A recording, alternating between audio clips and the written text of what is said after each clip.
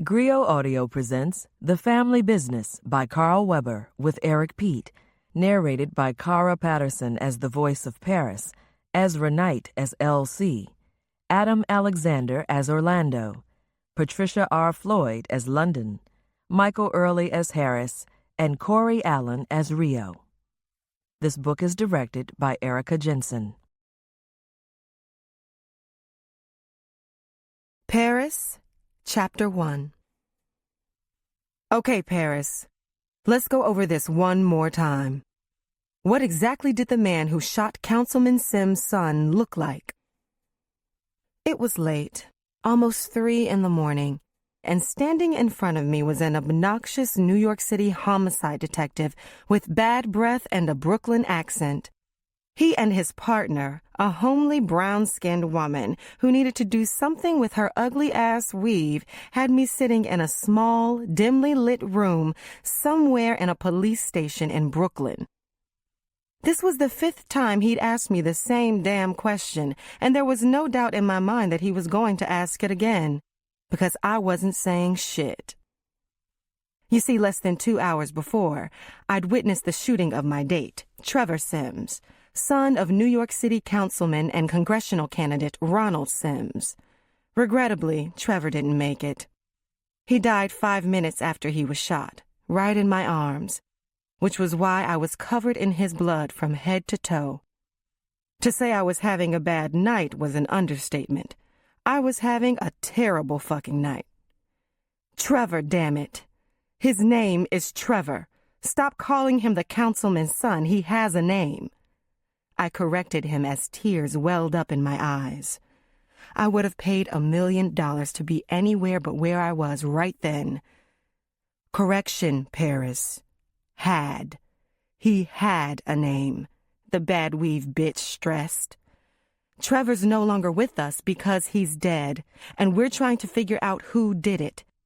Now, I hate to break this to you, but you're the only witness we got to his shooting. So we're going to go over what you saw again. And Paris, this time I want some fucking answers. Look, I told you I ain't got nothing to say. I just want to go home. Look at me. I spread my arms apart so they could see my blood-soaked DKNY dress. The dog-breath detective laughed. You're not going anywhere until we get some answers, Paris. We've got a congressional candidate's son in the morgue. Do you have any idea what that means? He paused only for a second and then answered his own question. That means the newspapers and media are going to be crawling all over this, which means the chief of detectives is going to be crawling up my lieutenant's ass wanting some answers, which means my lieutenant's going to be crawling up my ass looking for those answers. So until I get them, I'm going to be crawling up your ass. You can crawl wherever the hell you want to, I said flatly, folding my arms in defiance. I ain't got shit to say. I stared at the cop and wondered, if Trevor's dad were a garbage man or the janitor at Jamaica High School instead of a councilman running for Congress, would we even be going over this so thoroughly? My fellow club goers were being questioned all over the precinct about other victims of tonight's shootings. But Trevor's death was drawing the most attention because of his father's political connections and the fact that it was the only shooting outside the club, not inside. I was sure the mayor would have something to say about it in the morning. I just hoped they left me and my family out of it. God, my dad was gonna kill me just for being there. Why don't you have shit to say? Because of some stupid no-snitching code of the streets? The female cop snapped. Is that it? You got some stupid moral code? I stared at her briefly, then exploded in anger. Are you for real? Do I look like I'm worried about some moral code of the streets? Bitch, I'm wearing a lady's Rolex that's worth more than both your damn salaries combined. I flashed my wrist in front of her face. Look, I'm a party girl, not a gangbanger. I've got Kim Kardashian on speed dial, not Lil' Kim. But maybe you don't know who I am, so let me introduce myself. My name is Paris Duncan, daughter of L.C. Duncan, the owner of Duncan Motors, the largest African-American-owned car dealership chain in the tri-state area. He donated almost $1 million to the PBA last year. So why y'all hassling me? Maybe you need to make a few calls and find out just who the fuck I am and where I come from. We already know who you are, she replied irately. And personally, I'm not impressed with you or your nigger-rich daddy. I sprang to my feet, pointing my finger up in her face. Don't be talking about my father, bitch. You don't know him. I don't need to know him, and I'll talk about whoever I damn well please. Now get your finger out my face and sit your ass down before I break it, and you. I'd like to see you try. I was about to step around the desk and show her just who she was fucking with. Good thing for her that her partner cut me off. Paris, please sit down. Don't pay attention to her. She's not going to do anything to you. Just have a seat so we can talk, please. This is about Trevor, not you and her. Let's focus. He guided me to my seat, then turned to his partner. Anderson, sit your ass down. Would you believe that hooker with a badge did exactly as she was told? I turned my attention to her partner, who pulled his chair up next to me, gently encouraging me to sit down like he was on my side. I gave that heifer a smirk that said, I knew who had the real power in that partnership. Okay, he said. So if it's not some code, then why won't you cooperate? We're not the enemy here. We're just trying to find out who killed your boyfriend, so why won't you help us? He's not my boyfriend. He was just a good friend. We just started dating. What I really meant was that he was a friend I never should have gone out with. And the reason I ain't talking is because my lawyer's not here. Yet, I replied. I know my rights. You ain't got no rights, his partner barked. Anderson, will you please shut the hell up? He snapped so I didn't have to. He turned to me, speaking so nonchalantly I almost felt like he meant it. Paris, you're not under arrest. So what do you need a lawyer for? They were playing one hell of a game of good cop, bad cop, and I bet all those fools they interrogated fell for it. But not me. Yeah, famous last words. I'm not trying to cause any trouble. I'm just protecting my rights. Y'all ain't gotta get me caught up in no shit. My father told me about how cops play games and set people up, and he also told me never to say a word until I had a lawyer present. I sat back cozily as if I were on a piece of designer furniture at home instead of on this rickety old piece of shit in a police station. Look, we're not trying to play games or entrap you. You're a party girl, a celebutante, he said, making air quotes with his fingers. I get that. But the longer we're playing around here, the longer your boyfriend's killer goes free. Don't you want justice? He's not my boyfriend. How many times do I have to tell you that? And of course I want justice, but I also want to be alive to see it. Those dudes that killed Trevor are still on the street. I'm not getting involved with you so they can come knocking on my door. I mumbled. I'm not stupid. I watch Criminal Minds and Law and Order. Look, Paris, we can protect you, and we've got a pretty good idea who these guys are. But we just need a witness, someone who can identify at least one of them. And I know you saw who did this, didn't you? I didn't answer him, but couldn't restrain a nod in the affirmative. He smiled, then said, he was a big, dark-skinned black guy with a bald head, wasn't he? He was the one who shot Trevor, wasn't he? I gave him a half nod, and he turned toward his partner with a nod of his own. Look, Paris, all I need you to do is write down what you saw and look at a few pictures, and then you can get on out of here. That's it? The thought of escaping that place had me lifting my head, but I wasn't convinced by a long shot. "That's all you want from me?" "Yep, that's it," he said. "So, are you ready to go on the record with that? Write this down for us, please."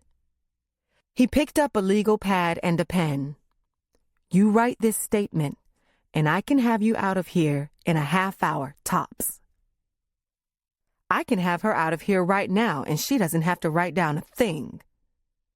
I cut a smile as my brother-in-law, Harris, stepped into the room, followed by a balding white man in a bad suit. Harris was the husband of my older sister, London. He was one of the best attorneys in New York and worked exclusively for our family business, Duncan Motors. "What he said," I added, suddenly perking up. "Who the hell are you?" Anderson asked. "I'm her lawyer, and unless she's being arrested for something, I'm taking her home." He held out a hand to help me up out of the cheap-ass chair. "Come on, Paris."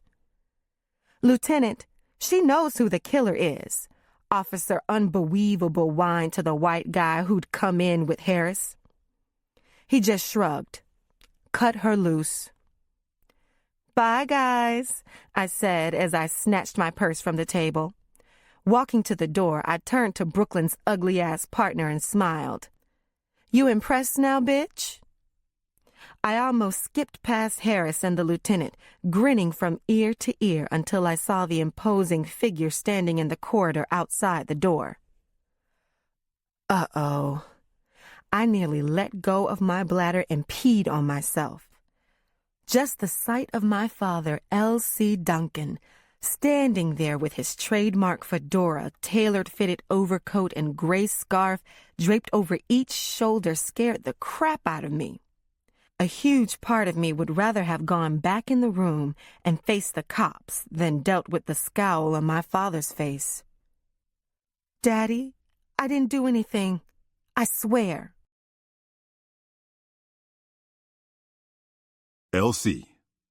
Chapter 2. 8 hours earlier. I walked into the large conference room of Duncan Motors for our annual year-end board of directors meeting, followed by my wife, Charlotte, who I called Chippy. Already seated at the table was Orlando, our tall, slim, brown-skinned third son.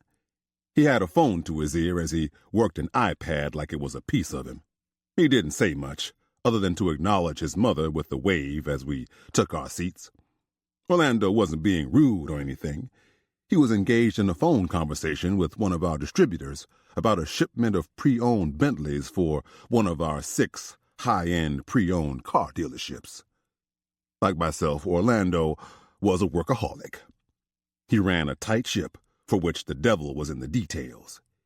He was the company's chief operating officer, in charge of running the day-to-day operations of our dealerships.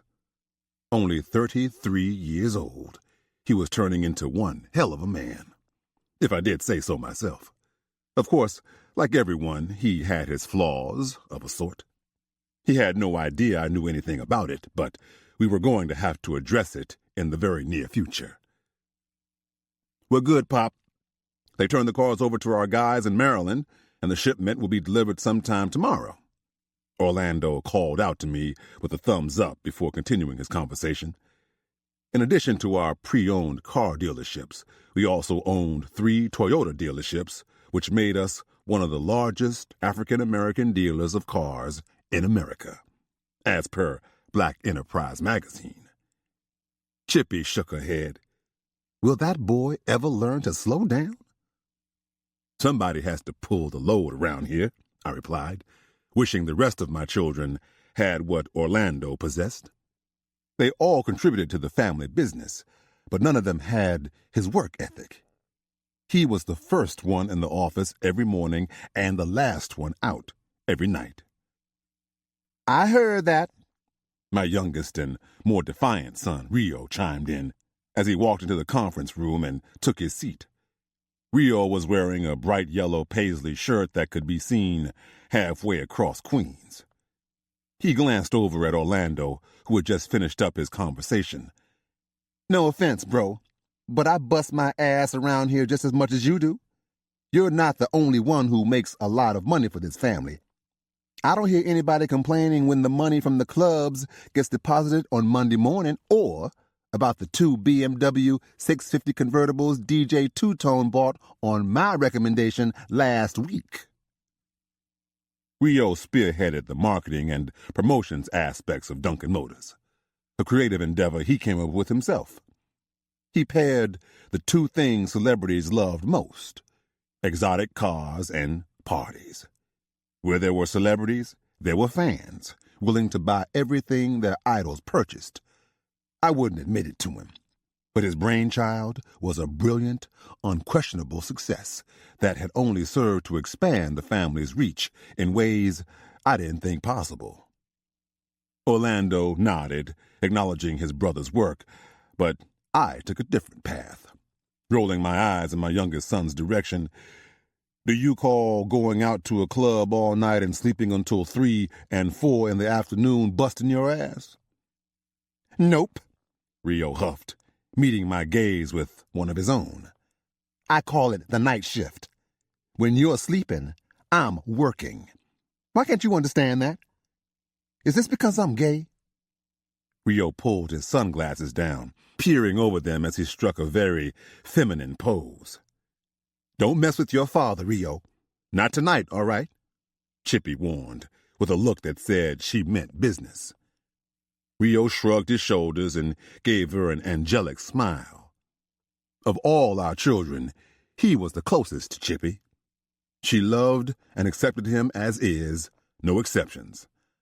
I, on the other hand, loved my son, but just couldn't accept his lifestyle.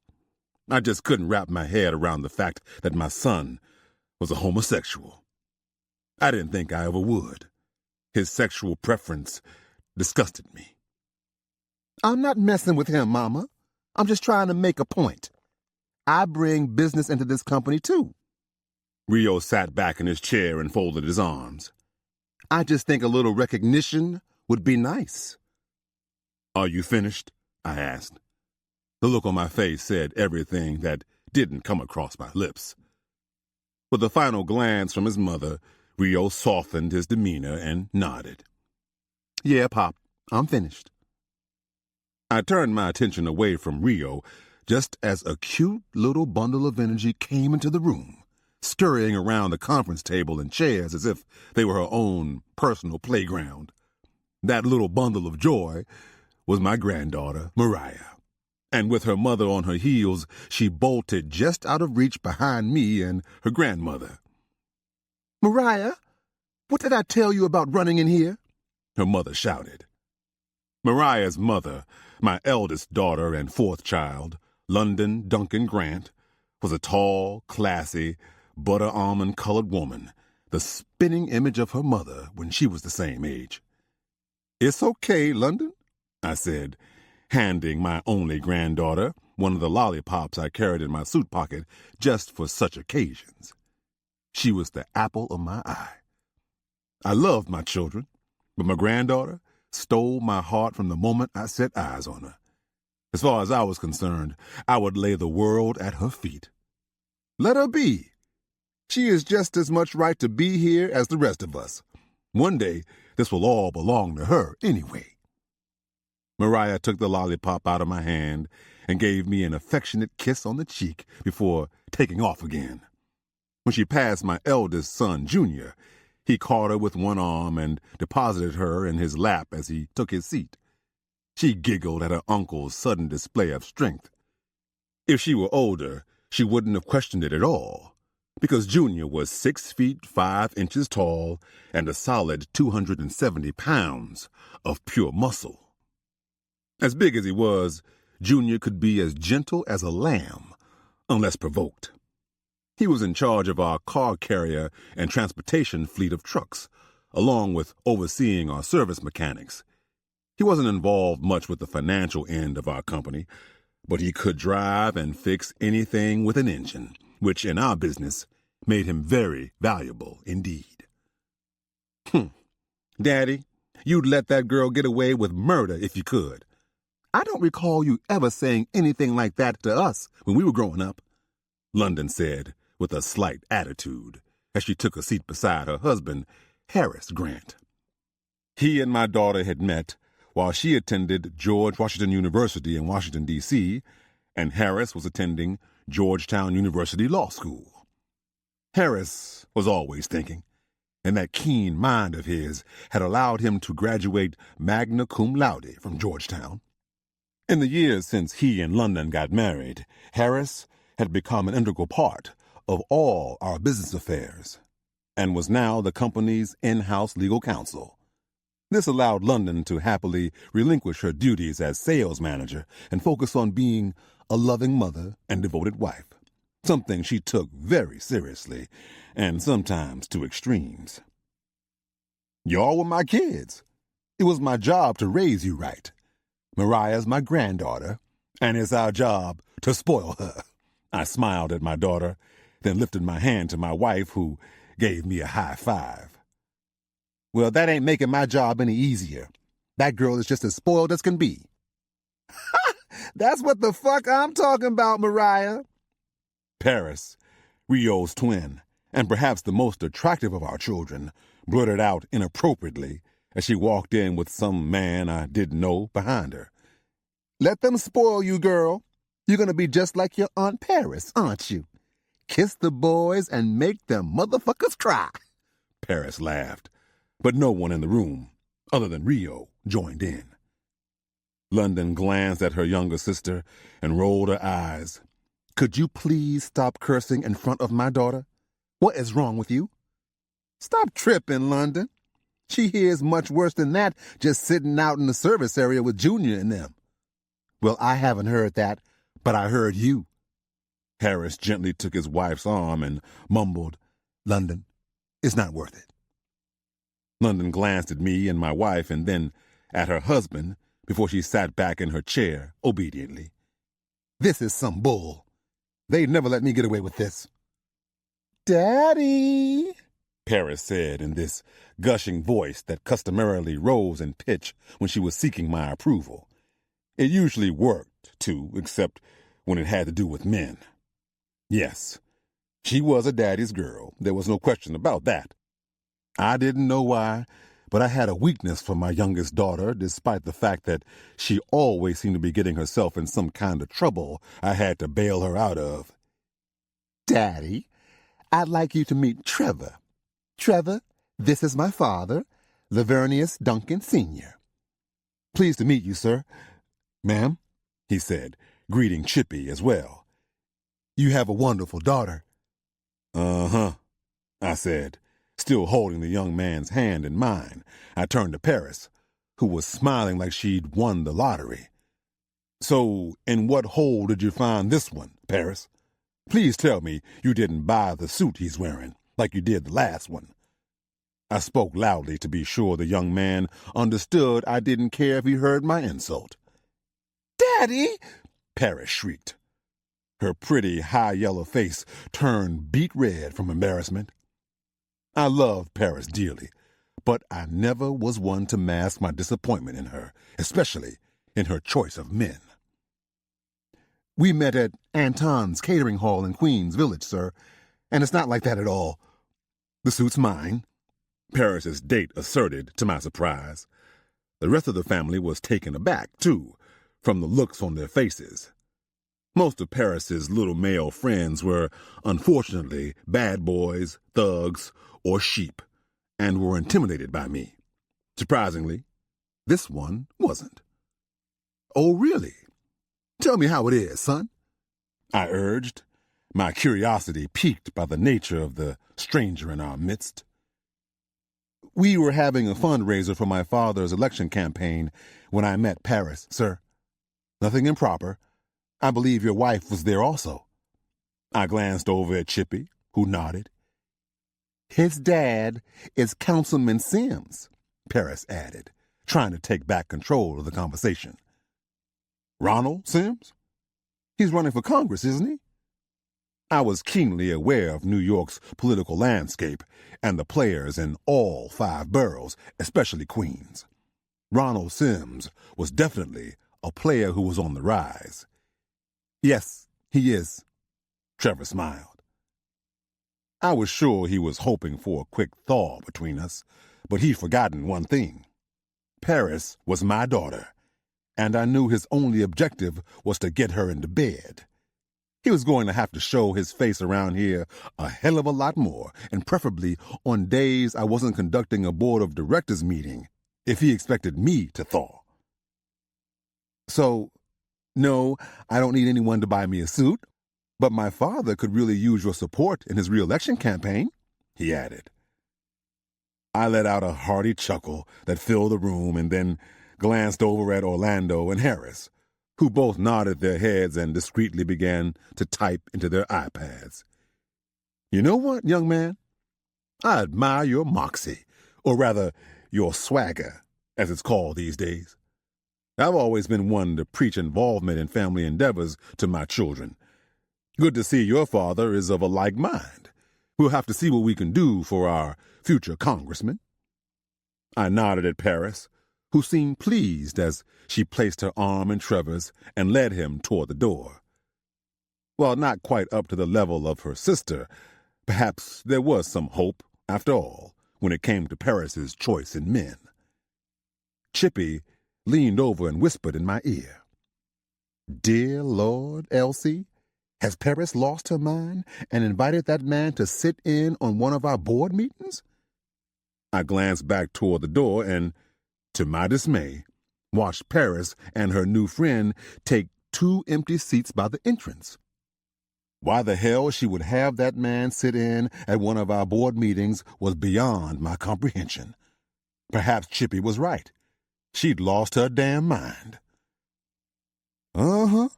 That's exactly what she's doing.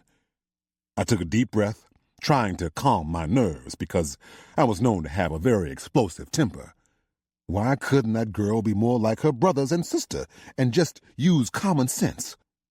Ain't no way London or any of the others would be stupid enough to invite a stranger to one of our private business meetings. I was about to storm over there when Chippy took hold of my wrist. She's only doing this to impress you. You know she usually doesn't date guys like him. She wants you to see she can pick a smart man like London. Chippy mouthed softly. We might not be able to speak as candidly as we'd like with him in the room, but let's see how it goes. The kids all know better than to discuss anything beyond the basics in front of a stranger, so it won't matter. We can always ask him to step out of the room if we get on a topic that's not for his ears. The rest we can discuss tomorrow in private. I glanced over at Paris, who was leaning up against the boy with her head on his shoulder. She really didn't have a clue, and that scared me. Besides, Trevor and his father could be useful to us one day. I looked over at my wife, a little shocked by her response. You sure about this? Yes, I'm sure you can handle it. You always do. Now let's go get us a plate so we can get started. Chippy smiled, that prideful smile she sometimes gave me, admiring my ability to always think on my feet and adapt. It was one of the many qualities she said attracted her to me those many years past. Back then, she knew I was a man with drive and a certain moxie myself. Moxie that rescued her from the cursed path upon which she once strode. Once everyone was seated, I stood and cleared my throat to get everyone's attention. They turned to me, looking eager for whatever I had to say, probably because they knew the year-end meeting was when I thanked everyone for their individual contributions and handed out rather substantial bonus checks. The only one who seemed to sense something awry in my demeanor was Orlando. He exchanged looks with his mother, but came away with nothing. First of all, I want to tell you all that your mother and I are blessed to have everybody together tonight, including our new guest, I said, with a nod to Paris's friend, Trevor. I couldn't help but notice how the acknowledgement chafed Harris, the last outsider to become something more within the family and the business. I could see he had already begun assessing whether the young man was a potential threat. I continued. As I do at the end of every year, I have called all of us together for a brief slowdown from the crazy pace we set for ourselves. This moment is to reflect and to thank you for your hard work. You're all very special to me and your mother, and not just for your value as part of what we've built here, but as a family. It's not my normal demeanor to be so emotional, but I do love all of you, despite some of our differences. I'm proud of you all. I purposely glanced in Rio's direction. Chippy patted my leg approvingly under the table. "Damn, Pops!" Rio exclaimed, a mischievous grin forming on his lips. "You trying to break a brother down, or what? You acting like you got cancer or something." He wiped fake tears. "Rio," Chippy scolded. "Oops. Sorry, Mama." Rather than burning Rio with my gaze, I said, "Let him be, Chippy." This unusual action got everyone's attention. London shushed Mariah, who was now seated on her lap. Paris stopped fidgeting with her hair for Trevor's benefit. Junior sat with his mouth agape. Right now, each one of you owns 3% of the company for a total of 18%. Your mother and I are giving each of you 5% more. "Dad, what's up? You and Mama okay?" Orlando asked. With a glance at Chippy, I spoke, my deep growl diminishing with each successive word to where it was almost a whisper at the end. "Yes, son, we're okay. But your mother and I will be ending our hand in the day-to-day business operations." The room was silent until Paris stood, ready to take on the world to protect me. "Why, Daddy? Did something happen? 'Cause don't nobody mess with the Duncans, 'cause—" Paris cut herself off, glancing down at her date.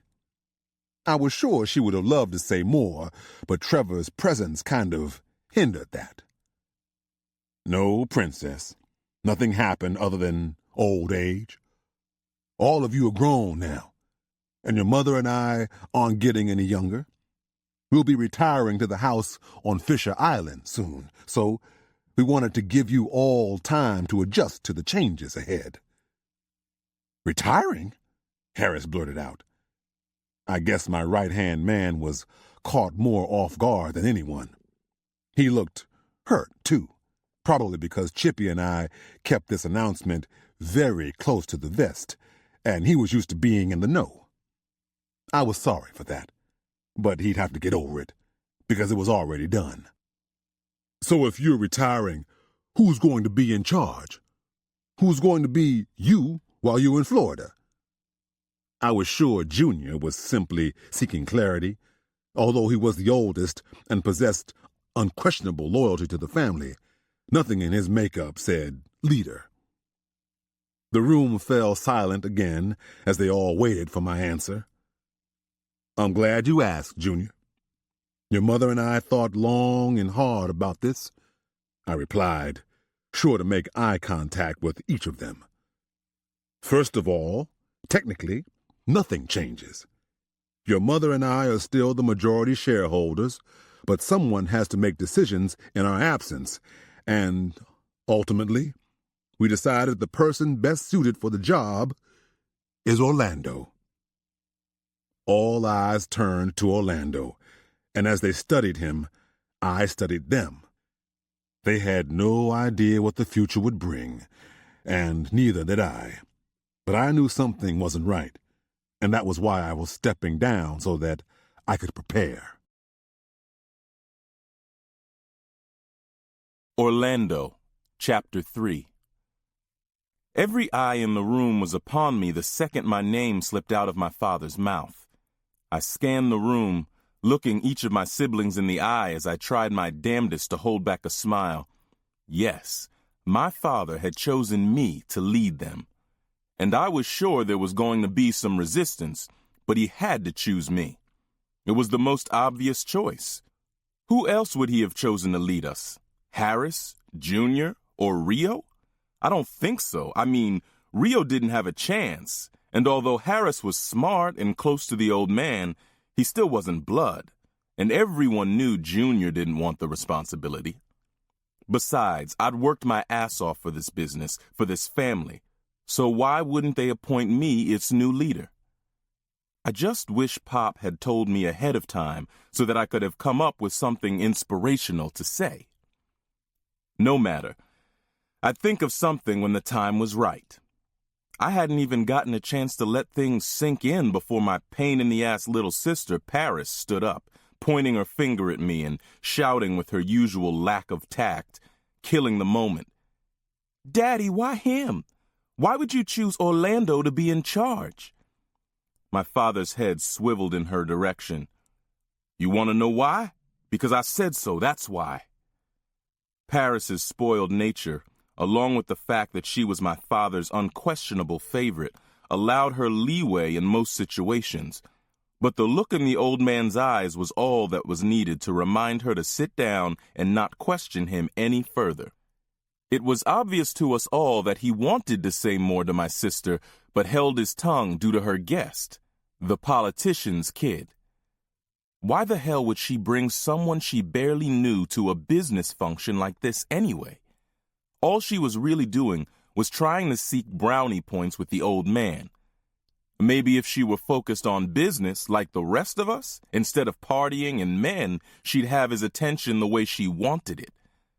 Foolishly, she mumbled something to my brother, Rio, and my father looked even more pissed.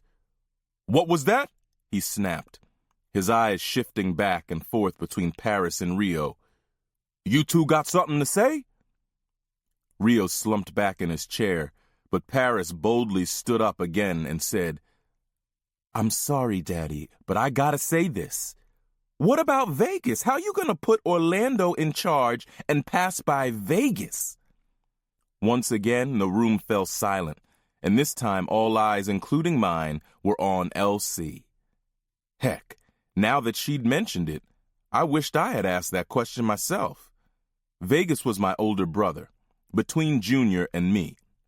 He'd been away for almost 3 years, but everyone in the family, including me, knew he'd been groomed to be the heir apparent since we were little. He was the only one in my family, other than the old man, I'd have no problem taking a back seat to. Pop glanced knowingly at my mother, as if this had been the subject of many conversations between them. He sighed, then glanced at each one of us.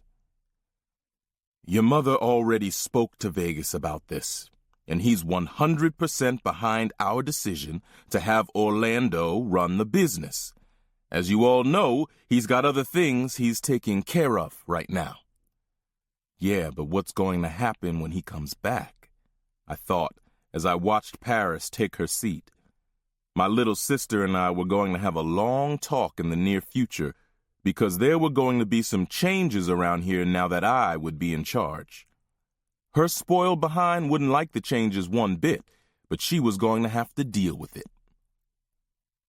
"Are you sure about this?" I asked before adding, about the retirement.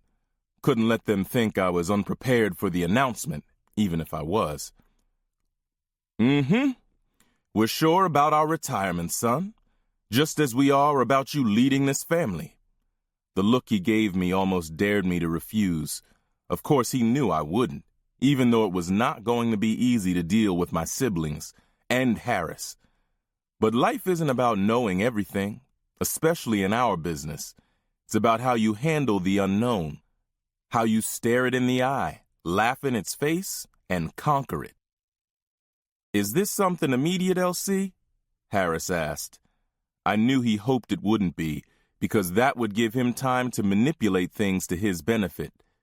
Despite the fact that my brother-in-law and I worked well together, it didn't mean I trusted him completely. Maybe it was our matching ambition and intensity that put us naturally at odds.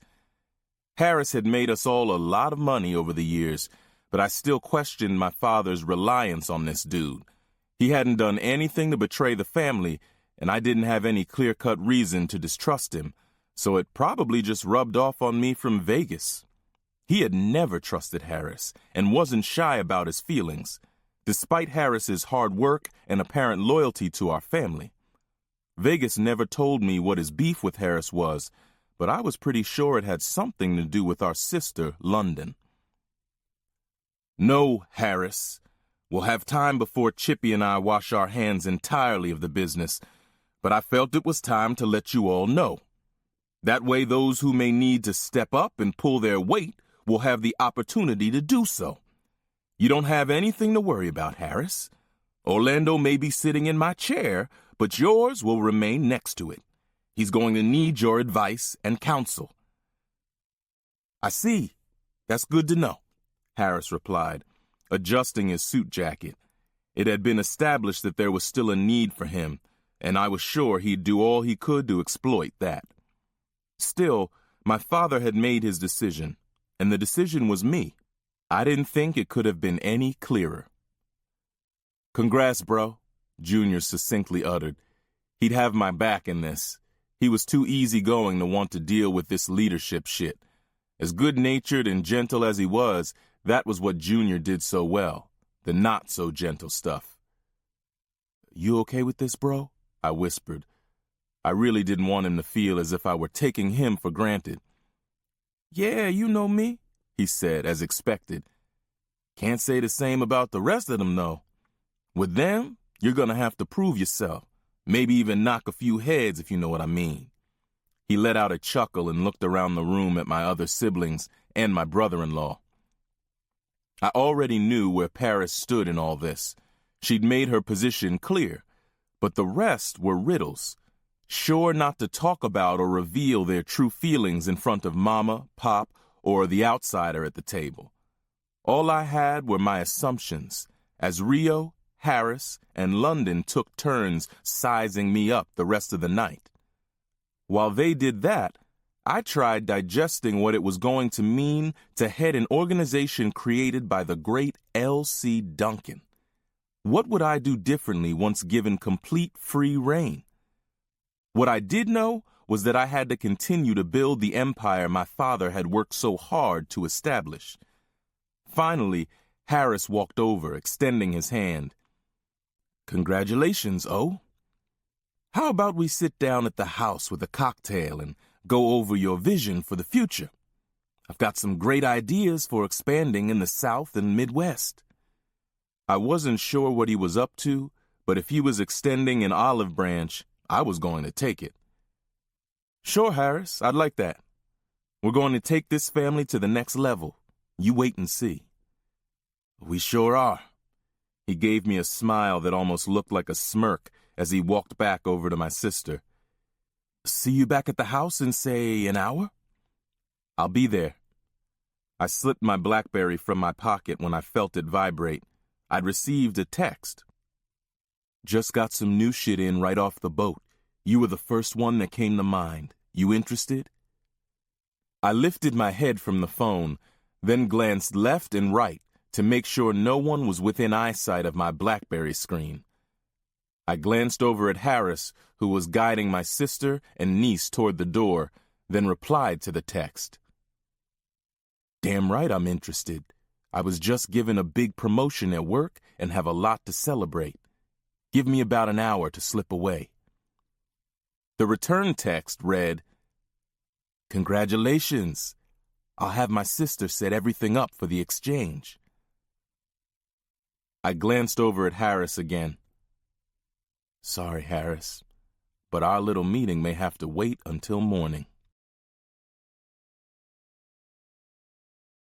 Paris, Chapter 4. I'm sorry, but I couldn't get with the kumbaya after hearing Daddy was leaving us, leaving me for palm trees and sunshine. So with Trevor in tow, I bolted out of there right after Daddy adjourned the meeting, so I could fucking breathe. There was nothing else to talk about anyway, at least nothing left for me to talk about. I'm sure King Orlando had a lot to say after Trevor and I were in the wind. I just didn't understand what the hell Mama and Daddy were thinking about by leaving Orlando in charge anyway. I swear I loved my brother, but if he tried to put me on an allowance, I was gonna kill his ass. You have quite a family, Trevor said as he drove me away from the dealership. I guess he didn't notice that I wasn't in the mood for small talk. And what the fuck did he mean by quite a family?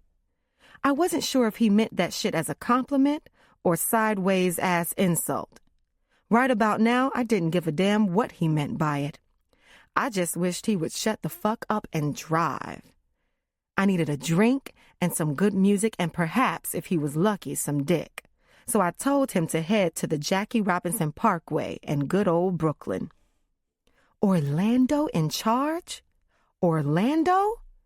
I could see Vegas, but all Orlando cared about were his reports and numbers. He couldn't see the big picture, my picture. Pompous ass. He already thought he ran things, walking around like he owned the dealerships, telling me what I could and couldn't do. Luckily, Daddy was always there to set him straight. But now it was gonna end. Because basically, Daddy had confirmed what Orlando had always thought. That he was the king of the world, or the Duncans anyway. Well, we'd see how much of a king he was when Vegas came home, if he ever came home. I rolled my eyes in Trevor's direction as I opened my phone to read a text that had just come through. You ain't had to say bye, heifer. Despite how angry I was about everything that went down, I had to laugh at my twin brother's text. He in Vegas always knew how to bring a smile to my face. Sorry, bro. Had to get out of there. Going to BK for some drinks and music. Want to meet us there? I replied. Can't. Got to work the club, or Big Bad O may fire me, LOL. He ain't gonna do shit, I replied. I know, just messing with you. So what's up with your boy, Trevor? Thought we were into bad boys. I know, right? Shit, I'm still trying to decide if he's on your team or mine. Don't get it twisted, sister. He ain't on my team. If he was, I would know and would have let you know when he first walked in. I wish he was, though. He's cute in a preppy kind of way. He's kind of boring. That's what he is. The things I do for Daddy. Listen, we need to talk about O when you get home. Paris? Trevor called just as I hit send. From the tone of his voice, you would have thought he read my text. Huh? I turned to him. Damn it, if somebody had told me there was going to be an announcement tonight, I would have never brought Trevor's preppy ass to the meeting. He made me look like a fool in front of Daddy and the rest of the family. Without him around, Daddy never would have snapped at me and probably would have answered my question.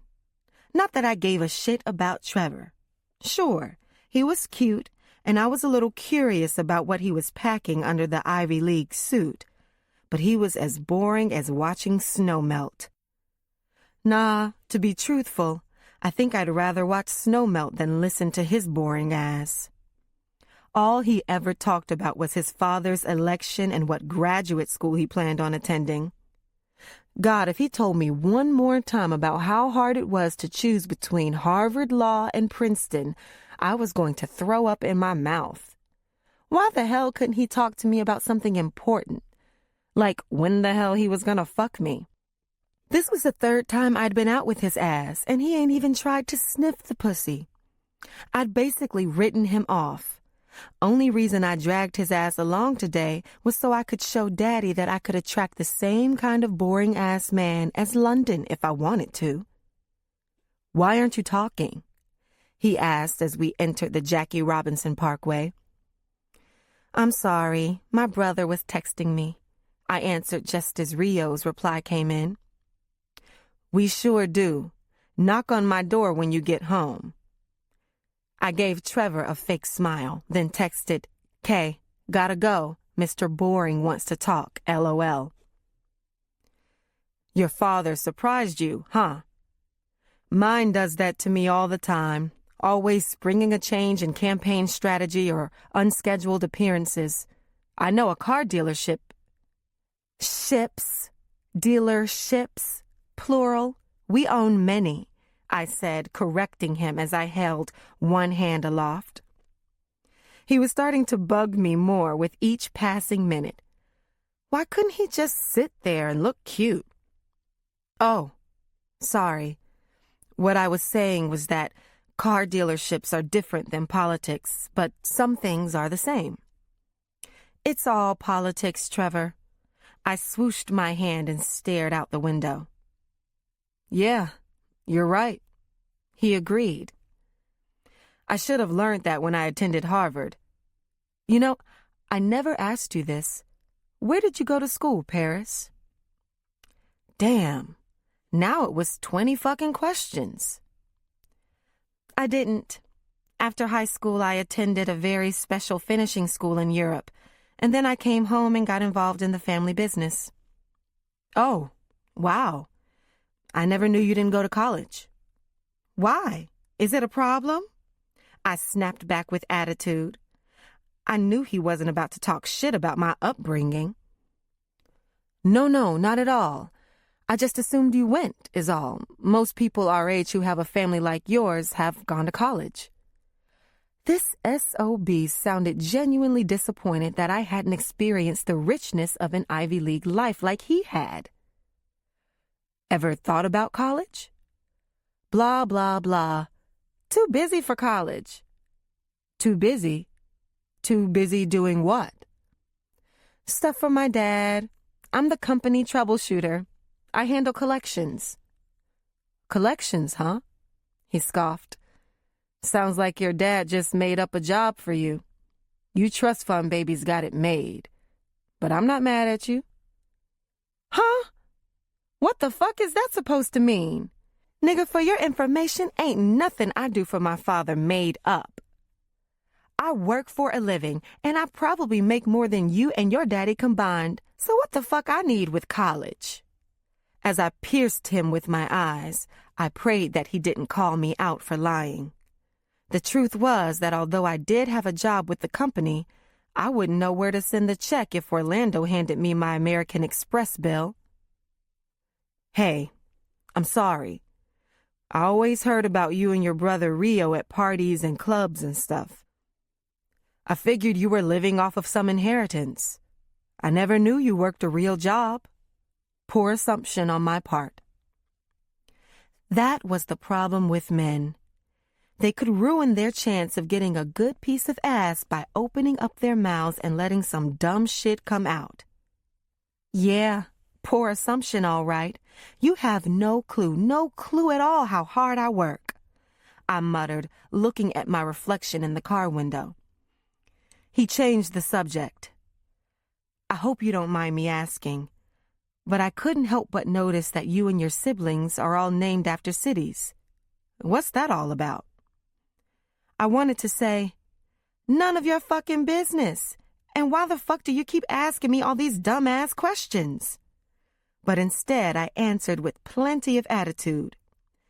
My mother was real poor when she was growing up, and she always wanted to travel.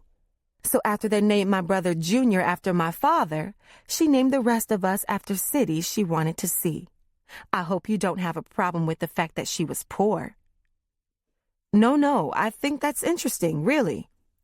Truth is, my mom was kind of poor until she met my dad also. He said like I was supposed to care. So has she had the chance to go to any of those places? Every damn one of them, and so have I. Oh, yeah? What did you think of Rio? I went down there as a part of this National Geographic photography program when I was in high school. Jesus Christ, can this motherfucker get any more boring? I muttered under my breath. He leaned over in my direction. I'm sorry, did you say something? Yeah, I replied, reaching over into his lap. I said, you're boring me, and I hate to be bored. So let's try something a little more interesting. You drive while I suck. I unhooked my seatbelt and leaned over into his lap to give him a blowjob. Shit, maybe if I was lucky, this would finally shut him the fuck up. London, Chapter 5. After my dad's announcement, Harris, Mariah, and I were the first ones headed home to the family compound in Far Rockaway, where my immediate family, my parents, and my siblings lived, or in some cases, kept rooms to appease my mother. I still couldn't believe how childish Paris had been, bitching and moaning about Daddy and Mama's decision. Not only that, but what was she thinking by bringing that boy to our board meeting? If that was me, Daddy would have wrung my neck without giving it a second thought. Well, thank God that Orlando was going to be in charge now. He'd make sure she wouldn't get away with anything like that in the future. I just hoped he'd let Harris have a free hand in things like Daddy did, so my husband wouldn't lose his mind. It was pretty evident from the reaction that, like Paris, Harris was concerned about Orlando being in control. Personally, I didn't understand what the big deal was. We were all going to get rich no matter who called the shots. Why the heck was everyone so obsessed with the power structure? Besides, none of this was even going to matter if Vegas ever decided to come home. I glanced over at Harris, who was fiddling with his phone while he was driving. Honey, stop texting while you're driving. It's dangerous. You could have an accident. Mariah's in the car. Yeah, I know, he said, but still continued what he was doing. He finally slipped the phone on his hip, giving me a fake smile. Sorry, sweetheart. I was just texting Orlando back. He said he has something to do and can't meet with me at the house like we'd planned. He wants to meet after breakfast. So meet with him after breakfast. It's not like the company's going to fall apart between now and the time the two of you eat your Raisin Bran. I guess if I'd known that, I could have met with your father. Damn. What could he possibly have to do right now? I don't know, Harris. He glanced back and forth between the road and me like I had some hidden answer. I bet he's going to meet with some of the boys in the office or even with Uncle Lou. He sighed. This could be bad for us, London. This whole situation could be very bad for us. Did you know anything about this before tonight? Did your mother tell you this was going to happen? Harris asked, cutting a glance from the road to me. And stop slouching. It's not ladylike. What type of example are you setting for my daughter? He shook his head. I sat up in my seat to appease him, because I hated when he took that tone. I hoped this mood didn't last too long. I hadn't seen him this uptight since before my father asked him to work for the company full-time, right after I got pregnant with Mariah. I guess he was really hurt by Daddy choosing Orlando over him to run the business. He did seem to fancy himself Daddy's son, despite the fact that he was only a son-in-law. As much as I loved him, he just didn't get it. He was family, but he wasn't blood. And to Elsie Duncan, that meant everything.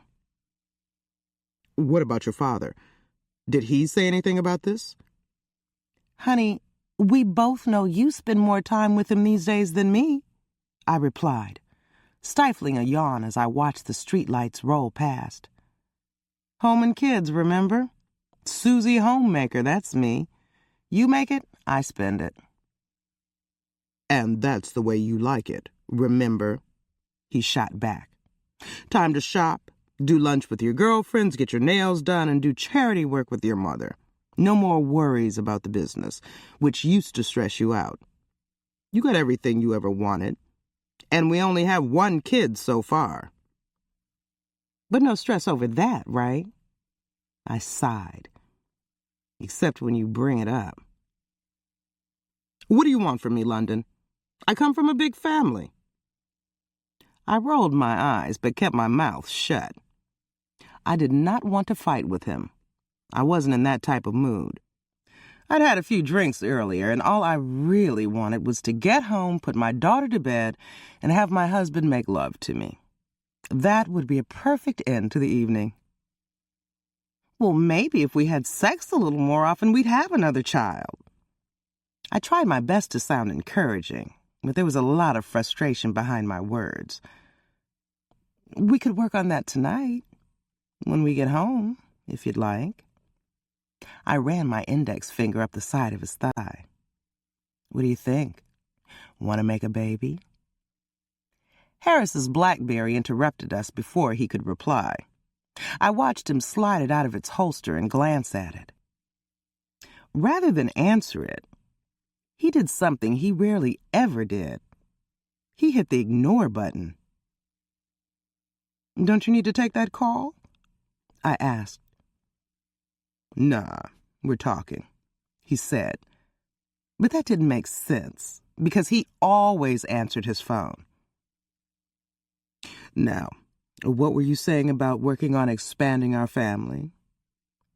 He gave me this bullshit grin that just screamed, guilty. The question was, guilty of what? Honey, let me see your phone for a second, please. I didn't get indignant. In fact, I asked nicely, like the lady I was. Huh? He placed both hands on the steering wheel. Don't me, Harris. Now, can I please see your phone? I calmly repeated to my suddenly deaf husband. There was a pause before he answered me.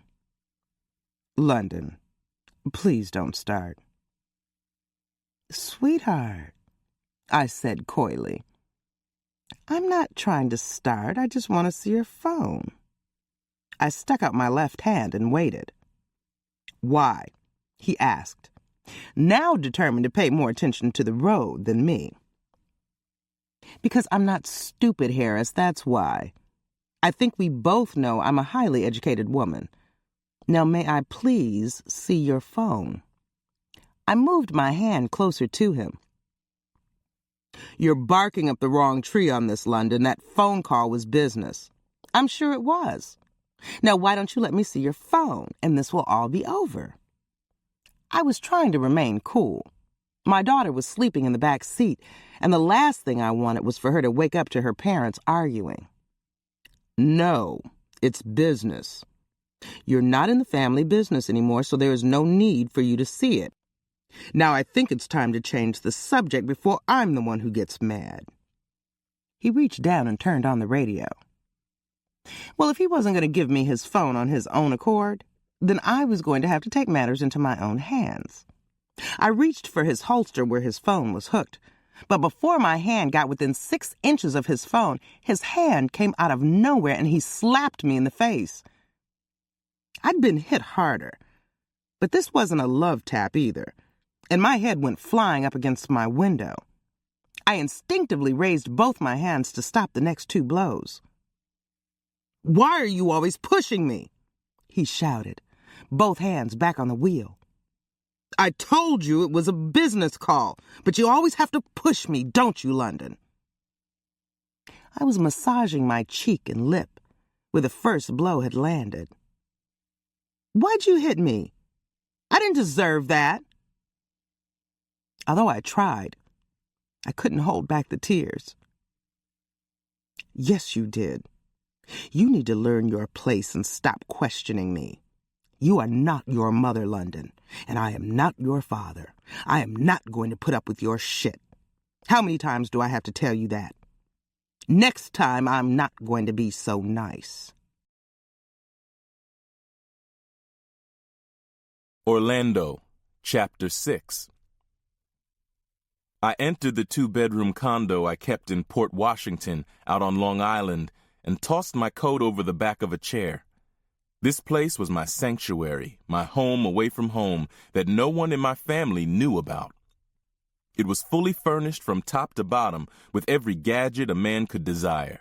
A waterbed, a fully stocked bar and fridge, and a hot tub on the balcony, which overlooked Hempstead Harbor. I came here once or twice a week when I needed to unwind and indulge in the only vice that truly gave me pleasure. Maria, I called out before plopping my 6'1" frame down on the sofa. I picked up the remote control to turn on the TV. I knew she had already arrived when I spotted the open bottle of wine on the kitchen table. If I knew Maria, she was probably in my bedroom, preparing everything for tonight's little party. I'd been dealing with Maria and her brother Remy for a little more than 2 years now because of their discreet business practices and the high quality of their merchandise. Very rarely had I been disappointed, and on the rare occasion that I was, Remy quickly made it up to me with something even better. "Hola, Orlando," Maria replied from the direction of the bedroom.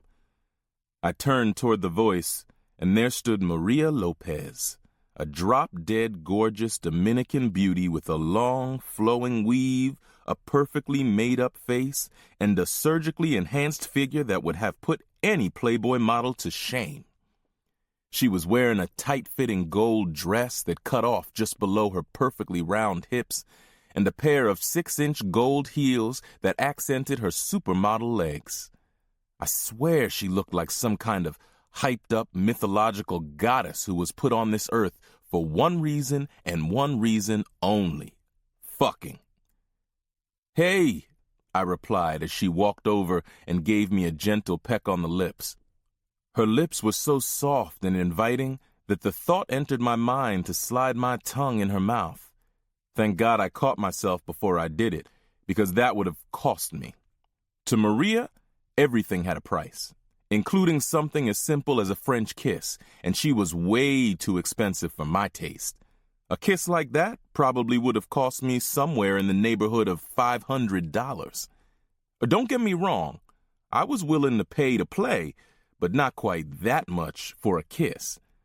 Besides, Maria and I had gone down that road once before, and it almost turned out to be a disaster. You see, Maria wasn't my girlfriend or even a woman I dated. She was a high-class call girl who, along with her brother Remy, ran a business called R&S Fulfillment Services, LLC, one of the most exclusive escort services in the country. They specialized in discretion and had the unusual ability to fulfill almost any request or fetish their wealthy, high-profile clients desired. They were by far the best there was at what they did. If Tiger Woods and Governor Spitzer had been their clients, they would both still be married and on top of their game right now. Crazy-ass Remy would kill a bitch if she opened her mouth about one of his clients. "My brother tells me you have reason to celebrate," she purred in her seductive Latin accent. "You could say that," I answered proudly. "I was named president of the company today." "Congrats! Now that is something to celebrate.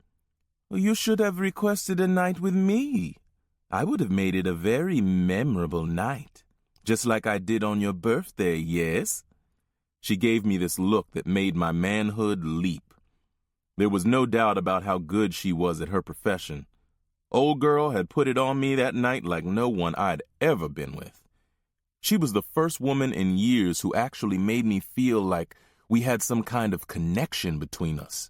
That is, until we were finished and she turned off the affection and reminded me that it was all business. That was when she asked me for payment and told me just how much our night of erotic bliss had cost me.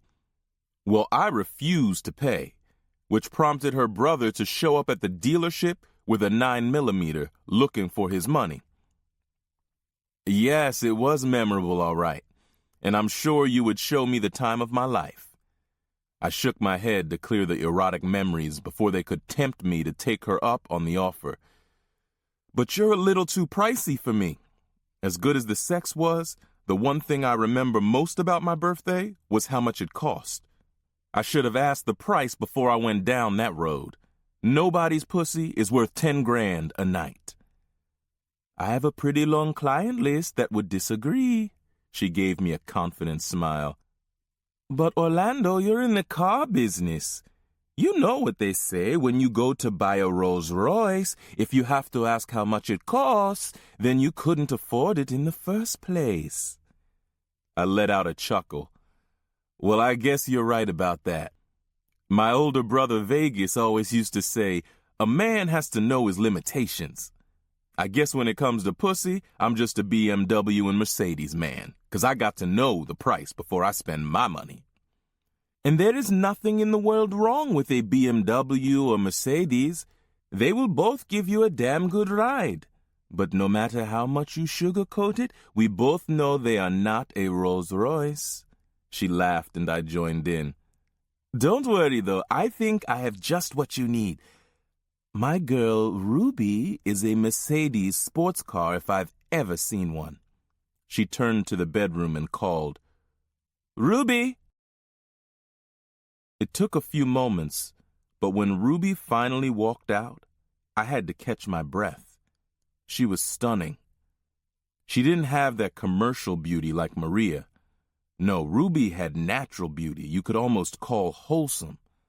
I had this thing for dark-skinned women, and her skin was the color of dark chocolate and smooth as a baby's ass. Her hair was shoulder-length but natural. I liked that a lot.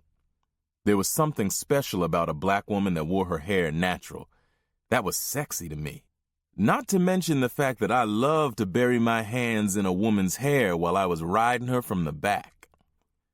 Ruby, this is Orlando. Orlando, I'd like you to meet Ruby. She's just come to this country from the island of Jamaica. Ruby had these huge dimples in each cheek that brightened her face as she smiled at me. Nice to meet you, Ruby, I said, giving her firm body the once-over. The pleasure is all mine, Mr. Orlando, she said softly in a strong Caribbean accent that almost melted me on the spot. Maria and Remy had outdone themselves this time. I had only a few requests when it came to the women I dealt with from their agency. 2 were mandatory, and the other 3 were a wish list of sorts. Ruby had already satisfied number 1 on my wish list because she was not American-born. Their country of origin wasn't important, and even race didn't matter that much, as long as the women they brought me had some kind of accent. That was so damn sexy to me. Ruby turned to Maria and spoke to her as if I weren't even in the room. I did not expect him to be so handsome and fit. Remy had told me once before that most of his clients were older, overweight white guys, so the girls appreciated the time spent with someone as youthful and in shape as I was. Yes, Maria said. Orlando is quite handsome and very capable in the bedroom. I can assure you that there is no better man to cut your teeth on this industry. Sometimes I think we should be paying him, but we must not forget this is business. Nonetheless, I'm sure he will make you scream like he did me. Just don't expect to see him again, because he only sees each girl once. I tried to contain it, but I was sure I was blushing. I mean, you couldn't get a bigger compliment than to have a woman who charged 10 grand for a roll in the hay say she should have paid you. So, I said, changing the subject, I'm starved. Ruby, what do you plan on making for dinner? I was going to whip up some jerk chicken, cabbage, and rice and peas. Do you like spicy foods? I loved it when women cooked their native cuisine for me. I love spicy foods, and for the record, I can't wait to taste you. I hope you're hot and spicy. I licked my lips and my eyes didn't leave hers until I saw both her dimples twinkling back at me. I glanced at Maria and winked, letting her know that she had done a great job. Well then, Maria interrupted, why don't I leave you 2 lovebirds alone? Ruby, the car service will be here to pick you up around 7:30 tomorrow morning. That work for you, Orlando? Both Ruby and I nodded, prompting Maria to walk to the door. You 2 have fun, and don't do anything I wouldn't do. Ruby, enjoy it while you can, girl. He's one of the special ones. I watched Maria leave, then turned toward Ruby, who was now in the kitchen searching for the cookware she needed. Neither of us said a word as I sat on the stool that faced the center island she was working on. She tried to be nonchalant and ignore me as she prepared the food, but I caught her sneaking a glimpse at me every few seconds. Finally, about 5 minutes later, her eyes shifted in my direction. "Is it true what she says?" "Is what true?" "That you only see the girls one time?" she asked. "Yes," I nodded without going into detail. "Why? Do you plan on changing that?" One of my mandatory requirements was that Maria and Remy never bring me the same woman twice. I worked better when I didn't have the distraction of a woman in my life. Don't get me wrong, I loved women and I loved sex, but when I was in a relationship, I lived and breathed that relationship, and it usually took away from something else in my life, namely my work. That was okay when Vegas was around because he picked up the slack, but when he left 2 years ago, I made a conscious decision to step into his shoes. I cut off all the women I'd been seeing in order to concentrate on business. The problem was my dick didn't agree and wanted no part of leaving women alone. Most women weren't interested in skipping the romance and commitment for a roll in the hay, at least not unless they were getting paid, and that still didn't guarantee I wouldn't be drama-free. That was when I came up with the idea of using escorts and found Remy and Maria's service. For me, these nights of pleasure were like mini vacations from the world of L.C. Duncan and Duncan Motors. And well, nobody wants to go to the same place twice if they have the chance to see something new, right? Of course, some people would argue that there's no place like home, but I hadn't found anything that felt like home yet, and I wasn't sure if I ever would. "Mr. Orlando, I must tell you, this is my first time doing anything like this for money. If you don't want to see these other girls who are experienced, what chance do I have of making you happy? And Mr. Remy made it very clear that I am to do whatever it takes to make you happy. I'm so afraid I'm going to mess up." "You're not going to mess up," I said, getting up from my stool and walking around to where she was. I placed my hands on her hips. "That's why they brought you to me. I love first-timers." I lowered my head and my lips met hers in a polite peck that turned into a passionate kiss. I turned off the stove. The food could wait until later. It was time to sample the dessert. L.C. Chapter 7. I'd been pacing around the dealership for the better part of an hour, contemplating the future of our business and family. Despite her protests, I'd finally sent Chippy home after all the children had gone their separate ways. I wanted her to ride home with Harris in London, but she complained so much that I relented, letting her stick around another half hour as I went over paperwork. She needed her rest, though. She'd been suffering from a bad cold that didn't seem to want to go away, and it wouldn't get any better with her staying out in the street with me till all hours of the night. It wasn't like we were 25 anymore. Besides, I needed time to think. I always thought best late at night, when I walked the showroom floor. No one but me could see it. But times were changing, perhaps for the worse. And it had nothing to do with me appointing Orlando to lead the family. What I was concerned about was the unknown competition I'd been hearing about through the grapevine, and the sudden tightening of shipments from our distributors. Someone was trying to muscle in on our territory and discredit us with our distributors.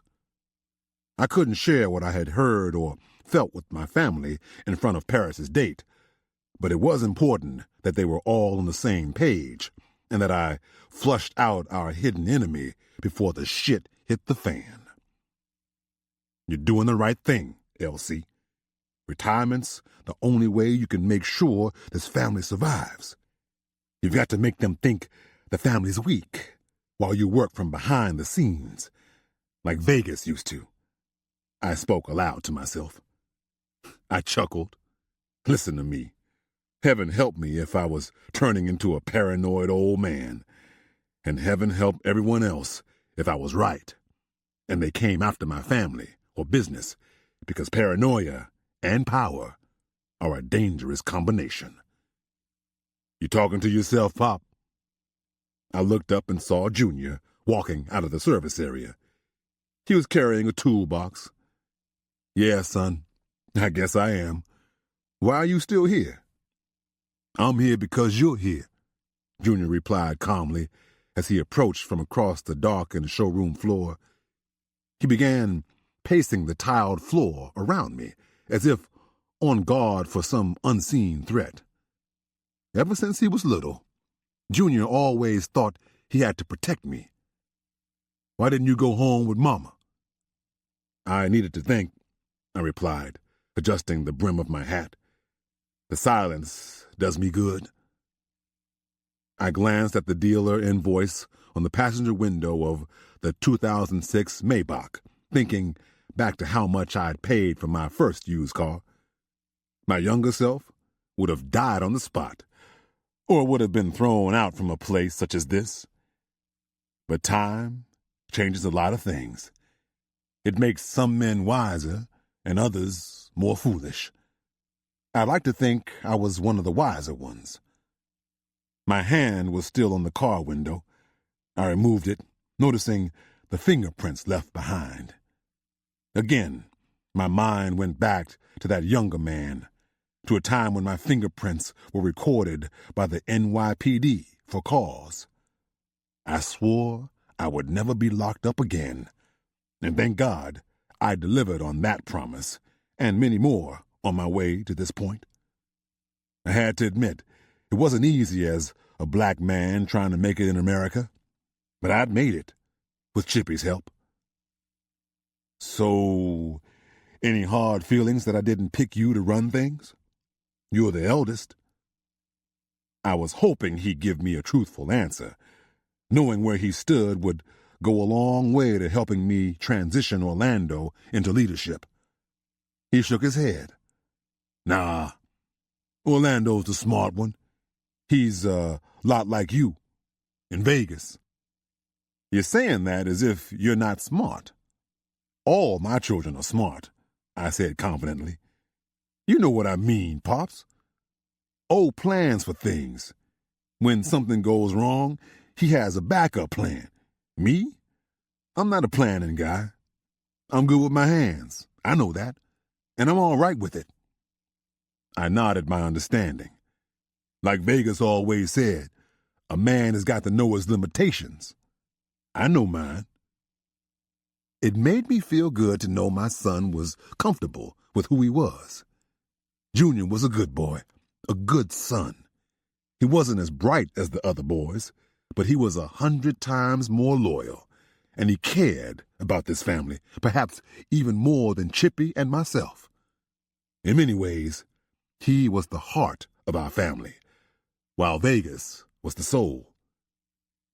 So you're completely fine with this? No hard feelings at all? None whatsoever, but... His face became very serious, and he folded his massive arms over his chest as he leaned back against the car. I do have a question, and I'll keep it just between you and me. Of course. You can ask me anything.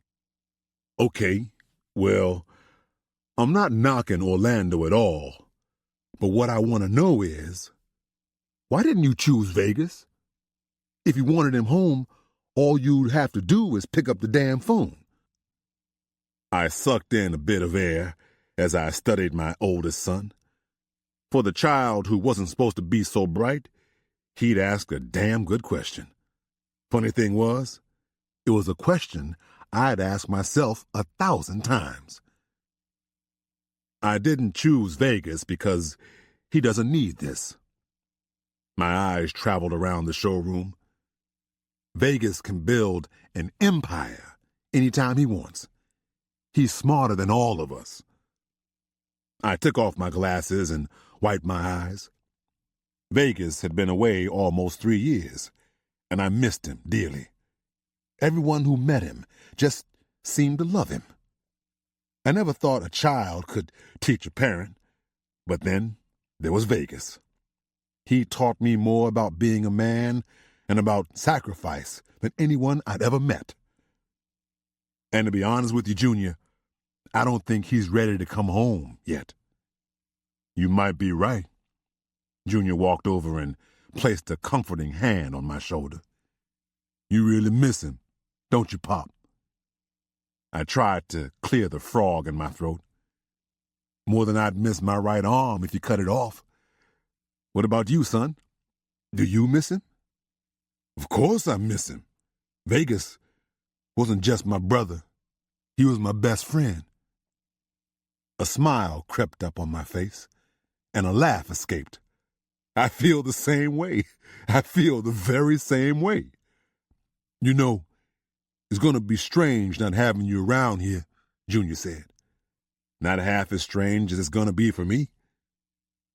My son wrapped his arm around my shoulders as we walked toward my office. I stopped, turned around, and took a last look at the showroom.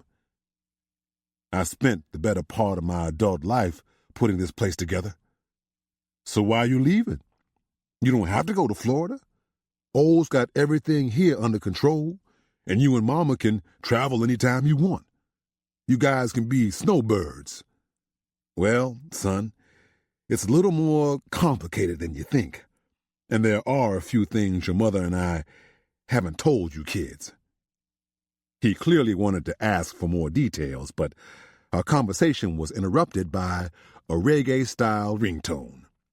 He glanced down at his phone, then raised his wrist to check his watch. It's my guys driving the truck with those Bentleys we won at auction. I told them to check in before they went to bed. Go ahead and answer it. We'll talk when you finish.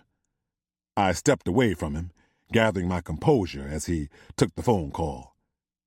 I can't say I didn't understand my kid's confusion. The whole thing would have been a lot easier if Vegas were here. I wouldn't have even had to make an announcement. Chippy and I would have just slipped off to Florida because it would have been understood that Vegas was in charge. My own cell phone began to vibrate. I smiled when I saw the overseas phone number. Hello? Mr. Duncan, this is Lee Sumyo. I'm sorry to call so late. Lee handled most of our business in Japan and the Far East. He's been my connection in Asia for almost 20 years. No problem, Lee. How you doing? We're looking forward to that shipment you're sending us next week. We have a customer who has prepaid for that fully loaded Lexus LFA you promised us. Mr. Duncan, that is why I am calling. I didn't like the sound of that. There's not going to be a shipment next week. Suddenly, my knees got weak. Excuse me? Lee, we've already paid for that shipment. I've got customers lined up. I've made commitments. I know, Mr. Duncan.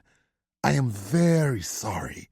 And I can assure you, your money will be returned via wire in the morning. I don't want my money back, Lee. I want my cars. I want that LFA.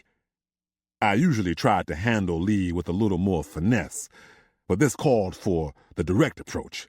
He needed to know how important that shipment was to my business. Mr. Duncan, there is nothing I can do. It is above my head. Above your head? Was it above your head when we stopped dealing with Detroit and went with you exclusively back in '91? I burned a lot of bridges to deal with you and your people, Lee. I expect some loyalty. I know this, Mr. Duncan, but many things have changed since the tsunami and earthquake. I am truly sorry. He sounded sincere in his apology, so I tried to calm down, but that didn't mean I was willing to accept what he was telling me. Lee, I need that shipment. Without it, I might as well go out of business. I understand. Perhaps you can speak with another distributor. I could detect something in Lee's tone, as if he already knew that speaking with another distributor would be useless. It was starting to feel like the rumors were true. Someone was trying to destroy my relationship with my overseas distributors. Lee, my friend, I must ask you a question. Certainly. Please ask me anything. Am I being blackballed? Is someone trying to take my franchise with you? There was hesitance on the line, and that gave me the answer I sought. Finally, Lee admitted, Mr. Duncan, I am not sure what is going on, but it is bigger than both of us, and they are using the tsunami and earthquake to their advantage. I was lucky to get you your last shipment. Things are very difficult here, and there is much bureaucracy and government intervention when it comes to your name. Someone is throwing a lot of money around. So, while I cannot say for sure, you may be right. I thank you for your honesty, my friend. One more question. Who is throwing all this money around? I am not sure, but the first place I would look is to your west. Yes, I think you may be right, I sighed. Lee, it's been a pleasure working with you. I hope this will not be the last time we do business. Yes, I feel this way also. May I make a suggestion that may help you? Please. If I were you, Mr. Duncan, I would watch my back. I chuckled. That may end up being the best advice you've given me in years. I hung up and turned toward Junior, who had just finished his call. Junior, I need you to do something for me. London, Chapter 8. I was putting Mariah to bed when I heard voices coming from the foyer, letting me know someone was home from the dealership. It definitely wasn't Harris's polished, deliberate male tones. Who knows where he'd run off to once we got home? Probably somewhere to call that no-good home wrecker he didn't want me to know about. Lord help her if I ever found out who she was, because the lady in me was going right out the window. I'd already proven once before that I'd do whatever it took to protect my marriage and keep my man, so doing it again would be that much easier. What I didn't understand was why these whores had to chase after married men instead of finding men of their own. Well, you know what they say. Competition only makes you stronger. So when my husband came to bed, I was going to remind him just why he married me. He needed to know that I could still be his lady in the streets and his freak in the sheets. With that thought in mind, I kissed my slumbering baby's forehead and went in search of whatever family members had just arrived home. When I approached the top of the stairs and looked down, I saw my mother taking off her coat. She was pale and didn't look so good. "You okay, Mama?" She glanced up at me as she handed off her coat and gloves to Iris, our housekeeper. Although she smiled warmly, I could tell she was trying to hold back another coughing fit. She hadn't been feeling very well the past few months, and I worried about her declining health. I was sure it had contributed to my father's decision to move down to Florida. Our parents' love for one another was an example to us all, especially me and my marriage to Harris. "I'm fine, just a little tired is all. It is rather late." "Where's Daddy?" I was surprised she'd come home alone. If I'd known, I would have insisted she ride home with Harris and me. I didn't expect Paris or Rio, or even Orlando, after Harris mentioned he'd canceled their meeting. But I figured my father would have at least accompanied my mother home. And then again, who knew? Maybe he and Orlando had stayed back at the office to strategize and discuss the transfer of power between them. Oh, who was I fooling? If I knew my father and brother, this had probably been worked out months ago, and they'd been keeping the rest of us in the dark all along. Damn it! I scolded myself for even entertaining that thought. I hated it when I caught myself thinking like Harris, the king of conspiracy theories. Sometimes I wondered what made him so damn paranoid. You know your father. He's still over there at the dealership, she answered. But don't worry, Junior's there with him. He'll make sure he gets home safely. What about Orlando? Is he over there too? I was going to be so mad at my brother if she said yes. Harris had offered him an olive branch, and if he'd blown off my husband to sit in the office with Daddy, it would be such an insult. No, he said he had some business to take care of out on Long Island. You know that boy can't stop working. I wish he'd find a woman and settle down. Mama gestured for me to come downstairs. I quickly descended the staircase and gave her a hug and a kiss. She hooked her arm into mine and guided me toward the living room, where we sat side by side on a love seat. Awfully quiet around here. Everybody asleep?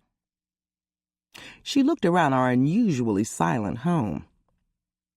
Mariah is. As you know, Rio and Paris won't be home until the wee hours, if at all. But Harris is around here somewhere. I gave my mother a somber look as I decided to defend my husband's honor. I don't know if you or Daddy realized it, but your news stunned him tonight. I think his feelings are a little hurt. Mama gave me an "are you for real" look. His feelings are hurt? About what? Well, to be honest, your announcement of Orlando being in charge was kind of a hard pill to swallow for a man who's usually in the loop, you know. You could have at least told us you planned on picking Orlando to run the business. My mother cut her eyes at me. There was something behind the look, but she quickly composed herself and held back whatever it was she'd been thinking. Instead, she took the diplomatic approach. Baby, I want both you and Harris to know we weren't trying to hurt anyone's feelings. You know how your father feels about your husband. We didn't even tell Orlando about our decision until we announced it to you all. Why? Do you have any problems or doubts about his ability to lead? No. I don't have anything against Orlando. I think he's a good choice, but Harris does have a law degree, and he is Daddy's right-hand man.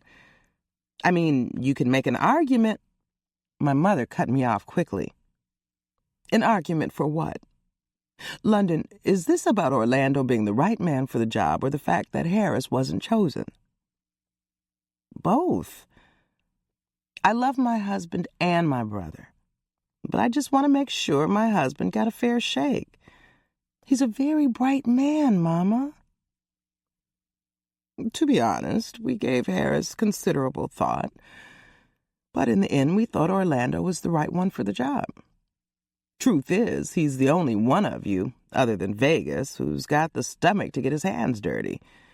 Except maybe Paris, and she's too young and impulsive right now to assume a true leadership position. Too stupid is more like it, I spat, rolling my eyes at the sideways compliment my mother gave my little sister. Of course, my mother stared me down like I'd done something wrong. Despite her impetuousness, Paris is the best at what she does for us, London. She never questions LC whenever he tells her to do something. She just gets it done. And she'll continue to do that for Orlando once we're gone. Oh, please, Mama. Only reason the little slut doesn't question Daddy is because she's afraid he'd cut her off. My mother slapped my leg like I was a child. London, why do you hate her so much? The two of you are sisters. Why do you have to be at odds? Ask her, I replied snidely. My mother's expression hardened. I have, and she tells me it's nothing. I don't believe her any more than I believe you. What the hell happened between you two? I shrugged. Just leave it alone, Mama, please. It's not worth it. Paris is just childish, and she doesn't know how to keep her legs closed. You know that. Maybe so, but she's still your sister. That was by design, not by choice. Believe me when I say it. Paris is going to tear this family apart one day. Mark my words. She just does not know how to avoid trouble. She'll grow out of it, baby. She reached out and touched my face, looking at me with concern. Speaking of marks, what happened here? She gently massaged the place where Harris had slapped me. Nothing. I pulled away from her. Jesus Christ, please tell me Harris didn't bruise my face. If Daddy saw that mark and figured out that Harris had done it, he'd throw him out of the business, or worse, kill him with his bare hands. That ain't nothing. You've got a bruise on your face, my mother stated. How did it get there? Oh, that. I touched it gently. It's nothing. Mariah kicked me when I was putting her to bed. My mother hesitated before speaking, staring at me as if she could read my thoughts. Oh, really? Is that so? I was sure she didn't believe a word I said. It was time to get as far away from her as possible so I wouldn't have to lie to her anymore. You know, I think I'm going to find my husband. Good night, Mama. Good night, London. I love you. I love you too. I could feel her eyes on me as I walked away. Paris, Chapter 9. Now that's what I'm talking about, I thought as Trevor's leg went over mine and he began kissing the side of my neck. I sat back on the plush sofa in the VIP section of the nightlife cafe with a margarita in hand, content for the first time since I'd walked out of the board meeting. Just as I predicted when I left the dealership, this was just what I needed. Good song, good drink, and the possibility of some good dick. I'd finally gotten Trevor's stiff ass to loosen up after giving him a blowjob on the way over here, then filling him up with shots of tequila right after we hit the door. He still wouldn't shut the fuck up with all that Ivy League crap, but that was okay, because I could barely hear a word he was saying with the loud-ass bass being pumped out of the club's speakers anyway. I let out a slight murmur when his hand slid its way up my DKNY dress so that his fingers could gently rub the thin material of my thong. He wasn't talking now. He was attempting to handle his business, and in public, no less. But we'd see how far he was willing to go with that in a minute. I turned to him, and his lips found mine as I leaned forward, placing the margarita on the table in front of us. I had to give his Ivy League upbringing some credit, though, 'cause the boy had some skills. I hadn't messed with a dude in a long time that could do what he was doing with his fingers. He had my pussy dripping like a faucet. Two jealous-ass bitches I'd seen giving Trevor the eye earlier walked by, staring, and I gave them the finger with one hand while massaging his dick with the other. Mine, bitches. All mine. One thing I was grateful for was that Trevor's parents sure didn't short him in the dick department. I will tell you, the man was blessed with a small baseball bat, and I couldn't wait to get it inside me. I let go of his dick, then broke our kiss, reluctantly removing his hand from underneath my dress. He said something, looking disappointed, but I couldn't hear what he said, nor did I care. I took hold of his tie, then stood up, giving him no choice but to stand up with me. Still holding his tie, I led him past the VIP bar and into the unisex bathroom, where two women, one cute and the other one very butch, were doing coke. It was pretty obvious they had some kind of relationship going on there. You want a bump? The butch one asked as she damn near shoved the small spoon up the other one's nose. Nah, thanks. But I'm after an entirely different high. I turned to Trevor and pulled him closer to me. I locked my lips on his and sucked on his tongue as I gently pushed him into one of the stalls. Sit, I ordered. He hesitated for a few seconds, but then relented when I took hold of his belt and began to undo his pants. I admired the size of his dick for a brief moment as I kicked the stall door shut. I'm not gonna lie, I was more than a little concerned about taking all that meat, but a girl had to try. I stepped out of my thong, sucking in an anticipatory breath as I took hold of his dick and straddled him. I rubbed the head against my clit, and even without thinking about a condom, I slid down on him, savoring every single thick-ass inch. I couldn't believe it. I'd never been so completely full in my entire life, and I'd been fucking on the regular since I was 15. As good as it was just sitting on his dick, Trevor didn't give me a chance to savor the moment at all. He grabbed my hips and started lifting me up and down, pumping that thing in me like there was going to be no tomorrow. It felt so damn good, all I could do was encourage him. Oh my God, oh God, please don't stop. A little harder, yeah, right there, oh yeah. My foot almost slipped off the toilet from the sheer force of his upstrokes. The boy couldn't dance a lick and his conversation was as boring as hell, but he had a big old dick that he sure as hell knew how to use. He was fucking me so good, I was contemplating putting up with his boring ass on a regular basis, especially if it kept Daddy happy. God damn, you got some good ass pussy, so wet and tight, makes a nigga wanna scream. Trevor grunted as his dick ran deep in me, all signs of civility gone to the wind. My pussy had him forgetting his private school upbringing and taking it to the streets faster than he could drop his creased slacks to the floor. Shit, he screamed. Go ahead and scream, baby. Let the world know mama's shit is the damn bomb. I was not shy about admitting my sexual skills either. Better men than he had lost themselves between these legs. Damn, I want some of that, one of the coked-out dykes said a little too loud. I guess she must have been bisexual or something.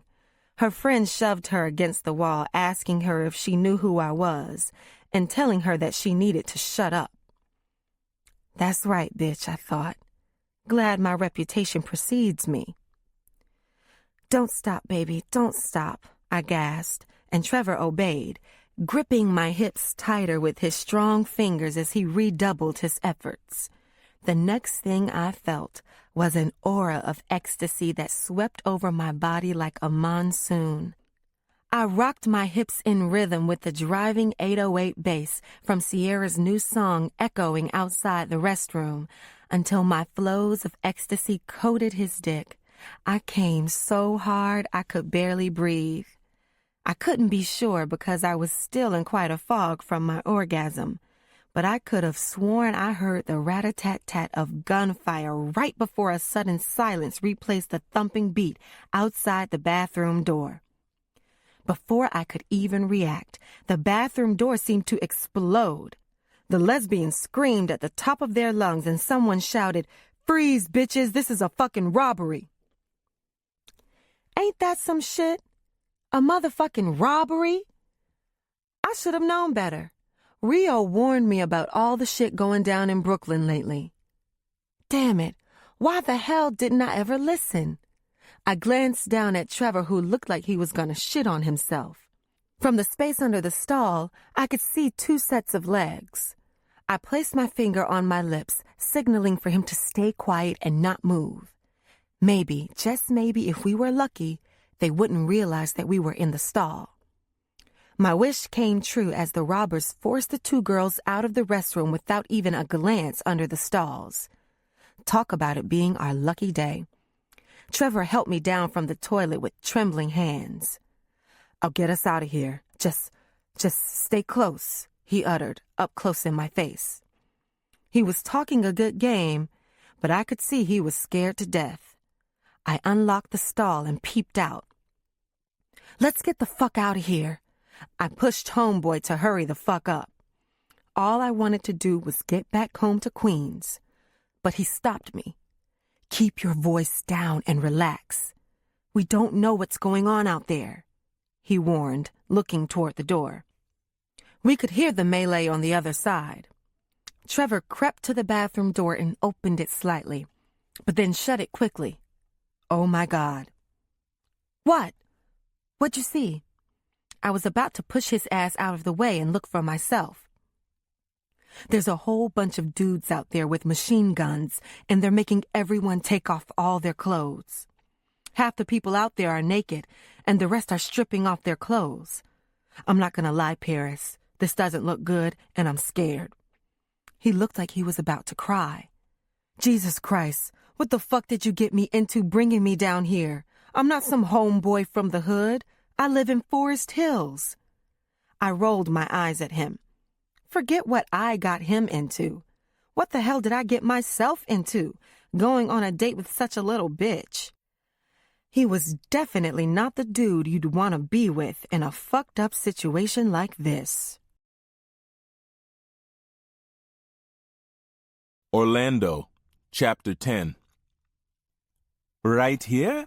Right now on the counter? Ruby asked me in an almost bashful manner. But My tongue ate up her words, and that was not all it desired to eat up. It was hard to tell our tongues were strangers as they surveyed every corner of each other's mouths, knowing exactly where to go. Although our mouths were likely magnets, I could feel her hands resting on my chest almost unwillingly as she attempted to push me away. Is something wrong with the kitchen? I asked. There was a sudden pause in the action, allowing me time to imagine myself throwing her ass up on the countertop, my dick surveying every corner of her pussy with the same familiarity as my tongue had just shown her mouth. No, not if that's where you want it, Mr. Orlando, she replied, looking everywhere but directly in my eyes. I wasn't quite sure yet whether she was that intimidated by me or if it was all part of a coy little act she was putting on. For some reason, I sensed this was no act. Regardless, it only made my dick harder.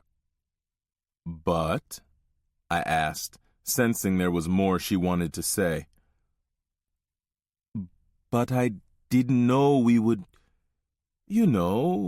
so soon. She looked at me, briefly, giving me the pleasure of gazing into those eyes that hummed to a silent Caribbean beat. Then her eyes darted off elsewhere again. Not that I don't want to do it now. This time she rested her hands on my chest to comfort me. Not that I didn't want to do it the minute I laid eyes on you. It's just that, I had this all planned out in my mind. I'd prepare you a nice dinner, we'd eat, talk a little, and then... Let me guess, cuddle? I laughed. I could tell it angered her by the slight push I felt against my chest before she placed her hands on her hips. I wondered how long she'd been in the States and how long it had taken for the sisters to get to her. If she started snapping her neck and pointing her finger, I was going to request her birth certificate. No, not cuddle, she said with her sexy-ass accent. Talk, we both said in unison. I was being sarcastic again. She was dead serious. I couldn't help it. Maybe this was an act. I mean, for real, a paid escort really thinking she was going to get paid to talk? Yes, talk. But then, ease into things. She wrapped her arms around herself as if she were already buck naked and had caught a chill. I told you this was my first time doing something like this. She dropped her arms in defeat and turned to face me. Look, you sure you don't want someone else? Someone more experienced? From what I can tell, from what I've heard, you deserve the best. Although it would be too good to be true for my first time doing something like this to be with someone like you, I totally understand if you've changed your mind. Damn, damn, and damn. Those eyes were starting to hum again, and I swear to God I thought I even heard them sing a note this time. It's okay, I told her, now dead serious. It wasn't a laughing matter anymore. Perhaps the best pussy I might have ever experienced in my life was about to walk away. Look, I was just joshing around. I thought joking around might loosen you up a little bit, not hurt your feelings. She didn't say a word. She just stood there, looking like she was debating whether to respond. She finally spoke. You didn't upset me, I exhaled, but before my breath could barely hit the air, she added, but you did hurt my feelings a little bit. Her eyes stopped humming, singing, or whatever they'd been doing, though they were still smiling. Look, I didn't call you over so I could hurt you. Her eyes smiled wider. Is that your way of apologizing, Mr. Orlando? I walked closer to her. It's my way of saying let's start over. Let's do things your way. Instead of laying another passionate kiss on her, I placed a soft, gentle one on her forehead, turned the stove back on, then headed out of the kitchen before calling over my shoulder. I'll be waiting in the living room. We played the game her way. Yeah, I was on home court, but it never hurt to let the visitor call the shots every now and then. I retreated to the living room while she prepared the meal. Once it was done, she appeared in the doorway and summoned me to the kitchen. I followed the scent, both hers and the meal, into the kitchen, where she had a nice setting for two laid out. She served me and made sure I had everything I needed before she even sat down to join me. The meal was exquisite. I hoped she could cook in the bed like she could in the kitchen. Hell, even half as good would have gotten me off. When it came to women, seconds were usually a no-no, but I already knew that rule would be null and void when it came to this delicious Caribbean meal. You have something on your mouth, Ruby stated after she'd cleared the table and joined me back in the living room. She nestled in beside me on the couch, wiping the corner of my mouth with her thumb. I didn't know if something was really there, but I liked her touch. Maybe this was what she meant by leading into things.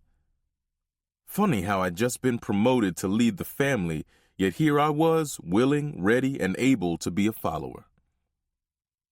Not only was Ruby a good cook, but she was a good talker as well. I was actually impressed by how much she knew about cars.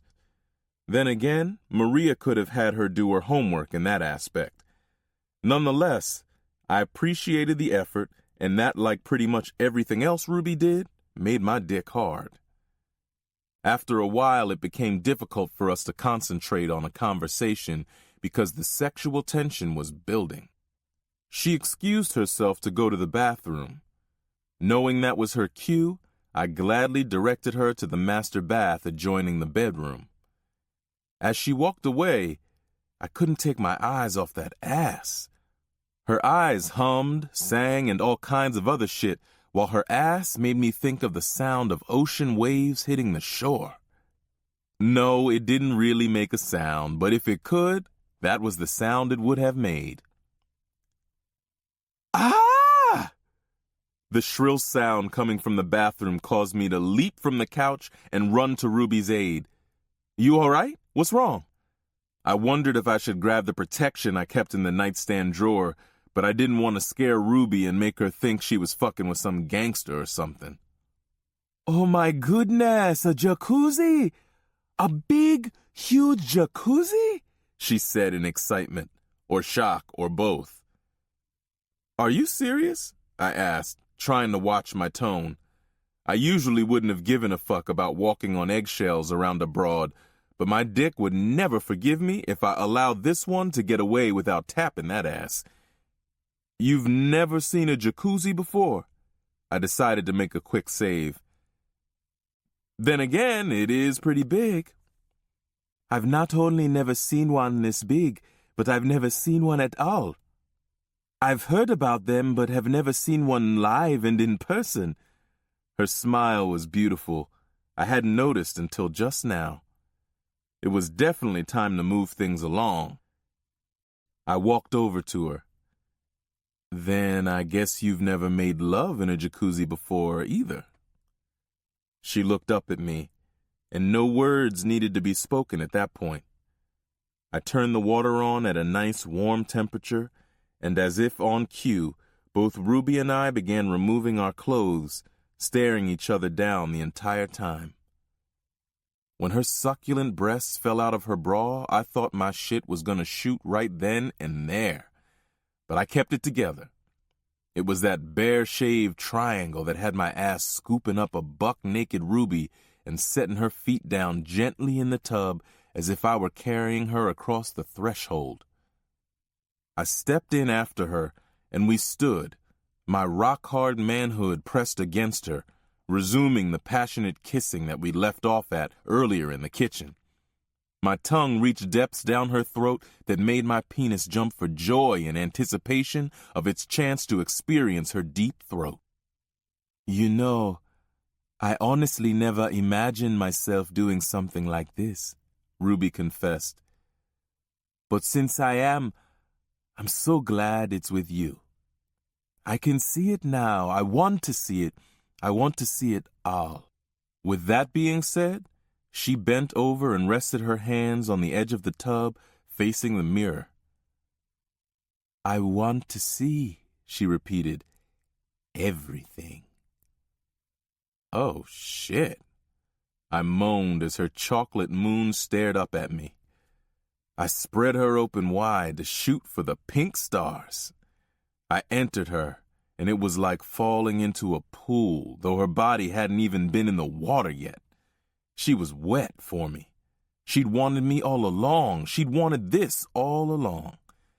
Well, now she was about to get it.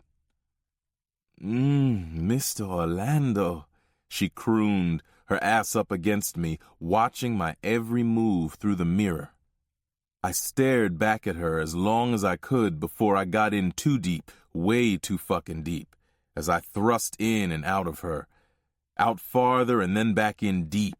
Hard. She threw it back like the pro she said she wasn't. The smacking, the wetness, they were sounds my ears had never heard. It was like a real live Caribbean band was right there in the bathroom serenading the moment. I'd screwed, fucked, boned, smashed, made love, whatever else you wanted to call it, but I'd never, ever made music. If I hadn't watched the shit in the mirror, I wouldn't have believed she did it. But Ruby threw her leg up backward and managed to twirl around on her brother's dick until she was facing me. I was speechless. And it was a good thing, too, because the talking part of the night was long done and over with. We sank down into the water without missing a beat. She rode me like she knew me. What the fuck was up with that? Up, down, fast, then slow. She teased, she tormented, she pleasured. Bells and whistles, sirens, fireworks, and all kinds of shit started going off. I even thought I heard some ringing. Fuck, I did hear some ringing. My phone was ringing. Ruby fucked, pounded, and pounced. The phone rang and rang and rang. Whoever was calling really needed to talk to me, but I really needed to finish what I'd started with Ruby, and I wasn't about to ruin the moment, the ecstasy of it all, with a rushed orgasm. I decided to let the phone keep going, the voicemail. 5 more minutes. I'd return the call then. What more could happen in 5 minutes? The phone began its shrill ringing again. Fuck. Nothing more would happen if that phone kept ringing and messing up my groove. Damn, I cursed under my breath. No, not now, Ruby practically begged. I was just about to do my special little trick. Yeah, well, I want to be able to enjoy your special little trick, and I can't with that fucking phone ringing nonstop. Thank God I was in great shape. I was able to lift my body and reach for my pants with Ruby still on top of me.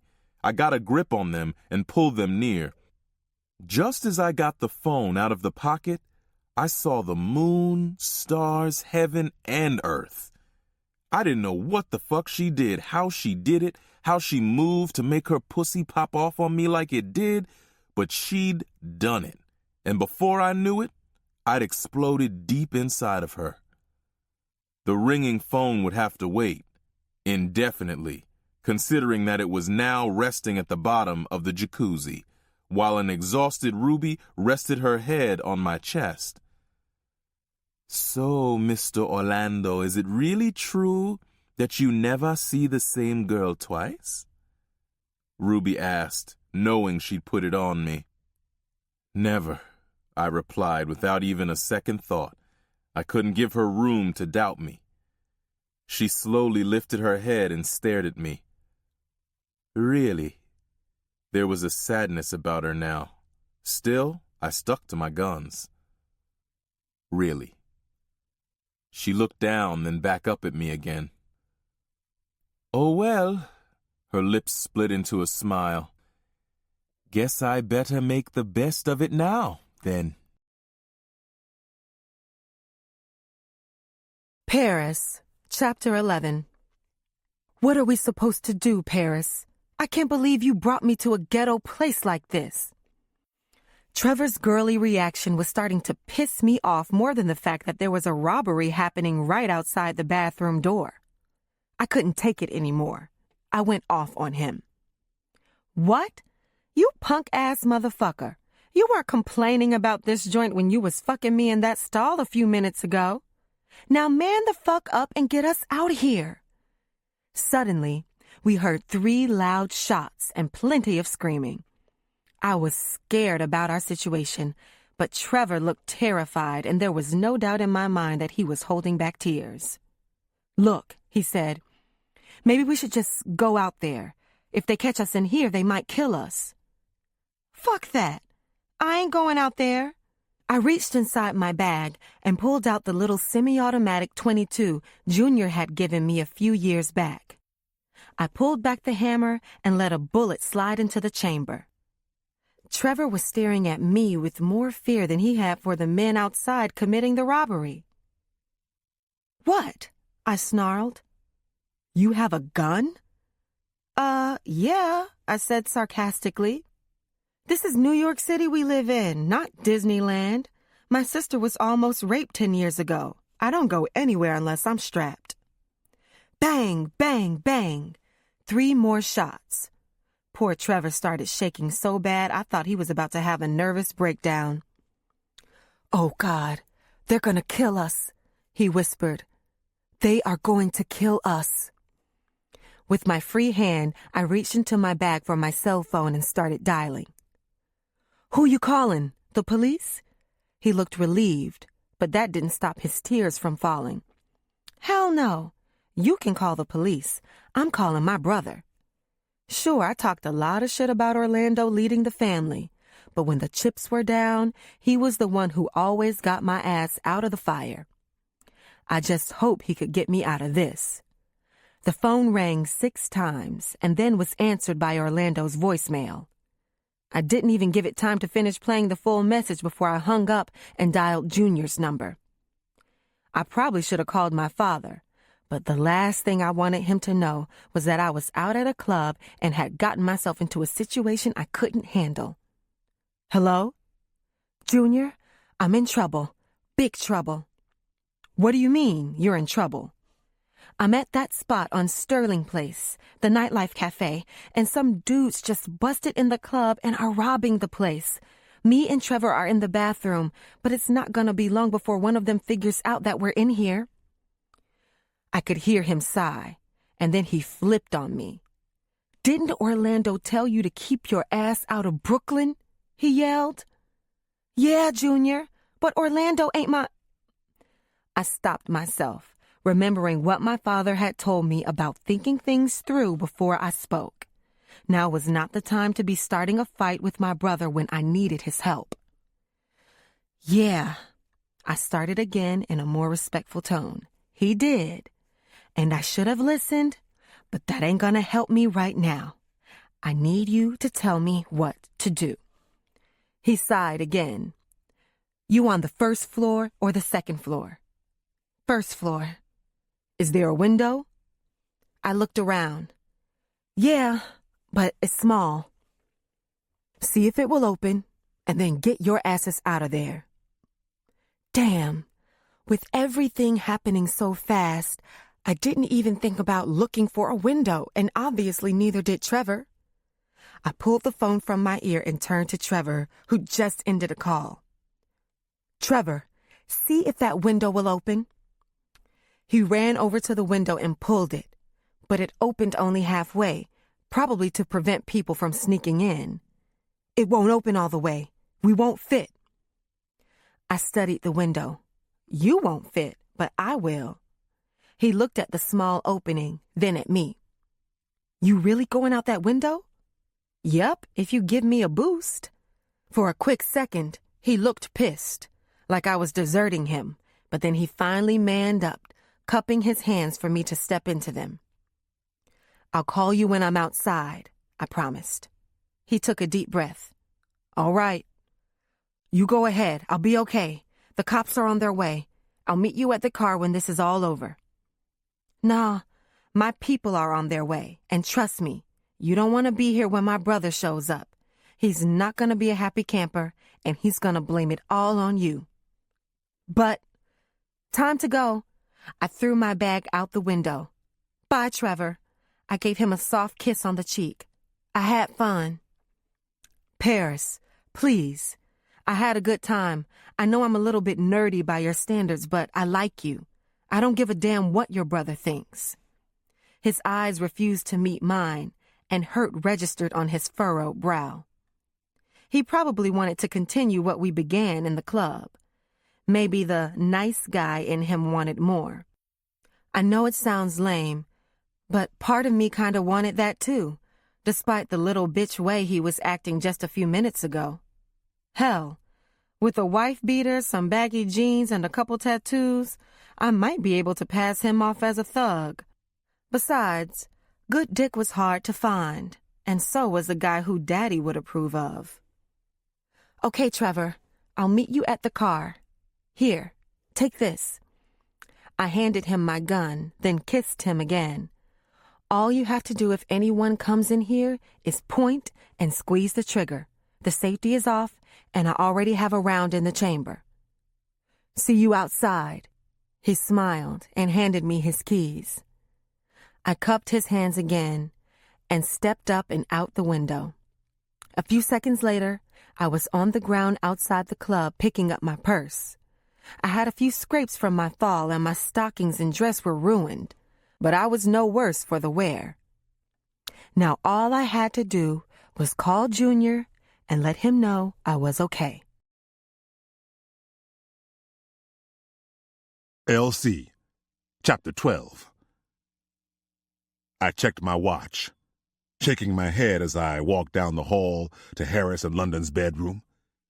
The last thing I wanted to do was disturb my daughter and son-in-law so late at night. But unfortunately, as Harris was the family's lawyer, I needed to talk to him about a problem that just couldn't wait until morning. I raised my arm to knock, but stopped myself when I heard noises coming from behind the door. I was a little embarrassed to admit it, but they were the kind of noises that would make any father uncomfortable, despite the fact that my daughter had been married for 5 years and had her own child. I thought momentarily about leaving them alone and returning to my bedroom, but I had no choice. This situation needed immediate attention. I knocked on the door twice. Thankfully, the noise stopped and was replaced by whispering. "Mariah? Honey, is that you?" London called. No, London," I replied. "It's me. Is Harris awake? I really need to speak with him. It's important." There was more whispering, and then London said, "Yeah, Daddy, just a minute. He has to find his robe." I was sure she was as embarrassed as I was. Harris opened the door, wearing his robe, slippers, and an irritated look on his face. I wished there was something I could say to him to smooth things over, but what do you say to a man who was screwing your daughter less than 5 minutes ago? "What's up, Elsie? Everything all right?" "No. I need you to get dressed. We've got work to do." "What's going on?"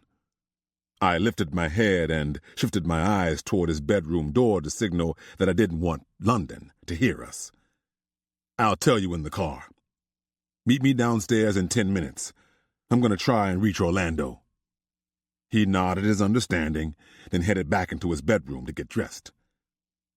As I waited for Harris, I tried to call Orlando again. This was probably the 20th time I'd called him since we found out the shipment from Asia would not be delivered, and the 20th time I'd reached his voicemail. He'd better have a damn good reason for not answering my calls, because if he wasn't dead or seriously injured, I was going to kill him myself. It wasn't long before Harris came downstairs, retrieved his coat, and followed me to the front door.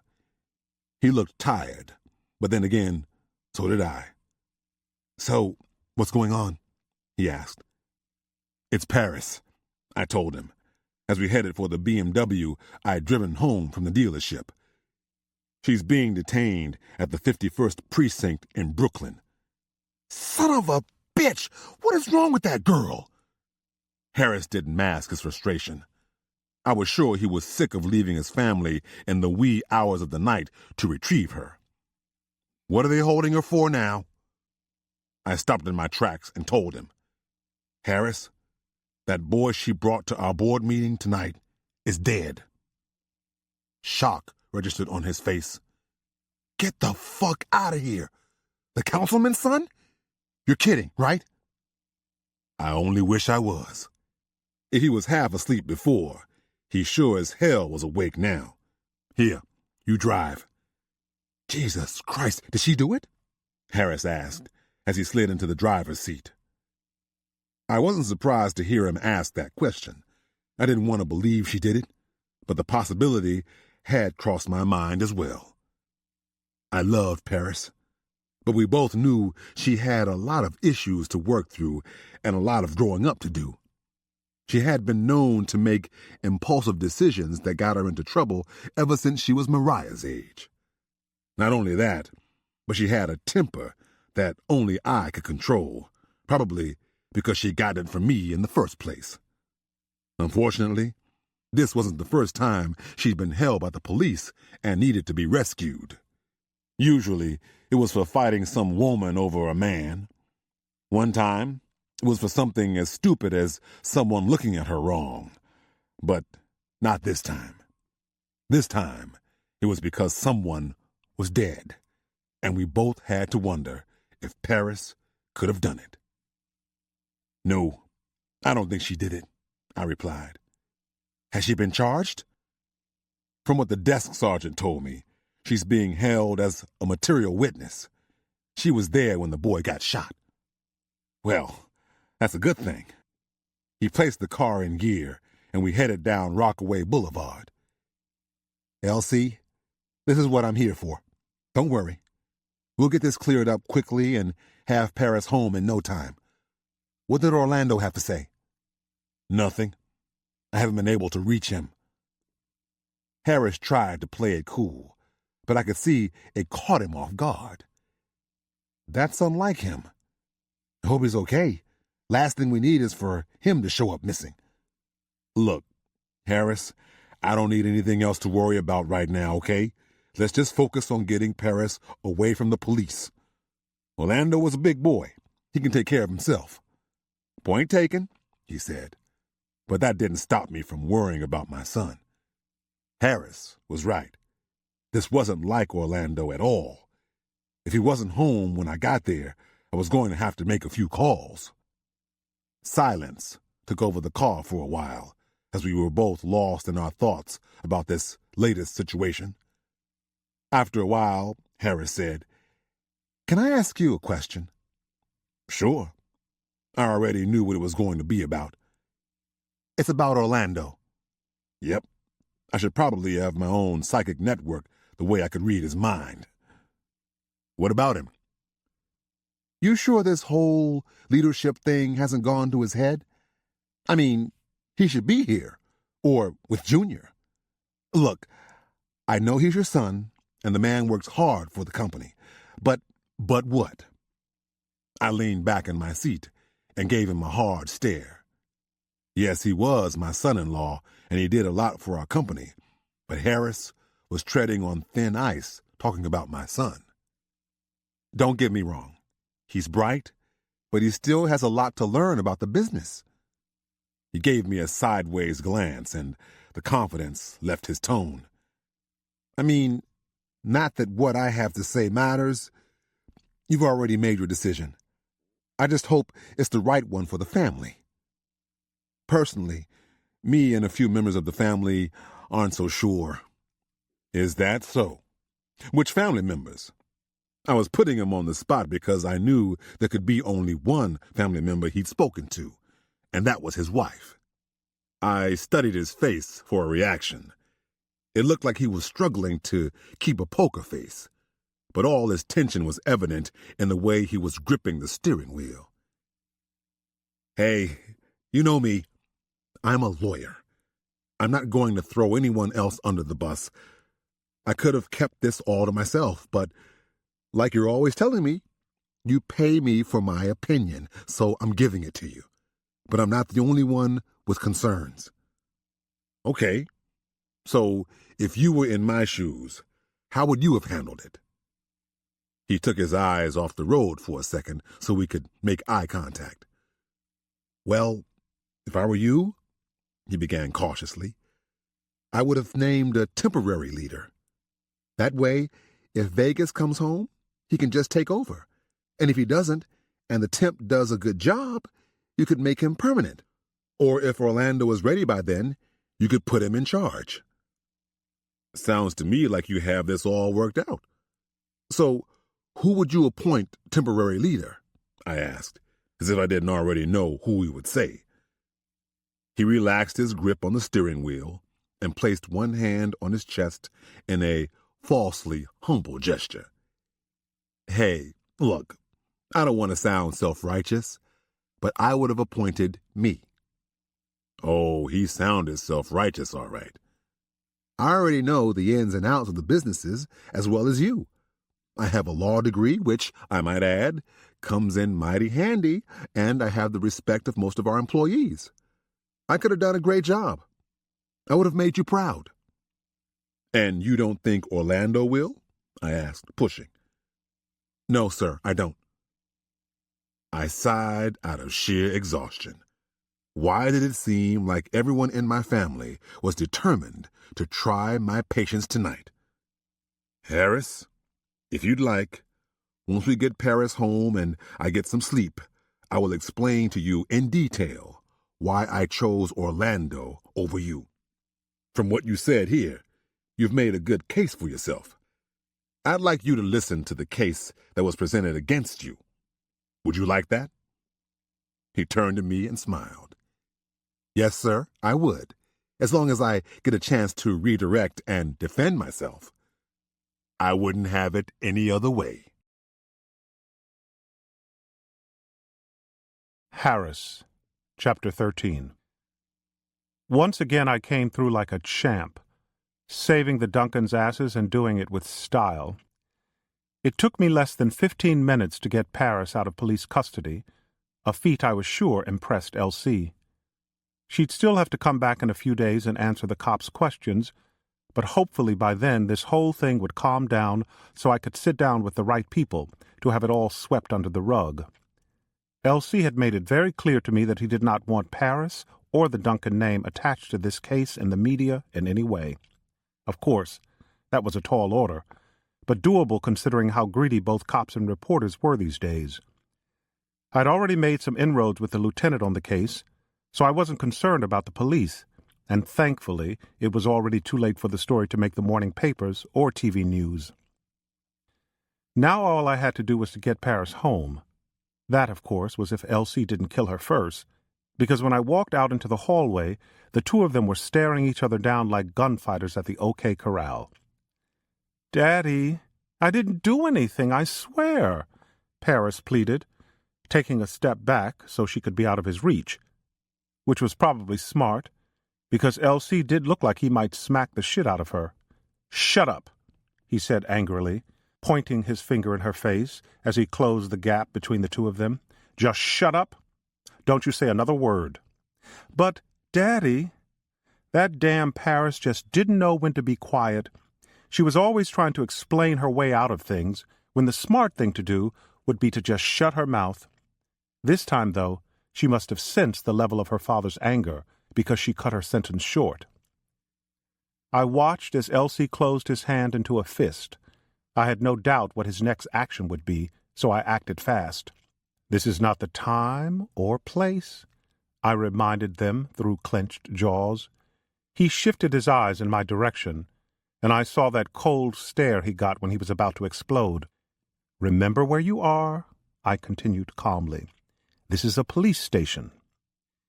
He glanced around, then nodded as if I'd brought him out of a hypnotic trance. Paris had just dodged a bullet, and I was not even sure she knew it.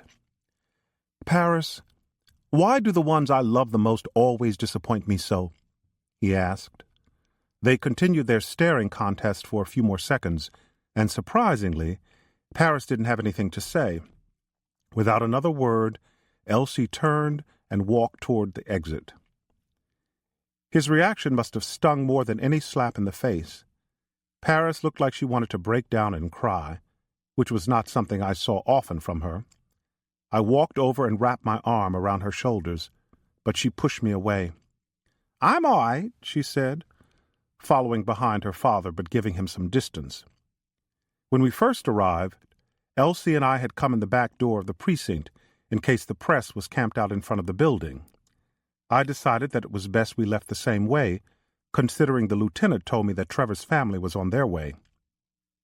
Once we were safely outside, I didn't waste any time getting Paris in the car and putting some distance between us and that police station.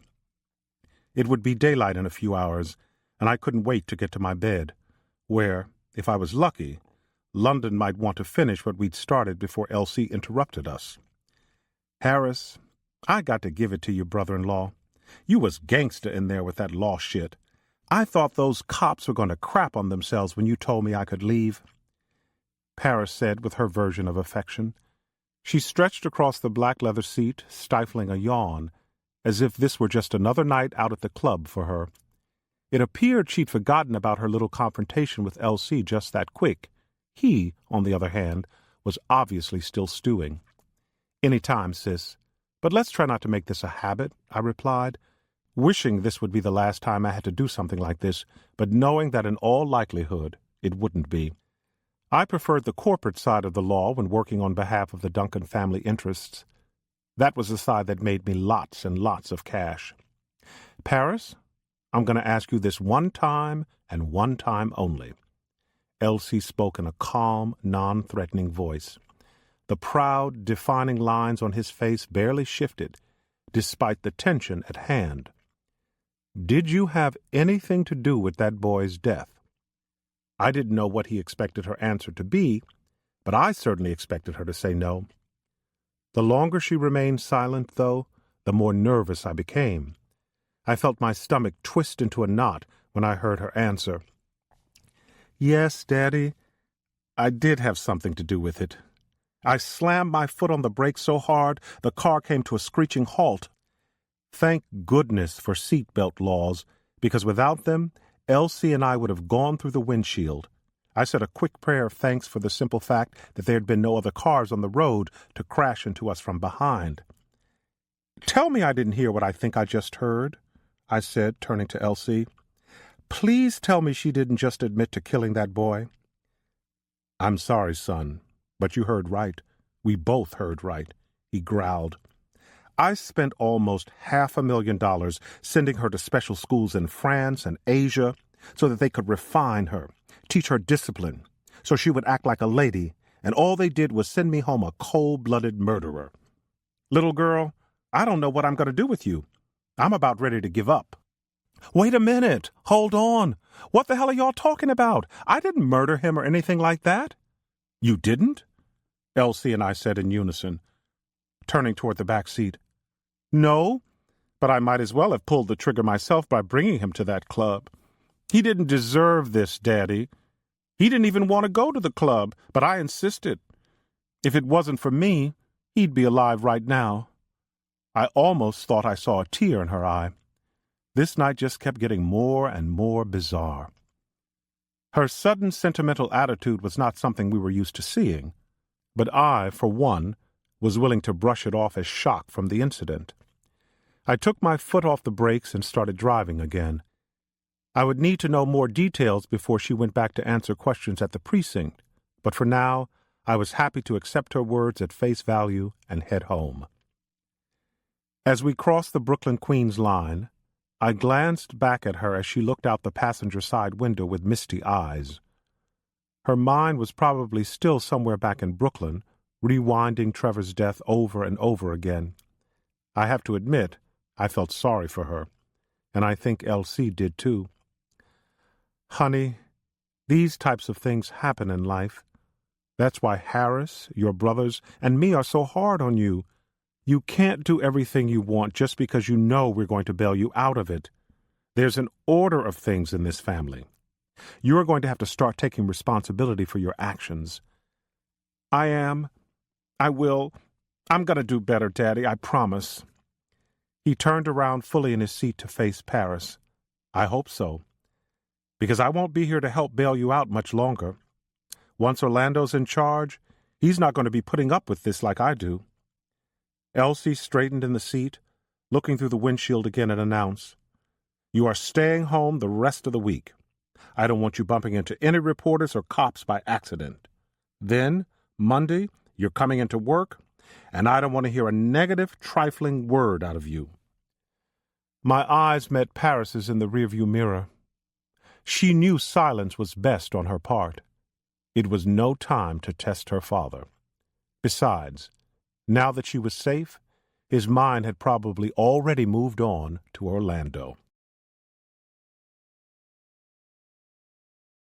London, Chapter 14. Thanks to Paris, there would not be a late-night romp with my husband, or much sleep for that matter. Not with Harris running out in the middle of the night with Daddy for yet another emergency involving Paris, which of course they didn't have time to discuss with me.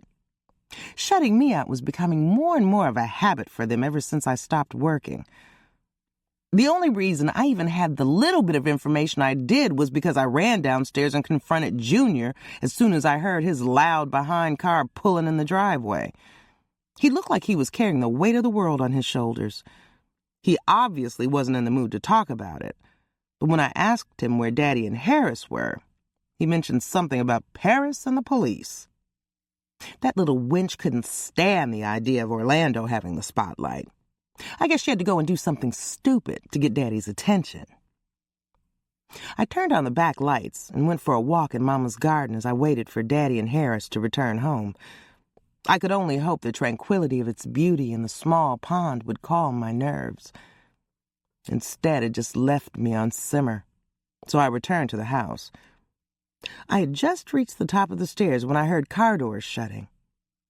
I ran to the catwalk overlooking the foyer and living room and quietly watched Harris, Daddy, and Paris enter through the front door. None of them seemed very talkative, though if Paris really was in trouble with the police, I could assume there had been quite a bit of discussion in the car on the way home. I'd heard plenty of Daddy's lectures in my day, back when I was more involved in the business, and I remember them as if they were yesterday. Daddy always called them his teaching moments. Daddy said something quietly to both of them before excusing himself and walking into the living room where Junior was sitting. Harris said a few words to Paris, and she reached out to hug him. From my point of view, the hug was way too long. Her hand was way too close to his ass, and I was way too distrustful to let it go, especially since her newest cry for attention had interrupted some of the best loving my husband had given me in a long, long time. Now she was hugging my husband, playing for more sympathy, or who knows what else. Oh, no, I wasn't having that. I raced down the stairs and cleared my throat to make my presence known. Paris jumped in surprise as she realized I was only several feet away and had witnessed the entire thing. Harris was equally startled and quickly backed out of my sister's embrace. "Well, don't you two look cozy?" I sneered. "Oh, please, London, I was just thanking him," she replied, her bravado returning quickly to replace her surprised look. "Thanking him for what? What did you do this time, Paris?" I snapped. "What did you do that had you in custody of the police? Another bar fight with some sister girl's man?" "Damn! You all up in my business.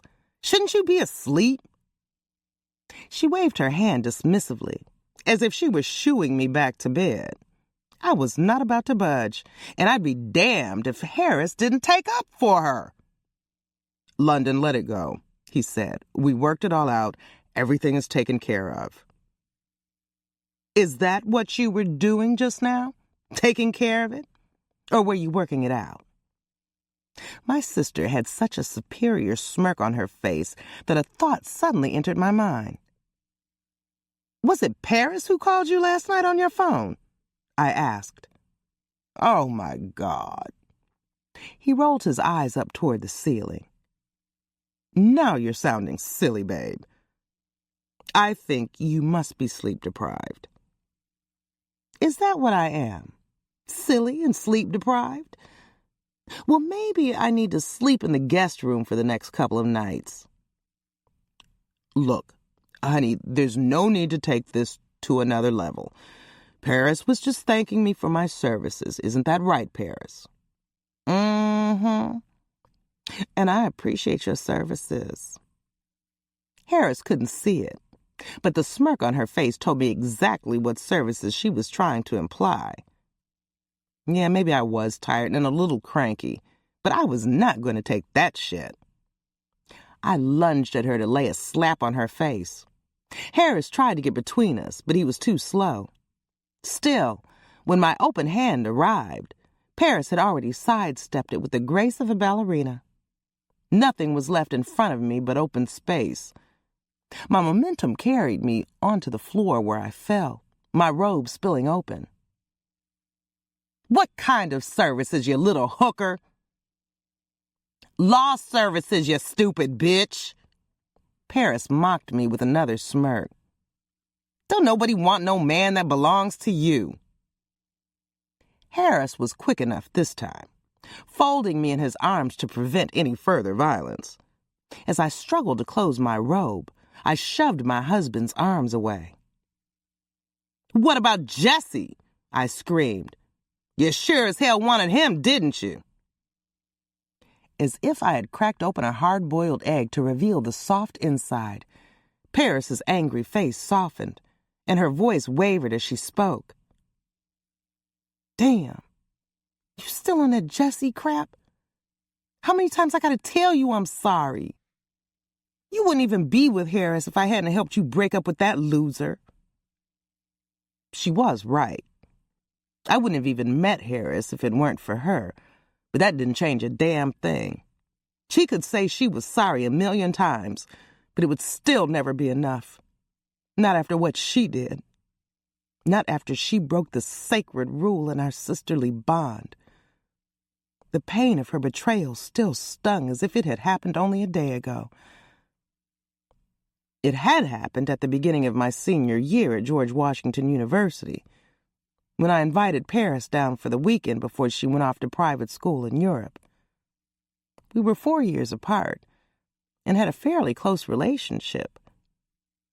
Paris actually seemed to look up to me back then, probably because I knew what it was like to be a teenage girl in a household with L.C. for a father and 3 well-known, overbearing older brothers. My parents wanted me to talk to her about the trouble she'd been in and why she needed to stay focused on her studies while she was in Europe. So, you ready for Europe? We were sitting on the grass outside my dorm the day she arrived. I wasn't an ugly duckling, but it was amazing to see all the guys checking her out as they walked by. I have to admit, I was a little jealous of my 18-year-old sister's knack for attracting male attention and making it seem so effortless. I guess if that's what Daddy wants, she said, pouting. It's not what he wants, Paris, I said. It's what he thinks is best. You have to admit you do have some anger issues. It's your senior year. You've only been back in school 2 weeks and you've already been in 2 fights. What do you want Daddy to do? They expelled you. He could have backed me up. Okay, maybe I was wrong for hitting Lisa Jackson, but that bitch Trina, she deserved it. I shook my head and laughed. She caught you giving her boyfriend head under the bleachers. What would you have done? I would have whooped my ass. But obviously she can't whoop my ass. That's why her jaw's wired shut now, and I'm still looking as flawless as ever. I couldn't help but laugh. I know I shouldn't have encouraged her, but the things she said were so funny sometimes. God knows I loved her. But Paris definitely did not see reality the way most people did. Nonetheless, your only other choice is to get a GED, and you know LC ain't having that. From what Mama told me, this school is going to help you to hone that aggression you have inside you. Make a lady out of you. Hone my ass? All they're going to do is try to change me, London, and that ain't going to happen. You can take the girl out of Queens, but you can't take Queens out of the girl. She folded her arms, posing in a b-boy stance. Southside, Jamaica. She started throwing her hands up in the air, not caring who walked by and saw her doing it. Back then, I wish I had half of her confidence. You know what? I'm glad you came here before you left. I missed my little sister. Missed you too, London. I pulled 2 apples out of my bag and tossed one to her. She caught it, then took a bite. So, you thinking about college when you come home? If so, I have nothing but good things to say about GW, I offered. I hear you, but I doubt it. I want to work for Daddy like Junior Vegas in Orlando. He said that when I get finished with these 2 years in Europe, I'll have a job waiting for me, my sister said, grinning as if eager to prove herself. Don't be in such a rush, I admonished her. Trust me about that. Junior and Vegas have told me stories. When it comes to the family business, enjoy your youth. Have fun, sis. I'm only telling you this out of love. Hey, London, you ready to go? I turned to the familiar voice belonging to the tall, dark-haired, olive-skinned man with a backpack. He wrapped his arms around me and planted a kiss on my lips. Paris, this is Jessie, I said, offering introductions. Jessie, this is my sister Paris. From her expression, I could see she was surprised. I'd been going with Jessie for almost 2 years. He was my first and only lover, but I hadn't told anyone in the family other than Vegas about him. And Vegas was sworn to secrecy. Hey, what up, Paris? I heard a lot about you, he said jovially, with that preppy swagger that I thought was so hot. He stuck out his hand, and when Paris reached to shake it, he took hers and kissed it. She started blushing from ear to ear. Well, now, I guess I showed up at the wrong time. If you two have plans, I can find something to do until you get back, she said. I waved my hand. Nonsense. You're my little sis. I've missed you. I turned to face my boyfriend. Jesse, is it all right if Paris hangs with us tonight? Of course it is. Does she dig poetry? He asked, reaching out and taking a bite of my apple. Cool. You mean like a poetry slam jam? She asked. No. Jesse looked at me and winked. She's cute, London. He turned back to my sister and explained. More like the classics. Robert Frost, Shakespeare, Kipling, Wordsworth, T.S. Eliot. But you may hear a little Langston Hughes. Don't get out much, do we? No, I don't. But I'm trying to make up for lost time. Jesse glanced at me for an explanation, but I just shrugged. My little sister was trying to act grown. Little did I know how far she was about to take things. Look, Jesse, there are 2 things I need before I leave D.C., and my sister doesn't know how to help me with either. Okay, little sis, he said, chuckling. What do you need? Number 1, I need some weed, dude. I lowered my head in embarrassment. She had been asking me about getting some ever since she got off the train, but I had no idea she would bring it up so casually to someone she just met. Number 2, I'm about to go to Europe for 2 years on Monday, so one of the things I promised myself before I left was I was going to get me some college dick. So, if you got some friends, hook a sister up. I threw my hands up in the air. Paris, I can't believe you just said that to him. You said you were going to treat me to a good time. If I can get those 2 things accomplished, I will have officially had a good time. No doubt about it. I turned to Jessie. Baby, I'm sorry. She's a little bit high-strung. Don't worry, I won't hold that against her. He laughed, but Paris didn't. Until he said, Don't worry, little sis, we're going to make sure all your dreams come true this weekend. God, if my father had had any idea what I was letting my sister get into, he'd have killed me. We went to the poetry reading at a small club off of 14th Street. It was a chance for the 3 of us to get acquainted and loosen up. Afterward, we stopped at Burger King before retreating back to Jesse's place, a sparse student apartment just off campus in what tourists called a dangerous part of town.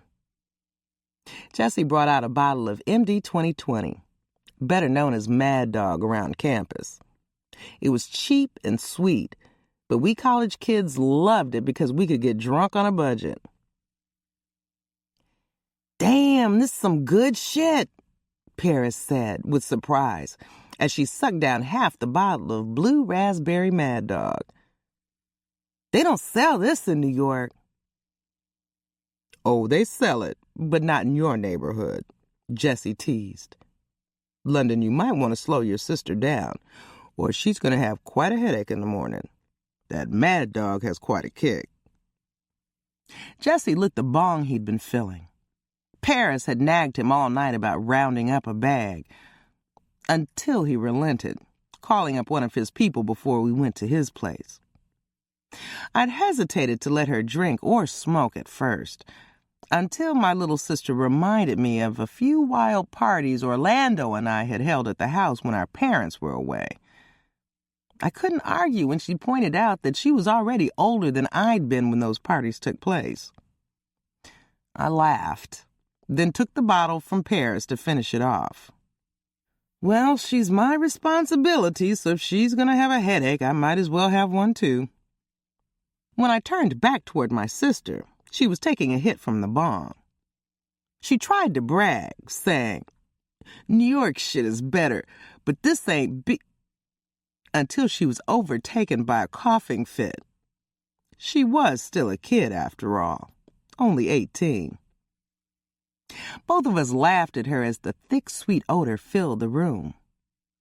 Don't hog it all, I called out, yanking the bong from her fingers.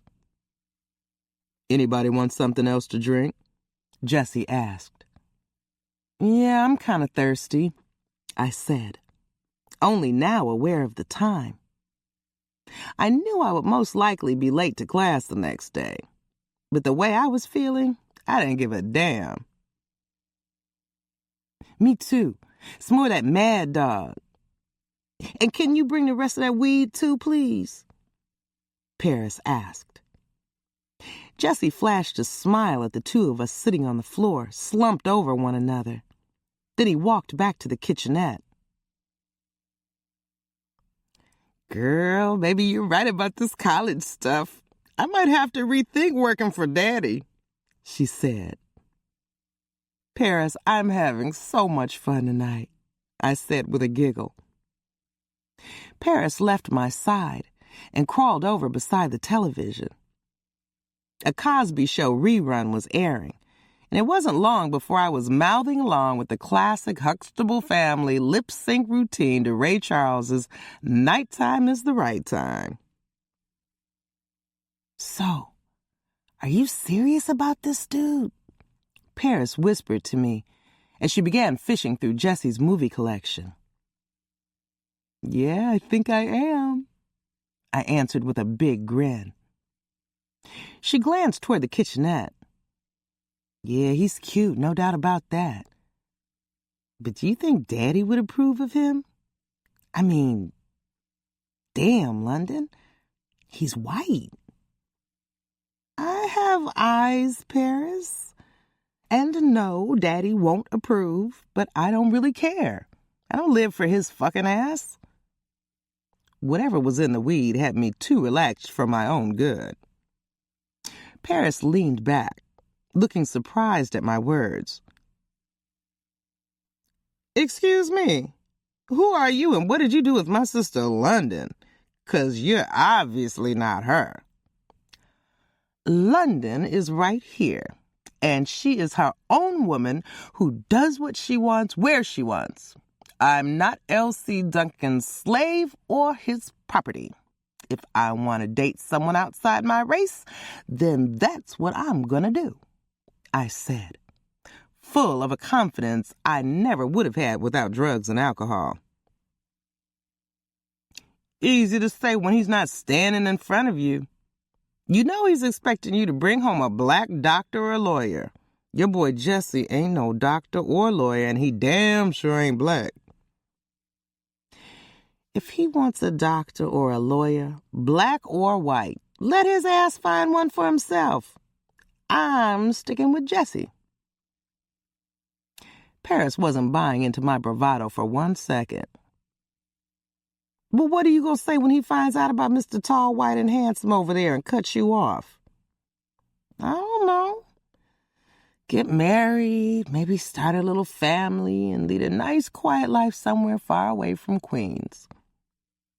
We've been talking about going to California, maybe the Napa Valley. Jesse's really into nature. So y'all can grow old and broke and watch porn together, she joked, holding up one of Jesse's DVDs that she discovered.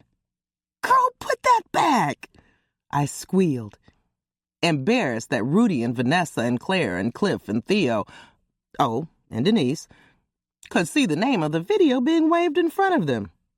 Big Tits 12. I could have sworn they stopped singing on the TV. What the hell was in that weed anyway? Paris swiftly put it back where she found it, just before Jesse returned with our drinks in his best plastic cups. What have the two of you been talking about? He asked, as Paris crawled back toward me. Fairy tales, my sister answered. Speaking of which, when are you going to call that friend so I can get some dick? He handed us our cups and a refilled bong, then picked up his cell and walked to the bedroom. I hope his friends are cute, Paris said. They are, especially Andre. If I wasn't with Jesse, I'd do it myself. But if you're really going to do this, Paris, make sure you use a condom. Last thing I wanted was for my sister to get pregnant. Or even worse, get a disease from my boyfriend's friend while she was visiting me. Oh, no doubt. No glove, no love, she said as she sucked on the bong. Jessie returned a few minutes later, smiling. My friend Andre's coming over, but he wanted to know one thing. He turned to me. Is she over 18? Yeah, she's over 18. Her birthday was last month, I said, though I was starting to wish I'd never let things get this far. Okay, little sis. Me and London are going in the room for a while, but when Andre comes, give us a shout. Jessie stretched out his hand for me and pulled me up. You gonna be all right? I'm gonna be fine. Just leave the weed. It's right over there on the table. Jessie pointed with a laugh as he guided me to the bedroom. Jessie quickly undressed me, and we made love like two animals in heat. I was so high and drunk that I passed out as soon as it was over. I awakened some hours later to the worst hangover in my life. I could feel Jessie's leg next to mine. I tried to open my eyes, but the light from the TV in his room hurt my eyes so badly that I immediately closed them again. I tried sitting up, but my whole body ached, so I just lay back down. My stomach was knotted up, and it was difficult getting my body to move like I wanted it to. I had never felt like this after smoking weed. Must have been the mad dog. Once I got the pounding in my head under control, I got brave and opened my eyes again. Once again, the light hurt my eyes, but I refused to turn away, especially after I heard the moans. I knew it wasn't Jessie, because I could hear him snoring. It took me a minute to get my bearings and realize the moaning was coming from the TV. I looked at the screen, only to see a big ass covered in a fishnet bodysuit bouncing on an equally big dick. It was Jessie's porn tape. Somebody had placed it in the DVD player. I forced myself to get up and walk over to turn it off. That was when I realized Jessie and I weren't alone in the bed. Paris was under the covers right next to him. He wouldn't. She wouldn't, I thought, as a horrifying possibility entered my mind. I reached down and pulled the covers off the two of them, and I had to hold back the bile that lurched up into my throat as my worst fears were realized. Tears welled up in my eyes at the sight of Jessie's nude body next to my naked sister. A condom still covered his limp penis, and that just solidified the truth for me. I'd been using birth control pills for the last 4 months. I didn't even wake them. I just got dressed and left. The note that I left for Paris said that I would never forgive her, and her ass could take a train home. Jessie's note just said, leave me the fuck alone. As fate would have it, I met Harris in a Starbucks that afternoon, and he turned out to be the man of my dreams and the lawyer my father always wanted me to marry. Who the hell is Jessie? Harris yelled, snapping me out of my horrific trip down memory lane. I was so pissed that Paris had even taken my thoughts there that I almost lunged at her again. Now I was going to have to listen to Harris question me for the next 3 days. Nobody, I said dismissively, glaring at my sister. I would now also be forced to address the lies I told my husband about being a virgin when we met. I had made him wait until our wedding day before we consummated our relationship. Look, London, I fucked up. I was drunk and high that night. I wish I could take it back, but I can't, Paris argued. Hey, look on the bright side. If I hadn't done that stupid shit, you wouldn't even have Mariah. What is she talking about, London? Harris asked angrily. Nothing, Harris, I snapped, pointing a finger at Paris. And you leave my baby out of this and stay the fuck away from my husband. You've been warned. I turned to walk away, only to see my father standing in the foyer entrance, with Junior standing behind him. What's going on in here? Y'all gonna wake your mother, he chastised. I'm already up, my mother said from the first-floor hallway that led to her bedroom. They were making enough noise in here to wake the dead. Paris, my father said. What's going on in here? Nothing, Daddy. Just a little disagreement between us girls about something that happened back in the day. Nothing to worry about. It's already over. Paris played with the truth so much that Daddy didn't even want to believe her now. He turned toward me for an explanation. That true, London?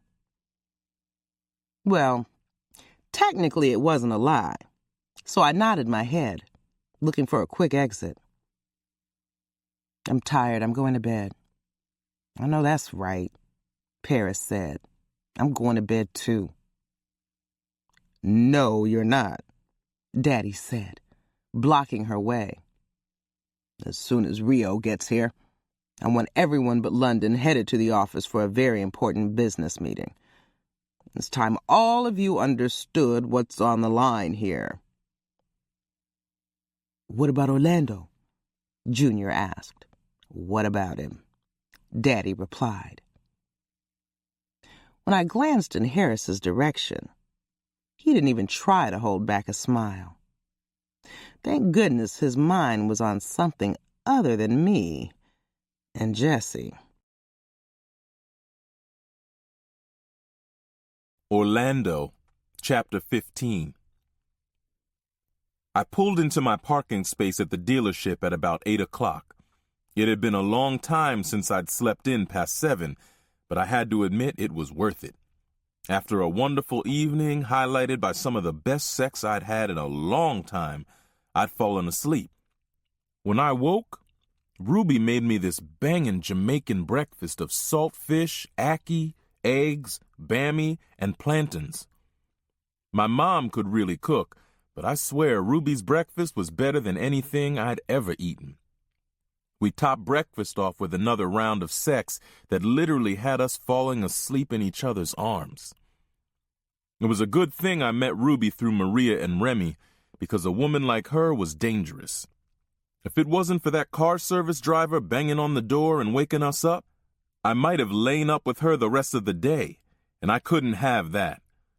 Sure, she was good at what she did, but I had to remember that when it all came down to it, she was a whore. A woman paid for her services and nothing more. Whores came, they did what they got paid to do, and then they left. That was the deal. Laying up, hanging around, that was for wives and girlfriends, and I don't need to reiterate my feelings about girlfriends. No, there was no reason to even go there. Just the thought was starting to give me a headache. I got out of my car, briefly stopping to look at Rio's Ninja ZX motorcycle, which was parked in his spot. It confused me a little, because Rio was like a vampire. He never came out during the day, especially not in the morning. Then again, the old man did hand out bonus checks last night. I wouldn't put it past him and Paris to sign out some dealer plates and take one of the nicer sports cars to the Tanger outlet on Long Island for a very expensive shopping spree. Geez, what a waste of time and money. I guess I couldn't judge them but so much, though, because it wasn't like Junior, Vegas, and I didn't blow a few bonus checks of our own back in the day. Only difference was that we'd spend our money at Foxwoods or Atlantic City for a night of whoring and gambling. I'd barely gotten my butt in the building when I was met at the door by Junior, who looked irate. "Where the hell have you been? We've been calling you all night." I raised my palm to stop him from taking his rant further. "Will you relax? Can a brother go out and get laid?" Junior, you should have seen this smoking-ass Jamaican. Shh! He nodded his head in the direction of the catwalk that overlooked the showroom floor. I looked up at my father, who was leaning against the railing in front of his office. He didn't look like a happy camper. Don't let Pop hear you saying that. Not if you want your head on your shoulders. He's pissed. Pissed about what? Orlando! I looked up and saw the old man point at me and then at his office. Without saying another word, he disappeared through the glass doors into his office. I turned to Junior. What happened? What's going on around here? Man, what hasn't happened? He said as we climbed the stairs to the second floor. Let's just say you should have answered your phone last night. Junior was being purposely evasive, but there was no doubt in my mind that I would soon find out for myself. When I walked into my father's office, I saw Harris, Paris, and Rio. They were all staring at my father, who was seated behind his desk. I could tell by everyone's expressions, especially Rio's, that it wasn't a happy occasion that had them all at the office at this time of morning. What's everyone doing sitting around here at... I looked down at my watch. 8 o'clock in the morning? Well, at least we know his watch works, Paris shot off. Too bad we can't say the same thing about his phone. I ignored Paris, which wasn't hard to do.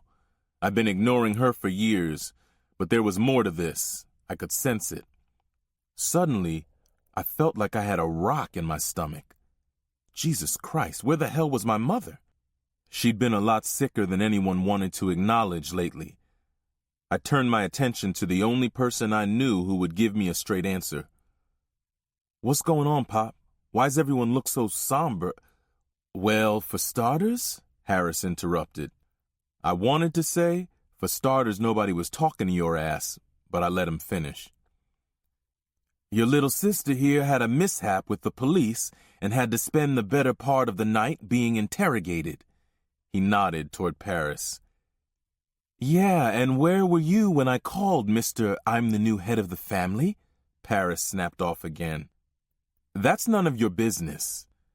If my father wanted to know where I was, that would be different, but I was not going to entertain Paris. But this little gathering looks like it's for more than you getting arrested. Honestly, it looked like a lynch mob, and I felt like I was the one about to get lynched. I guess they'd had a chance to mull over the idea of me being their leader.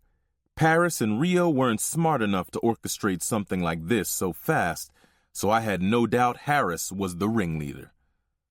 Almost getting arrested, Paris corrected, rolling her eyes. Lucky for me, my brother-in-law was around last night, unlike you, or there's no telling what could have happened to me. It was time to start ignoring her again. Anyway, I turned to Harris. This isn't the first time you've had to bail her out. You're the lawyer. What did you need me for?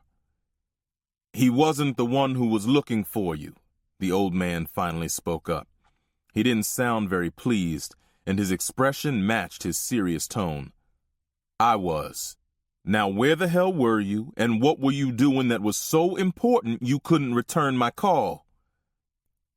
I was out on Long Island spending some time with a friend, I tried to explain. Likely story, Paris shouted. I shifted my eyes in her direction. I swear, if she said one more fucking word, my father spoke up again. They lose cell phone service out there on Long Island? 'Cause I must have left you 20 messages myself. Despite being all business all the time, I was entitled to be human every now and then, right? I could have a little fun. It wasn't a crime to get laid, was it? These were the thoughts that ran through my head, but somehow I still felt like I'd let him down. It fell in the water. I dug it out of my pocket and held it up, like that would mean something to him, or anyone else for that matter. L.C. stepped toward me. If you're going to lead this family, he stepped even closer, then lead. Being a leader means you're available 24 fucking hours a day. He made a good point, and there wasn't much I could say, so I allowed him to continue his reprimand without interruption. Get your shit together, Orlando, because if you can't handle being in the big chair, there are other people willing to do the job. He glanced over at Harris, who smoothed out his mustache in an attempt to hide a smirk. I was sure Harris had scored every single point he could the night before, when I couldn't be reached. I wanted to scream at all of them to cut me some slack, but I knew how immature it would make me look. I still couldn't understand why everyone was acting so over the top about this. I mean, sure, I should have been reachable, but it wasn't as if my brief absence was the beginning of the end for the Duncans. Besides, I wasn't even the leader yet. In truth, LC was still in charge. So that's it? Paris has another minor mishap with the law, and you're all sitting around here like it's the end of the world? Pop, why are you making a mountain out of a molehill? You're acting like somebody died or something. In the corner of my eye, I could see Junior waving his hand at his neck as if to signal me to shut up, but I saw it too late. The old man cut his eyes toward me and stood up. Harris and Rio sat back in their chairs as if they were about to watch a fireworks show. What the hell was I missing? What the hell did you just say? You know what, Orlando? Elsie said in this soft but still menacing voice. I recognized it as the tone he used when we were kids and he was about to put his foot in our asses. Yes, somebody did die. And from what I hear, if you had answered your goddamn phone when Paris called, you might have been able to prevent it. So you tell me, is it a mountain or a fucking molehill? I had the right to remain silent, so that was exactly what I was planning on doing. But I had to know. Who died? I asked him in a much less confident voice. LC didn't answer me. He just sat there simmering. Harris broke the silence. That kid Trevor, the one Paris brought to the meeting, took 2 to the chest. No wonder they were all so upset with me. This was a beehive falling on our heads if I'd ever seen one. I shifted my eyes to Paris with one question in mind. Did she do it? We all knew she carried a gun. No, I decided quickly she obviously didn't do it. Harris was good, but it would have taken him a lot longer to get her out of there if she had a murder charge. Sorry, sis, I said. He seemed like a nice guy. Like you fucking care, she flipped me the bird. Paris, not the time, my brother Rio shouted, and she fell back in line. Don't worry about it, O. I've got this under control. You've got much bigger fish to fry, Harris said. Huh? What bigger fish to fry? I turned to my father. Pop, what's going on? I got a call from Lee last night. His people have pulled our distribution arrangement. My father's words faded, as if he was trying to keep his voice from cracking. He couldn't mask the hurt and anger in his eyes, though. I hadn't seen that look since he caught Rio in bed with another guy. My father had worked so hard to get us to this point. For it all to be taken away with just a phone call didn't seem right. They can't do that, can they? We spend millions with them every year, I said. Seems to me that they already have, Harris replied, and the old man nodded his agreement. But why? Things are going so well. We haven't reneged on any payments or caused them any trouble. I don't know why, Orlando, but I suspect we're being blackballed. So what are we going to do? We've got less than 2 months' inventory. Elsie stood up again. I'll tell you what we're going to do. We're going to find a new distributor, which is why I'm sending you to Detroit to see if you can negotiate a deal with the folks up in Dearborn and Flint. If we're lucky, maybe Richard Coleman and the cooperative won't hold it against us that we've ignored them over the past 15 years. I was surprised the old man didn't want to go himself. but maybe he hadn't lost faith in me after all. I decided to throw Harris a bone, since he was going to be my right-hand man, whether I wanted him or not. Why don't I take Harris with me? I'm going to need someone to watch my back, and he's good at picking up intel. The old man glanced over at Harris, then shook his head as he turned to Rio. No, take Rio with you. He keeps talking about how valuable he is to us, so let's see what he can do. I don't think anyone in the room was more surprised than Rio, except maybe Harris, who looked like he'd just lost his best friend. My father asked, "So, Rio, think you can handle this?" Yeah, I can handle it," Rio replied, rather shaky. "Elsie, this is kind of important. Don't you think this deserves a more experienced hand?" Harris asked. He sounded a little desperate, and I was sure it was obvious to everyone in the room that he felt slighted. "I'd be glad to—" The old man turned to Harris, cutting him off mid-sentence. "No, I think he can handle it. Besides, after Trevor's funeral, I'm gonna need you and Junior to go talk to some of our Korean friends. They've wanted to do business with us in the past. I'm not too keen on their product, but right now beggars can't be choosers. You okay with that?" "I'm fine with it, Elsie, perfectly fine." Harris glanced over at me with that stupid smirk of his. It looked like he was making a competition out of this. Stupid thing was that if he was able to make a deal with the Koreans and I came back from Detroit with my dick in my hand, I was going to look mighty stupid. "What about me, Daddy?" Paris squealed with excitement. "Where are you going to send me?" "I'm not sending you anywhere," my father stated frankly. "You're going to stay here with me, so I can keep an eye on you until this whole Trevor mess blows over." I wanted to laugh when Paris pouted like a little kid. "But, Daddy—" "Don't but Daddy me. I've got a lot on my mind right now, girl. If your brothers and Harris aren't successful, I'm going to have to eat a lot of humble pie. And I can't stand pie." Harris, Chapter 16. A cold, biting rain was my uncompromising companion as I joined the large crowd lined up outside First Jamaica Ministries for Trevor Sims' wake.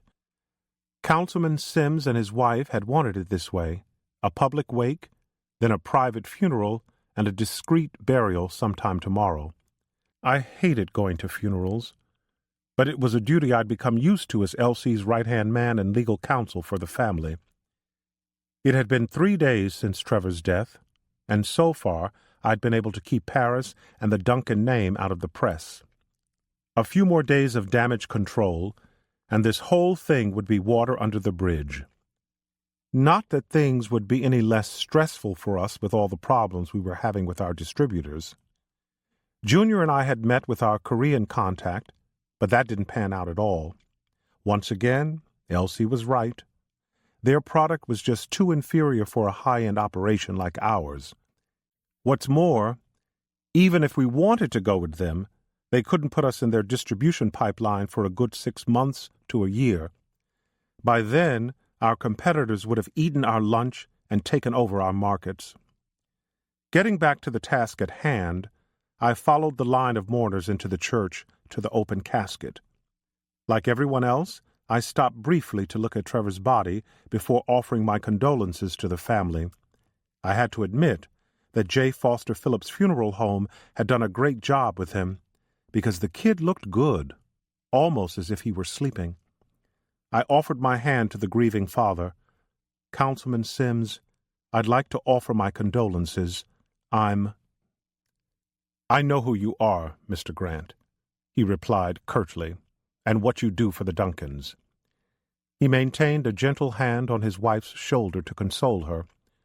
Their grief had to be terrible. I don't know what I'd do if someone took Mariah from me in such a horrific fashion. I cringed at the very thought and shook my head to erase such an idea. I was expecting to see L.C. Duncan and the rest of his family, not his lawyer, but thank you for coming. A lot of people don't know it, sir, but I am part of the family. I'm his son-in-law.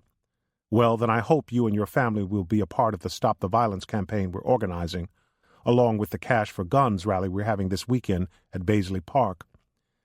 I'm not sure if it will be me, but I'm sure someone from the family will be in attendance. I hope you will also accept our family's condolences and our deepest sympathies on Trevor's death. Paris was planning on attending, but she didn't want anything overshadowing such a private time. We know how troubling this must be for you. Wait a minute. She's not coming? Diana Sims questioned, her voice slow and wavering, either from medication or just plain old grief. She was there when my baby was murdered, and she can't come to his funeral? Show some sort of respect for Trevor? My son would never have been in that area if not for her. He doesn't go to places like that. He's a good boy. She shifted her eyes toward her husband, and he lowered his head as if she were using telepathy and had just told him off. Mrs. Sims, I replied, maintaining a low voice in my most sincere manner. Paris would be here, but, to be quite honest, she's currently under a doctor's supervision and heavily medicated. This whole ordeal has traumatized her. I'm not sure if you're aware of it, but she actually watched Trevor die in her arms. I don't give a damn about any doctor's supervision, she yelled at me. The disturbance caught the attention of half the church, freezing them in place as they stared in our direction. Not what I was trying for. She should have died too. She should be dead just like my baby is.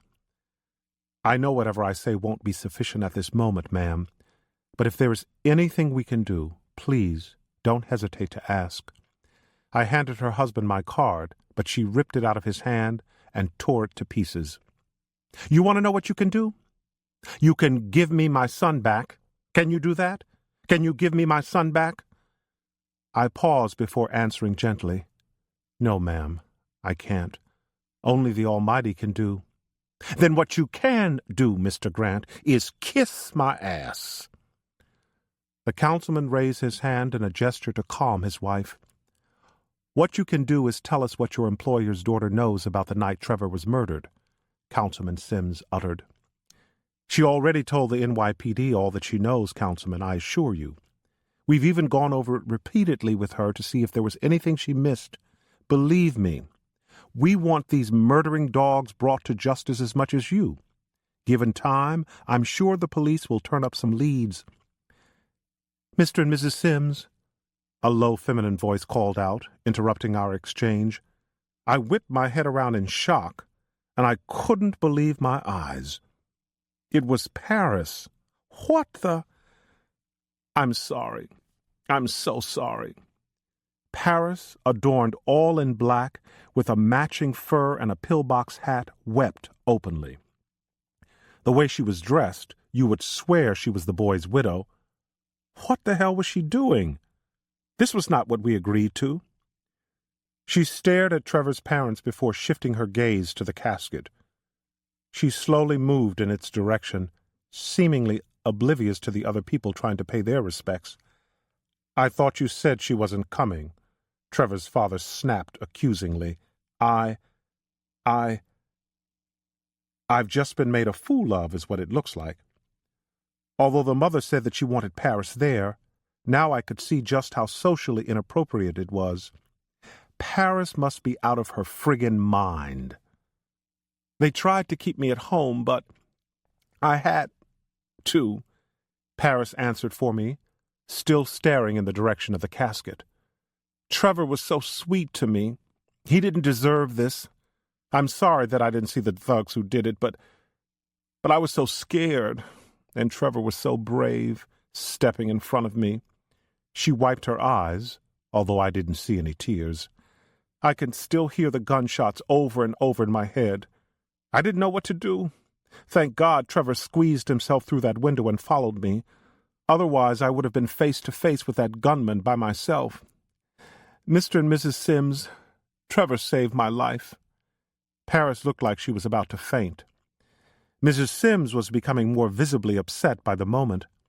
I could tell her husband was becoming concerned about the effect that Paris's ramblings were having on her. Then Paris walked over to the casket and grabbed Trevor's face, kissing him passionately. "I'm sorry, baby. I'm so sorry," Paris said between kisses. "What the hell is she doing?" Mrs. Sims screamed. She clutched her heaving bosom and shook her head. I was so shocked by Paris's actions that I couldn't even speak. Paris had done some crazy shit over the years, but this, by far, was the craziest. "Stop that! Stop that right now!" Councilman Sims shouted. When he grabbed his chest, I thought he was going to have a heart attack. "Mr. Grant, I think it's about time the two of you left." "I completely understand," I said as I snapped out of my trance. I grasped Paris by her shoulders and led her away from Trevor's casket. I gave the boy's parents a final nod as I maneuvered my dazed and emotional sister-in-law past other visitors who were still gawking. From the snippets of conversation I heard as we passed by, I realized that, much to my chagrin, a few recognized her as the ubiquitous socialite that she was. Leaving the confines of the hallowed ground, we stepped back outside into the chilly, damp air. "What the hell were you doing in there?" I snapped, turning Paris around to face me. I wanted to push her down the stairs in frustration for pulling a stunt like that. "Paying my respects and giving these people what they wanted, answers to their son's death. What did it look like?"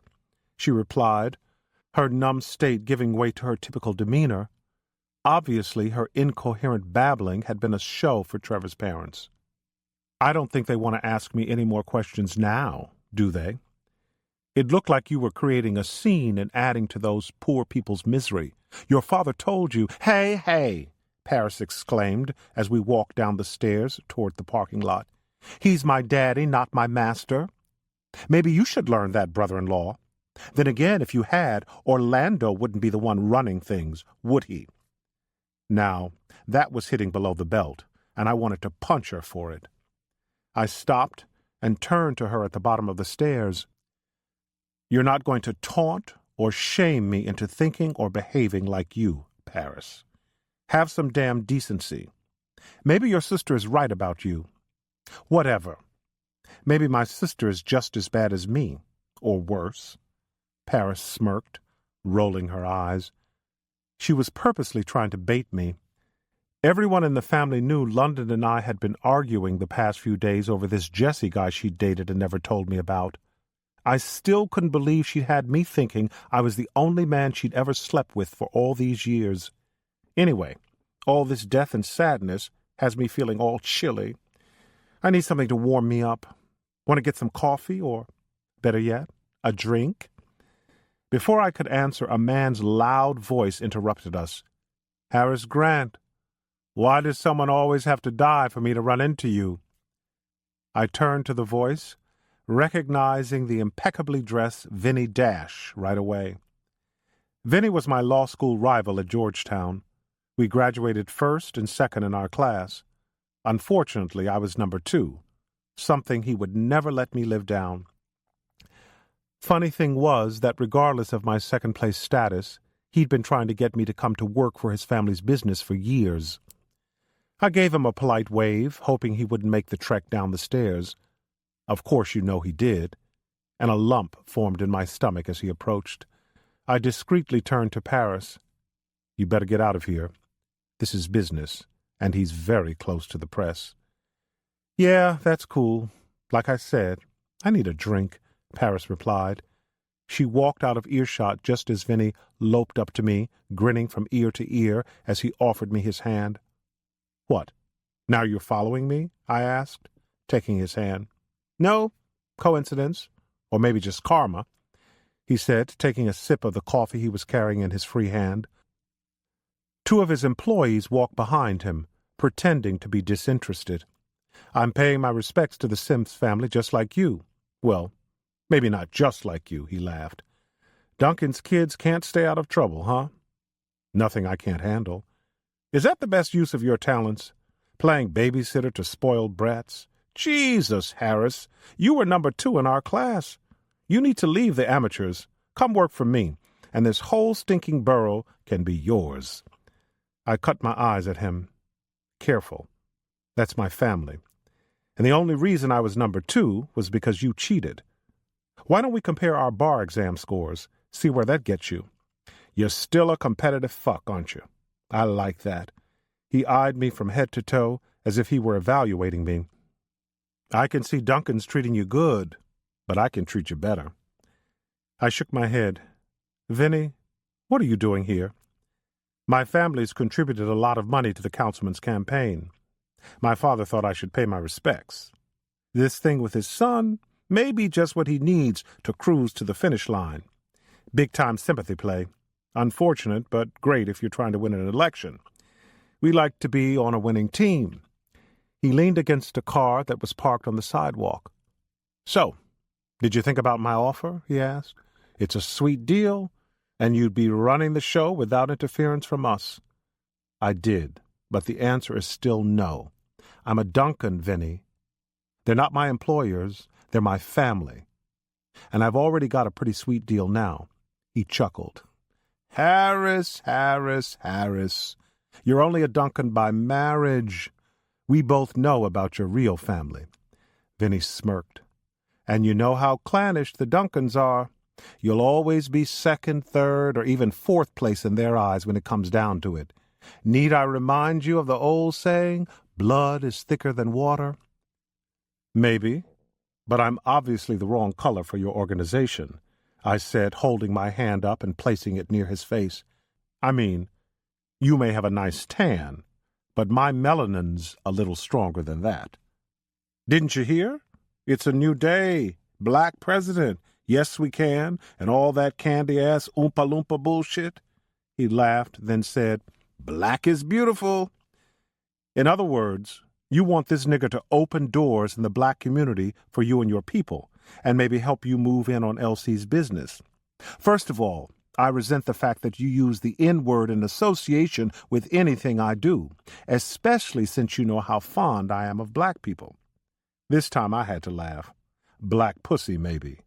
That too, but on the serious side. We don't give a damn about L.C. Duncan's business. He's a small fish in a big pond. But there's a lot of money to be made in the black community, and history has shown us that it's best to have a black face deal with black people, Vinny said with actual sincerity. I hear you, but I'm not turning my back on my family, Vinny. They need me. Yeah, L.C. sure proved that when he passed you over for the big chair. I mean, I could see if it was Vegas, but Orlando? That kid's going to run that business into the ground. L.C.'s not going anywhere, I said, chuckling for his benefit. I was rattled that maybe somebody within our organization had told him about L.C.'s pending retirement. Maybe, but if he doesn't leave or croak, where does that leave you? Stagnant. Come work with me, and you'll make more money in your first 5 years than you can in a lifetime with Duncan. There's more to life than those stupid car dealerships. I cut my eyes at him, the head of competitive business interests in the New York area. At the same time, knowing I despised him, I was always willing to listen. Opportunities in life often came from unexpected quarters. I was a living, breathing testament to that. Vinny looked at his Rolex, lifting himself off the car. Harris, I've got to go pay my respects, but I just want to remind you that you got a beautiful wife and a lovely daughter to think about in this competitive market. Are you going to be the man of your household or forever beholden to your in-laws? Speaking of that, tell your people to quit calling me. My wife thinks I'm having an affair. Vinny didn't respond at first, but waited till he was almost halfway up the steps before acknowledging my last remark. But aren't you? Having an affair, that is? He teased with a smirk. We have eyes everywhere, Harris, my man. Ears, too? L.C. Chapter 17. Orlando walked into my office, looking tired and run down. He and Rio had come straight from the plane to the dealership after their final meeting with the cooperative up in Detroit.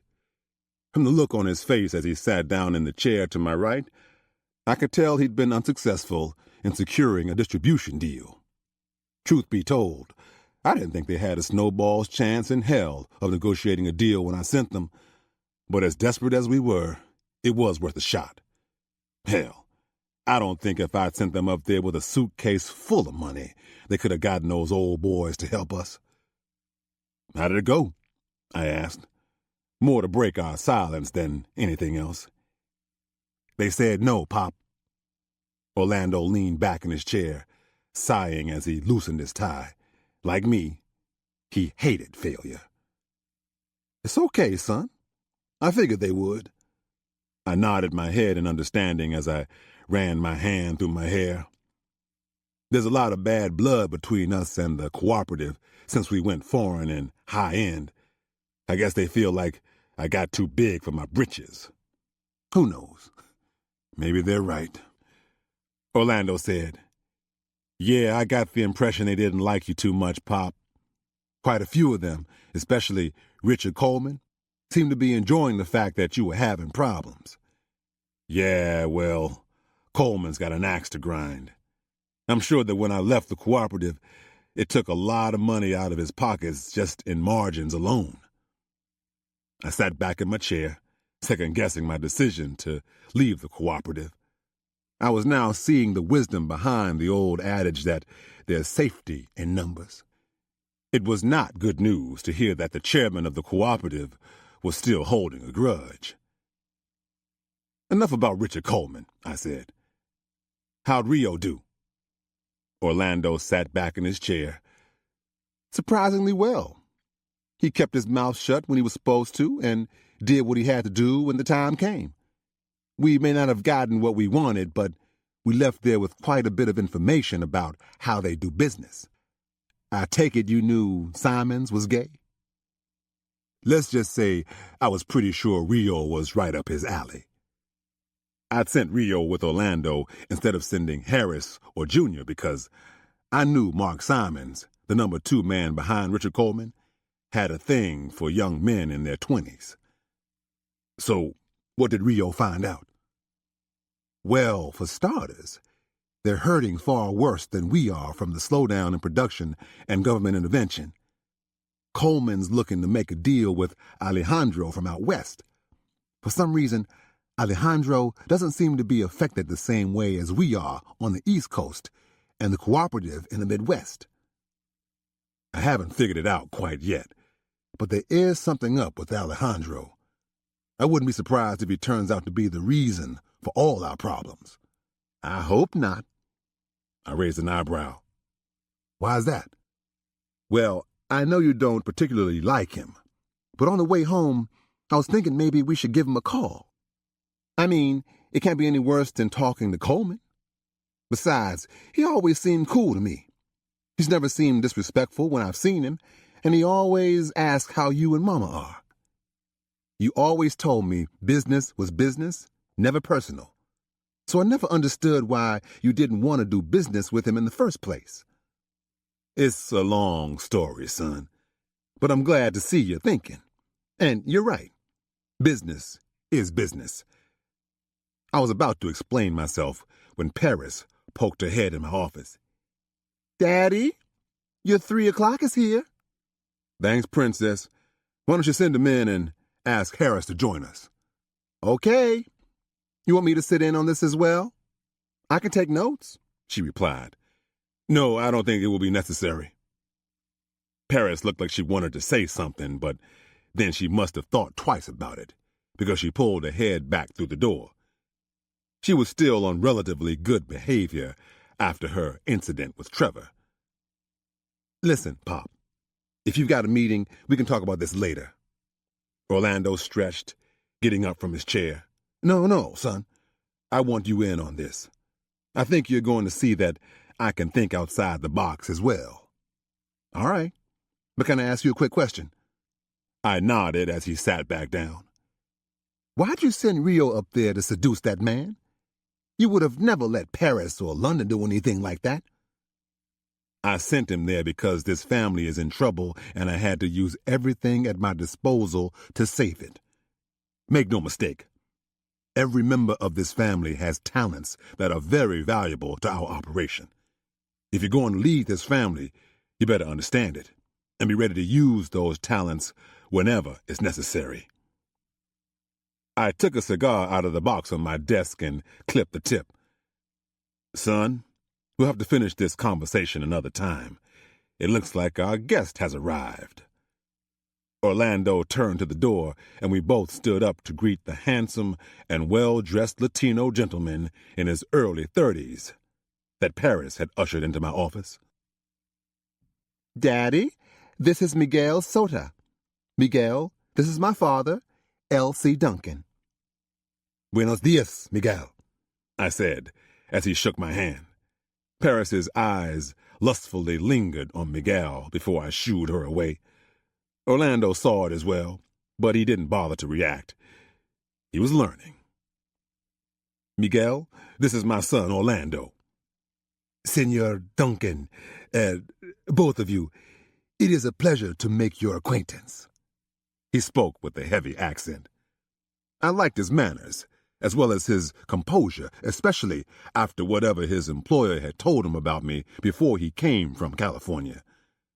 To some in the business, I could be the devil. To others, something worse.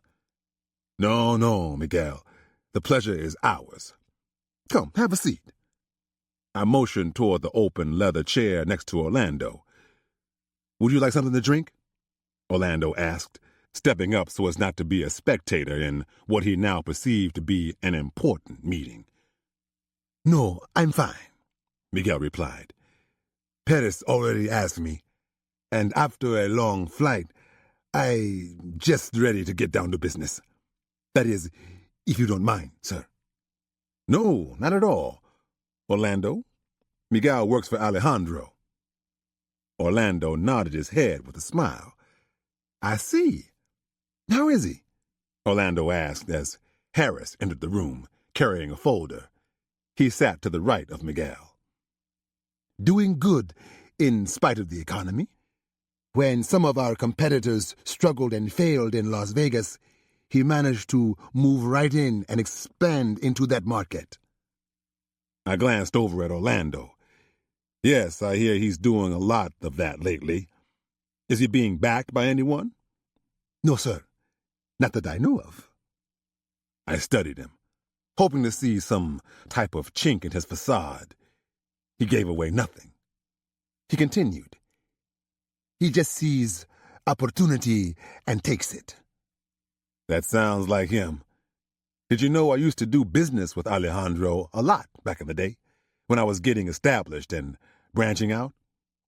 We were just two up-and-coming minority dealers from two opposite sides of the country looking to make moves in their respective markets. I learned a lot from him about distribution and networks. I hope he learned a lot from me about sales. Yes, he has mentioned this many times, Miguel stated, making me feel a lot better about the possibilities of working with Alejandro.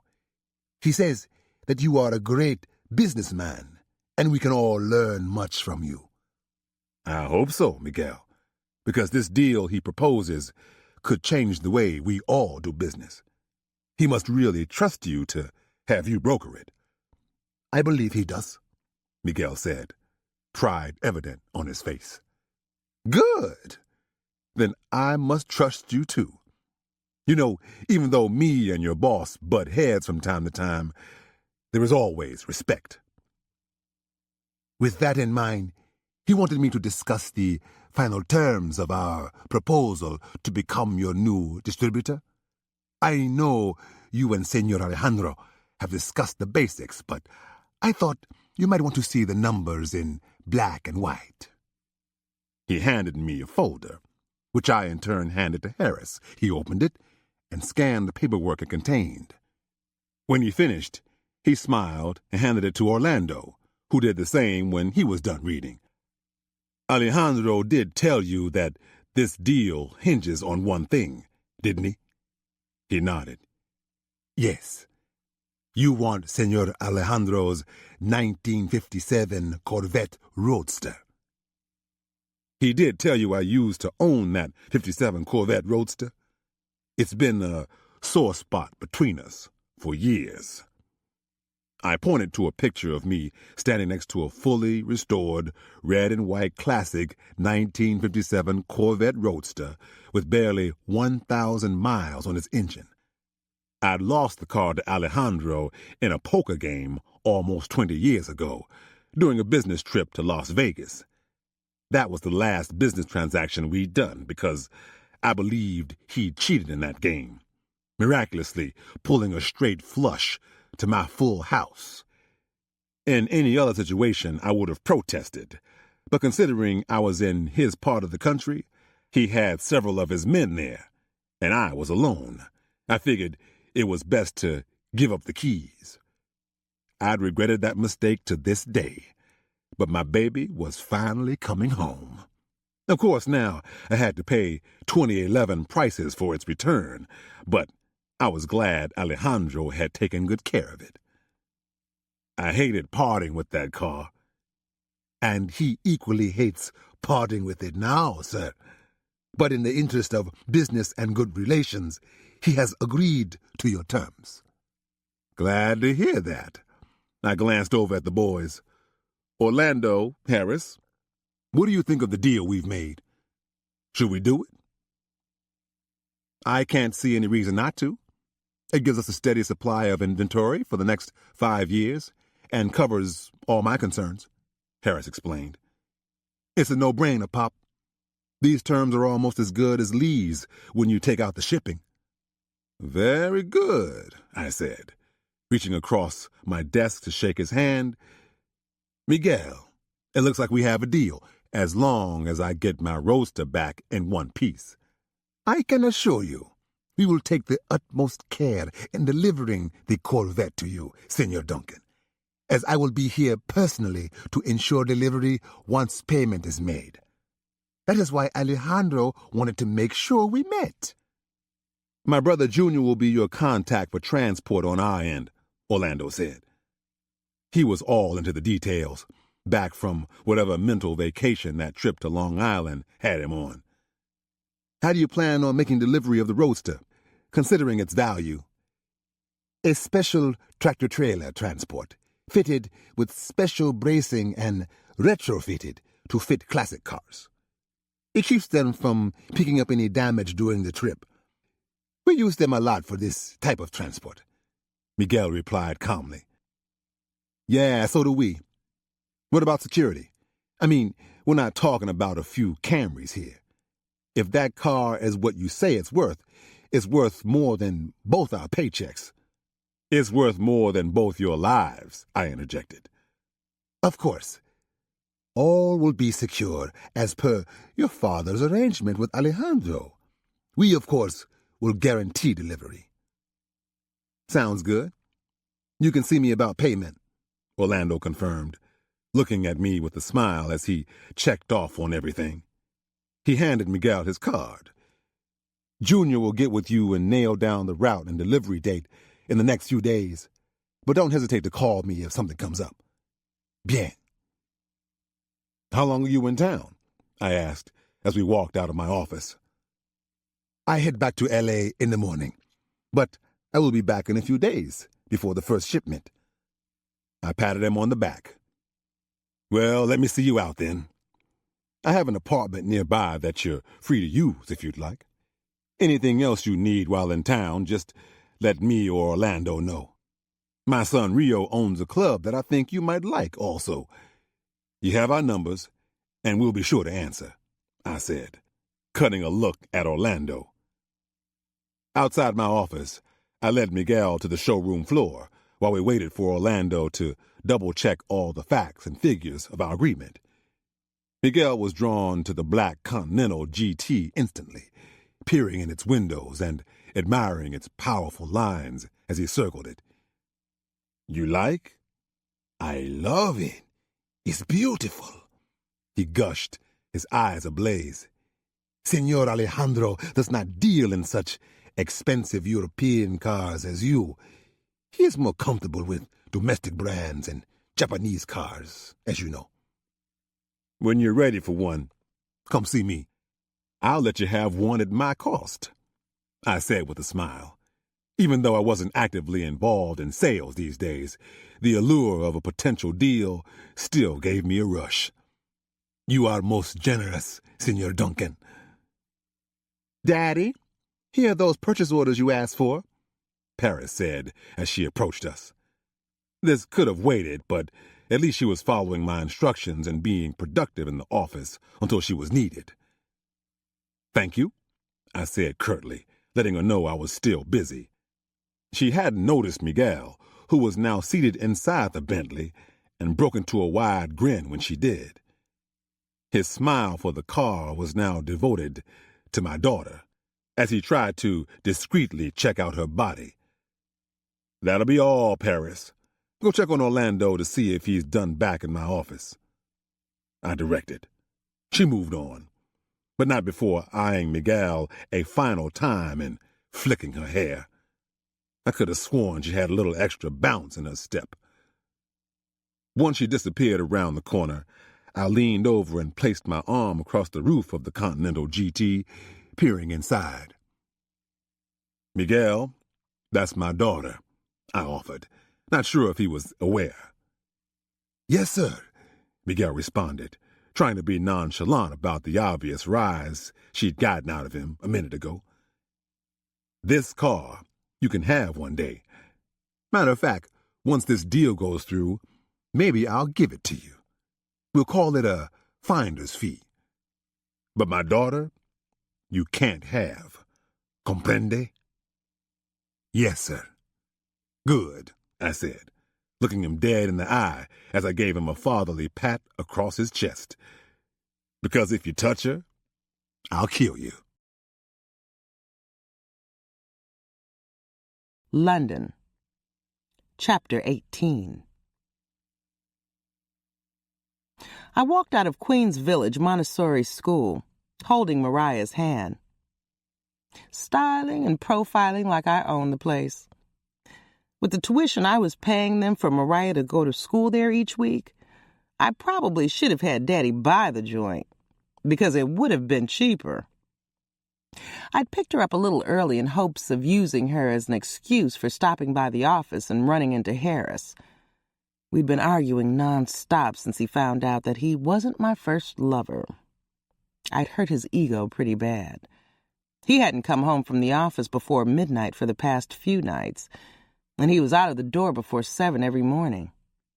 I was hoping that bringing Mariah by the office to see him would be enough of an olive branch for us to at least talk. We had a fundraising dinner with my parents in a few days, and I did not want my mother or father picking up on just how bad things were between us. I knew that once we started talking civilly again, I'd ease my way back into his good graces. He was a sucker for a good blowjob, so it might just take giving him some head from under his desk for him to forgive me. I was going to have to do something, because that man had a high sex drive, and I wasn't about to let any other woman step into my shoes. I'd given up my professional life and had a baby years before I was ready, all in the name of making him happy. So you best believe I wasn't about to let anyone step in my way. So how was school today? I asked my daughter as she leaped into her seat in the back of my Mercedes SUV, her curls bouncing wildly. Good, Jermaine was bad again today. He couldn't play at recess. She rattled off without taking a breath. Kids. As I buckled her seatbelt, she gave me a kiss on the cheek. "We gonna see Grandpa now?" she asked, almost pleading. "Yeah, baby, Mama's gonna take you to see Grandpa. But I want you to find Daddy first and give him a big hug. He really misses you." "Okay, Mommy, but then I'm gonna find Grandpa and help him because I run Duncan Motors." As much as Mariah enjoyed pretending she was an employee, barking out orders and charming the car shoppers, my father loved having her around the dealership even more. I kind of think his spoiling Mariah was an attempt to make up for how hard he was on us growing up. Well, all of us except Paris. Perhaps he should have been harder on her. It might have saved us all some trouble. On the way to bring Mariah for her visit, I stopped at the dry cleaners on Rockaway Boulevard to drop off Harris's clothes. Mariah stood at my side, counting the articles of clothing as the woman behind the counter separated them. Everything was as usual until I sifted through the crisp whites. As I grasped the third one from the pile, a red streak near the last button on the bottom of the shirt caught my eye. I studied it harder, realizing it was a woman's lipstick smudge. And it wasn't mine. It was far too bright. Son of a bitch, I muttered. Ooh, Mommy, you said a bad word, Mariah chastised. I know, baby, I'm sorry. I apologized as tears welled up in my eyes. Mommy, you look like you're crying. Is it because you said a bad word? No, I'm not crying, baby. I just have something in my eyes. Mommy's fine. I wiped away the tears. The Asian woman behind the counter met my dazed stare, offering either solidarity or pity as she took the shirt away from me and squirreled it out of my view with the rest of the dry cleaning. Medium starch? We'll clean it good, was all she said as she handed me my ticket. I sucked in some air, lifting my head as I walked out of the dry cleaners, wishing Harris's clothes were in a burning heap. As we walked through the parking lot, Mariah asked questions about every little thing she saw, as she was apt to do, but I didn't respond. My fucking philandering husband was consuming my thoughts, along with ideas about just how I was going to pay his ass back. I buckled Mariah into her car seat, then walked around to the driver's side. No, no, no, I said with a groan when I spotted the flat front tire. This could not be happening to me. Not today. Mommy, what's wrong? Mariah shouted from her seat. It was the first time I actually heard what she said since we left the dry cleaners. Hang on, baby. Mommy needs to make a call. As much as I hated doing it, I needed to call my husband. Where are you? I barked when Harris answered. In Manhattan, I have an important meeting. You sure you're not in some hotel with that bitch whose lipstick was left on your shirt? How the hell do you get lipstick down there anyway? Wait, don't fucking answer that, I said as my mind was filled with the image of some bitch giving him head. I knew I probably should have stuck to the flat tire issue, but the minute I heard his voice, I couldn't help myself. I wanted to jump through the phone and strangle him. London, I'm busy and don't have time for your shit, okay? He snapped. Damn, he didn't even deny it. My shit? I'm the one out dropping off your laundry while you out getting your dick sucked by God knows who. You know what? He hung up, which pissed me off even more. I called him right back. Don't be hanging up on me.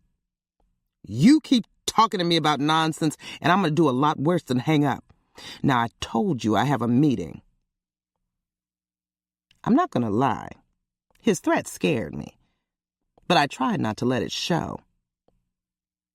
Well, I got a flat tire by the dry cleaners, and your daughter's in the car. The one over by Farmers Boulevard? Yep. And the only reason I'm here is because you said you don't want anyone else doing your shirts but them. You said Mariah's with you? The way he said it made me feel like he didn't give a shit about me, just Mariah. Mm-hmm. You coming to get us or what? I can't right now, London. I'm just about to start this meeting. Just call Junior's people. They'll send somebody over to change it. I exhaled loudly into the phone. I guess. Listen, I love you, London. Now get back inside with Mariah and lock the doors. It's not the best of neighborhoods. I don't want anything happening to you before we have a chance to talk. Don't ask me why, but I hung up with a smile before someone frightened the hell out of me. Miss! I screamed, turning around to find a man standing between me and the back of my car, where my daughter was sitting watching this whole thing. He looked dirty and disheveled, but I told myself that didn't automatically make him a bad person. Miss, everything okay? No, I said, embarrassed by being rattled. My tire, I had a blowout. That's too bad, he chirped.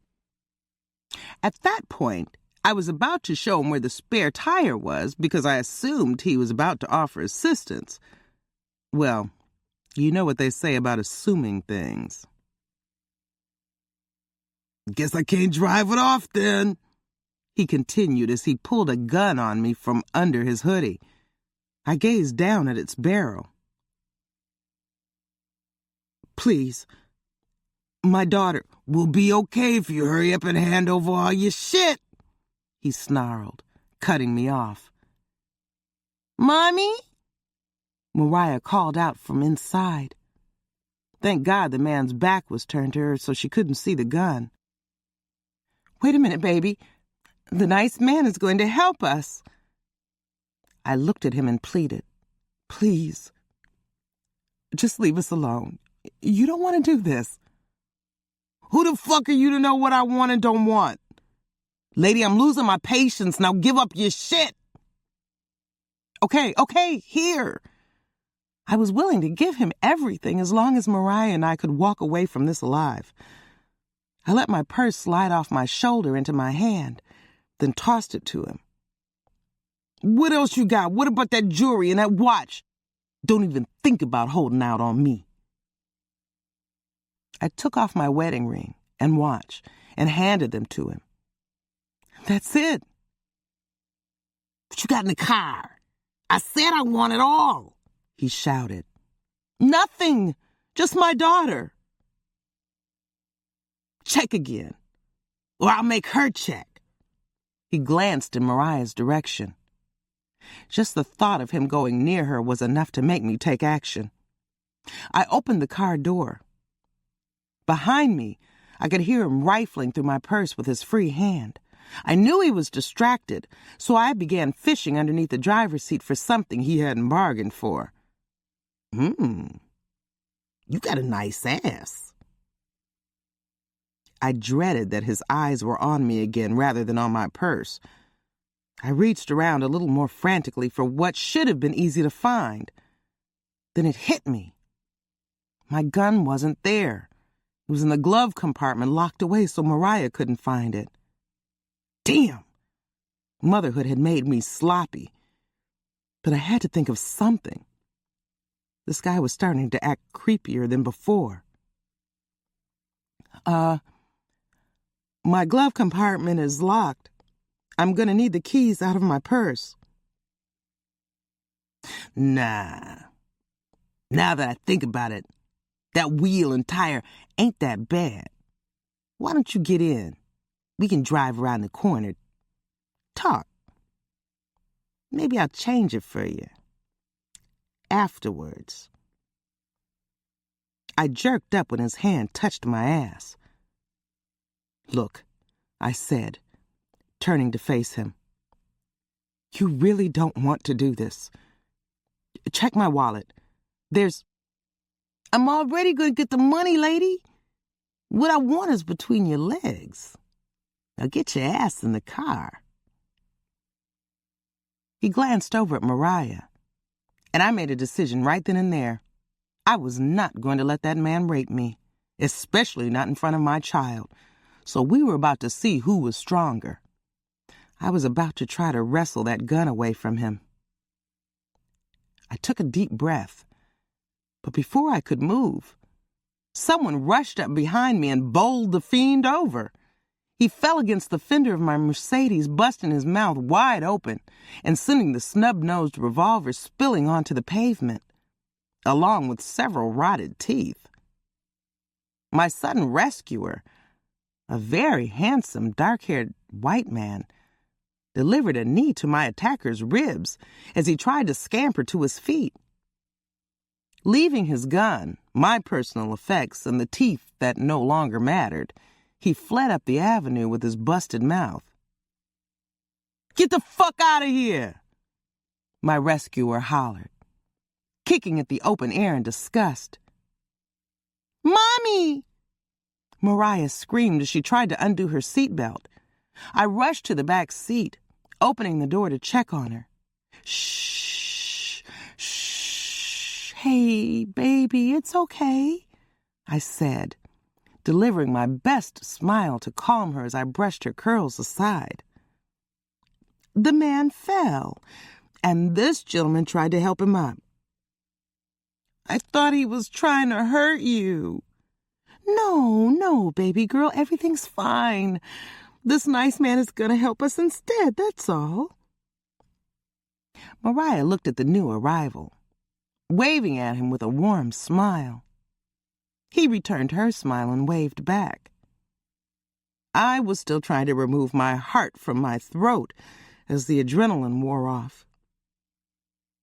"Thank you," I offered as he handed me back my purse. "Glad to help. I was across the street. I didn't think anything was wrong until I saw him going through your purse.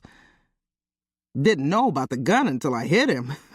"Whoa," he said, looking down at the ground as he suddenly realized his mortality in this situation. "I didn't know this city still had good Samaritans. That was very brave of you." "My mom would be glad to hear that, but it wasn't nothing. I don't like to see women in trouble," he said with a smile. He had this rough charm about him, and he was easy on the eyes, too. "You still need your tire changed, right?" "I guess I do." "London," I offered, suddenly self-conscious about how this mom looked after a near-fatal encounter. "Anthony, but my friends call me Tony," he replied. "You think we should call the police?" "For what? So we can be knee-deep in paperwork and waste the next 5 hours? I think he already got what he deserved." "Suit yourself. Where's your jack?" he said, bending over to get a better look at the tire. I went to the trunk. "Beautiful daughter you have there." "Thank you." "She obviously gets it from her mom," he added, with a slight change in his voice. "Was this white boy flirting with me?" As I smiled, I wondered whether I should even tell Harris or the rest of my family about this. For now, I would clear my head of such things and enjoy the view, as Tony rendered assistance, while my husband was across town, once again, too busy for me. Orlando, Chapter 19. I hadn't been back to my apartment since that night with Ruby. Not that I hadn't wanted to, but I'd been busting my ass day and night trying to get a handle on things and prove myself to the old man and my siblings. I'd completely forgotten about doing anything for myself. That in itself wasn't necessarily a problem, except that I'd been thinking about Ruby almost every day. I couldn't seem to get her out of my head, so with the distribution deal with Alejandro well in hand, I had called Remy and set something up to relieve my sexual tension. "We've been expecting your call," Remy had told me through the phone receiver. "We haven't heard from you in quite a while. You're breaking routine, that's not like you," he noted. "I was afraid you might have gone to another service." No, I'm very happy with your service. I've just been very busy." "Ah, yes, the new promotion at work. How's it going?" It hasn't completely begun yet. I'm still in training, but even that's not easy. I see. Well, maybe we can make you feel better, he'd said, and then we proceeded to make arrangements. When I strolled into the condo, the aroma coming from the kitchen was teasing my nose, much like how in the next hour or so the cook would be teasing my dick. I know it might seem selfish of me to be out whoring around in my condo when my family's business was in trouble, but nobody had put in more work than me this week. I was doing the best I could, and consequently, I hadn't had a good night's rest, eaten a decent meal, or screwed in more than 2 weeks. And I was bound and determined to kill 3 birds with 1 stone that night. I quickly tried to erase the self-serving thoughts from my mind. Pussy should never interfere with blood, although I'd be a lying bastard if I said a little pussy wouldn't give me just the boost I needed right about now. After all, what's more rejuvenating and energizing than a little pussy? Hell, a big pussy, and thanks to Maria and Remy, whose services I could always count on, that was just what was about to go down. Dinner is served. Just the words I needed to hear as I turned my attention to the antidote to cure my day's woes. Seeing her standing there in nothing but stilettos and a black and white lacy apron would have made any man forget his troubles and get lost in the sheer anticipation of what was to come. But I knew what was to come. But I'd been there before, to that place that washes all a man's troubles away just long enough for him to recoup and prepare for the next day's concerns. I hope you like. Her accent was so sexy. She licked her lips, batted her eyes, and beckoned with her index finger, luring me into the kitchen. Even though I'd been there before and almost knew what to expect, I followed. Allow me to get your chair, Mr. Orlando, she said, then proceeded to pull out my chair. I sat and gave the spread on the table the once-over. I'd eaten an identical meal before. I hated repeating meals almost as much as seeing the same girl twice. Had I done the right thing, letting Remy send me this girl, or should I have listened to my gut? The hell with your rule, my conscience had tried to tell me. 10 minutes into our dinner, it got to the point where it all seemed like déjà vu. I wasn't even taking part in the conversation anymore, just nodding. Is everything okay? The poor girl almost looked offended that I had only picked at my meal. The rice not good? You like sweet and sour chicken, no? You wouldn't happen to know how to make jerk chicken, would you? I looked up at the Asian beauty and then at the native cuisine that sat on the table. I meant to keep my laughter inside, but it seeped out. Now she wasn't almost offended, she was offended. I knew this because even though I had absolutely no fucking idea what she was saying in her native tongue, I could tell she was cussing me out. Once I was able to contain my laughter, I knew I had to make nice with her. The last thing I wanted to do was hurt her feelings. Still, I couldn't help it.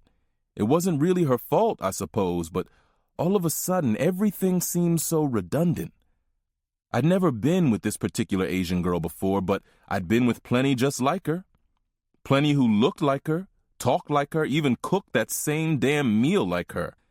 The meal was a dead giveaway that none of them really knew how to prepare their native cuisine. Sweet and sour chicken? Come on, even I could pull off that entree. Look, I'm sorry. I searched my mind for her name. Candy, she replied when she saw me grasping at straws. I spared her feelings by suppressing my laugh this time. Candy, so typical. Remy had even sent me another candy before. I was beginning to realize just how I'd been fooling myself, thinking that my second date rule made any difference. It didn't matter that I never saw the same girl twice. No matter how I looked at it, it was the same broad, different name. Or in Candy's case, same name. Ruby was the exception. I'd never met any woman like her before. I'd never even given one of Remy's girls a second thought after our night together, but I'd given Ruby more than just a second thought. I'd given her a fraction of my mind, and in order to reclaim my full sanity, I knew exactly what I had to do.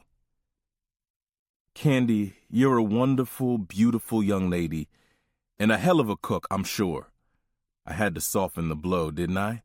I had to place a soft pillow over her head before I pulled the trigger to blow her brains out, so to speak. But this isn't gonna work. Save it, asshole. Her accent was gone. She stood up from the table in a huff. I don't need to hear the speech about how it's not me, it's you, and you don't know if you can do this, blah, blah, blah. She slammed her chair into the table. And Maria said you were one of the good ones. Huh. You waste time is what you do. Her accent was back a little. You still pay, just know that, was the last thing she said before she exited the kitchen to go change. I'll call Maria and let her know to send the car service for you. I shot over my shoulder as she proceeded to curse me out. The escort service was one of the first numbers after my family members that I'd programmed into speed dial when I got my new phone. I pulled it out now to make the call.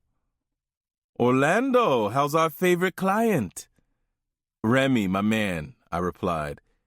It's all good, but look, check this out.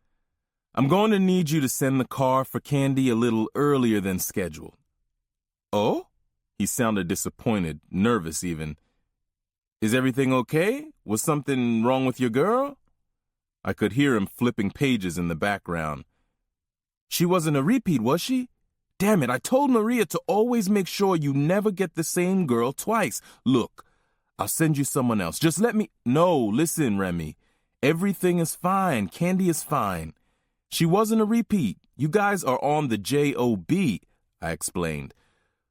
But Remy, if you don't mind, you can send me someone else. His voice was now a mixture of excitement and relief. No problem. We have this half-African princess that does this thing with her... Look, Remy, I'm sure she's the finest the motherland has to offer, but I kind of have a special request. Anything, anybody for you, just name it. I couldn't believe I was about to say the words that eased out of my mouth. Ruby. Send me Ruby. There was crazy silence on the line, and it made me uncomfortable. Finally, Remy said, But you never see the... I had to cut him off. I didn't have an appetite for my own words. Remy, man, when the driver comes for Candy, just make sure he drops off Ruby. I thought everything was settled until Remy informed me, Ruby is no longer with us. It took a few seconds for his words to register before I could ask, What?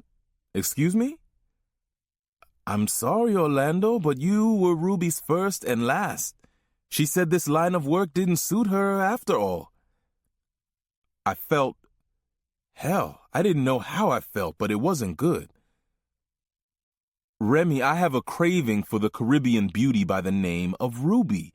You get paid to cure my cravings. Need I search for a new chef?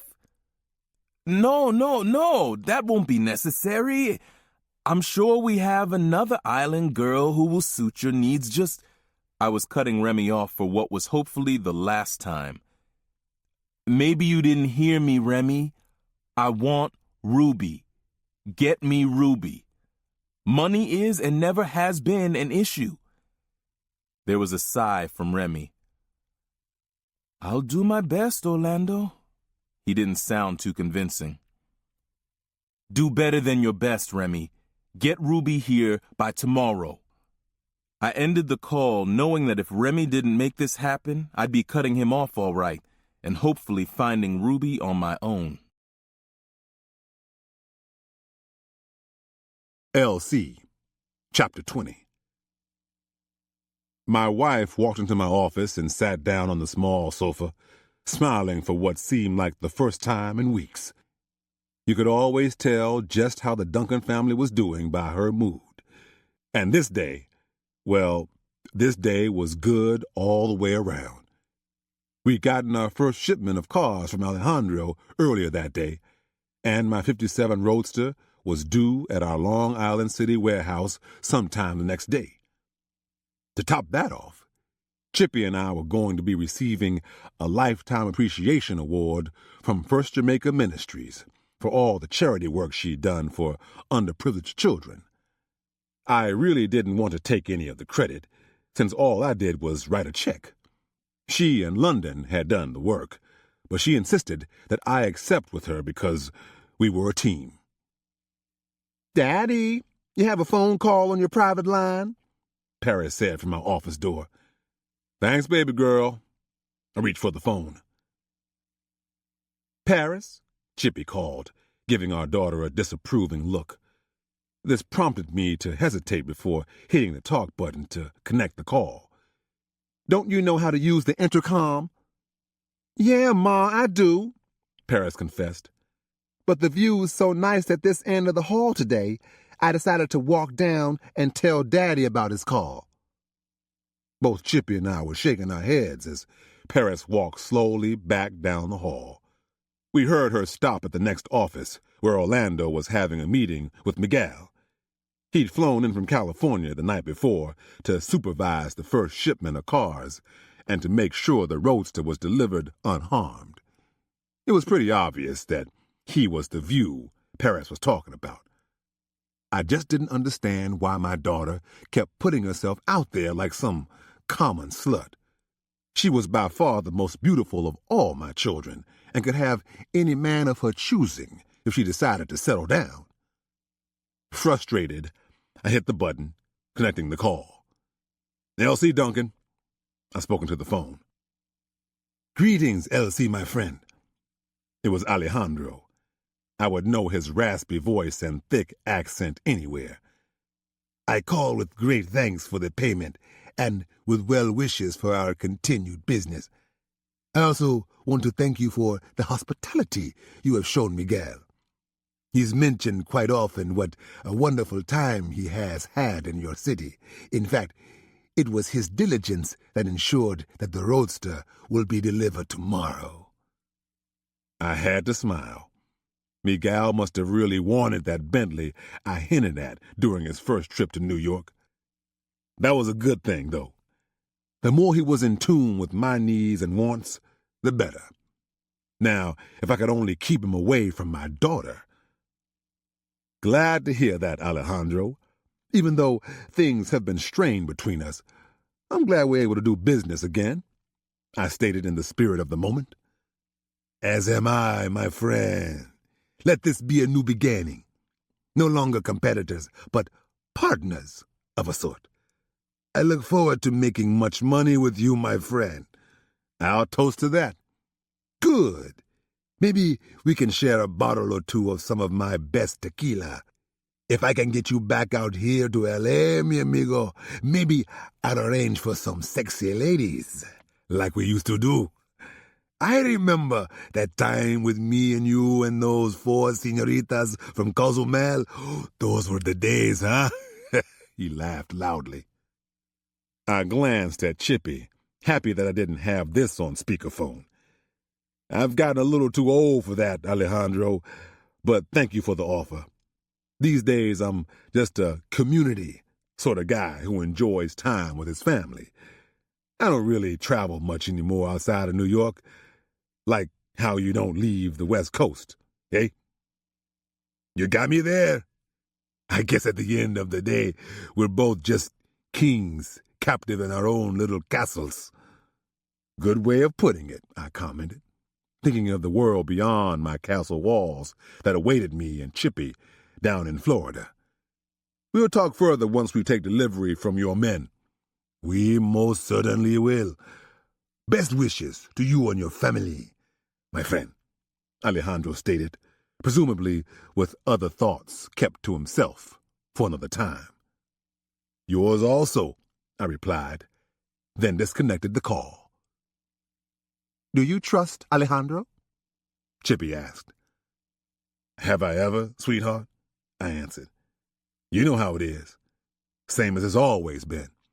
Every man for himself, or in this case, every family. Except the competition has never been this fierce. There's no loyalty in business, and you're not the sexy young man I fell in love with. I chuckled at her latter comment. There was somebody before me, and there will be somebody after me. Alejandro can say whatever he wants. He has plans to take over our territory. He's just using this as a way to get his foot in the door. That's why I've been readying Orlando. But Orlando's not you. He's his own man. He's going to want to do things his own way. And he'll have that freedom. But if he plans on making wholesale changes, too much too soon, he'll have to answer to me. A lot of people, beyond our immediate family, depend on what we've established here, sweetheart. This isn't just a business. I know, baby, Chippy said, as I stood up to give her a hug. But to say I would mind having you all to myself would be a lie. Our embrace was cut short by Paris, coming to inform me of a call from Harris. Sorry to bother you, Elsie, Harris said when I answered. But did you take care of London's problem? No, I never heard from her, I replied. But I've been on the phone with Alejandro in L.A. Maybe she spoke with Junior. No, I called him first. He never heard from her either. Shit. Is something wrong? What was she supposed to talk to me about? Oh, nothing major. She had a flat tire and I had a meeting, so I couldn't get to her in time. I told her to call for someone over there to come out. Just as I became concerned, I heard the familiar laughter of my granddaughter coming from the showroom floor. Was Mariah with her, Harris? Yes. Why? They're here. No need to worry anymore, I assured him. Good, he said with a deep sigh over the phone. Just have her call me later. London came down the hall, walking past the window to my office. She looked unfazed to my eye, which made me feel better. As the door cracked open, Mariah stormed in ahead of her. I see you, Grandpa! Mariah shrieked, full of youthful innocence and glee. She ran behind my desk and jumped into my outstretched arms. As I hugged her, I reflected on how grateful I was that London had provided me with such a lovely and caring grandchild, my only one. In stepping down from her responsibilities around here and marrying Harris, London had given me an even greater gift than her mere talents. Is everything okay? I just got off the phone with Harris, I said to London. Oh, yeah, everything's fine. I had a flat, my front tire. I have the spare on now. One of your men is going to put on a new tire, my daughter answered as she embraced her mother. Mommy had 2 guys help her, but the stinky, dirty one left, Mariah said, smiling at me with a fresh missing baby tooth evident. Is that so? I looked to London to elaborate. Uh-huh, my granddaughter continued, volunteering what she knew in her own unique way. He hurt his mouth and went home. And the nice one that Mommy likes stayed and put on the good wheel for us. Oh, really? Chippy asked this time, with a sly grin on her lips. Just somebody who helped, that's all, London replied, with an equally sly look adorning her face. This wasn't like London. Paris, maybe, but definitely not London. Orlando, Chapter 21. I left the dealership and dropped Miguel off at his hotel. He was going to catch a flight back to California right after Junior got confirmation that the truck with the roadster was securely in our people's hands. I was looking forward to a little peace and quiet now that things were starting to look up. With his beloved car on the way back to him, my father was content, and I was feeling like I finally deserved a little time to myself. I loved my family, but with all the stress lately, living and working with them 24/7 was really starting to grate on my nerves. I'd never been more convinced than right now that buying a private condo was a good move on my part.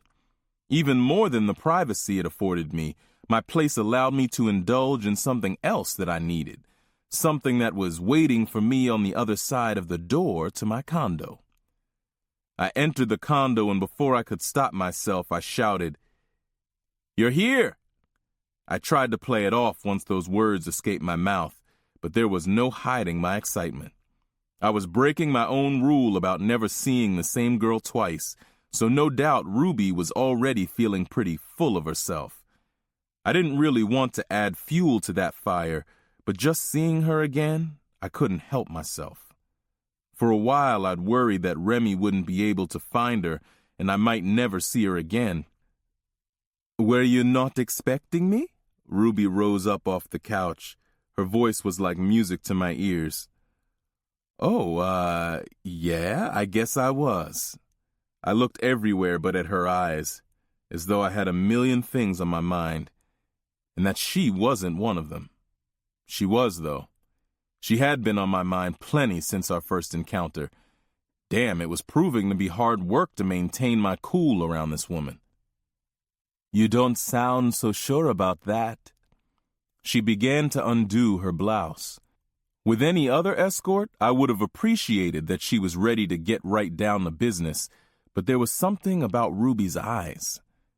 They looked empty, like she wasn't even really in there, and it was almost painful for me to see. Clearly, she had left Remy's service for a reason. This was not the type of work she wanted to be doing. "What are you doing?" I asked. "Remy and Maria said that you're paying twice the usual amount and you don't want me to cook. So I am preparing myself for what I know you want. Why you asked to see me again? My body." The melody was gone from her voice, and it kind of scared me how much I missed it. "I don't want that either. At least not that way or right now. Can you put your clothes back on, please?" Anything to bring back the Ruby I'd been thinking about ever since our first meeting. She shook her head and clutched her unbuttoned blouse to cover her breasts. "I don't understand." She sounded agitated, maybe even embarrassed. This was not turning out at all the way I'd hoped. "You don't understand what?" "Why I'm here. Remy and Maria, as well as yourself, made it very clear that you never see the same girl twice." She quickly buttoned up her blouse. "So why am I here?" "Well?" The chirping of my cell phone interrupted me. It was probably a good thing because it gave me a minute to collect my thoughts, so I didn't slip up and admit to this woman how much I'd been thinking about her. "Hold on, let me check this." She waited patiently while I read the text from Junior. "On my way to the rendezvous spot." This made me happy. Soon LC would have his roadster, and all would be right with the Duncans' world, and I could celebrate with Ruby all night. I texted back, "Cool." We exchanged a few more quick texts before we were done, and I turned my attention back to Ruby. "Where were we?" "I was asking you why I'm here." "Because I've been thinking about you, every inch of you. Because there's no one else Remy could have sent who holds a candle to you." Those were the things I wanted to tell her, but never would. Instead, I said nonchalantly, "Guess I made an exception." As if breaking my own rule wasn't the monumental thing that it really was.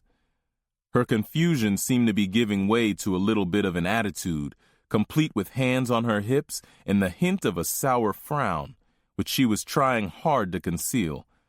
Either she just didn't like being confused, or she could see right through me and knew I was full of shit. Maybe she knew just what her beauty was doing to me. The growing excitement in my boxers sure wasn't helping to disprove that theory. "Here, this is for you," I said, holding out the garment bag I'd been carrying, in the hope that I could distract her before she noticed she was making me hard. "What's this?" she asked, though her bright eyes and quick smile made me think she already had some idea. "Open it." Her smile grew even wider when she opened the bag and took out the silk halter dress I'd bought for her. When I spotted it in Bloomingdale's, I'd instantly envisioned her gorgeous mahogany skin against the white silk.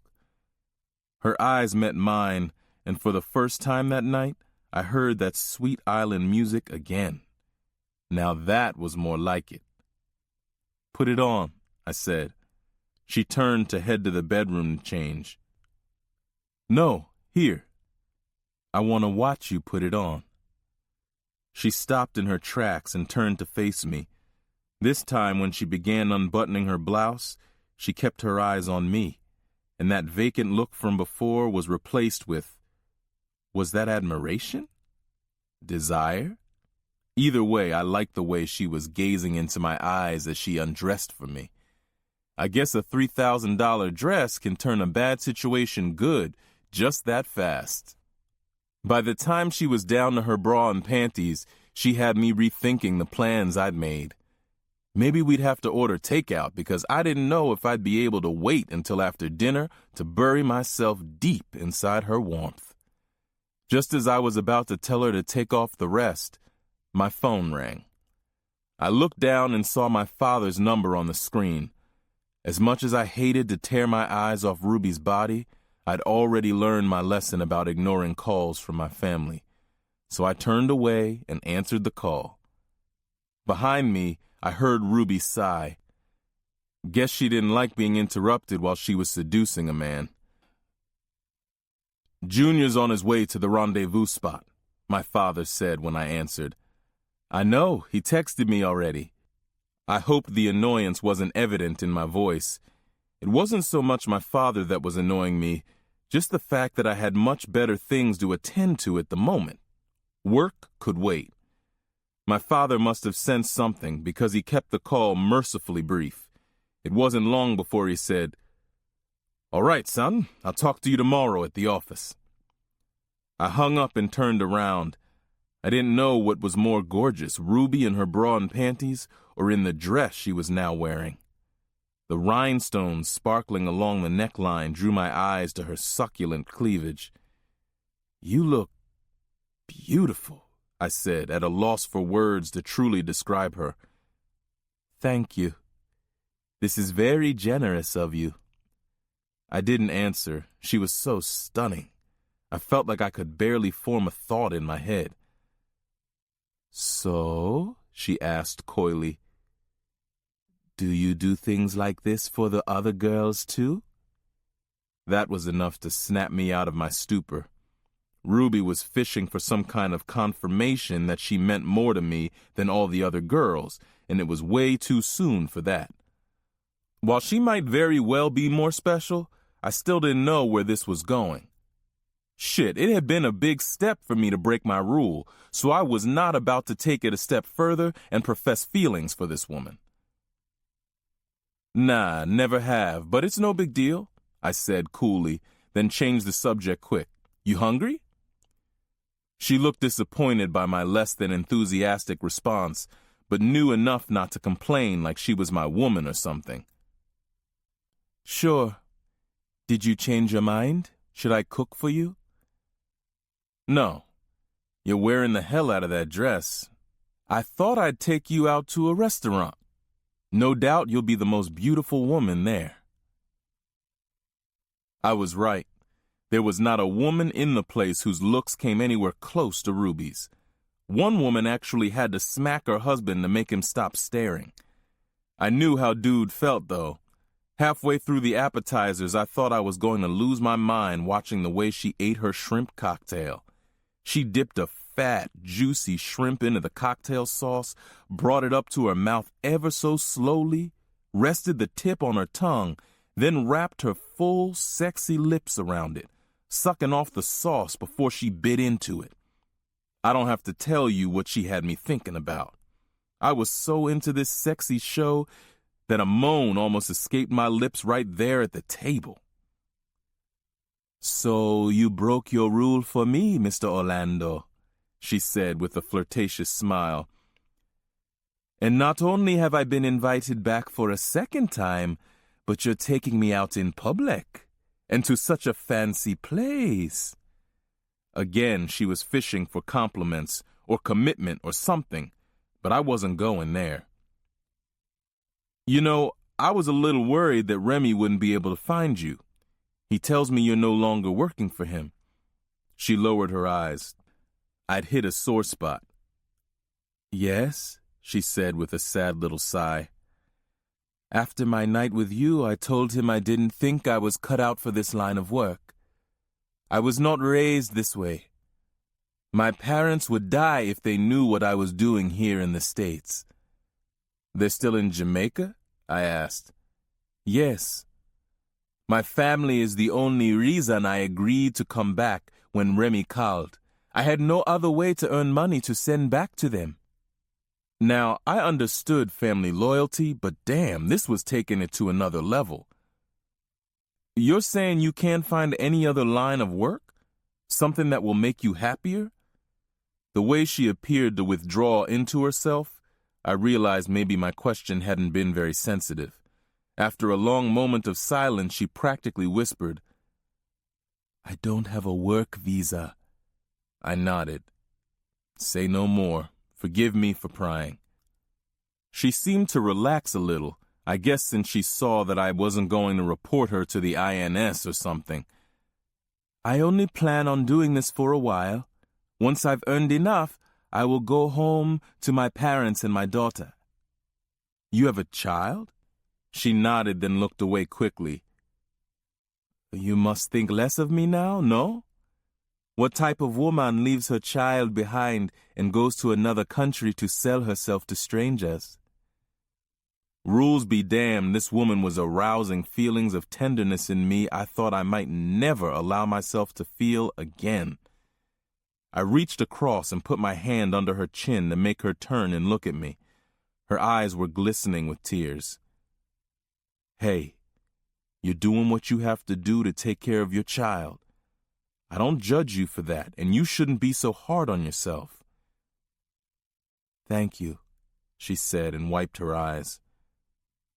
To lighten the mood a bit, I asked, So, since your papers are a little funny, does that mean that any time you won't do what I say, I can just threaten to call immigration on you? Luckily, she understood I was joking, and she joined right in. Mr. Orlando, I'm not afraid of you. Besides, you never have to worry about me refusing to do whatever you want me to do for or with you. With that, she picked up another shrimp and did that thing with her tongue again. For the rest of the meal, we kept the conversation pretty light. Any time a subject seemed to make her uncomfortable, I changed it in a hurry. Ruby gave off this air of vulnerability that just made me want to protect her. At the same time, she exuded a sexuality and a confidence about herself that just made me want to peel off her dress and make love to her right on the table in the restaurant. This woman had me going in so many different directions at once that I didn't even notice my brother walk into the restaurant until he was standing directly in front of me, looking ready to punch somebody. Yo, Junior. I glanced at Ruby, who was looking nervously up at Junior's hulking presence. What are you doing here, man? This was not exactly the kind of restaurant my brother frequented, especially since it was way the hell out on Long Island, where my family rarely went. He shot a disdainful glance at Ruby and shook his head. I should have known you was with a Junior! I stopped him before he could call Ruby a bitch. I said, what are you doing here, and what is your problem, man? What I'm doing here is trying to find you, fool. Good thing I put that damn GPS tracker on your car last time it was in the shop. Why the hell aren't you answering your phone? What are you talking about? I asked. I addressed the phone first. The idea that he was tracking me would be dealt with later. My damn phone ain't rung once since I've been here. I looked to Ruby. Isn't that right, Ruby? She didn't answer, and the strange look on her face told me I was about to find out something I wouldn't like. Ruby? I said again. I'm sorry, she admitted. When you went to the men's room, your phone kept ringing and then a few texts came in. We were... She glanced quickly at Junior, maybe to be sure he wasn't ready to hit her. We were having such a nice conversation. I didn't want it to be disturbed by phone calls. I didn't think you'd mind if I turned off your phone. I shook my head and counted to 10 as I gripped the sides of the table to keep myself from going off. I couldn't believe I was about to get cursed out again by my old man for not answering my phone, and it wasn't even my fault. I was almost afraid to ask Junior, "What were you calling for?" He tilted his head in the direction of the door, so I got up and followed him outside, where we could have some more privacy. I didn't even look in Ruby's direction as I left. Outside, Junior blurted out, "The shipment's been hijacked. Somebody stole the truck with the Roadster on it." I suddenly wished I hadn't eaten so much at dinner because I felt like I was about to throw up. "Not the shipment. Tell me you're fucking kidding around." Junior shook his head solemnly. "Dude, I would not joke about this. Pop is damn near ready to have a heart attack." As the recently appointed head of Duncan Motors, I had to keep my bearings.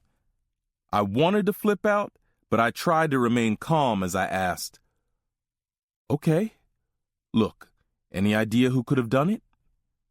"Nope, but Pop wants us all back at the dealership ASAP. I'm sure he's got some thoughts." "I've got a few of my own. I'll meet you back at the shop." "Cool, don't take too long," Junior said. "Don't worry, I won't," I said over my shoulder as I headed back into the restaurant. At the table, Ruby was sitting there with a contrite look on her face. But if she thought she was getting off that easy, she was mistaken. What the hell was she thinking turning off my phone? This was what I got for breaking my own damn rule, I guess. I snatched my phone off the table, and sure enough, the screen was black. I hit the button to power it back on. "Orlando," I cut her off quick. "Look, it's too late to apologize. Something's come up, and if I had gotten the call when I was supposed to, I'm really so... Look, you don't get paid to touch my fucking phone. Got that?" I snapped. She looked ready to cry.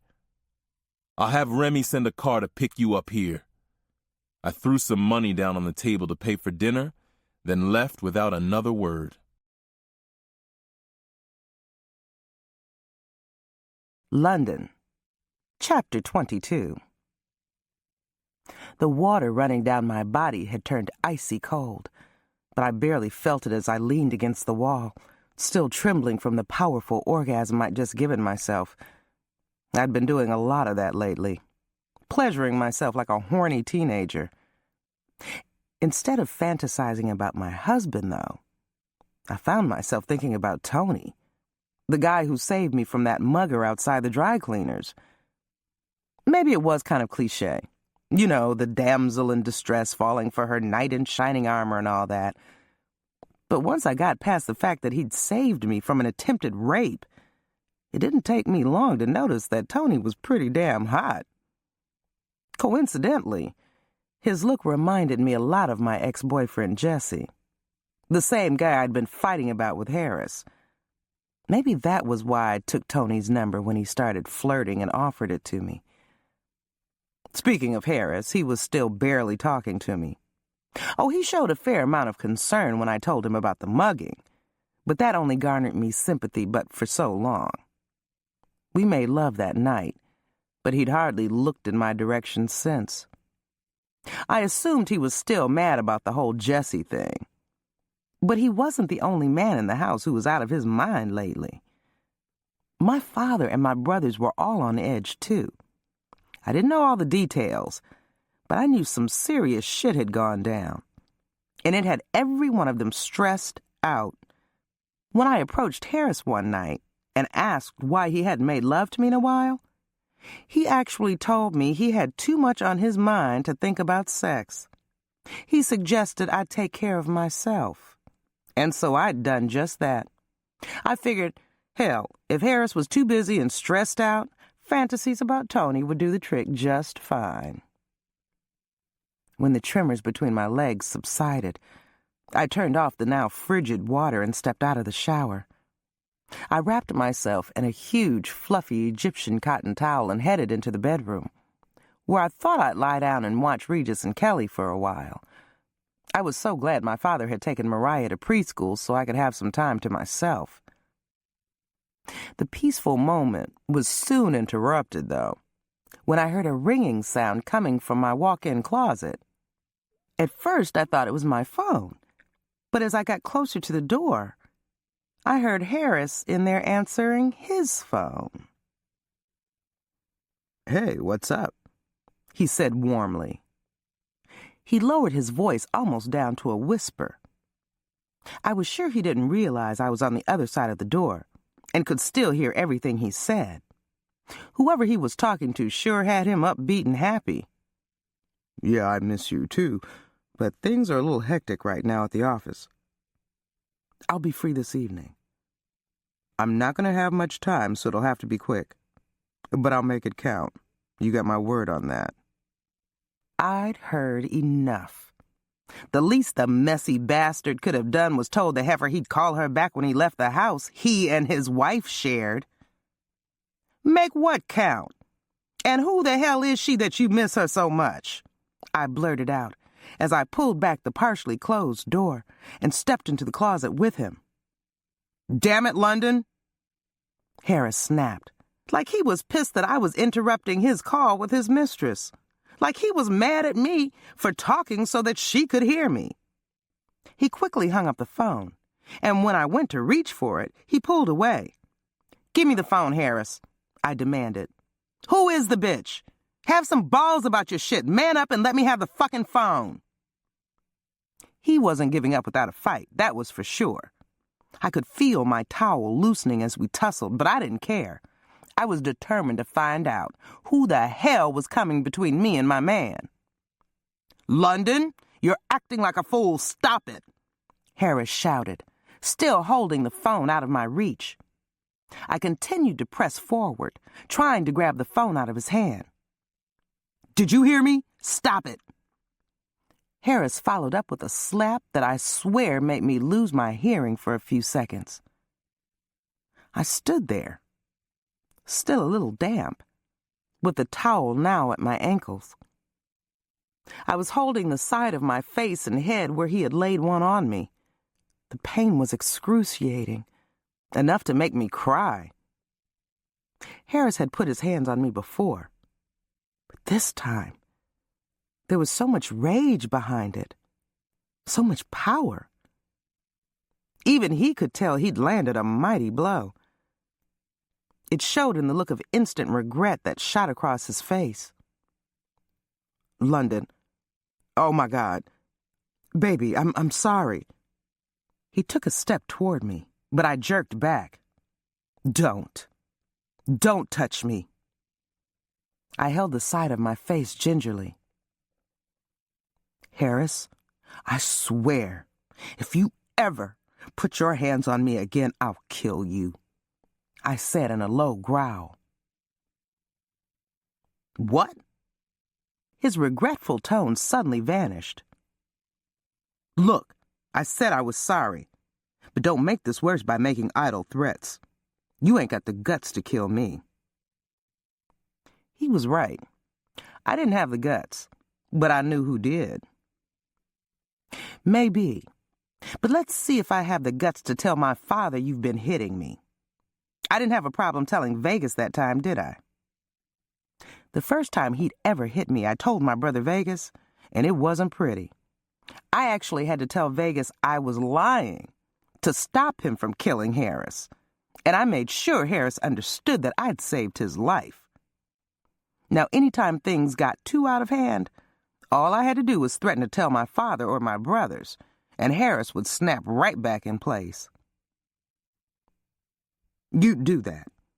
You'd tell your father something like that and ruin our family. Harris shot back. He was forever trying to play the family card.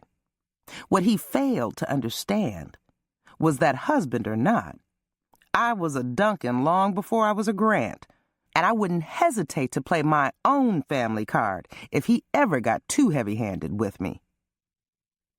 I will do whatever I have to do to stop you from hitting me, I threatened, although I had already decided that at least this time he was off the hook with the family. There was too much drama with the business right now for me to distract everyone with this bullshit. Besides, this whole fight had started because of a stupid phone call. Last thing I wanted to do was start some shit between my husband and the family. Then my marriage would be over and the home-wrecking bitch would have won. I am not your punching bag, I reminded him. He sighed, taking a second to reflect. Look, I know that. I'm sorry, but you just know how to push my buttons, he replied, walking over and gently touching my shoulders. If you want, I'll go to counseling. I'll do whatever it takes. But I want you to keep this between us. I don't know who she is, Harris, but get rid of her before I get rid of you. That punch I just took woke up a lioness that's about ready to go on the prowl. You don't want to see that side of me. You wouldn't, he challenged. I countered with, let that disrespectful bitch call you one more time and I guess we'll both find out, won't we? He stared at me for about 3 full seconds. He was breathing heavily and was clearly still agitated. For a second I thought he might wind up and smack me again. But then he turned and stormed out of the bedroom. I walked over to the mirror and observed the area where he'd just hit me. It wasn't too bad considering how hard he'd hit me. Thank God my mother and father had both already left the house. Rio was the only one home, and he was asleep, no doubt. What hurt almost as much as the slap was my bruised ego. I couldn't believe the disrespect Harris had just shown me by answering that call. And in our bedroom, no less. Well, I thought, let's see how he likes being disrespected. I found my own cell phone on the dresser and picked it up to dial. After the first ring, Tony's voice penetrated my ear. It was like an instantaneous healing. Paris, Chapter 23. I checked my watch as I stepped onto the elevator at the LaGuardia Airport Marriott. It was a little after 8, so I had about 1 hour to accomplish what I'd set out to do. On the 7th floor, I stepped out and headed for room 726. I knocked, and when I saw the light disappear from the peephole, I knew he was on the other side of the door, looking out at me. I smiled seductively and held up 2 fingers. I come in peace, I said. Miguel opened the door and stuck his head out, checking left and right down the hallway. I'm alone, I reassured him. I couldn't blame him for looking. My brothers and my father had a knack for scaring off men I was interested in. Señorita Paris, how did you find me? He sounded a little nervous, but still sexy as hell with his accent. He had that Tony Montana Scarface swagger, and it turned me on. Hence, the reason for my visit. Shh. I placed a finger over his lips and pressed my body against his. He took a step back, but I didn't mind, because it just gave me space to enter the suite. We don't have time for 20 questions. Your flight leaves in 2 hours, so you'll be heading to the airport in an hour, right? Si, he nodded. Then you need to stop wasting time. I don't understand. Wasting time? I guess the language barrier was greater than I thought, because he really wasn't getting it. Oh well, time to be blunt about it. You're standing here talking when we could be fucking. I closed the distance between us. Every time I stepped closer, he moved back until his legs were against the couch. All it took was one slight push against his chest, and he was sitting down. I wasted no time straddling his lap and wrapping my arms across his shoulders. His mouth said, "Holy Mother of God, your father's going to kill me." But the rise in his pants told me he liked the position we were in. "Don't worry about my father. He's not going to kill you because he's not going to find out about this. But what I'm about to put on you, yeah, it just might kill you." I pressed my body against his and started grinding. I wanted him to feel the warmth that was radiating between my legs. "No, señorita, please." He placed his hands on my hips to stop them from swaying. "That is what he told me. He said, if I touch you, he will kill me." Damn. My father must have really scared the crap out of him, because very few men could resist me once I gave them the green light. I was beginning to think I was wasting my time here. I climbed off his lap. "So you want me to leave?" I looked down and saw that his dick definitely didn't want me to leave. His face, on the other hand, still wore a mask of concern. Fortunately, after a moment of hesitation, his dick won the battle. He reached out and pulled me back down onto his lap. I leaned back a little so I could gain access to the bulge in his pants. I caressed the raised outline, tracing along its considerable length until I came to his plump, swollen head. It jerked and throbbed noticeably to my touch, like a dog standing on its hind legs for attention. "I approve this massage," his dick said. "I like that." A moan escaped from Miguel's mouth, and finally I could see the lines in his face relax. That was all the encouragement I needed as I went to work, grinding my pelvis against him again. "You a bad girl, huh?" Miguel uttered, his smile indicating he'd completely forgotten about my father. "See," I replied softly. "Want to spank me with your stick?" His hands were on my ass in no time. He pulled me in even closer and pressed his delicious hardness up against me.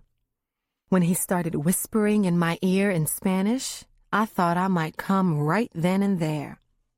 Miguel kissed me deeply, and I was brought back in time to someone I met in boarding school in Europe. He was a Spaniard who'd maintained the school's security, much older than I was, but I learned a lot from him. He was dangerous, like this one, and perhaps where I first developed a taste for the thrill of danger. I tugged on Miguel's shirt, pulling back the cotton tee over his head and exposing his smooth, sculpted chest and abs. I could tell he had a nice body under those suits he always wore to the office, but now that I was seeing him in the flesh, I realized my imagination hadn't done him justice. Poppy's body was definitely a 10 out of 10. He looked like he could be on an infomercial for one of those exercise programs like P90X or something. I wondered if he spent hours in the gym or if his lifestyle just made it a necessity to be that hard. Either way, he looked damn good. Miguel yanked my blouse loose from my skirt, then began unfastening it, each button yielding with only the slightest effort. He bit at my neck, almost to the point of leaving a mark, as his hand grasped at my back, pulling me closer. As I ran my fingers through his hair, he went for my bra. The straps went slack and fell off my shoulders, and Miguel cupped my bare breast, placing his warm, wet mouth on each. He teased and nipped at my sensitive nipples and sucked on them with a passion that made my juices start flowing. "Let me see it." I unbuckled his belt. He finished for me, unzipping his jeans and pulling them down along with his boxers. His manhood jutted out at me in invitation, and I was glad to accept. I unzipped my skirt and discarded my last bits of clothing, except for my Louboutins. Placing my hands on Miguel to steady himself, I got down on my knees to serve him. As I took him deep inside my mouth, he let out a loud, satisfied moan. Finally, he was relaxed, and I was determined to make sure his attention stayed focused on me, not on who my family was. I worked my hips, keeping a tight seal around his dick as I bobbed my head, making it nasty and wet for him. The more I gagged and slurped on the pole, the deeper he tried to go down my throat. He got so into it that he stood up from the couch and put his hands on the back of my head, thrusting against me. I sucked him long and hard until I felt his body tightening. I looked up into his eyes, letting him know how much I was enjoying giving him pleasure and coaxing him to let it go like he wanted. "Ay, caramba, señorita, you are very good at this," he said, smiling wickedly as his eyes rolled back. It didn't take long before his body began to shake. I sped up my motion, and Miguel released himself with sounds of passion that could probably be heard by half the hotel. "Shit, where you been all my life?" he gasped approvingly in heavily accented English. I rose to my feet, not surprised by his compliments. Not to brag or anything, but my blowjobs always made men lose their minds. "Just waiting on you, Daddy," I replied, grasping his waning stiffness in my hand. Despite my mouth showing signs of my labor of lust, he kissed me with an abundance of passion. I liked that. It showed me he appreciated me and what I had just done. "Señorita, a man could fall in love with you very easily. The way you talk and act. You are a very dangerous woman." "Much more dangerous than you can ever imagine. So don't use the L word with me. I have a tendency to take what men say to me to heart." He looked right in my eyes and insisted, "I say what I mean and mean what I say." Damn, he sure knew how to talk that romantic shit, didn't he? "Now it is my turn to show you the stars and the moon." He lifted me up with ease and carried me into the bedroom, where he placed me on the bed. I opened my legs so that my shaved, plump pussy was on display and ready to be sampled.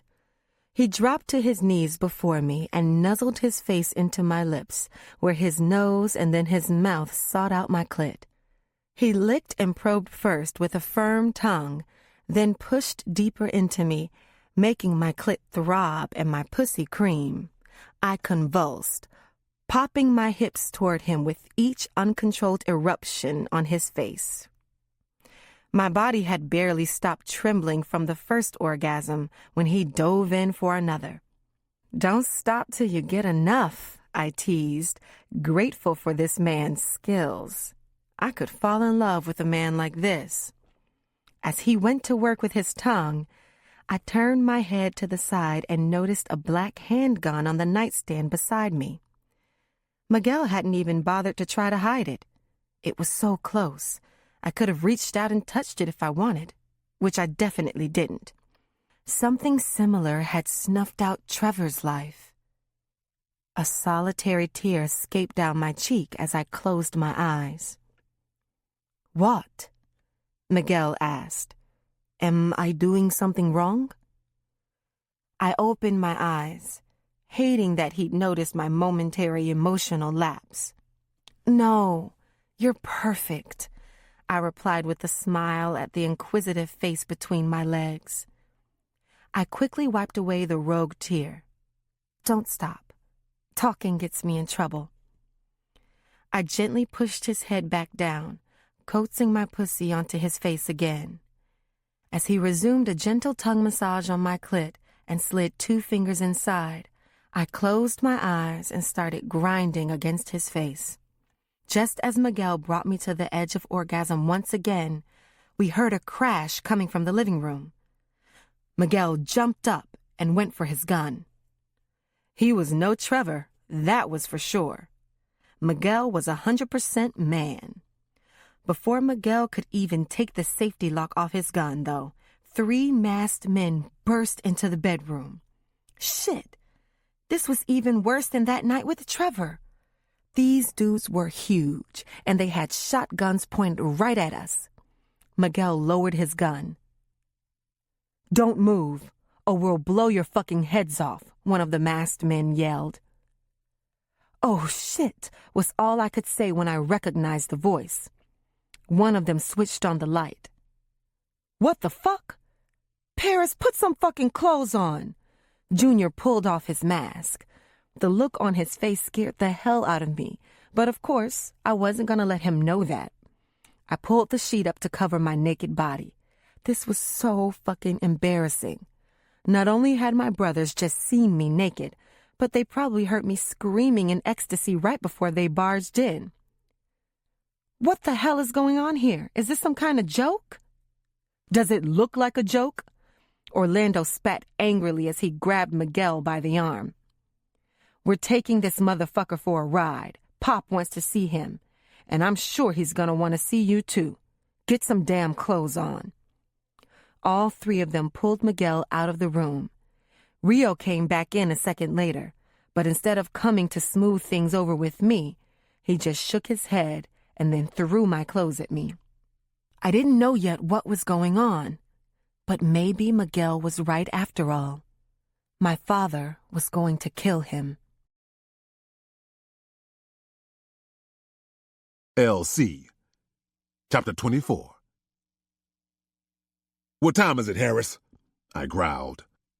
Harris glanced at his watch. The way he was frowning, I know he wanted to tell me. "About 3 minutes after the time I told you 3 minutes ago." But he wasn't stupid enough to say that shit to my face, especially considering the mood I was in. So he just said, 10:49. "I thought you said they were on their way. They should have been here by now." "That's what Orlando told me, LC," he replied. We were sitting in my SUV in a warehouse I owned in Long Island City, Queens, waiting for Orlando, Rio, and Junior to return with Miguel. This was part of the reason why Harris had an attitude. He didn't like the fact that I'd sent my sons to get Miguel in the first place. To be frank, he damn near pleaded with me not to, spewing legal jargon. But I didn't want to hear that mumbo-jumbo shit. That suave Latin punk Miguel had a hell of a lot of explaining to do. I mean, damn, it wasn't like I didn't warn him. "LC, as your attorney, I must ask you to reconsider this. The boys may have already crossed the line, but there is no reason you should be involved. There is such a thing as plausible deniability. And if you are here when they arrive, we may all be implicated in a crime. Harris, do me a favor.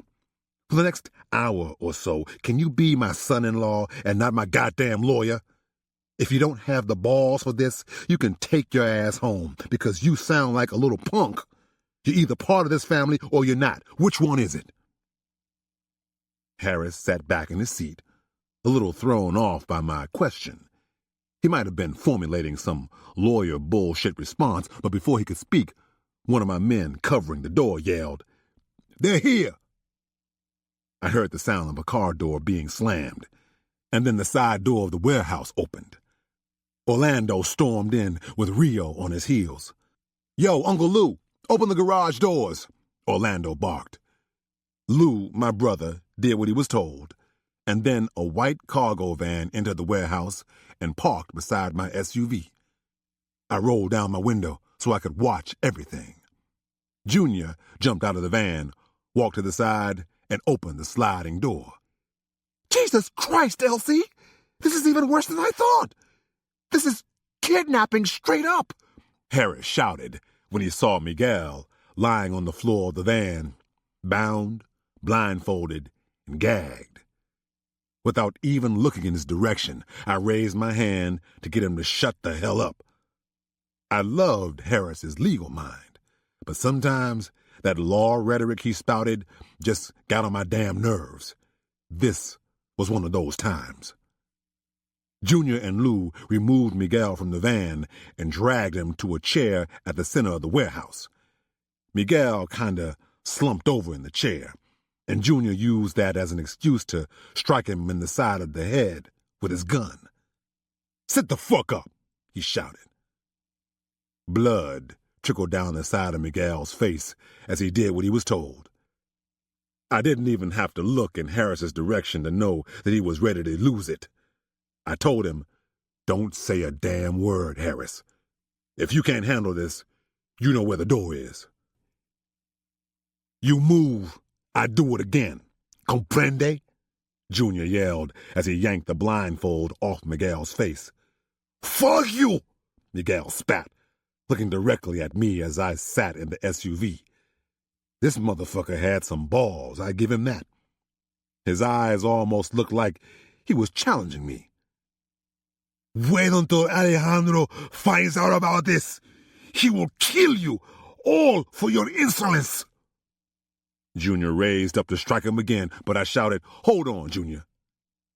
I got out of the SUV. What Miguel had just said didn't sit right with me. I walked close to the chair and stood over him. "Alejandro will kill us for our insolence? Do you even know why you're here?" He nodded. That son of a bitch had the nerve to hold his head up like he was proud of what he'd done. I had to admire him in some ways, though, because even in the predicament he found himself, he still tried to maintain his dignity. You don't find many men who can do that.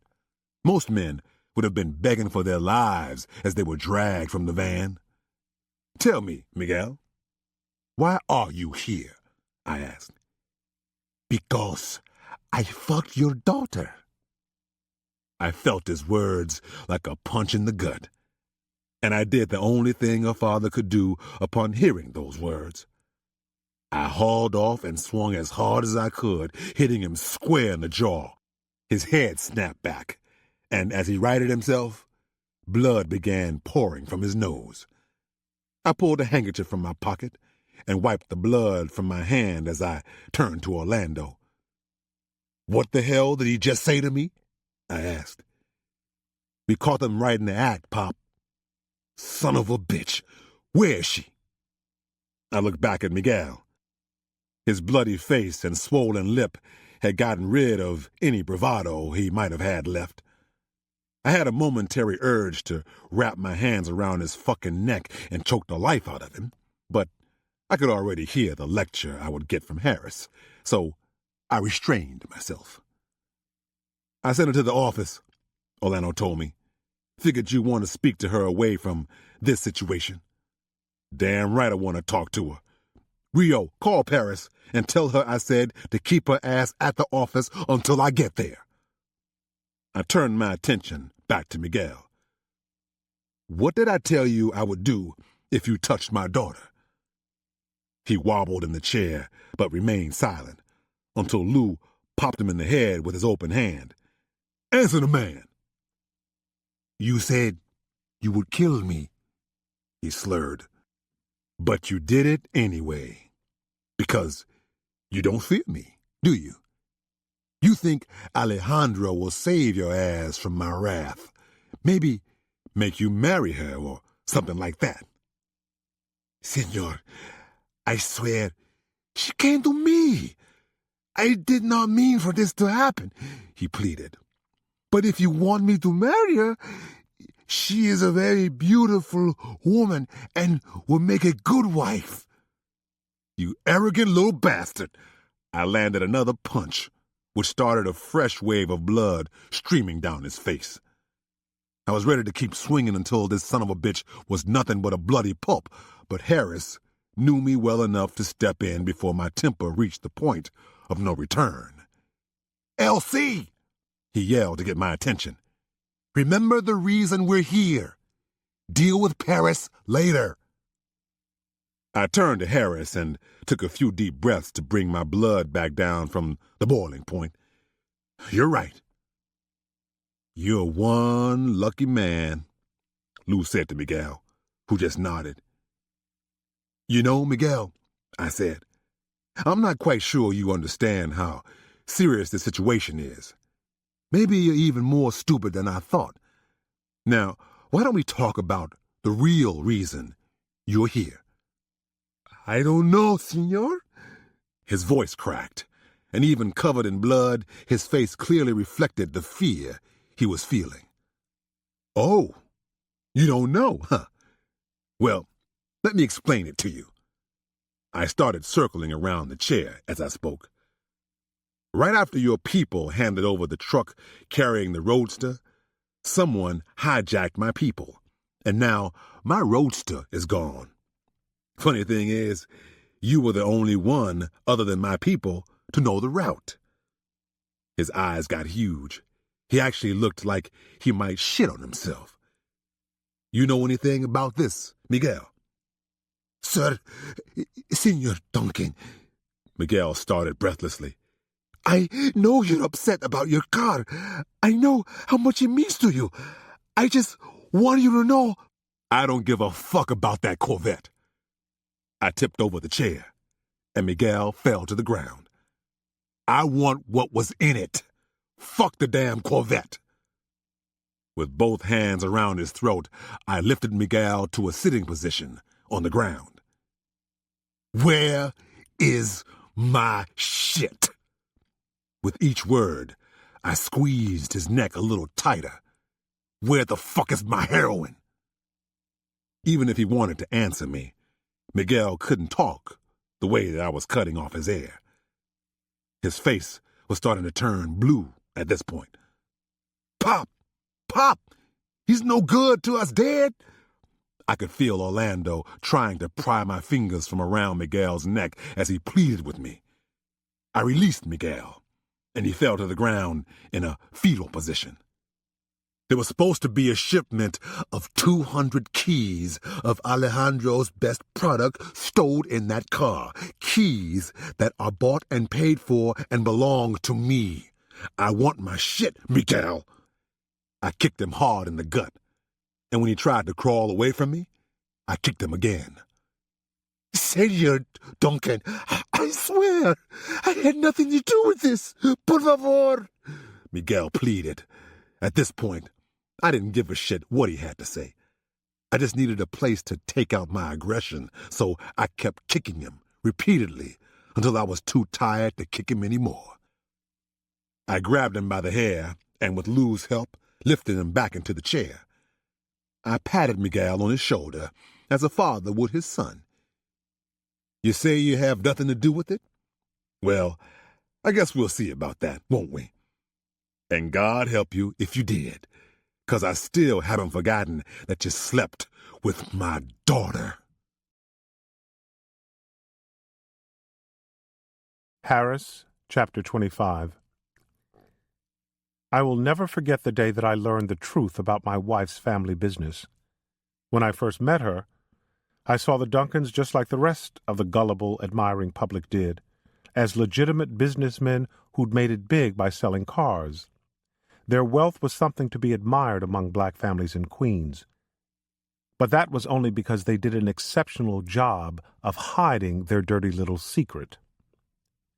Their family business was based on a union of three things: cars, drugs, and violence. LC had taken a legitimate car dealership and a lucrative exotic auto transportation business and turned it into a front to supply New York City and most of the Northeast with all the illicit drugs they could handle. The operation was backed up and enforced by a criminal enterprise of loyal men and women willing to do whatever it took to make the almighty dollar. There are still times when I look in the mirror and wonder how I let myself get so deeply involved in all of it. It was a week before my wedding, and LC had asked London to have me stop by his office for a little chat. I didn't think much of it, assuming he wanted to have one of those father-of-the-bride conversations. You know, take good care of my little girl and all that.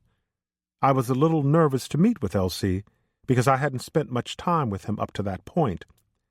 Except for a couple of family gatherings during the holidays, London never seemed to want to bring me around her family.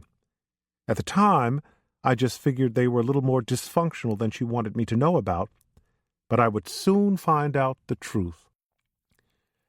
She didn't want me to know she was the offspring of one of the biggest drug dealers on the East Coast. That kind of thing might have put a slight damper on our marriage plans, you know? When I arrived at LC's office, he asked me to take a ride with him to South Jamaica. During the drive, just as I expected, he went into his speech about how much family meant to him and his wife, then went on and on about how much he loved his daughter. You know, Harris, I like you. And I'm really happy London found you.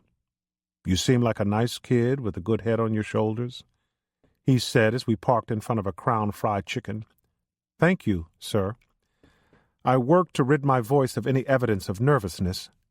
I wanted to make sure I spoke clearly and articulately. After all, I was speaking to the head of my fiancé's family.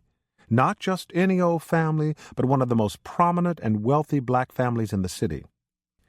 Elsie Duncan and Duncan Motors stood for strength, power, and respect. They were so well known that my boss at the law firm was begging me to set up a meeting. He wanted Duncan Motors as a client, so I had multiple reasons to want to impress Elsie, although I had a sense already that he was not an easy man to impress. If I was ever going to fit in, to be one of the family, I knew I'd have to work overtime in order to do it. Now was the time to start proving that no matter what my last name was, I could be a Duncan. But when you get to be my age, you understand that women are funny about certain things, especially money. My daughter is no exception to this rule, probably because I spoil her and give her anything she wants.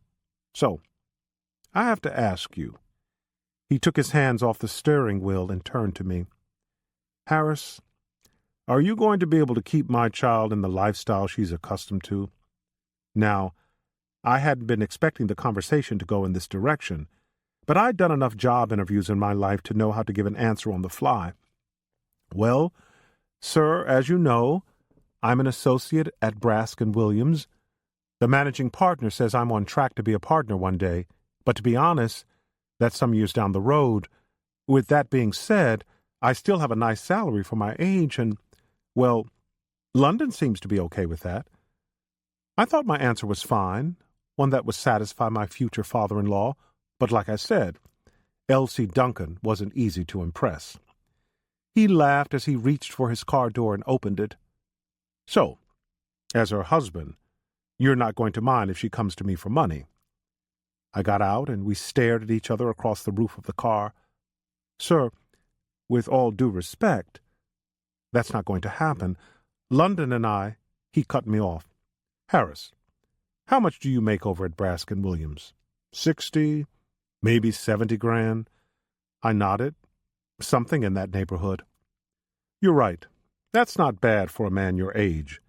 But did you know that Mercedes coupe London drives cost almost double what you make in a year? Elsie Duncan was no joke. I could feel my ego shrinking by the moment, and he managed to do it all with a smile on his face. No, sir, I didn't know the price of her car. Did you know that London's credit card bill was a little over 5 grand last month? All I could do was shake my head. I didn't think so. Apparently tired of humiliating me, he turned his attention to Crown Fried Chicken in front of us. I wasn't done with the conversation, though. Whatever kind of test this was, I couldn't let him insult me like that without defending myself. Shit, I was pretty damn successful for a guy my age. Any father should be glad to have me marry his daughter. Elsie needed to understand that while he might have spoiled London, he had to accept the fact that I was going to be the man in her life soon. Mr. Duncan, you don't have to worry. We'll make do. London may have to cut back on some things, but we're happy, and that's all that matters for us. We're going to make it. I see. Well, I guess you've got everything all figured out, don't you? Yeah. We're happy, we're in love, and we're going to have everything our hearts desire in just a few years when I make partner. I was trying to stand my ground, but I was starting to realize how hollow my words must have sounded to this powerful man. I was losing all self-esteem, and Elsie's continued smirk told me he thought the whole thing was pretty funny. You hungry? He asked, still staring at the chicken joint. You look hungry. I guess I am a little hungry, I shrugged, feeling defeated. He leaned in and said seriously, be a lot hungry, and stay hungry. That's the only way you're going to be able to provide for my daughter. That's how you're going to be able to get the house, the cars, the clothes, and all the things that are going to keep her happy. Being happy right now doesn't mean shit. It's staying happy that's a motherfuck. On that note, he started walking towards the chicken spot. He shouted over his shoulder at me, "Let's go!" What the fuck was that? Was all I could ask myself as I headed toward the entrance. "No, this way," Elsie ordered, opening the door next to the one I was standing at. I stepped back, a little puzzled, but followed my future father-in-law's orders. He led me up a flight of steps, stopping in front of one of several apartments above the restaurant. He knocked on the door, then turned to me. "You're going to need more money than you make to support my daughter. And I need a good lawyer, someone who's smart, hungry, and most of all, loyal. So, Harris, my man, I'm offering you a job. Do you want to be my exclusive lawyer?" Even if I had known what to think or what to say, he didn't give me time. He pounded on the door again until it finally opened a crack. I saw half a man's face eyeballing us. Before I knew it, Elsie raised his foot and kicked open the door, busting the man upside the head. "Elsie, please, man, I just need a little more time." The man held out his hand as if it might keep Elsie at bay. With his other hand he covered the side of his face, now bloody from the door strike. I hadn't a clue what the hell was going on. It was all going down so fast. I heard 3 loud pops, 1, 2, and then a third hole appeared in the man's chest and stomach. As blood began to seep out of the wounds, I looked over at Elsie, who was tucking a silenced pistol into his coat pocket. He wasn't hungry like you, Harris. He was a slacker, didn't take care of his business, and he talked too much, namely about me and my business. But you... I felt Elsie's hand on my shoulder, only I couldn't tear my eyes away from the man who was taking his last breath on the floor. "You are still hungry, aren't you? And as my lawyer, you're honor-bound to keep your mouth shut, right, Harris?" I nodded, feeling numb. "Good. Then here's the first order of business, counselor." Elsie reached into his jacket, and my heart started pounding. Was he reaching for that gun again? I had no idea if I would be joining the man down on the floor. "Here, take this." I looked down to see Elsie handing me a piece of paper. Once it was in my shaking hand, I realized it was a check. I read the figure, and my knees were so weak I almost fell to the floor next to the dead man. "This is a check for $1 million. That's your retainer. You're now my lawyer, and you work exclusively for me and Duncan Motors. I want you to give Brask and Williams your walking papers in the morning, unless you have a problem working for me." "Mr. Duncan, I can't—" "Sure you can," he stated without a hint of doubt. "Let me help you out here, son." He put his arm around my shoulder and led me away from the pool of blood that was forming near our feet. "You have 3 choices. You can work for me, you can pretend this never happened and go about your business, or you can go to the cops and talk to them. Your first choice is going to make you rich beyond your wildest dreams. The second choice will probably mean you'll be alive, but would also make you an accessory to murder.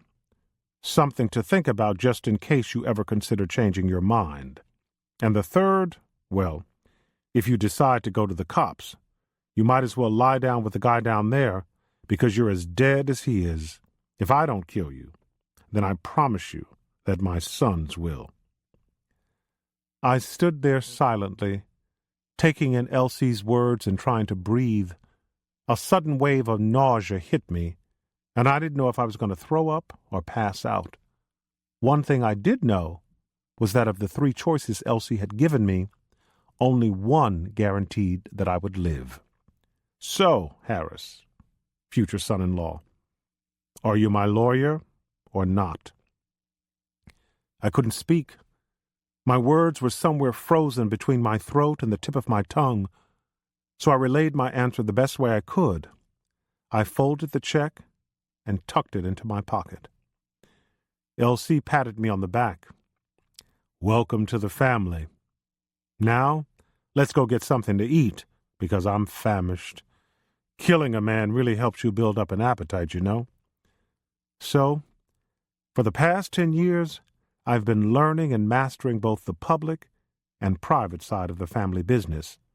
Unlike him or his children, though, I was not willing to get my hands dirty, especially when it came to the violent side of the business. Don't get me wrong, I was far from innocent, and I understood the need for the heavy-handed approach. But I preferred to stay in the shadows, walking that thin line between attorney and crook.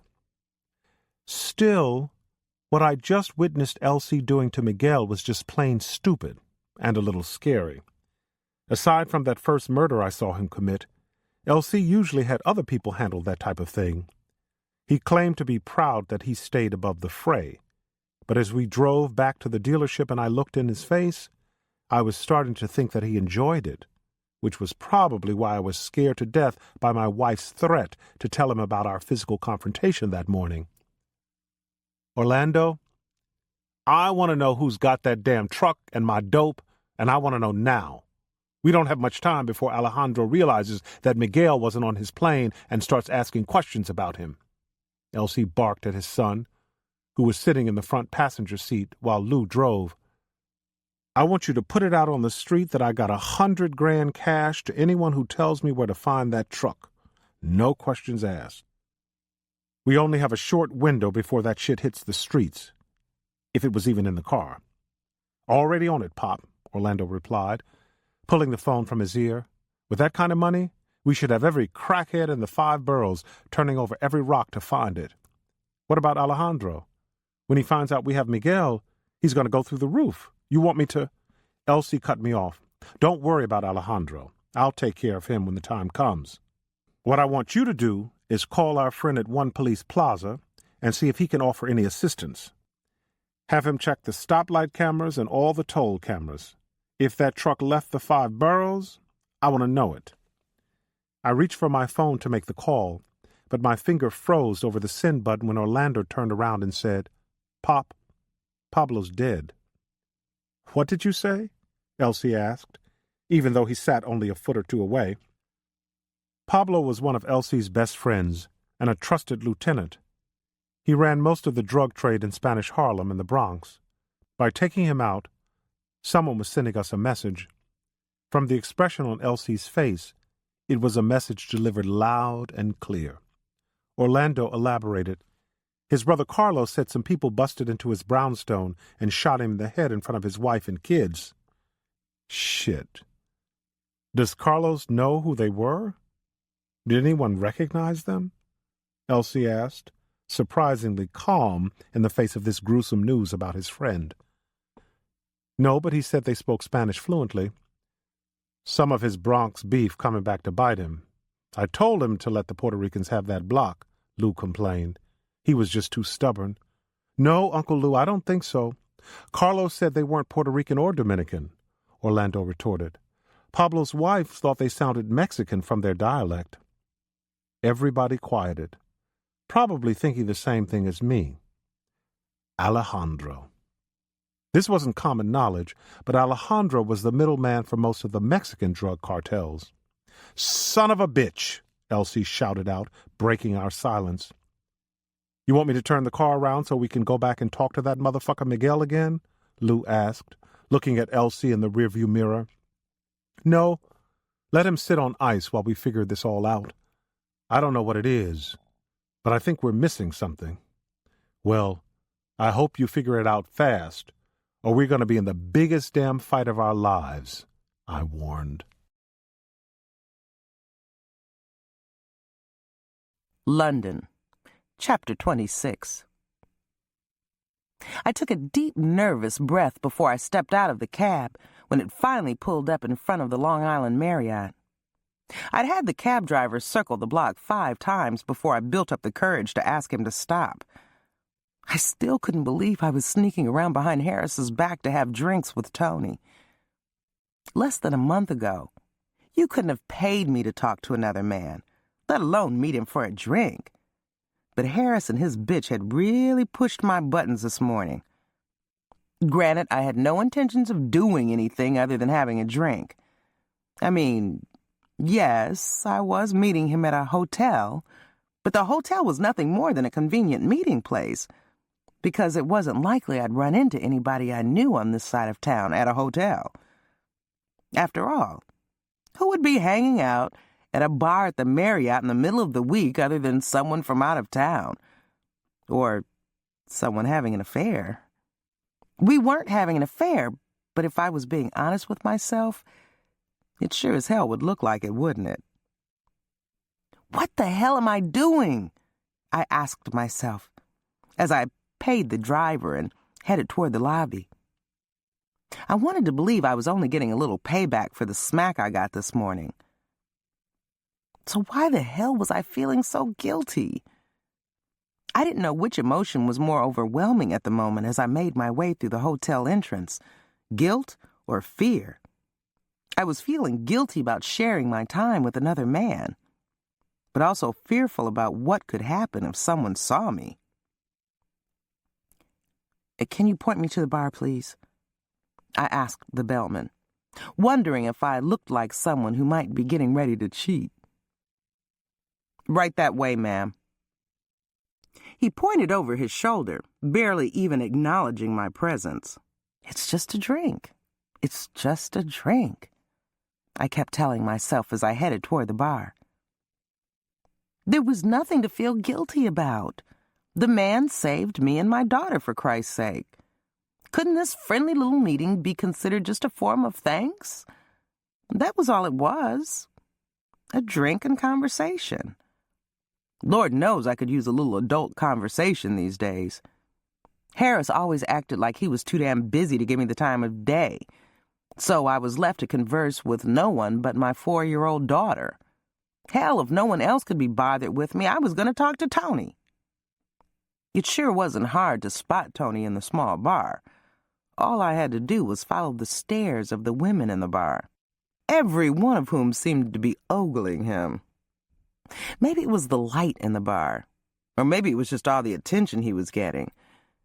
But I suddenly realized just how attractive he was. "And the lady has arrived," Tony stated, looking down at his watch and then back at me. "Fashionably late." I slid into the seat next to him. "No worries. I was expecting as much," he replied with a wink. "And just what is that supposed to mean?" "Well, if you're like most women, you're always running late. That way, when you make your grand entrance, all eyes are on you." I grunted, not sure if I should be offended. After all, there was some truth to what he was saying. Anyway, I'd say all eyes in this place are on someone else tonight, wouldn't you? I teased, looking around the bar at the women who were still staring in our direction. He ignored my comment, and also ignored all those other women as he looked me up and down.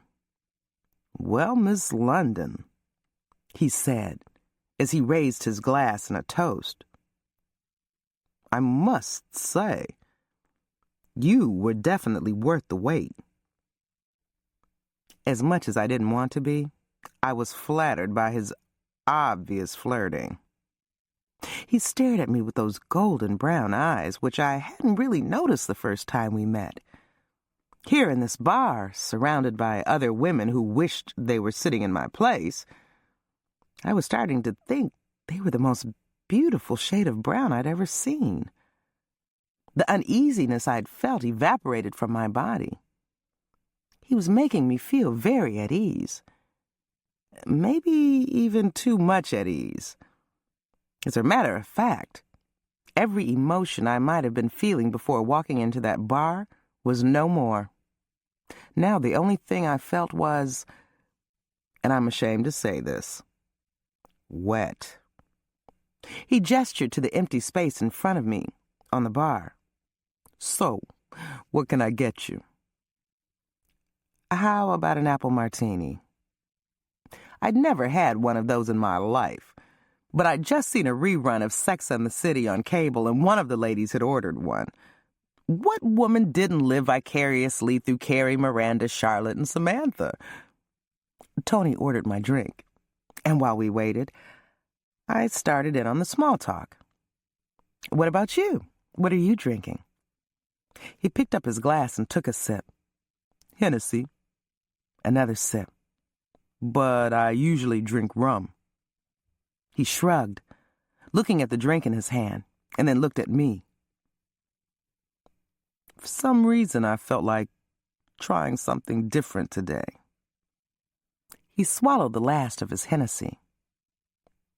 So how was it? I wasn't intentionally trying to flirt with him, but I think it came across that way. I'd have to work on that. Be more careful. I didn't want to give him the wrong idea.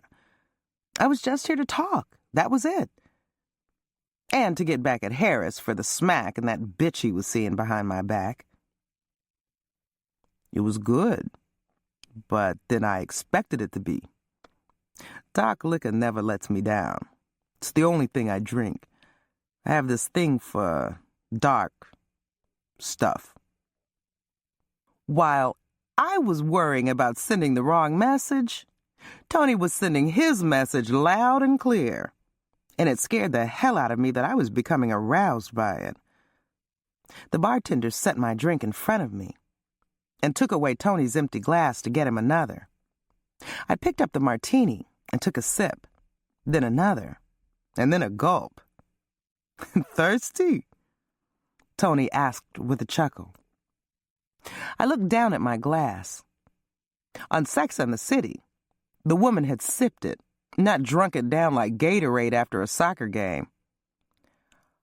Oh, yeah, I guess I really needed that drink. Nervous?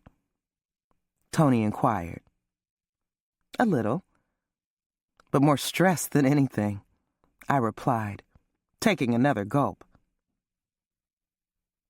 Listen, I don't mean to be stressing you out. It's not you. I wouldn't be here if it was you, I assured him. It's my life that's stressing me out. Maybe we need to change that. Maybe you could start with my husband. I allowed my words to trail off. Did I really just almost make the mistake of telling another man about my issues with my husband? I wasn't a cheat, never had been, but even I knew that the rules of Adultery 101 included not feeding the other person information about your spouse. You're married. I figured as much, Tony said as the bartender placed another Hennessy in front of him. I mean, you have a daughter. I can't imagine her father ever letting someone like you get away. He'd be a fool. He picked up his drink. Besides, that rock is a dead giveaway. He winked and took a sip. So it doesn't bother you to have a drink in a hotel bar with a married woman? Should it bother me? I mean, you did call me. If it doesn't bother you, why should it bother me? We're just two adults sitting at a bar having a drink, talking. He shrugged, then pierced me with those beautiful eyes. Why? Does it bother you, London? He said my name like he knew me, like he knew things about me I'd yet to tell him. Yes. No. Hell, who am I fooling? Sure it bothers me. I'm a married woman. Tony, I love my husband, and we have a good marriage. It's just that every once in a while I need someone to talk to, and he isn't there. I believe you, London, and I understand. Everyone should have someone to talk to. So I guess the only real question is, why me? All I could do on that one was call out to the bartender for another drink, because I didn't have a clue how to answer him. In one of those saved by the bell moments, my cell phone rang. Only this call was a call I didn't want to have to take. Adultery 101 again? Put that shit on vibrate.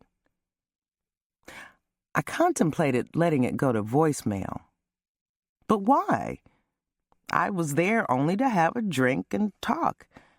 Ignoring my husband's call would make it look like I was doing something wrong. I hit the talk button. Harris's voice shot through the phone. "Where are you?" "I'm out having a drink with a friend." "Why?" Unlike his angry tone, I kept mine calm and even. "Get home right now, London." I felt my stomach tighten up with fear. My heart was pounding as I searched the bar area for a familiar face. Was someone reporting back to him? "Did you hear me? Get your ass home now." I flashed back to that morning when he dared to raise his hand to me, and I felt some fire return to my attitude. He was not going to bully me, damn it. Besides, I didn't see anyone in the bar that I recognized, so there was still a possibility he didn't know anything. Maybe I wasn't busted. Maybe he was just in one of his macho moods, the ones that seemed to be becoming more frequent the deeper he got into the family business. Well, I could give as good as I got. I answered him with, "You're not my daddy. I'll come home when I damn well please." "I don't have time to argue with you. Now get home right now." If he knew I was in a bar with another man, he would have said so by now. It was safe to say that this particular ego trip was for some other reason. Just Harris trying to force me to do what he wanted. Except this time, I decided, I was done playing by his rules. "I'm not going anywhere until I finish my drink. Not after the way you put your hands on me this morning. If my father..." I was about to scare him with another threat to tell my father, but realized it was best not to get into all of that with Tony next to me, listening to every word. "You know what? Never mind. Just go to hell, Harris. I'm not coming home until I damn well please." I hung up the phone, pissed that he'd fucked up my buzz. "Wow, sounds like trouble in paradise," Tony said. Who said anything about my marriage being paradise? Shit, I did it again. I gave him information about the home front. The bartender had brought me another drink during my phone call. I finished it off quickly and ordered another. "Look, let's talk about something else. Something nice," I said to Tony, and then proceeded to sit there and say nothing. I was too busy fuming about Harris's macho ass. Tony reached out and put a hand on my shoulder. "Hey, it's fine. We don't have to talk at all if you need a minute." I gave him a nod to let him know that was exactly what I needed. From guilty and nervous to turned on and then angry, my emotions had been all over the place in the last hour or so, and I needed a moment to sort myself out. Tony picked up his drink with his free hand, but the other one stayed on my shoulder, patting it gently. Then, ever so subtly, it traveled up from my shoulder to my neck. I felt myself relaxing as he massaged my neck and the base of my head. Before I knew it, his fingers were all up in my hair and he was stroking it. It felt so good that for a second I thought I moaned with pleasure, until I realized it was Tony who was moaning. Hello?" I said, pulling my head out of his reach and breaking the moment. "Oh, I'm sorry." He apologized and dropped his hand into his lap. "It's just that your hair, it's so beautiful." "Thank you." Okay, so the hair-stroking moment was a little weird for a public place, but what woman doesn't like to hear compliments about her hair? And then Tony ruined it by opening his mouth and saying the stupidest possible thing. "Is it real?" I snapped my neck around and glared at him, all attitude now. "Excuse me?" Is it real? His tone was innocent, but I didn't care. First, the comment about me being late, and now this. Until now, Tony's whiteness hadn't really been an issue for me. But hair is a sensitive subject for a black woman, and if he didn't know that, then maybe there was such a thing as being too white. I heard you the first time, I said, my voice laced with contempt. I just can't believe you asked me that. I mean, why wouldn't it be real? I don't know, he answered. But I do know that sometimes women get weaves, extensions, or whatever. Women or black women? I was feeling defensive, but incredibly, he still looked bewildered, like he truly didn't understand how his question had offended me. All women, he answered. It seems like half the women in Hollywood are doing it now, aren't they? I mean, how else did Britney Spears get her hair back so fast after she shaved her head? But to answer your question, it is popular among black women, isn't it? Was all I said. He was right, of course, but he still needed to know that just like you don't ask a woman how old she is, you don't ask if her hair is real. But since the question was already out there, now I had to defend myself. As a matter of fact, it is real, I finally added. I don't do weaves, wigs, or chemicals. My family comes from good stock. I took his hand and placed it on my head. You can pull if you like. No, I believe you. His smile traveled all the way up to his beautiful eyes. It made me forget that a moment before I'd been offended. I considered the thought that maybe I was just on edge and being too sensitive. It was possible, after all, that he was making innocent conversation that had nothing to do with race. I just needed to chill and let the buzz from my drink kick back in. So, Tony, now that you know that I'm married and my hair is not fake, tell me a little bit about yourself. What type of business are you in? Garbage, was his one-word answer. I sensed he was being a little evasive. Garbage. What is that? Code for the mafia? I was joking, but as soon as the words came out, I realized how offensive they were. When an Italian guy says he's in the garbage business, why does everyone assume it's the mafia or something? It was his turn to sound offensive, and I couldn't blame him one bit.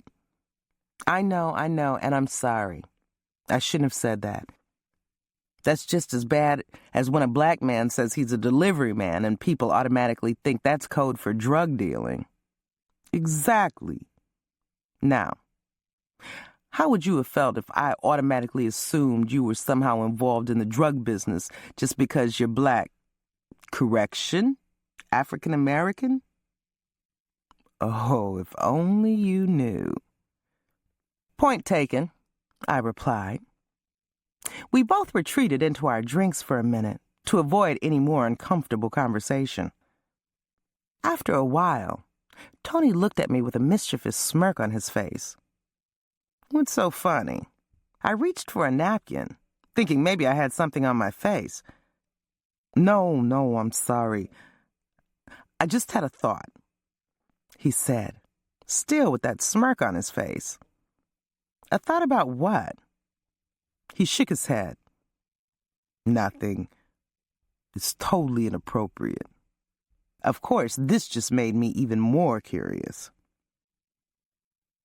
You can't just look at me like that and then not tell me what's going on, I protested. London, it's inappropriate, he said, looking at me again with this half-lidded, seductive gaze. I swear to God I thought he was going to lick his lips like LL Cool J or something. If it'd been some other random dude in a bar, I might have found that look corny. but I was actually kind of turned on. Why don't you let me decide if it's inappropriate? I'm an adult. He hesitated, but only for a few seconds. You have to promise me you won't get offended if I say something fresh. I promise. Now tell me. Okay. I was just thinking that you look like you're the kind of woman who loves oral sex. Receiving, not giving. He said it so nonchalantly that it took a moment for it to register in my brain.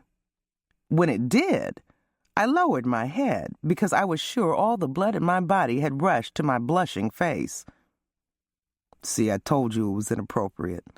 Look, I'm sorry. I squeezed his wrist to stop him. It's true. Excuse me? He said, suddenly sounding a little breathless.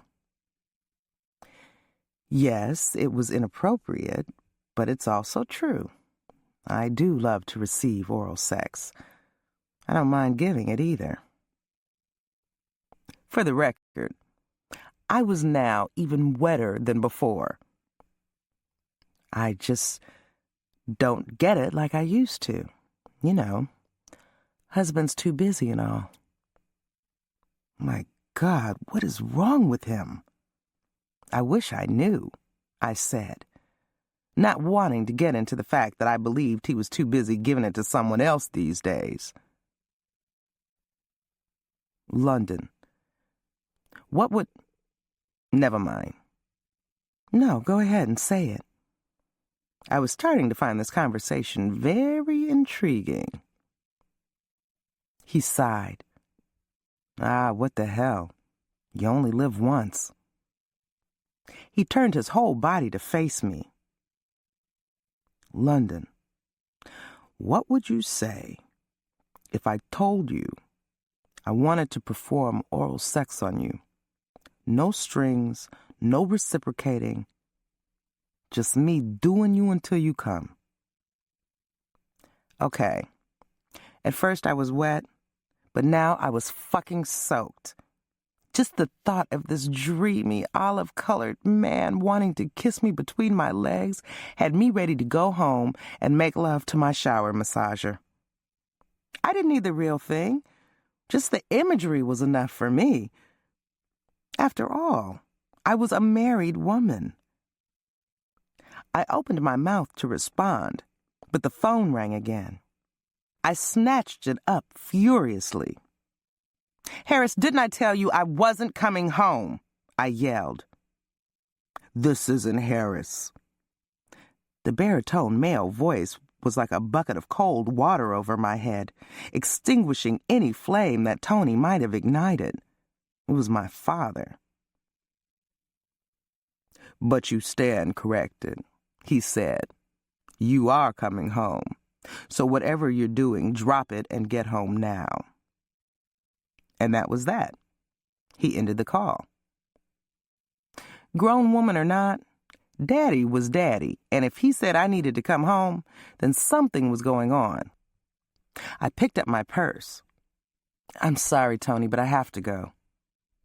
Oh, the hubby not taking no for an answer, he joked. No, that was my father. I have to go. I stood up to leave, but Tony grabbed my hand. Before you go, I just need to know one thing. No, I answered before he could even ask the question. No, even if the phone hadn't rung, I would not have let you go down on me. Does that answer your question? He let go of my hand and turned back toward his drink. I leaned in close to his ear and whispered, but I do appreciate the offer. If I wasn't married... I'd like to think it was the alcohol that made me do it, but I can't say I was all that drunk. No, I was fully aware of my actions as I grabbed Tony by the back of the head and pressed my lips against his. I got a taste of Hennessy from his tongue as he explored my mouth. God, If he was half as good at oral sex as he was at kissing, he'd have me wide open. It was a good thing I was going home. "Thank you," I said to him, staring into his soulful eyes. You don't know how bad I needed someone to talk to. LC, Chapter 27. Alejandro, we have a problem, I said plainly, though it took all of my resolve not to fly off the handle. The morning had come without sleep and without news of the roadster or the truck it was being hauled in. It would have been an understatement to say that I was unhappy, but I would keep my rage in check for the time being. At least for now, we would pretend to be gentlemen. There was a slight hesitation on the line before he spoke. What kind of problem? Right after your men made delivery, the truck was hijacked with the car inside it. As you can imagine, I'm not a very happy camper. I am sorry to hear this. Perhaps your misfortune has something to do with my dilemma. I was just going to call you myself, Alejandro explained. You see, I haven't heard from Miguel or my drivers who delivered you the fine automobile last night. Do you know anything of their whereabouts? Your drivers, I have no idea where they are, but I'm sure you can understand that we've been a little preoccupied, especially since I paid for the delivery in full in advance, as a sign of good faith. Now I find that faith in question, and I have nothing to show for it. And you suspect me or my people of hijacking the truck? As you know, I am not a trusting man, Alejandro. I suspect everyone. And your man Miguel was the only one other than my people to know the route we planned on taking. Again, he hesitated. I was sure that, like me, he was weighing his words carefully for two good reasons. One, we were feeling each other out, getting a sense of the situation before making rash moves, and two, in this post-9/11 world, a man can never be sure whether his lines are being tapped. I see. Well, have you heard from my man Miguel? As a matter of fact, we have. He's talking to my son right now. And we're still listening to him, I answered, letting him know Miguel was alive for now. We like to listen to you too, if you have something to say. I'm in the dark about this as much as you, Lavernius. But with the loss occurring on your turf after you took possession, you're probably best equipped to find the answers you seek. We're looking into it, and also into the murder of one of my employees last night, a man who worked in my Harlem operation. We call him Pablo. He was killed in front of his family. It's a very troubling time. My condolences on the loss of your worker and his family's loss as well. Speaking of that, has Miguel mentioned mine? The ones that accompanied him? Should I be contacting their families as well? Can't say, Alejandro. Your guess is as good as mine. Also can't say what happened to my cherished Corvette. Yet, just an unfortunate set of circumstances all around. How about you replace what I lost, or at least refund my money? I cannot do that, my friend. You know how it is. Caveat emptor. Let the buyer beware. That money has already been spent. You must remember, I am just a middleman. Oh, yes, your expansion into Vegas. Miguel told me about that. I'm just glad you're not trying to expand into New York. Competition can sometimes be a killer, as I'm sure you know. Yes, it sure can, he said grimly. Lavernius, may I speak with Miguel? Maybe we can get this misunderstanding worked out. No can do, my friend. He's a little tied up at the moment, I taunted. If you haven't heard from him, I would assume he is too busy. Like I said, it's a very troubling time for us. Luckily, Miguel's volunteered to help us figure out what happened and where my car went. Really generous of him. Of course, I knew that when we met. That's Miguel, always willing to go the extra mile. Which he is doing right now. We'll talk more soon, I stated. Maybe you'll have some answers on your end by then. I hope one of us gets some answers for us, my friend, because I do not like the direction this is going. His voice was low, but I could feel his anger. Neither do I, Alejandro, I said, matching his intensity. Neither do I. Orlando, Chapter 28. The Van Wyck Expressway was crowded, and as I sat in traffic on the way back to the warehouse where Miguel was being held, I finally had some time to think about the events of last night. Before now, things had just been moving way too fast, and everything felt so fucking out of control. My father was on edge, and when he was stressed, everyone felt it. So, of course, we were all in panic mode, trying to figure out where the roadster was and the quickest way to get it back. The most logical answer was that Miguel had something to do with the hijacking, but something about that didn't feel quite right. If Miguel was involved, why would he waste his time fucking around with Paris instead of getting the hell out of New York? Hell, he could have jumped a plane 10 minutes after I dropped him off. I didn't care how good-looking or persuasive Paris could be. She wasn't worth his life, which was now clearly on the line. I guess it was possible he was just that cocky and thought he could play us dumbass niggers, maybe even use Paris as an alibi. Or perhaps he was just plain stupid. But I'd spent a lot of time with the man while putting the finishing touches on this deal, and I never saw that. Then there was the possibility he was innocent and was being played by Alejandro. I didn't know what the truth was, but I was damn sure going to get to the bottom of this mystery.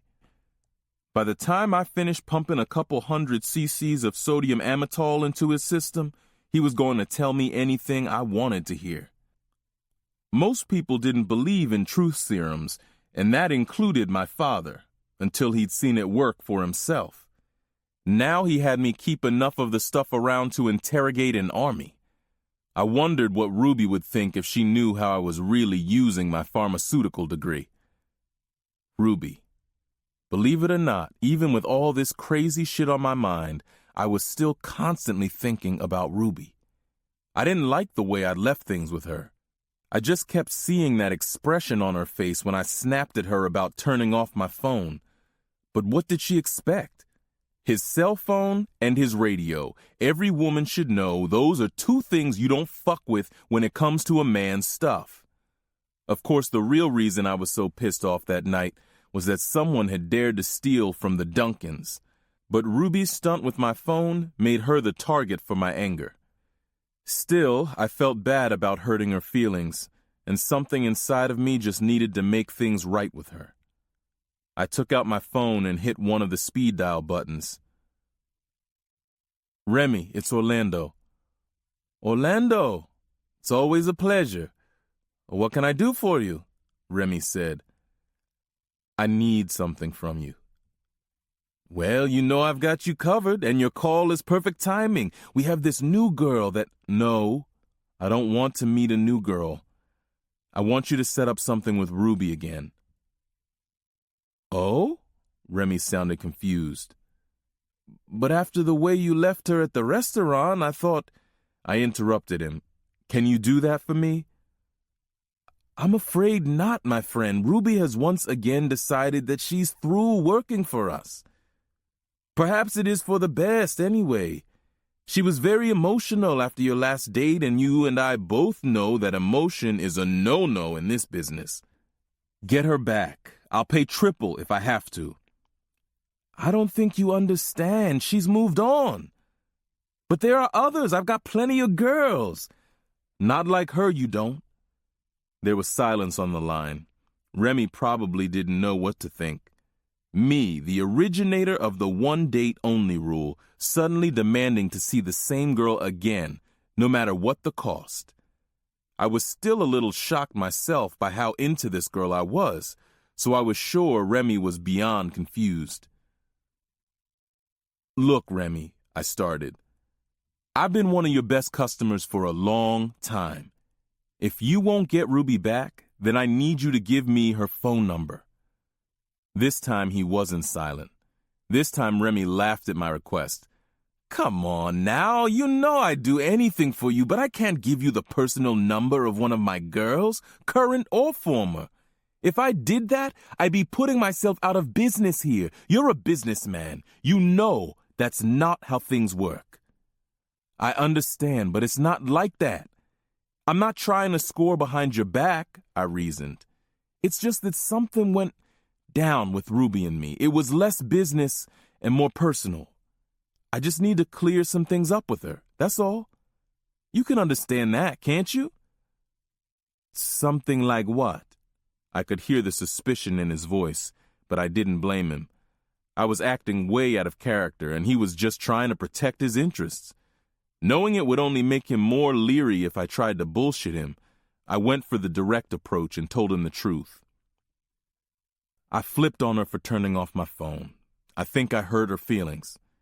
Remy laughed. That's what she gets paid for, Orlando, to take whatever you dish out. It doesn't matter if you had a bad day. She's supposed to grin and bear it. If she let her feelings get hurt, then that's her own fucking fault. Don't worry about her. I hear you, but I'd still like to get that number. Please, man. Yes, I was that damn close to begging. Something about this girl had me wide open. I could almost see Remy shaking his head through the phone. Come on, Orlando, don't put me in this type of position. You're one of our best customers, but this goes against all rules, and there are no exceptions to the rules in my line of work. I get where you're coming from, and I assure you that I'm not trying to fuck up your business. As a matter of fact, as a show of good faith, I'm going to throw you $2,000. That's Ruby's fee for a night, right? That's $2,000 you never would have gotten since she stopped working for you. $2,000? Just for a phone number? I knew that would get his attention. Being the businessman he was, of course. He could say what he wanted about there being no exceptions to the rule, but I knew that just like most people, Remy had a price. I know favors and exceptions don't come free, Remy. I'm willing to pay. So what do you say? Again, Remy paused. He was doing either one of two things, trying to recall Ruby's number or deciding whether breaking one of his sacred rules was worth $2,000. I decided to call his bluff. You know what? You're right. Forget I even put you in this position. Oh, no, wait. I have her number right here. Cool. I scribbled the number on the back of an envelope as he rattled it off. Thank you, Remy, and as always, it's a pleasure doing business with you. I ended the call with a smile on my face. Remy might have been a good businessman, but I was better. I wasted no time calling Ruby. Hello, her voice greeted through the phone. Ruby? There was a silence after I spoke, which told me she recognized my voice. Orlando. Her tone wasn't welcoming. It was more like a what the hell you doing ringing my phone kind of tone. Yeah, it's me, I said. What do you want? How did you get this number? I got it from Remy. I needed to talk to you about how things ended the other day. I'd like to see you. Without trying to sound too desperate, I hoped she could hear how sincere I was. I know you think of me as just some piece of trash prostitute, but I have feelings, Orlando. Crazy as it sounds, I had feelings for you. I didn't deserve the way you treated me. All I did was turn off your lousy phone. You're right. I shouldn't have done that. But because of what you did, I missed a very important business call. A call about something that might have bankrupted my family business. I took a deep breath to calm myself down. I was starting to get worked up just thinking about it, and I didn't want to take it out on Ruby this time. I tried again in a calmer tone. Look, I apologize for the way things went down, but there is just so much going on. Let me guess, with work, right? I overlooked the obvious sarcasm in her voice. Yes, work. But look, I can't really get into things over the phone.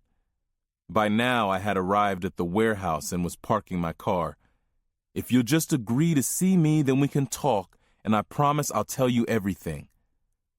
Not interested. Excuse me? Now that was a surprise. I knew she was hurt, but I definitely didn't expect her to be such a hard-ass about this. I know you feel the connection between us. Anything that was there is gone, Orlando. I just want to be left alone, by you, by Remy, and all the rest. Please don't be like this. Just give me 10 minutes of your time. I definitely hadn't begun this call planning to beg, but she was being so stubborn I felt like I had no other choice. In the midst of all this chaos surrounding the roadster, I had this inexplicable desire to be with Ruby, like a calm port in the middle of a storm. Please, Ruby, I begged as I shut off my car and headed toward the warehouse. I really need to see you. I can't leave things like this. I could hear her sigh. It was so cold I could imagine a frost coming out of her mouth. For a moment, I really thought she was going to say no, and I didn't have it in me to beg anymore. Instead, she gave in. Sure.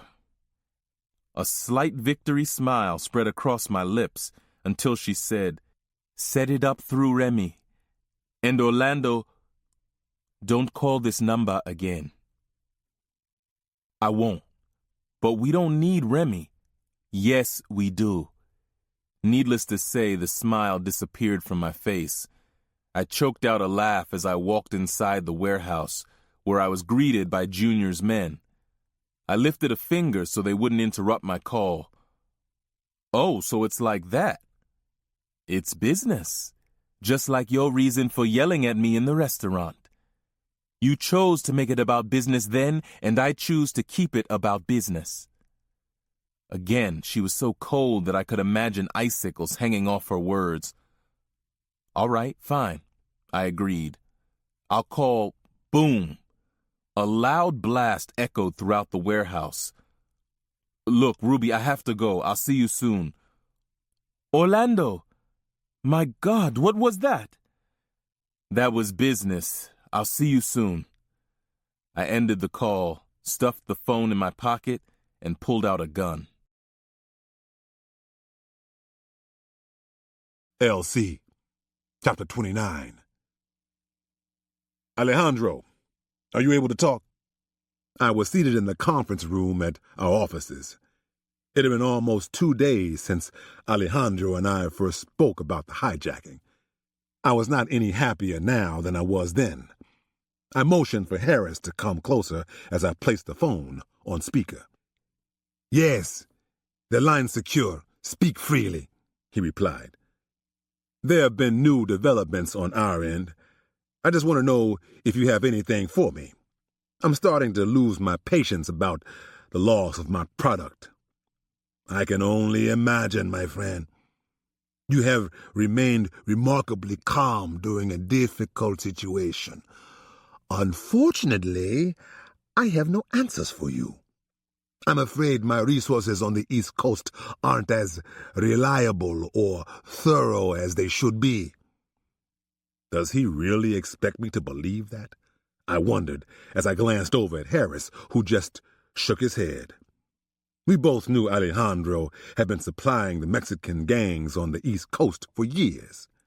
I had just never cared, because they weren't anything significant or challenging to my network. Besides, I had some very reliable people I worked with on the West Coast, too. Has Miguel helped you any? He asked. No. He hasn't done shit but proclaim his innocence. I was starting to get tired of this. And what do you think? That he's a liar, I replied, my voice rising in the specially equipped soundproof room. And that you took my money, then sold my shit to someone else. Lavernius, my friend, I give you my word. I have nothing to do with the travesty that has happened to you. I only want good relations between us. I sighed long and hard. You want good relations between us, you fucking Latin viper, then give me my shit back. I give you my word, and then you raise your voice and accuse me of being a snake? I heard a loud thump, which I assumed was him pounding his desk. That's because you are a fucking snake. You were when I met you, and you are now. But I'm used to dealing with snakes in this business. It's the thieves and crooks I have a problem with, and you've become a first-class crook. I am no crook, he yelled, his anger matching my own. I could sell my shit, as you call it, to the Italians or the Jamaicans and not have to deal with your arrogance or accusations. I do this only because we were once good friends. That's right, once good friends. Past fucking tense. Now, who did you sell my shit to? I asked. I don't believe this. It's like talking to a petulant child with you. Ha! I'm not the one who killed his own men to cover up my crime. This news seemed to take him off guard, and he grew silent for a while. What are you saying? My men are dead? His voice cracked. If he was putting on an act to seem innocent, he was doing a damn good job. I still wasn't convinced, though. I told you there have been new developments, I said coldly. Harris had gotten a tip less than an hour ago that the truck was in a warehouse up in Orange County, New York. I'd sent Pablo's brother Carlos and his crew up to check it out, since they were the closest. They reported back that the truck was there, but the car was gone. They also found 2 dead bodies, 2 men who appeared to be Mexican. In truth, I wasn't so sure that the Mexicans were really dead before he got there. There was no one Carlos loved more than Pablo, and if he had the chance to avenge his brother's murder, well, let's just say God Almighty couldn't have stopped him. What are these developments? He asked cautiously. We found the truck that your men delivered. My car's gone, of course, but there are 2 dead Mexicans there. If we ID them as your men, then we have a serious problem, Alejandro, because there's no fucking reason that your men should have been anywhere near that truck after it was delivered to my men. He remained silent. Nothing to say, huh? I asked. That's okay, because I remember I still have Miguel, and he'll eventually spill the truth. If I have to, I'll rip out his fucking liver to make him talk. And then I'll mail it back to you. Don't touch him, Lavernius. I am warning you, Alejandro threatened. My. You're awfully touchy about your employees, senor, which is surprising. I mean, if you think about it, Miguel may be the one who planned the hijacking and then set them up to be murdered. After all, who else knew the truck's route? He would not do such a thing. He would not betray me. As I considered the theory I'd just put forth, I realized it could be true. Miguel might very well be the mastermind of the hijacking. You seemed so sure of Miguel's innocence, Alejandro. Perhaps you put more faith in your men than is warranted. Lavernius, he said, his voice barely above a whisper. Miguel would not betray me. Miguel is my son. This time, I was the one stunned into silence. during which Alejandro's confidence returned. He warned, "If you harm my only boy, Lavernius, I promise you, I will not rest until one of yours is hanging from a stake." I looked over at Harris, who was undoubtedly thinking the same thing I was. Thank God I had not given the final order regarding Miguel's fate. Family members were generally off limits, unless you wanted a war. I had no idea that Miguel was family, but that wouldn't matter to Alejandro. He would not hesitate to even the score if we harmed Miguel. "Why didn't you tell us he was your son?" I asked, trying to keep my tone more neutral than it had been. Thankfully, Alejandro seemed willing to dial his anger back a notch too. "Miguel's all about proving himself in my organization," he explained. "He doesn't want anything handed to him. I'm sure your sons feel the same way." "Yes. So, can I speak to him? You have not killed him, have you?" Hearing the fear in Alejandro's voice, I realized that holding his son was a dangerous thing, but it was also a good bargaining chip. No, Miguel's alive, but I'm still not in the mood to share him with you. Not until I check out this trailer personally.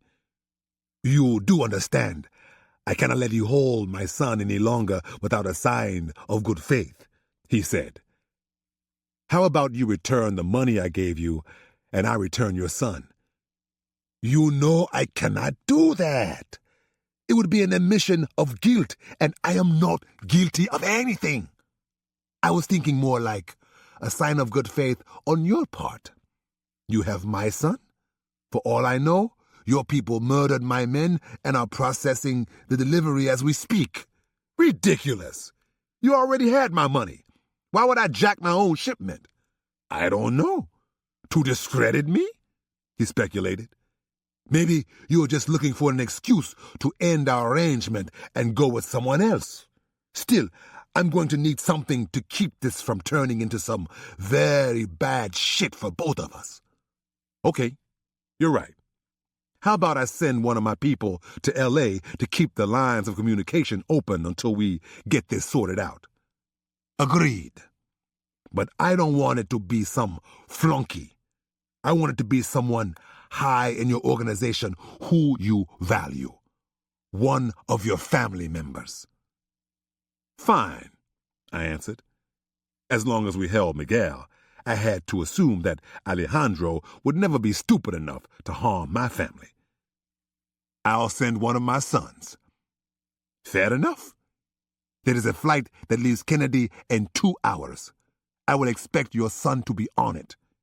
We will speak again soon." I ended the call and sat back in my chair, rubbing my eyes to relieve the throbbing pain behind them. My blood pressure must have been at an all-time high. "Can this get any worse?" Harris blurted out. "I sure hope not," I replied. "You're not really going to send one of the boys out west, are you?" I turned my head to look him directly in the eye. That was enough to let him know his question was a stupid one. What choice did I have but to send someone? Harris continued. "I mean, now that we know Miguel's his son, why not give him back to Alejandro? Or at least let him speak to him. We don't war with these people, Elsie." "Harris, we're blind right now. Someone's gunning for us, and we don't know if it's Alejandro or someone else. Miguel is our only hope to get to the bottom of all this. Let's just hope Orlando can get what we need out of Miguel without hurting him worse than he already is. I hate to say this, but maybe this is a sign that it's time to get out of all of this. Look at this as an opportunity. We've got some pretty successful legitimate businesses." This wasn't the first time Harris had suggested this, and once again, it was the wrong time. I appreciate your idealism, But our legit businesses don't bring in a tenth of what the dope money does. With our overhead and expenses, things would not be as pretty as they might seem. Besides, there would be blood on the streets if we suddenly left the game. Nature abhors a vacuum. All our lieutenants and their crews would be fair game for every fool wanting to make a name for himself. I go back too far with some of those men to abandon them like that. Look around, Elsie. There's blood on the streets already. Alejandro's people are dead, and Miguel's damn lucky we didn't pop him. And just how loyal are your lieutenants, anyway? We still don't know if Pablo was working with someone against our interests when he got popped. Your arguments aside, we're staying in the business, and I'm still sending somebody to L.A.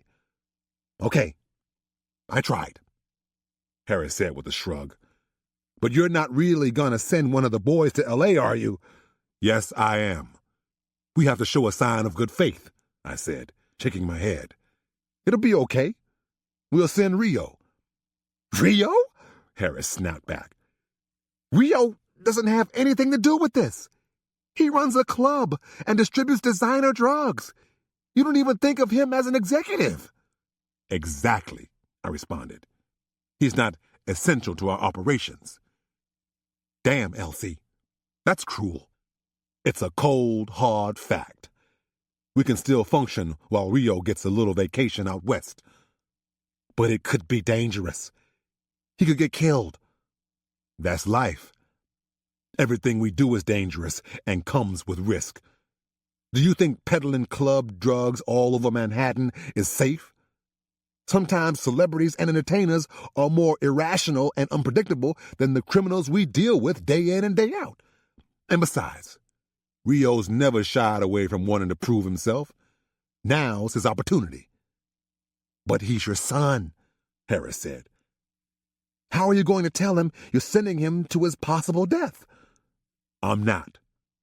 You are, I stated flatly. I want you to make arrangements right away for him to be on that flight. Harris stared at me for a moment, his face twisting and contorting as he mulled over a response. I could have sworn real concern flickered in his eyes for a nanosecond. That is, unless you plan on taking Rio's place. Otherwise, I suggest you get moving so he doesn't miss his flight. I sat back and folded my arms. Nah, I'm good. He stepped forward toward the door.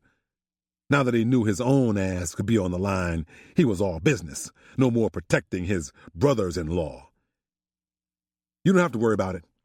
He'll be on that plane if I have to carry him on myself. Should I send a security detail to keep an eye on him out there? I shook my head. No.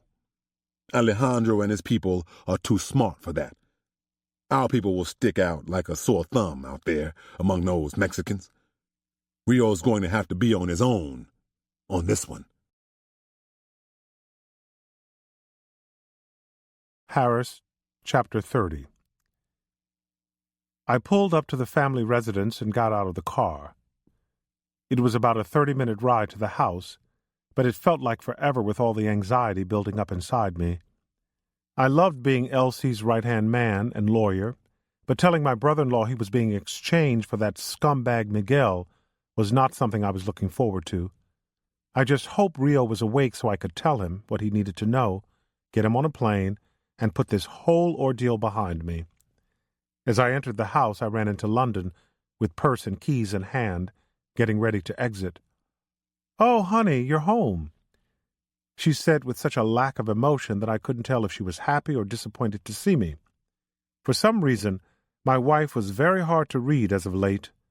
Perhaps it was because my mind was so preoccupied with the task at hand. "And you're leaving?" I replied. "Where are you headed?" "Oh, well, just to grab some lunch. Maybe go over to Roosevelt Field and do some shopping." She kept her eyes focused on some point behind me, and the lack of eye contact made me suspicious. I was about to accuse her of something when she offered, "Would you like to join me? I could use the company, and we do need to talk." I wish I could, but I have to do something for your father. Is your mother home? No, she went to a doctor's appointment. I nodded, thankful. I had been dreading the possibility that Chippy would be in the house to ask a million questions about where Rio was going. Okay, what about Rio? Is he up? I need to speak to him. Believe it or not, he's in the kitchen. What do you have to talk to him about? Nothing, just business. Now I was the one avoiding eye contact. Do you want me to wait for you? I'd love to do lunch, and we really do need to talk. Did she want me to say yes? Did she want me to say no? This was the first time she'd spoken more than 5 words to me since her threat. What did she mean by we do need to talk? I was not going to talk to her about the phone call again. I still couldn't read her, but I thought she was happy, or at least pretending to be. In any case, I had more important things to take care of at the moment. No, you go ahead and enjoy yourself. Buy yourself something nice. She smiled. Don't worry. I will. Where's your bodyguard, anyway? I don't want you going anywhere without protection. These are bad times, London. I know. He's in the car waiting for me. She kissed me on the lips and then galloped off. She was happy, all right, but I had no idea what she was so happy about. Then again, why shouldn't she be happy? She had a nice house, a luxury car, the family she'd always wanted, and she didn't have to deal with half the shit I did. I'd be happy, too, if I had nothing better to do than do lunch and have mommy-daughter time. I walked toward the kitchen, dreading my assignment. It wasn't that I was nervous about the assignment Elsie had given me. I was nervous for Rio, because we were about to serve Rio up to Alejandro. I might as well have been sent to the house to cut his head off and then deliver it up to Alejandro on a silver platter. Today's lunch special, Rio Duncan. Man, I could have used a stiff drink at that moment. Harris, what's up, man? Rio said upon my entering the kitchen. He sat at the island bar, nibbling on a sandwich and sipping a cup of tea. Hey, what's going on? He looked down at his plate. Just having something to eat before I head down to the office. Figured with everything going on, I should try to get down there before the sun goes down. Show Pop and Orlando a little support. You want to show the family some support? I've got just the thing. Like an actor who hadn't expected to win the Oscar, I didn't have a speech ready. So, without further delay, I just got right to it. I reached into my breast pocket, pulled out an envelope and threw it down on the bar. It landed right next to Rio's glass of orange juice. What's this? He dropped the sandwich, brushed the crumbs from his hand, and then picked up the envelope. Tickets, I said, as he pulled the contents out of the envelope. Tickets for what? He began reading the details on the tickets. To L.A. We have a job for you. L.A.? What kind of job? He looked a little upset as he tossed the tickets onto the bar. Don't tell me you have some gay man out there you want me to sleep with for information, like you did in Detroit. You can tell my father I'm not a hooker, and I won't be pimped out. It's not like that, Rio. Then how is it? I lowered my head and cleared my throat, wishing I had spent my time in the car preparing a speech instead of worrying. Did I really think he was going to accept his assignment, no questions asked? Now I had no idea how to sugarcoat this. I went for the straightforward approach. Well, you know how we're holding Miguel as a marker? Well, I guess you could say you'll be a marker for Alejandro. What the fuck are you talking about? He pushed his plate away and stood up. I couldn't blame him for losing his appetite. You all want me to be Alejandro's collateral? Trust me, Rio, if I was in charge, this wouldn't be my call. He shook his head. I can't believe this. Orlando actually wants me to go to L.A. and play hostage? If anything goes wrong, I'm a dead man. Nothing's going to go wrong. We're not going to let anything happen to you. You can't guarantee that. I can't believe Orlando. Orlando has nothing to do with this, I corrected him. He doesn't even know I'm here. This is what L.C. wants. He's the one who sent me here. I might not have been able to read my wife, but I could read Rio's expression loud and clear. He was hurt. I would say this about Rio, though. He was loyal to a fault. Once he learned that the order came from his father, he gave up all protesting. He examined the ticket again and said, "At least it's a round-trip ticket," with a nervous laugh. I didn't have the heart to tell him that my orders were to get him a one-way ticket. I'd opted for a round trip. It made it feel a little less like I was handing Rio a death warrant, though there was still a good possibility that was exactly what it was. "Guess I better go get packed, huh?" In an attempt to ease the tension in the room, he added, "Wonder how the weather is. I have this killer purple outfit that has L.A. written all over it. I hated to rain on his gay pride parade, but I had to. Actually, you don't have time to pack. You have to leave now. A car is waiting outside to take you to the airport. You can shop for the things you need in L.A. "Oh, it's like that, huh? Well, do I at least have time to grab my new pair of sunglasses? Although for some reason I have a feeling the sun is not going to be shining bright." I nodded. "The car is waiting." "Yeah, I get that," Rio said. He took one last bite of his sandwich and then looked at me as if to say, "Hey, you never know. This could be my last meal." "Fuck," I cursed under my breath after he left the kitchen. It was tasks like this that made me hate my job sometimes.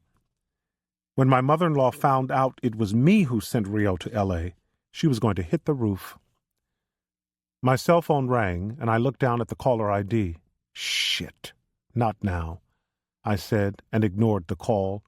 It rang again almost immediately. I knew he would just keep calling until I answered. I hit the talk button. "Yeah. Hey, Harris, it's Vinny Dash, baby." Had he been in front of me and not on the phone, he probably would have tried to give me some corny, hand-slapped, secret handshake type of shit. "Look, Vinny, now is not a good time. I'm in the middle of taking care of some serious business. I'm sure you are. But that's because of me, isn't it? I'm just calling to find out when I'm going to get my money." Okay, so now he'd piqued my interest. "And exactly what money are we talking about?" "The $100,000 you owe me." $100,000? Vinny, I owe a lot of people a lot of things, but I think I'd remember if I owed you $100,000. "Don't act like you don't know what I'm talking about," he said. "I'm not acting at all. I don't know what you're talking about."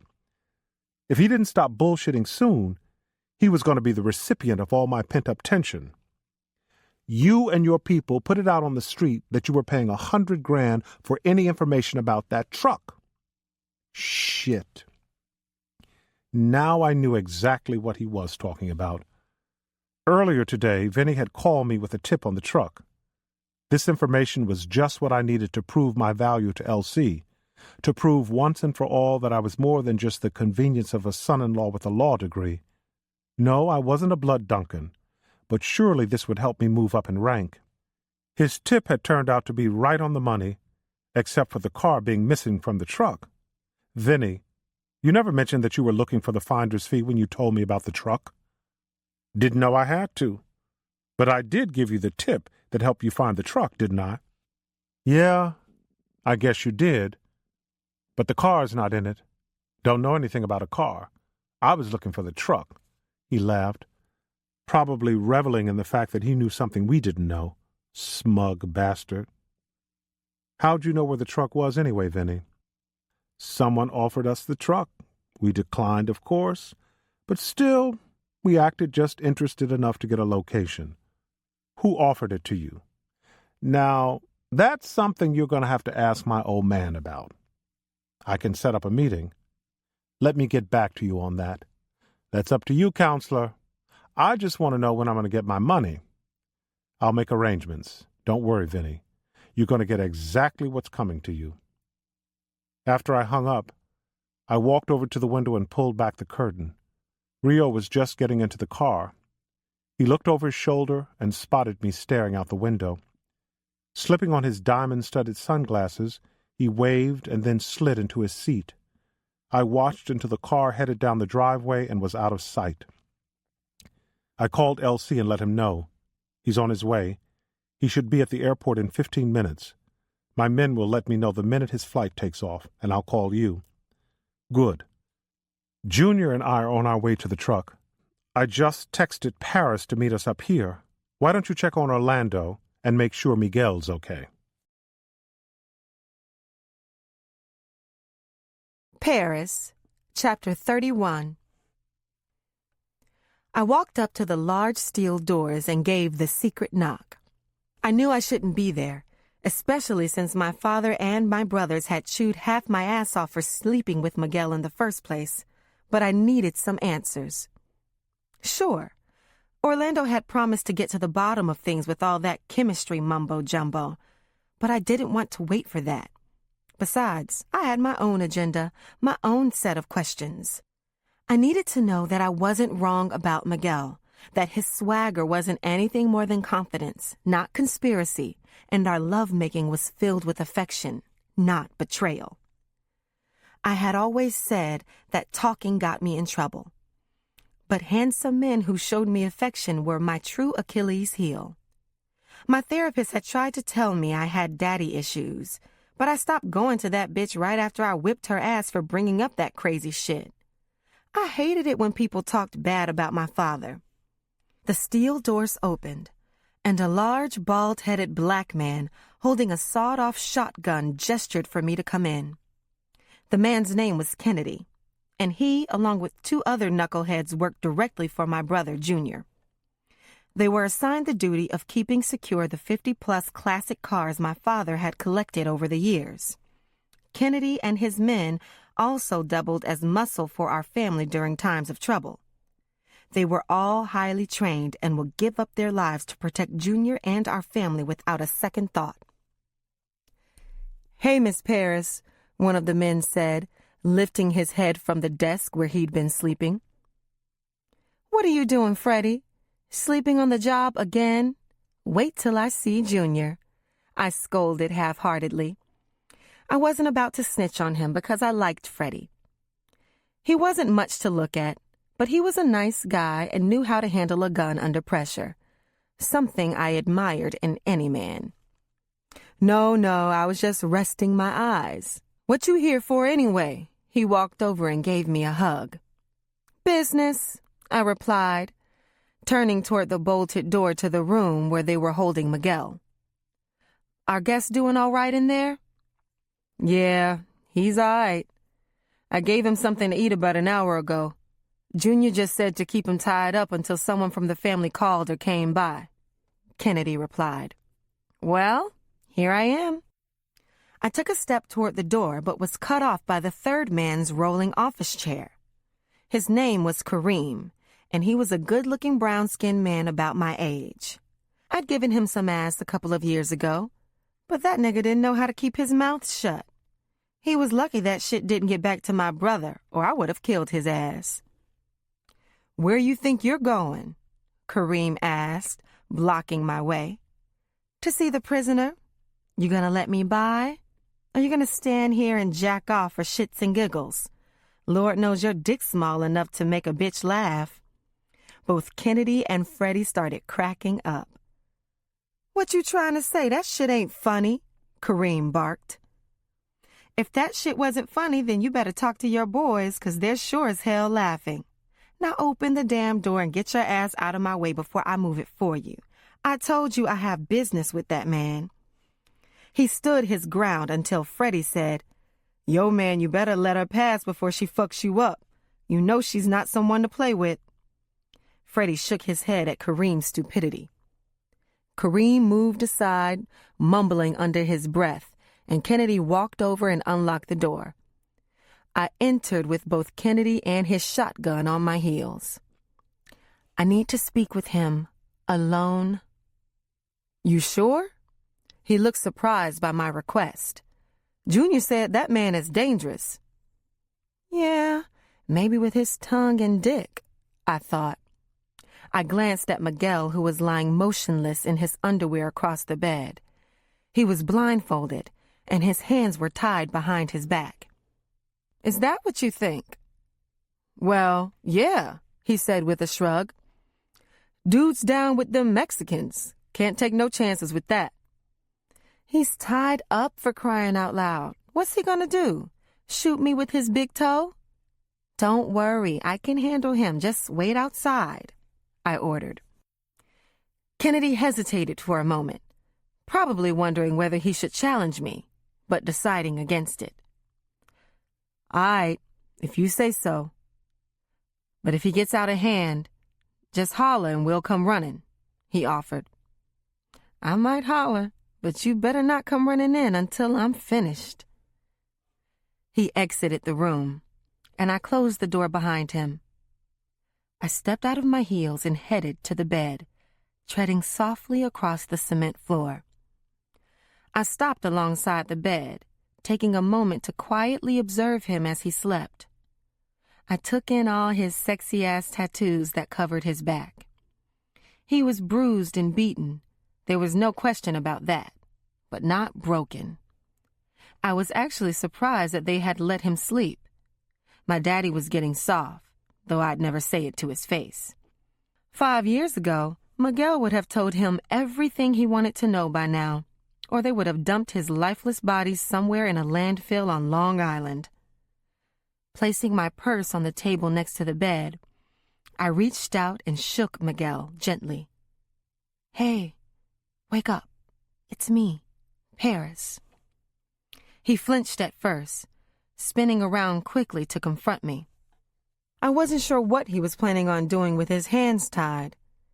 I eased off his blindfold and saw that his eyes were blackened and his lip was busted, but his face was still pretty. Señorita Paris. His shoulders relaxed, and he gave me a weak smile. That was a good sign.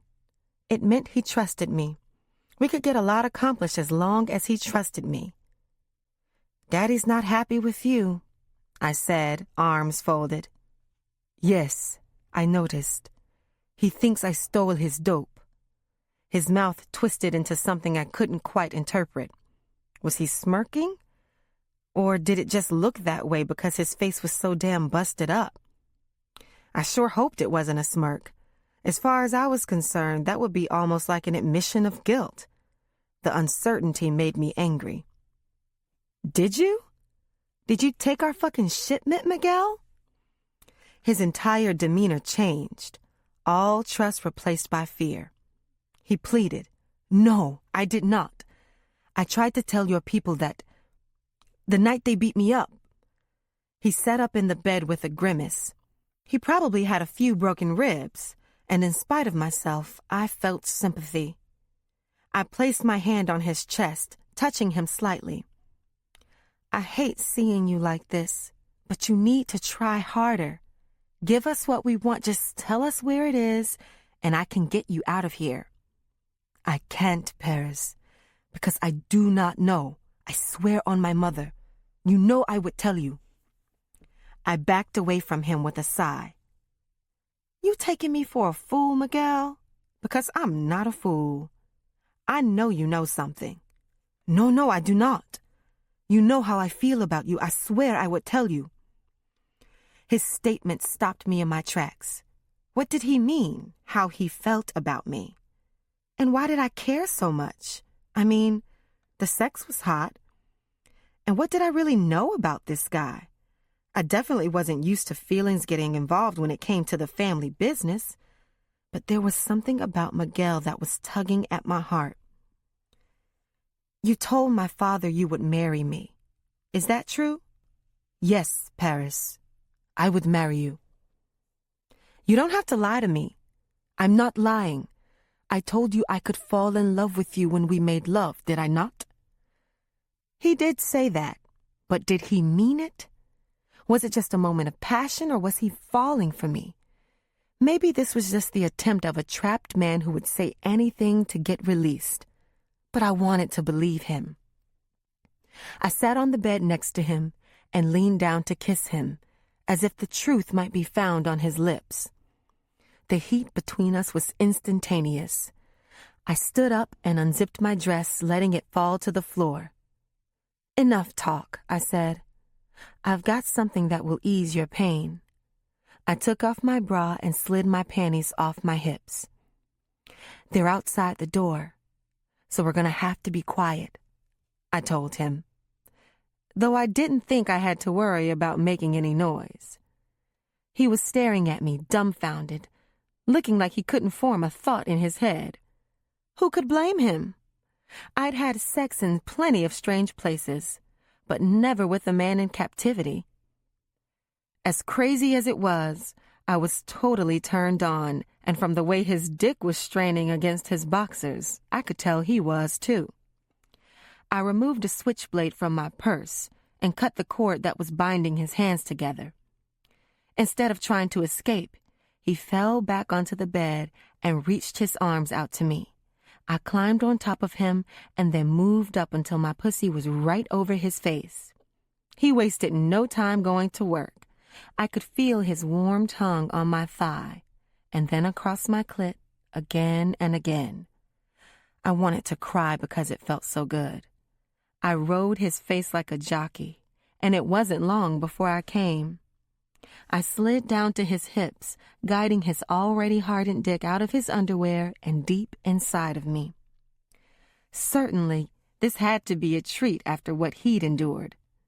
I placed my hands on his chest, bracing myself as I brought my hips up before dropping them down with a corkscrew of my waist. I worked myself up, riding that dick good as I came all over him. Oh, damn, girl, Miguel gasped, ignoring the pain, courtesy of my father's beating. That's it. Just close your eyes and enjoy it, baby. Take this here pussy, I coaxed. My ass cheeks clapped together, grasping his long shaft as I bottomed out on it. His breathing became shallow as he reached up to take both my breasts in his hands. I let a moan escape as another shudder ripped through my body. From his intensity, I could tell Miguel was close to blowing his load. A beep from my cell brought me back to reality. Miguel had me so hot that for a second, I'd almost forgotten where I was. I wasn't about to stop writing him, but I knew I couldn't ignore the text either. I reached for my purse and pulled out my cell phone so smoothly that he didn't even notice. I'd gotten a text from Daddy. We found the truck and Alejandro's men. You may need to go to California and take care of it. You need to meet me in Orange County ASAP. I tossed the phone on the table and began slamming my hips even harder against Miguel, watching his face contort in ecstasy as I reached for my purse again. This time, I pulled out a Glock 17 similar to the one he favored, but the latest model. Without breaking my stride, I suspended it scant centimeters above his face, placing my finger on the trigger. I love you, I purred in his ear, smoothly bringing my motion to a halt. I love you too, he said with that accent I absolutely adored. When he opened his eyes to find out why I had stopped, he gasped, simultaneously erupting inside of me against his will. I don't think I've ever seen a man make a weirder face. Señorita Paris, why are you pointing that gun at me if you claim to love me? Because you're a lying son of a bitch. You don't love me. And you really should have told us what you did with our shipment before we found it, Miguel. His face, that beautiful face, froze in terror. I did not know where it was to tell Paris, I swear to you. Well, your 2 men were found with it, I said angrily. What the fuck have you done? I was defending you. And now you've made me look like a fool, Miguel. No, he protested, but I kept going. I was falling for you, but you're just like the rest, which makes what I have to do here that much easier. And what is it you must do? He asked tearfully. My job. You do know my job description, don't you? He shook his head. Receptionist? Secretary? No, I'm the company troubleshooter. I shoot anyone who gives us trouble. And you and Alejandro have just made it to the top of my list, I stated, sliding a bullet into the chamber. Paris, you have to believe me. I do love you. And I don't know anything about the truck. Sad thing is, I actually believed you until about a minute ago, I replied with a feeling of genuine sadness right before I squeezed a single round into his already swollen eye. As the bullet slammed back into his brain, Miguel's body spasmed, legs protesting with a violent twitch before falling limp. I climbed off of him and grabbed a corner of the sheet to wipe away his essence as it oozed out of me. Unlike most hits, I felt a twinge of regret. I realized that maybe I had actually been falling in love with Miguel. But it didn't matter now. When duty called, my family would always come first. I wasn't just Daddy's baby girl. I was his avenging angel. Miguel and his lies would disrespect our family no more. I only hoped my father would let me go to California and finish off that scumbag Alejandro. Damn it, Paris! I turned instinctively, gun in hand, and aimed directly at the voice, only to realize I was face to face with Orlando, Freddie, Kennedy, and Kareem, whose guns were also drawn. "What the hell did you just do?" Orlando shouted. "My job. After all, I am the family's assassin, aren't I?" I lowered my gun as I spoke. "Now can you get the hell out of here so I can get my clothes back on?" London, Chapter 32.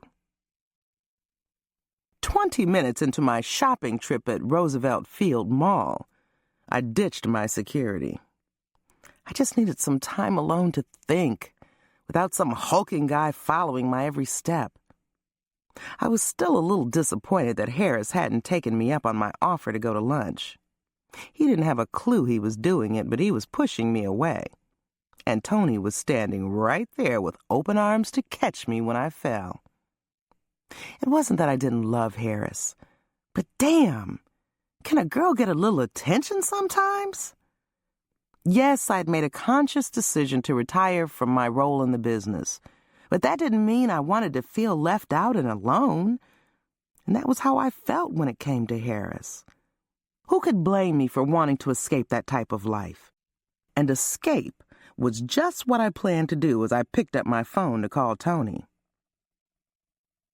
"Hey, can I still take you up on your offer?" "What offer?" he asked. "You know, your no-strings-attached offer?" "Oh, yeah." The excitement in his voice was just what I needed for my self-esteem. "My offer still stands, anytime you like." "Right now. I'll meet you at the Marriott. I'm going to leave a key at the front desk for you." "I'm on my way," he said. I left the mall and hopped in a cab with my heart pounding. I'd been standing at the edge of infidelity for a while now, and I felt like I'd just jumped off. Instead of meeting Tony at the bar, I decided to cut to the chase and meet him in a private suite. We were both grown. I knew a booty call when I made one. He knew a booty call when he received one. This was something I never dreamed I'd be doing once I walked down that aisle with Harris. But the deeper he got into the family business, the further apart we were drifting. I had to save myself before my bad marriage devoured any self-esteem I had left. When Tony opened the door, I was already naked on the bed. You should have seen the expression on his face as he climbed next to me, looking like a kid in a candy shop. He barely spoke a word before he proceeded to rock my world. He slid down the bed and took my foot in his hands, giving me a gentle massage. When he went to put my toes in his mouth, I almost stopped him. I'd never had anyone suck my toes before, nor did I think I'd ever want to. But once he started, not once did I think about telling him to stop. He kissed and sucked every inch of my skin from my toes to my kitty, and by the time he reached it, I'm sure the bed was soaked with my fluids. I'd had men go down on me before, but Tony took it to the next level. He licked and sucked until I came multiple times. Finally, I was so sensitive down there that I pleaded with him to stop. That wasn't the end of it. He made his way up to my lips, and we kissed like we were teenagers. Before I knew it, I was pulling down his pants and admiring the biggest dick I'd ever seen. I guess the rumors were true about Italian men. They did have a little brother in them. Your skin. Tony purred as he rubbed my arm. So soft. I put my hand on his dick, which was growing harder by the second. I can't say the same about you, I purred. I was about to dive right into an ocean of lust as I stood over the hotel bed looking down at Tony. He was waiting on me to dive right in and ride the wave, and I had every intention of doing just that. Before doubt or guilt could prevent me from engaging in the screw of a lifetime, I lowered myself on top of Tony. As I rocked back and forth, my wetness against him was like the water splashing up against the rocks on the shore. As I popped my hips back and forth, I could feel Tony staring at me. At first it made me self-conscious, but then I was flattered. He couldn't take his eyes off of me. What woman wouldn't be turned on by a man who couldn't dare turn away from her? So, the more he watched, the more I performed, rolling my hips like a tidal wave. Damn, baby. Slow down. I don't want to come, he pleaded. I fell over on him, my hair surrounding his head, my hips still working his manhood out. Isn't that the whole point? I mean, I don't want to come yet, he said, trying to muffle a moan. I wouldn't be doing my job if I didn't make you come, baby, I teased, slowing down and then speeding up again. Oh, you like to play, do you? He grinned. Then let's play. Before I knew it, Tony had lifted me off of him and flipped me onto the bed, flat on my stomach. He spread my legs with his, then entered me. Oh, Tony! I couldn't help but moan his name as he pumped into me. He leaned down and whispered in my ear. Say it again. Say my name. What's my name? Tony, I whispered, totally turned on by his aggressive dominance. He thrust in and out of me, and I appreciated every inch of his well-endowed manhood. Again, he ordered as he pumped faster and faster, each of us on the verge of a climax. Tony, Tony! By the third Tony, we'd both been wiped out as our wetness collided. Oh, baby girl. Tony exhaled as he fell next to me on the bed. You. He searched for words. You're incredible. You think so? I asked, as I rested my head on his hairy chest. Yes, trust me. I'm not lying when I say that was the best sex ever. I beg to differ, I teased. Before his ego could deflate, I said, because this right here, I got up and mounted him yet again, is the best sex ever. I placed him inside me, and we went at it once again, and again, until 2 hours later, we were both laid out exhausted. I think you better go. It's getting late, Tony said, looking over at the clock on the nightstand. Oh, I see. You're kicking me out. Got what you wanted, now you're kicking me to the curb. I joked. No, never that, he said, kissing me on the forehead.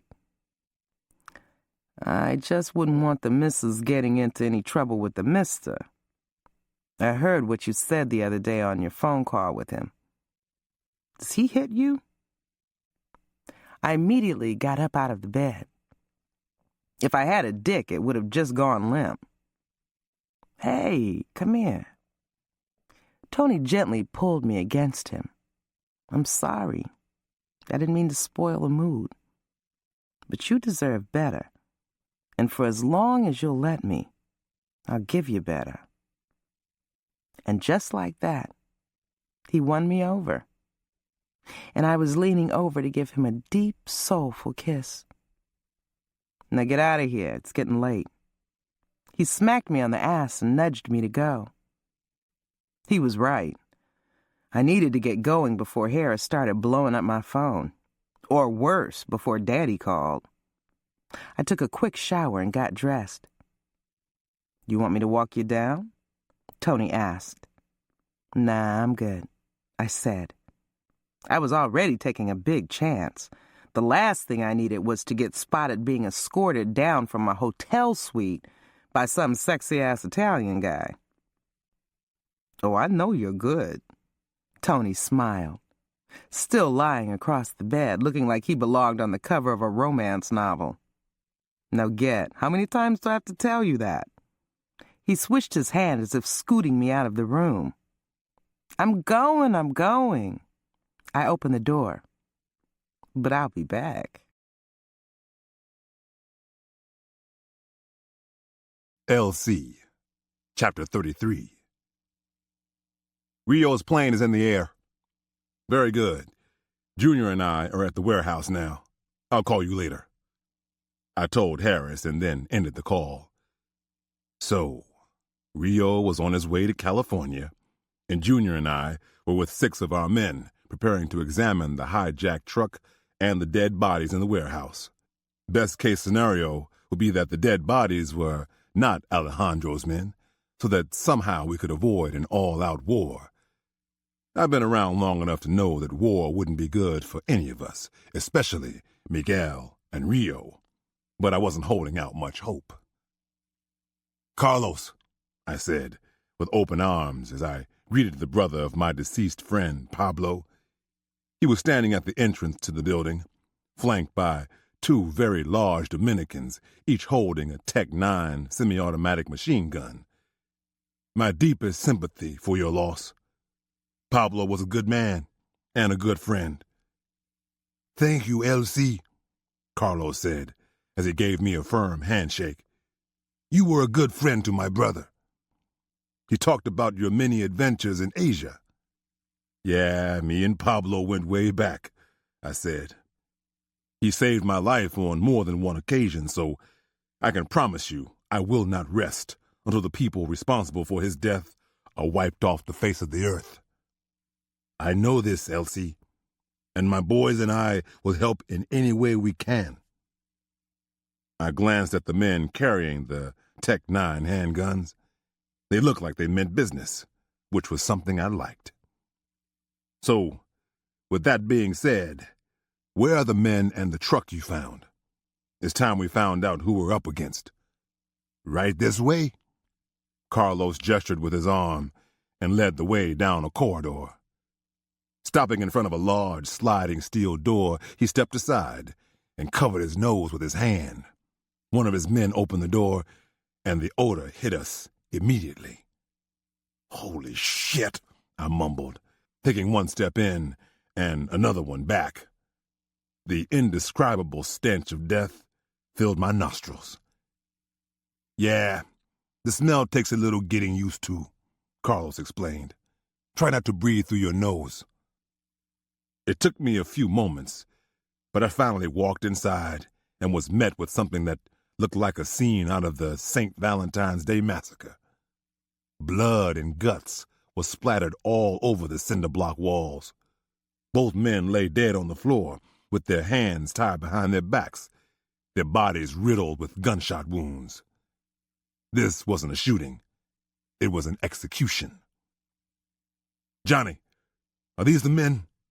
I waved over my guy who'd taken possession of the truck from Alejandro's men. He studied the bodies only briefly before declaring, "Yep, that's them all right. You can't see his face too well anymore, but this one has that tattoo of a spider on his neck I was telling you about." "Son of a bitch," I spat. "You know what this means, don't you, Pop?"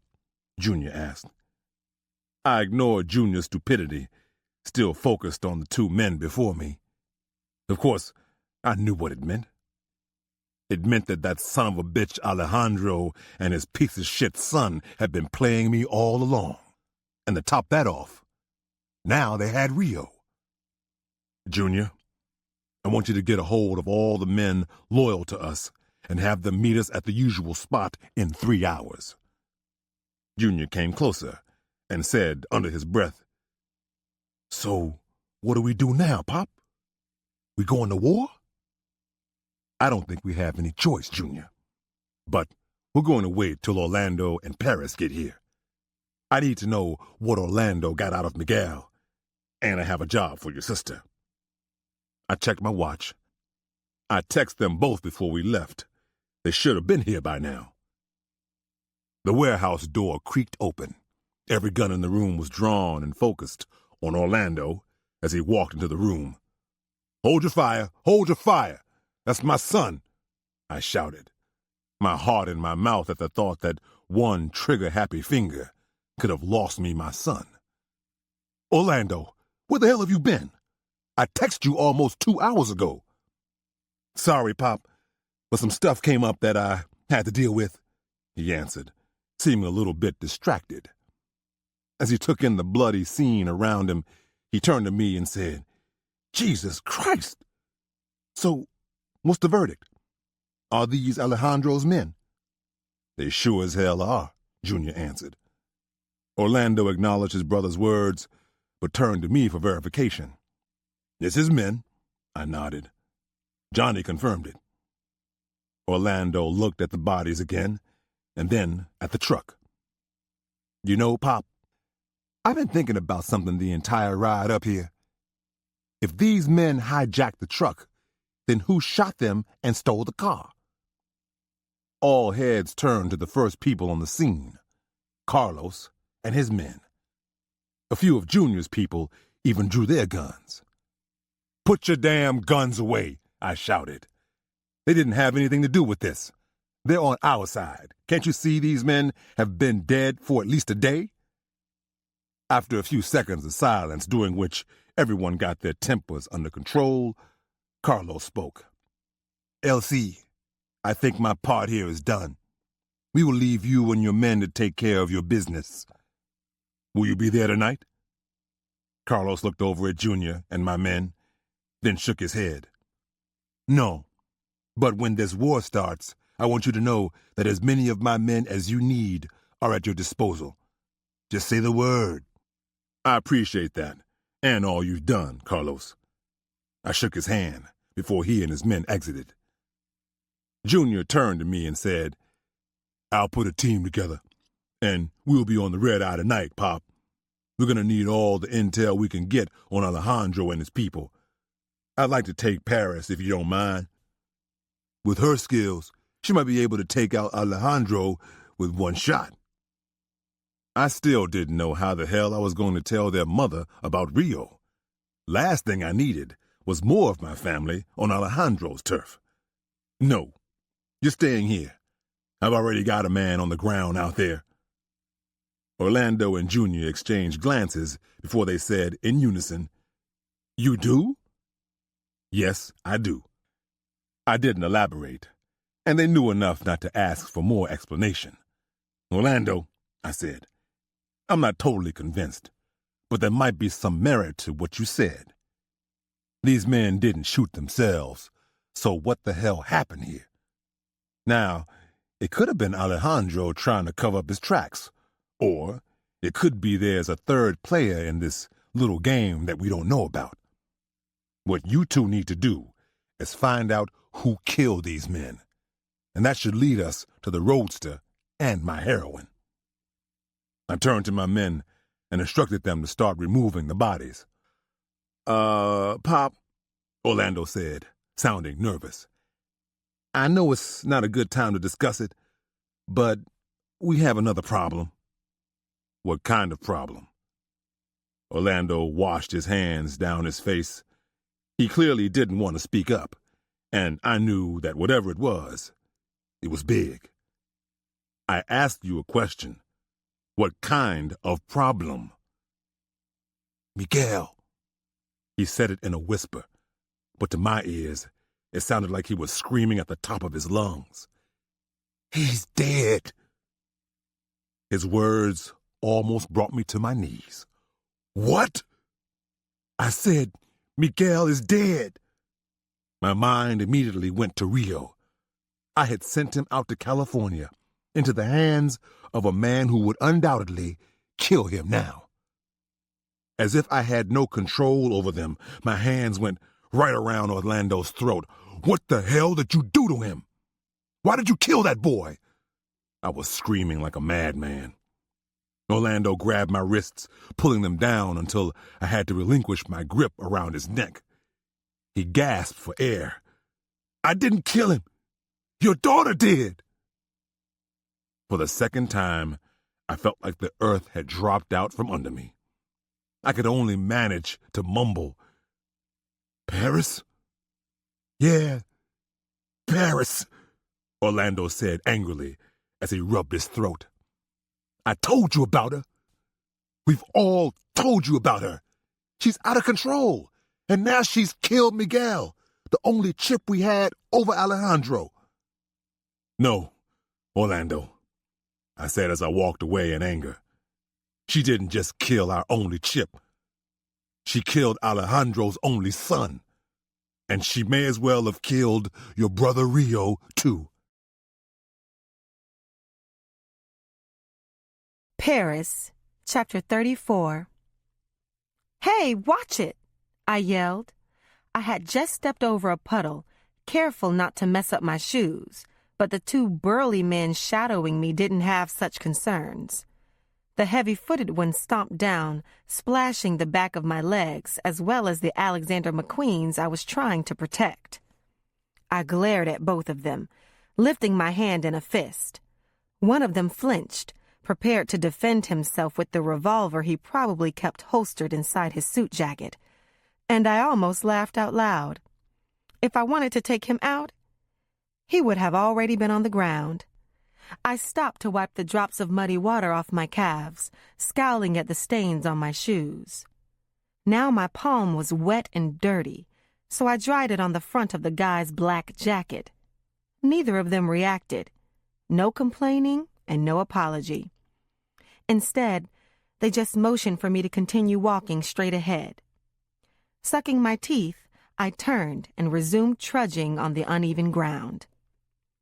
As we entered the building, Orlando passed us on his way out, looking evil and not saying a word. He was not a happy camper when he busted in on me taking out Miguel, but now he looked straight up heated. What the fuck was up his ass? I was the one in trouble. Or was I? Perhaps Daddy saw things my way, and Mr. High and Mighty was sent home with his tail between his legs.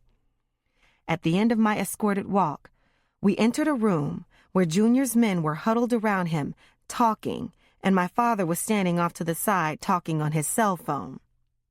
I walked over to Daddy, who immediately ended his phone call. Daddy, you wanted to see me? I asked warily. She clean? He shouted over my shoulder to the men who'd brought me there. It wasn't like him not to look me in the eyes when he spoke. Under normal circumstances, it would have made me feel guilty and insignificant. Instead, it made me a little bit fearful this time. He looked almost too calm. Calm wasn't good when it came to my father, because it usually meant he was about to explode. Yeah, one of the men replied. Nope. They missed this one. I quickly corrected, kicking myself for being so honest. I've got a .32 in my garter holster. You fucked up. He smacked me with a gloved backhand that knocked me off my feet. I went tumbling to the worn wooden planks and almost unholstered my stash 32 on instinct. I bounced back up, shaking off any signs of weakness I'd just displayed. I was a soldier. I was his soldier. Daddy, Shut up, he yelled, punching me directly in the face as he would a man. As I fought back the quivering of my bloody lips, his men remained still, not coming to my aid. It was better that way. I didn't want their pity. Don't you dare interrupt me, he continued. Do you understand? I sure as hell hope you do, because I am dead fucking serious. Yes, sir. I understand, I answered, holding back tears. He ignored the fact that I was still strapped, or else he just didn't care. I could have blown him away right then and there, but he knew I wouldn't. That was why he let me keep it. He knew I loved him as any girl should love her father. I wouldn't raise a hand to him. Why did you kill that boy? To me, the answer was simple. Because he was a liar and had double-crossed us, Daddy. He stole our shipment, and he had to pay the price. I didn't do it for myself, I did it for you. I still couldn't understand what the hell everybody was so worked up about. It wasn't like this was the first time I'd taken care of business for the family. Apparently, Daddy felt like I'd overstepped my position. I don't remember naming you my successor, he said, and I sure as hell didn't tell you to shoot Miguel. Since when did you start calling the shots around here? I don't. You damn right you don't. That's my job. I give the orders. My body tensed in anticipation. I knew I was about to get hit again. It was the only way, short of killing me, that he could save face in front of his men. I understood his reason, but I wasn't a glutton for punishment. I had to state my case. Daddy, I was just sending a message to Alejandro and anyone else who wants to mess with the Duncans. We are not to be fucked with. He looked like he wanted to smile, but instead he mocked me with his laughter. Sent a message? Sent a fucking message? You don't send messages around here unless I say so. Do you even know who that boy was? Yeah, he was Alejandro's messenger boy and a thief, I replied, although doubt was starting to creep in. Usually I could talk my way out of any situation with Daddy, but this time he was mad as hell. Had I killed a Fed? Had I slept with a Fed? Fuck! Then Daddy told me who he was, and it was much, much worse than a Fed. Paris. He was Alejandro's son. Do you have any idea how badly you screwed up? Oh, no. I suddenly felt sick to my stomach. I'm sorry, Daddy. I didn't know. Of course you didn't know. It's not your job to know. You're trained to kill Paris, but only when I say so. What do you think Alejandro's gonna want now in exchange for his son's death? I didn't reply, but I knew the answer. You've started a fucking war, and the only way out is to give them the life of someone in our family. I spoke in a terrified whisper. What are you saying, Daddy? He reached in his pocket and pulled out a .38, pointing it directly at my head. This couldn't be happening. A few hours ago, I was getting fucked by a hot Latin man. And now, here I was, with my father holding a gun to my head. I refused to accept that this was real. Daddy wouldn't kill me. I was his baby girl, the apple of his eye, the child that could do no wrong. Still, Daddy had taught me a rule a long time ago, and now his words were ringing in my head. Never pull out your gun unless you plan on using it. Paris, you're turning into more of a problem than a problem solver, and we can't have that. He looked like he was about to cry. I sent you to the best schools in Europe, paid hundreds of thousands of dollars to have the very best teachers mold you into a woman of substance. You were supposed to be better than all the rest, and look how you turned out. I gathered my nerve and tried to talk some sense into him. It was my only hope of survival. Let's be real, Daddy. I turned out just the way you wanted me to. You didn't send me to boarding school over there in Europe. You sent me to mercenary school. And I'm just a product of my environment. You didn't want me to be a linguist like London or a chemist like Orlando. You wanted something different than Junior. And that's what you got. A killer nobody would see coming. Your own personal hit woman. In his eyes, I thought I saw his resolve wavering, so I went for his sentimental side. I'm your baby girl. All I ever wanted to do was please you. So if it's going to make you happy by pulling that trigger, then do what you gotta do. Because I love you, Daddy. I closed my eyes and waited for the end to come. Orlando, Chapter 35.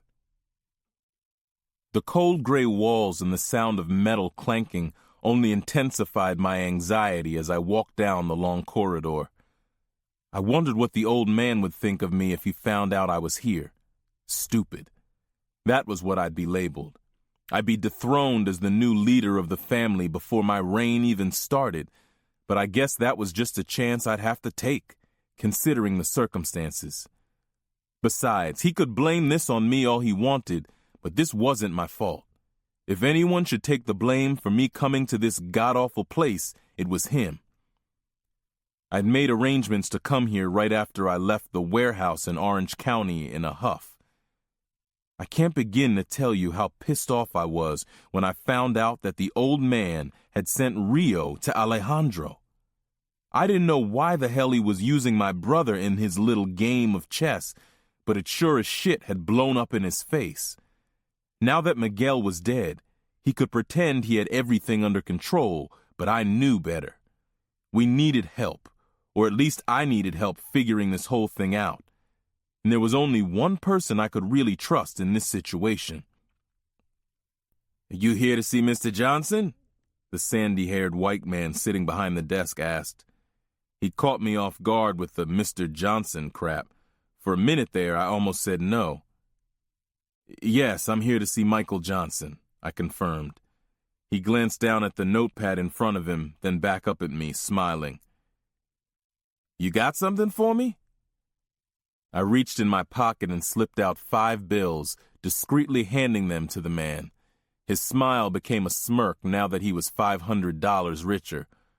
This was the 3rd payoff I'd made since entering the prison, but it was the only way to bypass the BS and get an undisturbed, one-on-one sit-down with the infamous Mr. Johnson. "Have a seat. Mr. Johnson will be right with you." I walked into a small room and sat down at a table with 2 chairs on one side and 1 chair on the other. It wasn't long before I heard the door open, and in walked Michael Johnson, wearing a pair of jeans and a wife-beater. It had been more than 3 years, but he was bigger than I remembered, better looking too. He still had that same charismatic aura about him, that little something that made women love him, men admire him, and enemies fear him. My respect for him forced me to stand, as if royalty had entered the room. He didn't say anything at first. He just stood in the doorway staring at me, as if he wasn't quite sure who I was or why I was there. Finally, he spoke in an agitated tone. "Orlando, the hell are you doing here?" "What do you mean, what am I doing here? What do you think?" I stepped closer, although my stature couldn't hold a candle to his. "I'm here visiting my brother in prison." "How you doing, Vegas?" He eyeballed me for another few seconds before he reached out and hugged me tightly. I returned the embrace, holding back tears. He patted me on the back, then pulled away. Once again, his eyes locked in on me. You know you're not supposed to be here, he said with a tone of warning. Pop's not going to like it. The last time I checked, I was a grown-ass man, I spat. Grown-ass man still living under his daddy's roof, he threw back with a chuckle. Yeah, well, if I remember correctly, you used to live under that same roof when you were my age. Besides, I do that just to appease Mama. Mama, he repeated, a slight smile touching his lips. How is she? Mama's good. She's been under the weather a little as of late, but nothing serious. She talks about you every day. She misses you. I miss her too. Man, I miss all of you. How's Pop? I was surprised to hear him ask about the old man, especially since it was LC's fault that he was locked up in this hellhole in the first place. He's good, I said, hoping he didn't plan on going down the list of family members one by one. I didn't have time for all that. That was not why I was there. But how are you, Vegas? How you been holding up? I'm fine, but don't call me Vegas in here. He pointed a finger at me. Vegas is dead until the day I walk out of this place. In here, I'm Michael Johnson, and Michael Johnson don't know nothing about the Duncans. He sat down in the single chair across from me. Now, tell me about all this shit that's going down with the Mexicans and our stolen shipment. My eyes bucked and he smirked. That damn Vegas was always 2 steps ahead of us. How'd you... He cut me off with a chuckle. What? You think just because I'm locked up I don't hear things? You want to know what's going on in the streets? Pick a cell. We've got the best gossip network in the world right here behind these walls. And I run this place, so I hear it first, before them all. Now tell me what's going on. Is it as bad as I hear? Bruh, shit is crazy, I said. Yeah, from what I'm hearing, it sounds like we're going to war. I'm trying to keep it from spilling over in here. Mexicans trying to recruit everyone who speaks Spanish. Only ones on our side are the Dominicans. I got to sit down with the Jamaicans tonight. Other than that, I got all the brothers lined up. We need every black face we can get on our side. Just hearing the word Jamaicans made my mind travel to Ruby. In between making arrangements to come up here to see Vegas, I'd called Remy and asked him to set things up so that Ruby and I could meet. He didn't seem to have a problem with it, but 5 minutes later he called me back, telling me Ruby's number had been disconnected and he had no other way of contacting her. I tried to call her myself and found out that Remy wasn't lying. Ruby had turned off her phone that quick. Oh, Vegas shouted, snapping me out of my thoughts. What's Pop talking about? We going to war or what? Oh, we're going to war, all right. I shot him a serious look. And your baby brother is right in the middle of it, about to get his ass killed. Vegas sat erect in his chair. What are you talking about? Are you in some kind of trouble? Not me. But Rio's in a hell of a lot of trouble. He leaned in close and asked, What kind of trouble? Would he get his boyfriend pregnant or something? He began to laugh.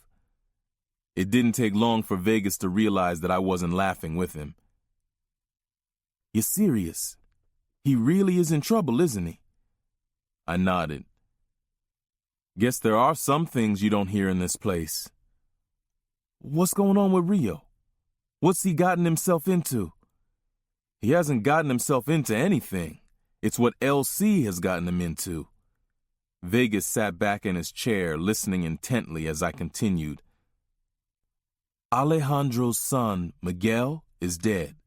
Under our family's watch, if you know what I mean.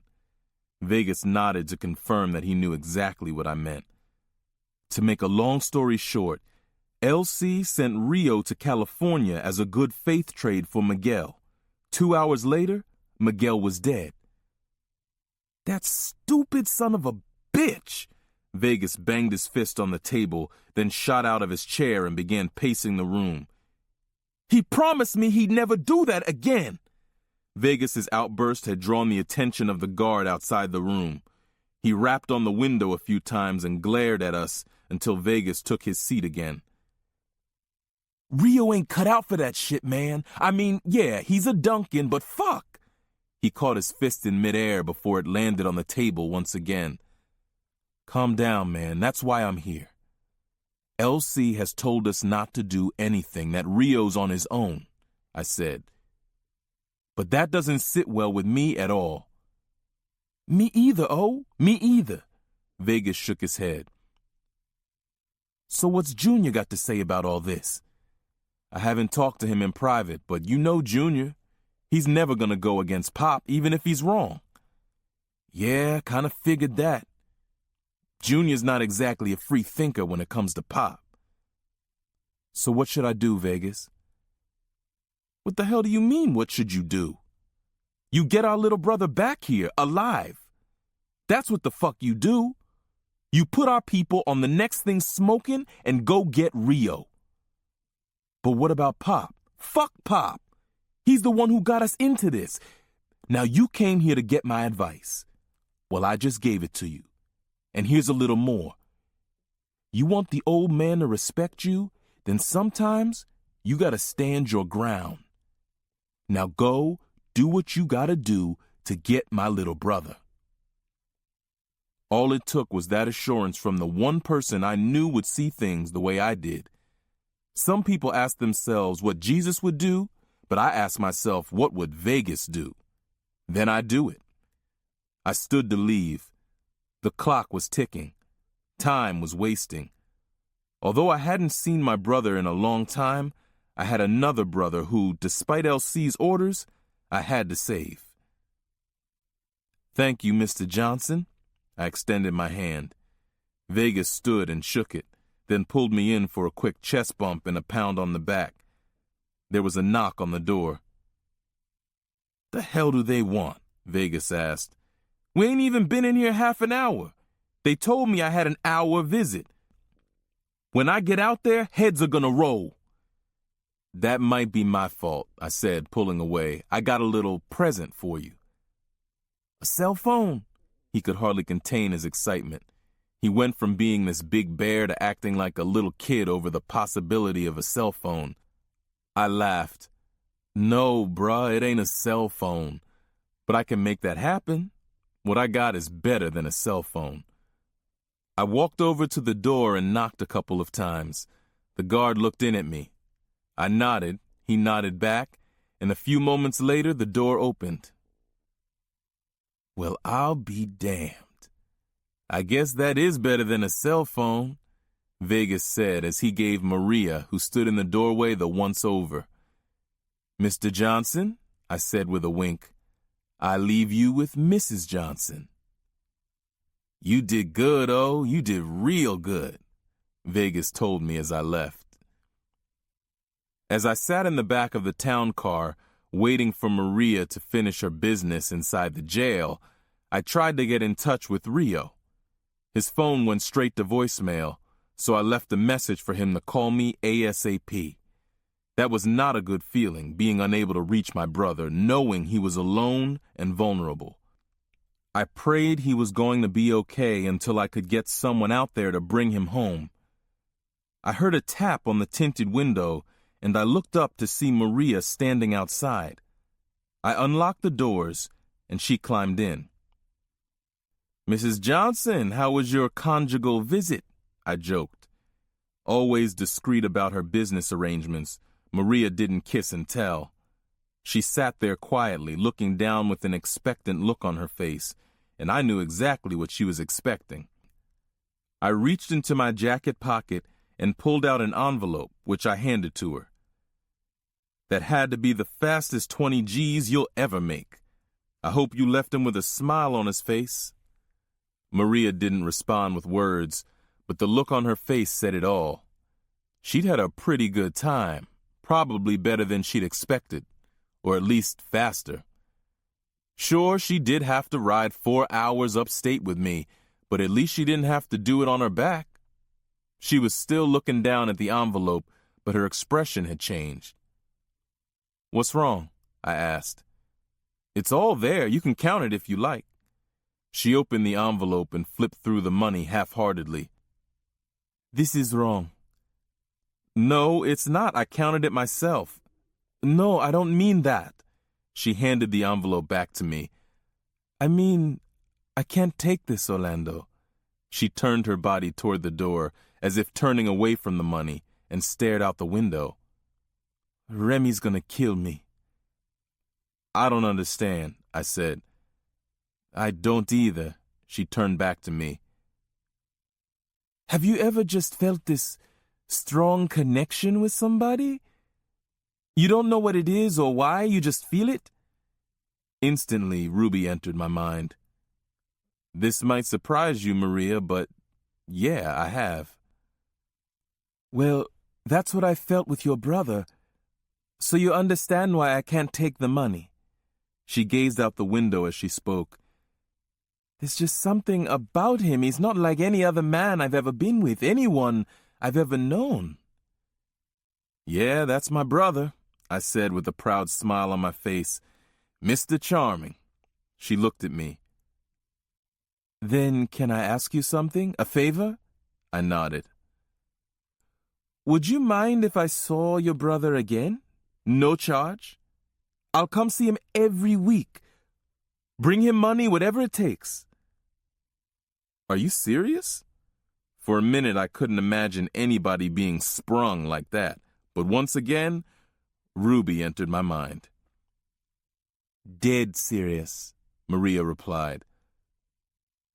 Okay, then. No, Maria, I don't mind at all, I said without hesitation. But now I need your help.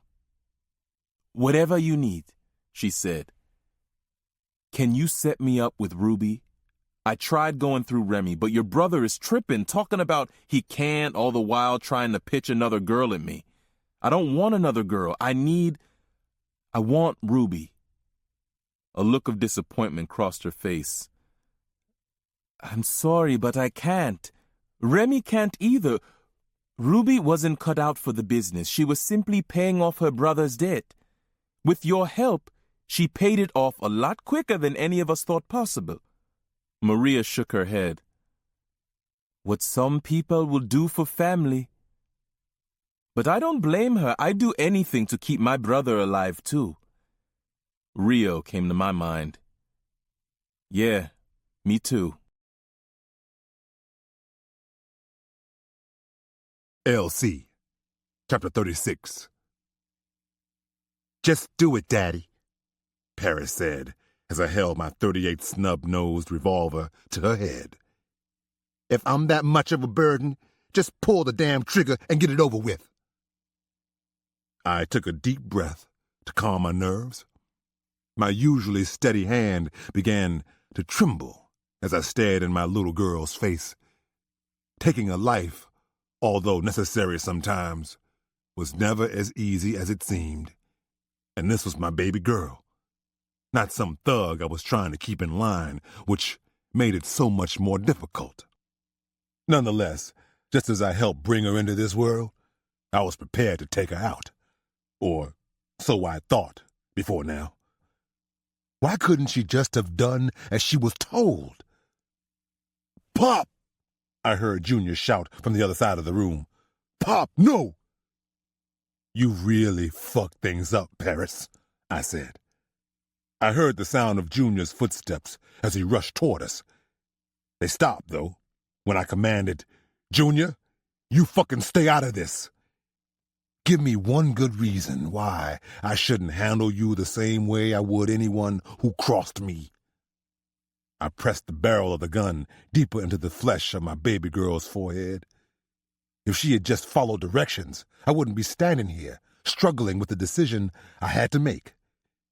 Kill my own flesh and blood, my favorite daughter, or let her live, which meant Rio would surely die. I was losing control not only of my business, but of my family as well. Because you love me, and I'm still useful to you. Please. Although she was pleading, it wasn't out of fear. Not fear of death, at least. I remember seeing this in her even as a small child. Paris had always been afraid of displeasing me. That child lived to win my approval, and it led her to be one of the best at what she did. Give me another chance, Daddy. I won't prove you wrong. Paris looked into my eyes, and I was transported back in time to the day she was born. She was the most beautiful thing I'd ever seen. And as the years passed, she just became more beautiful. How in the world could I take such beauty away? I paused, with my finger resting on the trigger and my hand trembling even more.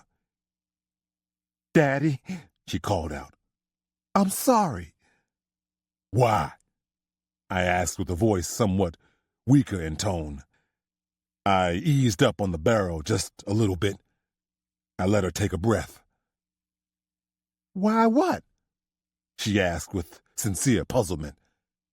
Why did you have to make this so hard, Paris? You think I want to do this? Huh? She shook her head, blinking her eyes to dissipate a tear before it slipped free. His presence seemed to anger her. I knew my baby girl.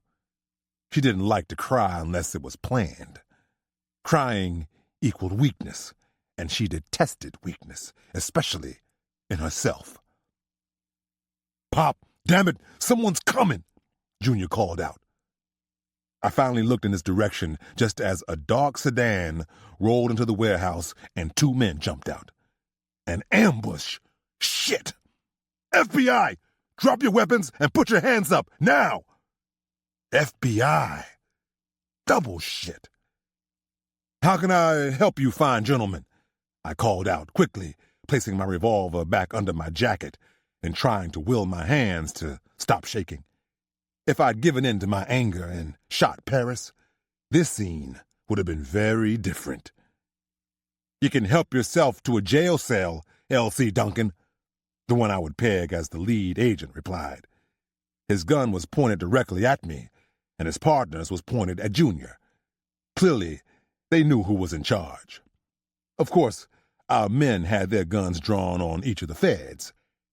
Now, tell your fucking thugs to drop their weapons and nobody has to get hurt. We've got a whole team on the way. Fine, but let me see some badges first, I yelled back. They were wearing FBI windbreakers, but that didn't mean shit. They looked at one another, then moved their jackets aside to expose gold badges and IDs attached to clips. Thank God our weapons were legal, and we already removed Alejandro's men's bodies. The blood on the walls, however, was going to take some explaining. For now, I prefer to think of it as a mere technicality for Harris to handle, nothing more. Good enough for you, old man? The other one called out. We really don't want to do this the hard way, do we? Paris slowly rose to her feet, while I nodded for my men to obey the agents. They begrudgingly dropped their weapons, squinting into the sunlight that was peeking through the warehouse skylights. Paris began ambling toward the agents in an unsteady manner. Paris, stay put, damn it! I ordered under my breath. I have this under control. That damn girl was ignoring me again. Now a part of me was wishing I'd shot her ass when I had the chance. She was going to make dealing with her that much easier when this was all said and done. The agents yelled for her to stop, but kept their guns trained on Junior and me. He was trying to kill me. You have to help, she cried out, rushing toward the agents. Paris, I yelled, betraying me. My own flesh and blood. Shame on me for showing weakness and not doing what I should have. I couldn't believe that of all my children, she was the one turning on me. As angry as I was, my heart was breaking. Miss, move aside, the 2 agents shouted in unison as Paris put herself between them and me, directly in the line of fire.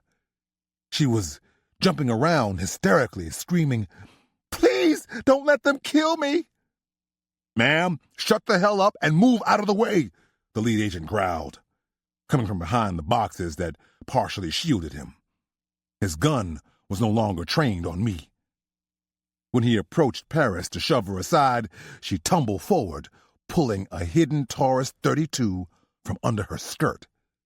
She placed a single shot through the back of his skull, sending a fine red mist spraying out of the chasm that was once the front of his forehead. His partner hesitated, deciding now that Paris was more of an immediate threat than my men. By the time he trained his gun in Paris's direction, his partner was falling over, deconstructed face first. When he squeezed off at her, she was no longer there. Dropping to one knee, Paris leveled 2 quick shots, one missing, but the second catching the agent directly through the bottom of his jaw and exiting his skull at an odd angle. He collapsed, slumped over his car door, blood flowing down its dog-painted surface before collecting in a dark puddle amid the dirt on the ground. Paris walked over to both bodies, calmly examining them as we ran over. "What the hell is wrong with you? It's not bad enough that you've killed your last couple of boyfriends? Now you've resorted to killing feds?" I yelled with more anger than I thought possible. "Nope, I'd never be that stupid," she responded with a wicked smirk, so typical of her. "What the hell are you talking about?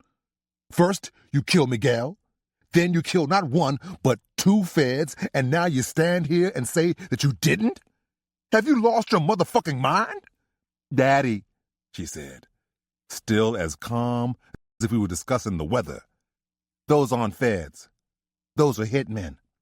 Look at their shoes and their guns." Junior and I both looked down at the bodies to see what she was talking about. "Those are hard-bottom shoes, Daddy. What fed do you know wears hard bottoms? And I don't know any feds issued Tech 9s as their service revolvers." I bent over and studied the guns. I'd be damned. That girl was right. They weren't feds. She had saved our lives and her own. For now. Orlando, Chapter 37. "You okay, man?" After about 8 hours of calling, I finally reached Rio. I'd never been so happy to hear his voice, to know that he was alive and well. I'm not going to lie, I'd pretty much written him off when he didn't answer the phone last night. I had a sick feeling in my gut every time his voicemail picked up. Probably the same way Alejandro was feeling every time he asked to speak to Miguel and was denied. So hearing my brother's voice gave me some relief, though I wouldn't truly be satisfied until he was back on the East Coast, safe and sound, eating my mom's home cooking. "I'm doing all right," Rio replied in his typical laid-back, everything's good tone. I wasn't sure if everything was really okay or if it was for show, just so those sons of bitches couldn't sense fear in him. He had to be scared. I knew I'd be scared if I was in his position. But at least I'd had some training. This type of shit was far from his usual job description. "Have you seen Alejandro? Is he treating you all right?" I asked. "Yeah, I see the man, and his people ain't treating me bad. At least not yet," Rio answered. "I've had men treat me much better, though, if that's what you're asking." I chuckled, only because he was trying to make light of the situation, and I damn sure needed a light at the end of the tunnel. "I hear you, man. So what's the weather like out there in Cali?" It might seem strange that I was making small talk at a time like this, but I was still trying to get a sense of what his situation was without asking him outright. I had no idea who was surrounding him as he spoke. "Sunny skies, palm trees, just like a postcard, bruh," he replied. "Only the postcard's written in blood. My blood." Okay, so now I knew he was alone and we could talk openly. "Look, man, don't talk like that. We're gonna have you home in a flash." "I hope so," Rio said. "To tell you the truth, Alejandro is getting a little antsy. He keeps making slick-ass comments out the side of his neck about my well-being. I tensed up. Comments like what? Never mind all that, Rio replied.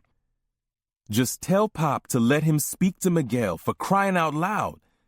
I'm sure that will calm his happy ass down some.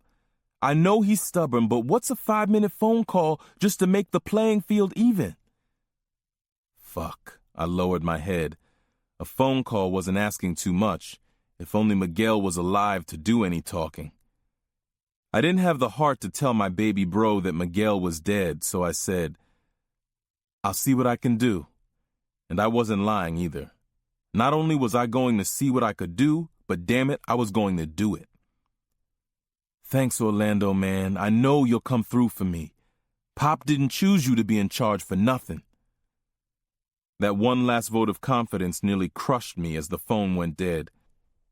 Now, if I was any kind of brother or leader of the family business, then I had to see to it that the phone line was the only thing that went dead. So how is Rio?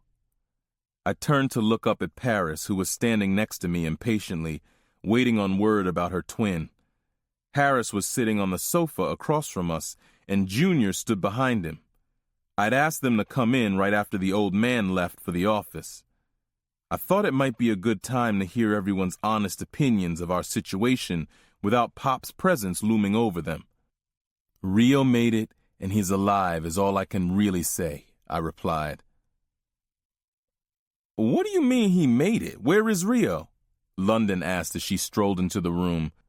We all turned to Harris because from her reaction, it was obvious he hadn't told her a thing. Rio's in California with Alejandro, Harris said calmly, as if this were no big deal. He was supposed to be a gesture of good faith while we held Miguel. London stopped in her tracks, and I watched the expression on her face quickly go from shock to anger. How's that working out for you now that Miguel's dead? She turned toward me. Y'all gonna get that boy killed. Does Mama know about this? No, and no one is going to tell her anything until we get him home, I warned. The tension in the room was terrible. Everybody was on edge, and Paris was the first to let it get the best of her. She got up in Harris's face and screamed, You could have talked Daddy out of this. Thankfully, Harris kept his emotions in check. We're not all as persuasive with him as you are, Paris. This is not his fault, Paris. This could all have been avoided if someone we know hadn't killed Miguel, I said. What? You shot Miguel? London glared at Paris, who looked like she was about to break down in tears. Then London turned to Harris and let him have it. Another secret, huh, Harris?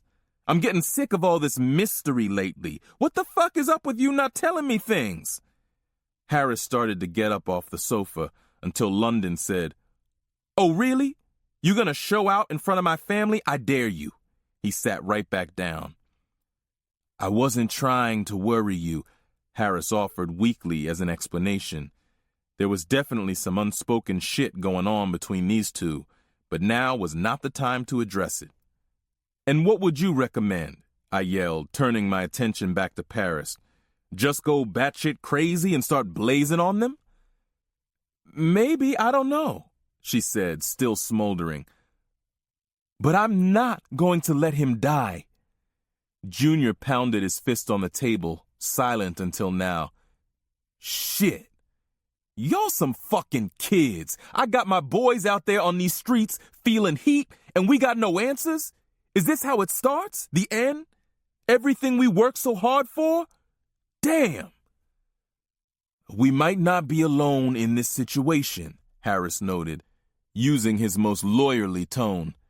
As usual, he'd calculated things and waited for the right time to offer his input. We're listening, I said, moving around Paris to better address my brother-in-law. Spit it out. Others have expressed to me that they're feeling pressure too.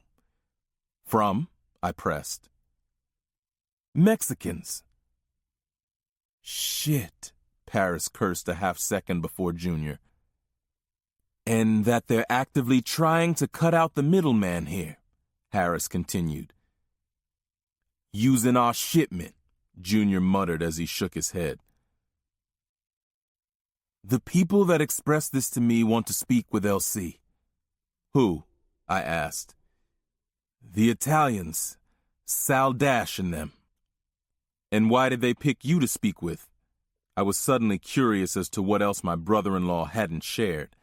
Maybe I would have to keep a closer eye on him.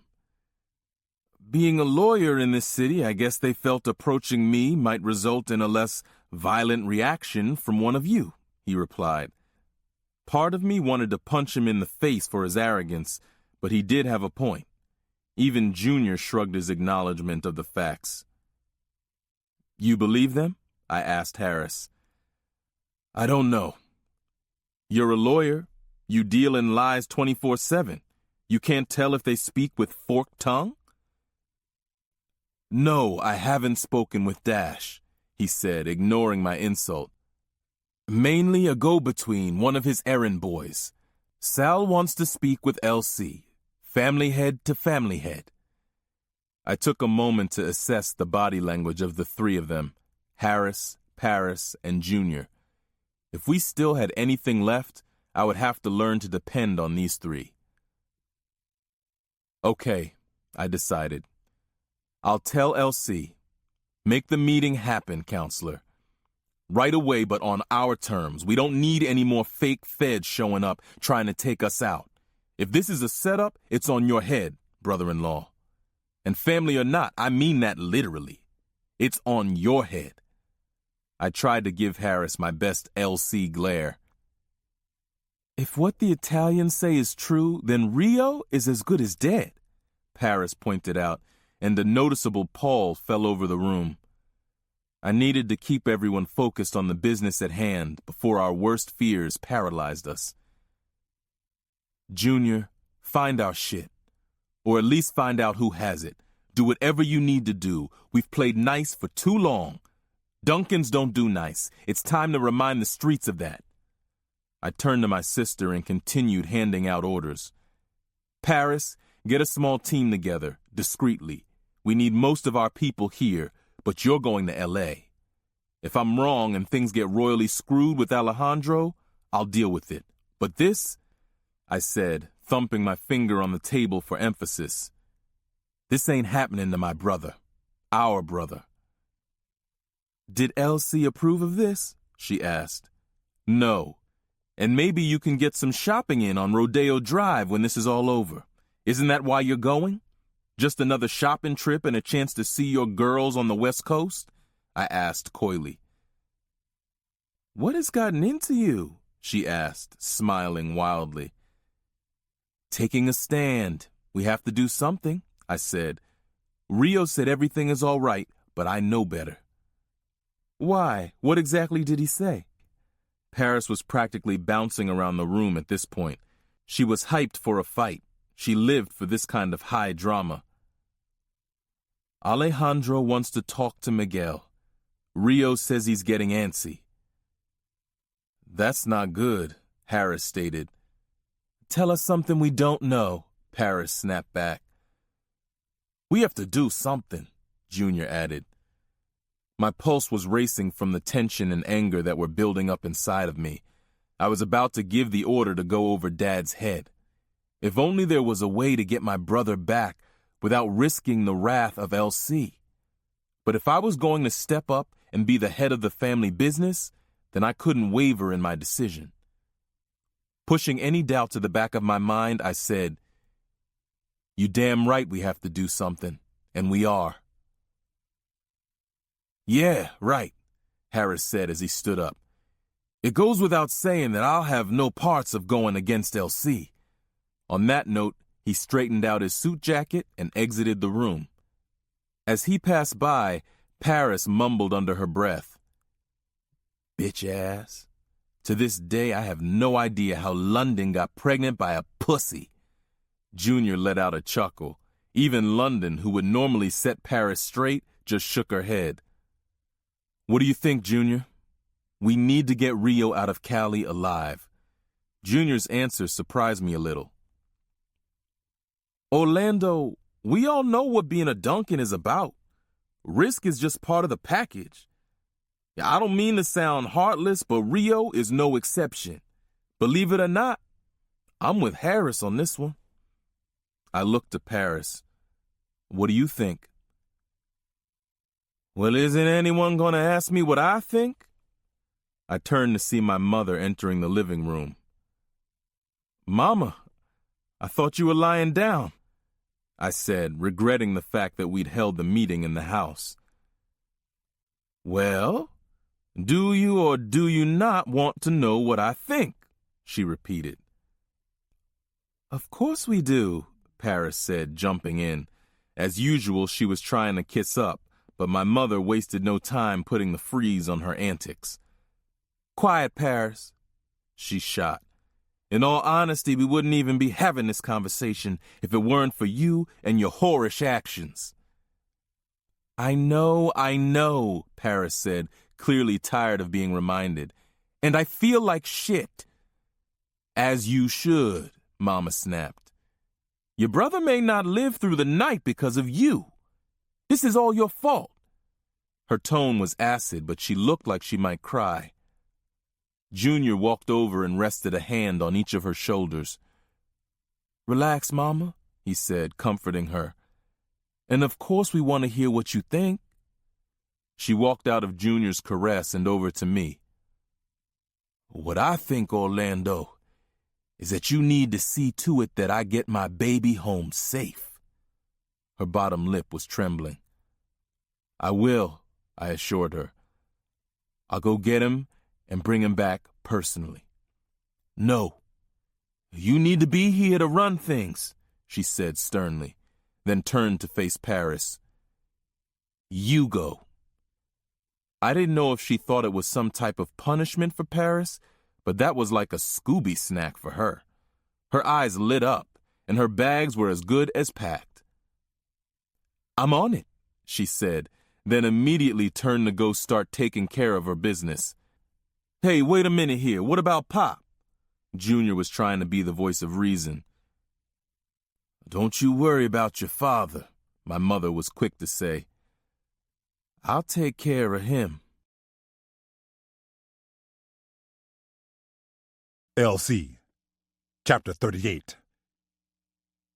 Been too long, LC. You should see each other more often. The silver-haired man with the shark-like smile and trademark pocket square extended his arms as if expecting a hug. Behind him were 4 Goombas I didn't know. I don't know about that. Last time I saw you, I didn't plan on seeing you again.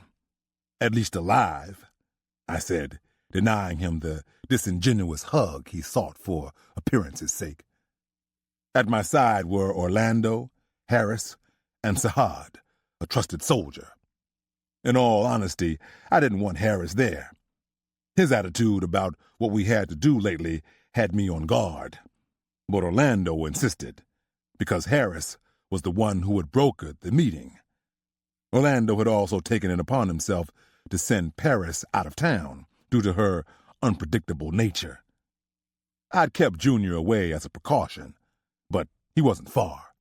I had him waiting nearby with his boys, in case the man I was meeting had plans to suddenly increase his numbers beyond the 5 who accompanied him per the ground rules. It wouldn't be the first time he had broken the rules, and I wasn't going to get caught out there. Our relationship was fragile, to say the least. We'd had some minor business dealings together over the years, and we shared some mutual enemies. There was an understanding that we would leave each other alone, allowing us to conduct our businesses without interference. Our groups stood face to face inside the service bay of my flagship dealership. Nothing but tension, disdain, and opportunity sharing the space between us. And yet, here we are, old friend, said the nattily-clad Italian, whose very voice left a bad taste in my mouth. Sal Dash, the owner of Dash Realty, and his entourage, mostly armed Goombas, had dared to step foot in Jamaica, Queens, rather than scurrying around the other burrows like cockroaches on the perimeter. I closed the dealership down early and sent my employees home with pay, using inventory as an excuse, so we'd be undisturbed and unobserved. Harris tells me you wanted to talk. So, talk, I urged. Both of us had lost good people in our last flare-up, so it took a lot of self-control not to order a hail of bullets to be pumped into him and his crew on the spot. Still, his daring to meet with me on my terms spoke louder than any gunshot. Sal was either scared, crazy, or desperate. We might have a mutual problem, he said. No problems other than a need for more customers on these streets, I joked. While almost all of us laughed, Harris seemed fidgety, never comfortable with discussing our major source of cash flow. Staying a step or so removed from the nitty-gritty had always worked in both our interests. Still, I made a mental note to keep an eye on my son-in-law in Dash's presence, to see if anything else should give me a reason to be concerned. Something about his demeanor this time didn't seem quite right. I think our mutual problems might lie not with customers, but with product and its delivery. Capiche? Yeah, I think so. Know anything about an item I'm missing, Sal? I asked, tired of avoiding the obvious with this Sicilian fuck. Only what my people report back to me. Hearsay. And what have they heard? Heard the men who killed your little Dominican Pablo were Spanish-speaking too, but not from around here. Maybe a similar accent is associated with whatever it is you're missing. Hear that maybe Pablo had some kind of deal with these folks, but suddenly he wasn't useful. That's a big stretch with no proof, I said, while admittedly intrigued. I needed to end this rumor immediately. If word got out that my men had started making deals behind my back, that would be a sign of weakness, and everyone would start gunning for my operation. This whole situation could turn into an even bigger problem if what Dash was saying was true. Unless you have a little more involvement than just hearing things from the sidelines, Orlando said, entering the discussion to Dash's annoyance. Someone tried to kill my father the other day. They were white boys, pretending to be feds. No Spanish accents at all. Know anything about that? I mean, since you're in such a helpful mood. One of Sal's men, who commanded respect by virtue of his proximity to Sal, tried to stifle a laugh after Orlando spoke. I couldn't tolerate rudeness and disrespect toward my son on my turf. What's so fucking funny? I asked him. The arrogant one exchanged looks with Sal rather than acknowledge me. Another strike against him. One more, and bullets would start to fly. Control your pup before I put him down, I said to Sal. No, I agree with you, Elsie. This is serious business, and my son can be an idiot sometimes. Apologize to Mr. Duncan. Now, he said with a snap of his fingers. Sorry, sir. The young punk apologized directly to me in compliance with his boss's orders. The words were there, but they didn't match the feelings behind them. I fixed my eyes on him, imagining giving the order to end his life one day. Perhaps one day soon, if I ever saw him again.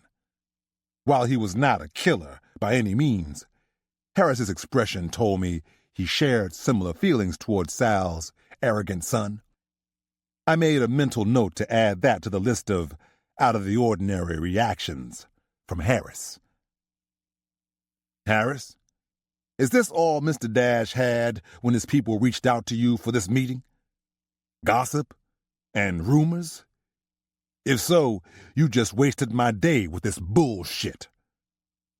No, They insinuated there was more, Elsie, my son-in-law offered frantically. Sal? I asked, turning back to my counterpart.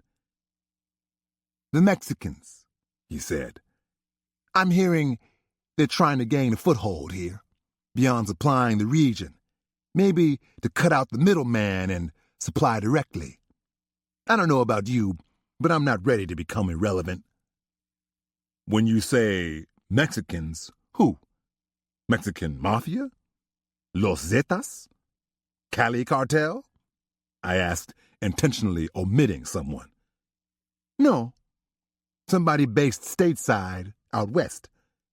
Alejandro Zuniga is his name, I believe. At least, that's what my men tell me. Ever heard of him? Sal waited for an answer, but I hesitated. This all seemed a little too coincidental, a little too contrived. I glanced over at Orlando. His eyes told me he was thinking the same thing. Tell me you didn't hit my shipment, I said. No, but this Alejandro's people offered it to me. I was about to take it when my son Vinny over here informed me that you'd put out a bounty on that truck, he said, shark teeth in full view again. So, you just turned down 200 keys of dope at fire sale prices. Do I look like a fool, Sal? My blood started to boil, but I needed to keep it under control if I was to get to the bottom of who was fucking with my product. My mind was flying in all different directions. I couldn't narrow it down. There were too many people who would love to have control of my territory, too many people who would be willing to do whatever it took. One of those people was standing directly in front of me. No, of course not, Sal insisted. Why would I want to go to war with you? Look, we may piss each other off from time to time, once in a while, but we're both successful men with way too much to lose. And a lot will be lost, Orlando said, not so nicely to Sal. He was definitely more assertive than I'd seen him of late. Maybe he'd finally caught on about just how serious running the family business was, and why I did the things I did. Sal had a point. I didn't trust him, but why would he risk everything to go to war with us? It would turn out badly for all involved. Thank you for passing on this information to me. I'll be in touch, Sal. We shook hands. I still didn't trust him 100%, but I was feeling a little more cordial than when Dash and his men first arrived. Grandpa! I heard a tiny voice emanating from the dealership floor. Startled, Dash's men went for their guns, which in turn made us do the same. It looked like we were about to get that standoff after all. As fingers rested on multiple triggers and everyone took aim, Harris, who was unarmed, looked to me to stop things. Stop. It's my granddaughter, I said, extending my hand toward the men aiming at us, as well as in the direction of Mariah's voice. That's all. Grandpa! She called out again. It sounded like she was coming closer to the service bay. Sal's arrogant son made an odd facial expression, then whispered something to Sal as he lowered his weapon. Sal nodded at whatever was said. I don't want anyone knowing we're here, Sal said, as he motioned for the rest of his men to put away their guns. Whoever that is, stop them. No worries, I said, gesturing to Harris. Go. As my men stowed their weapons, he ran to intercept his daughter. He caught Mariah just as she was pulling on the door. Grandpa, you in here? She asked into the dark as Harris embraced her. Yeah, Mariah, I replied, my eyes fixed on Sal. I'm busy right now. Go with your daddy, and I'll see you in a minute. Kids. They'll be the death of us all, Sal said with probably the first genuine smile of this meeting. London, Chapter 39. When Harris escorted Mariah from the back of the dealership, I was startled to see him. Our daughter had run ahead of me when we arrived, but we couldn't find anybody at work other than the one employee who let us in as he closed up. "What are you doing here?" Harris asked, almost whispering. I was wondering the same about him. "Mariah likes to visit, you know that." "Not today," he said firmly. "Excuse you? You don't tell me when to visit my father's place." Okay. That's not what I meant," he said, waving to diffuse the tension. "We have guests. No one's supposed to be here. No one." "We? You mean LC has guests? When did you get in so deep in the business?" Harris cleared his throat, reminding me that Mariah was listening. I hated to admit that he was right. I knew better than to talk about any of this in front of my child. I was restless as of late, caught up in betrayal, both Harris's and my own, and it was causing me to be careless. "What's gotten into you?" he asked, a lawyer's suspicion keenly alerted. "Damn, London, I'm trying to keep you out of trouble." "I was doing just fine before I met you, and I'm doing just fine now," I snapped, as images of Harris's lipstick-stained shirt came to mind. If I ever came across the bitch who left her lipstick mark, I would beat her ass good. For all I knew, there was more than one. "Something you want to talk about?" he asked in an irritated tone. "No, I just wanted Mariah to see Daddy." "He's in the bay with Orlando and the rest, but you can't go in there. Look, why don't you take our daughter home? This isn't the place or the time. I'm sure your father will be there soon." "Yeah, you're right," I replied, feeling a little stupid for being so ornery when Harris was only considering our daughter's safety. "Who's in there?" I asked, as I placed a hand on Mariah's head to guide her out of this place. I used to know something about how this stuff ran. Now it seemed like I was always the last to know. I wasn't exactly sure when it happened, but I was becoming an outsider in my own family. "Italians," he replied. It took me a second to react. I heard Italians and thought about Tony. I hadn't let a man make me feel like a silly schoolgirl since, well, school. He was making me feel alive again. I hated that he'd had to cancel our rendezvous earlier today. "Dash?" I asked, stunned at the possibility. Harris nodded. "I'll see you at home. Come on, baby, we'll see Grandpa later."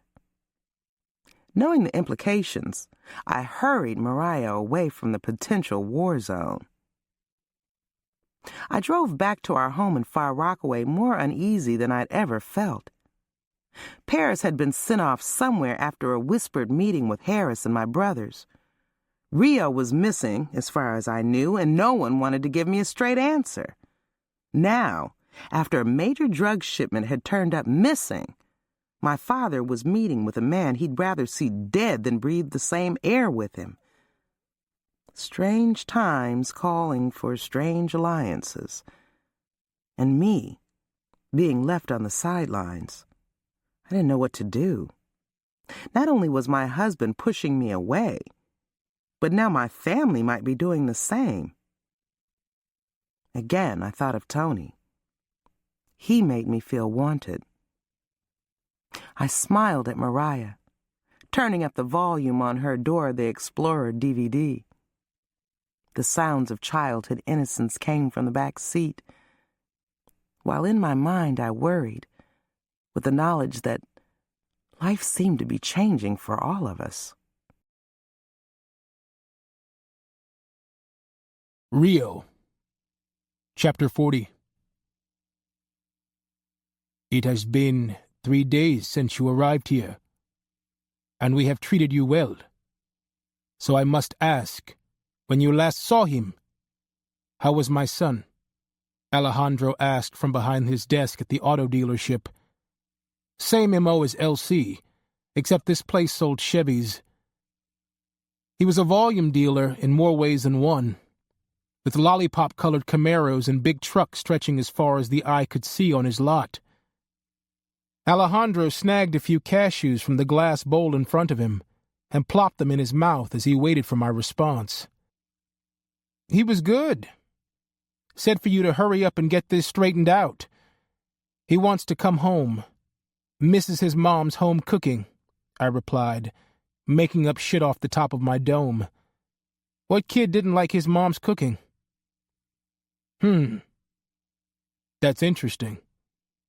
Especially since she's a terrible cook. Sometimes I question that boy's sense. Maybe it's some kind of code he was trying to relay to you.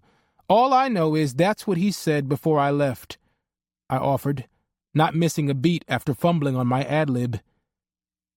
Perhaps, he said as he tried to read my bullshit. You want to share what it means then? I raised my eyebrows, continuing to perpetrate my game. Maybe later, he said, as he attempted to be coy. The pudgy, balding motherfucker was acting like I'd given him some valuable intel when I just pulled it out of the air. Dumbass. Then that dumbass got right to the real point of our meeting. Your father thinks I stole his dope, that I double-crossed him. I'm not an expert on these things, but look at it from his side and you might agree. Why don't you just give him his stuff back and call it a day? I mean, here I am on the West Coast, and I'm stuck down here in L.A. when I could be in San Fran partying like it's 1999.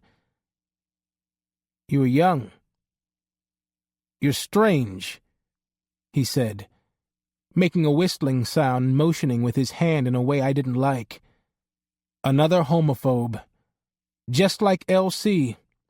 I was getting sick and tired of being surrounded by people threatened by my sexuality. I was probably more of a man than half these motherfuckers. I gave your father my word. A true man would understand that should be enough. I know men lie, gay or straight, if that's what you're getting at, I said, giving back the same wagging hand gesture. LC doesn't like this any more than you, and the sooner the two of you can reach a resolution, the sooner I can head back to my fabulous life in New York, and your son can be back chowing down on his mom's awful cooking. Alejandro let out a hearty laugh, not really appropriate for what I'd just said, and suddenly my two escorts appeared in his office. I figured it was a sign of some sort. They'd already frisked me for weapons and removed my phone, so I assumed this might be when my torture or beatdown commenced. Give them a chance to get back in the wife-beaters they preferred instead of the suits they were wearing at the moment. As I contemplated what was to come, all I could think was, Lord, not the face. Don't mess with the moneymaker girl. Okay, maybe not the most appropriate thought for a time like this, but what can I say? I'm vain. Alejandro said, to show you that I don't run things the same as LC. I want you to enjoy your stay in L.A. Go. Have fun. Wherever you like, except my men will accompany you, never leaving your side. This is still, after all, a sticky business situation we find ourselves in. Oh.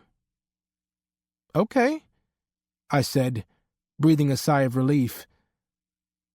My pretty face and my life were safe for now. So then why were these two goons staring me down? If their expressions were any indication, this trip was not going to be all fun and games. Despite that, I have to go with my gut, Alejandro added, downing another cashew, right before his jovial eyes went cold with a menacing glare. And my gut's telling me all's not well with dear Miguel. So I'm giving LC 48 hours to let me speak with my son. I no hear from mi hijo. Then these two gentlemen will start cutting body parts, and we will send them to LC until I have my son back.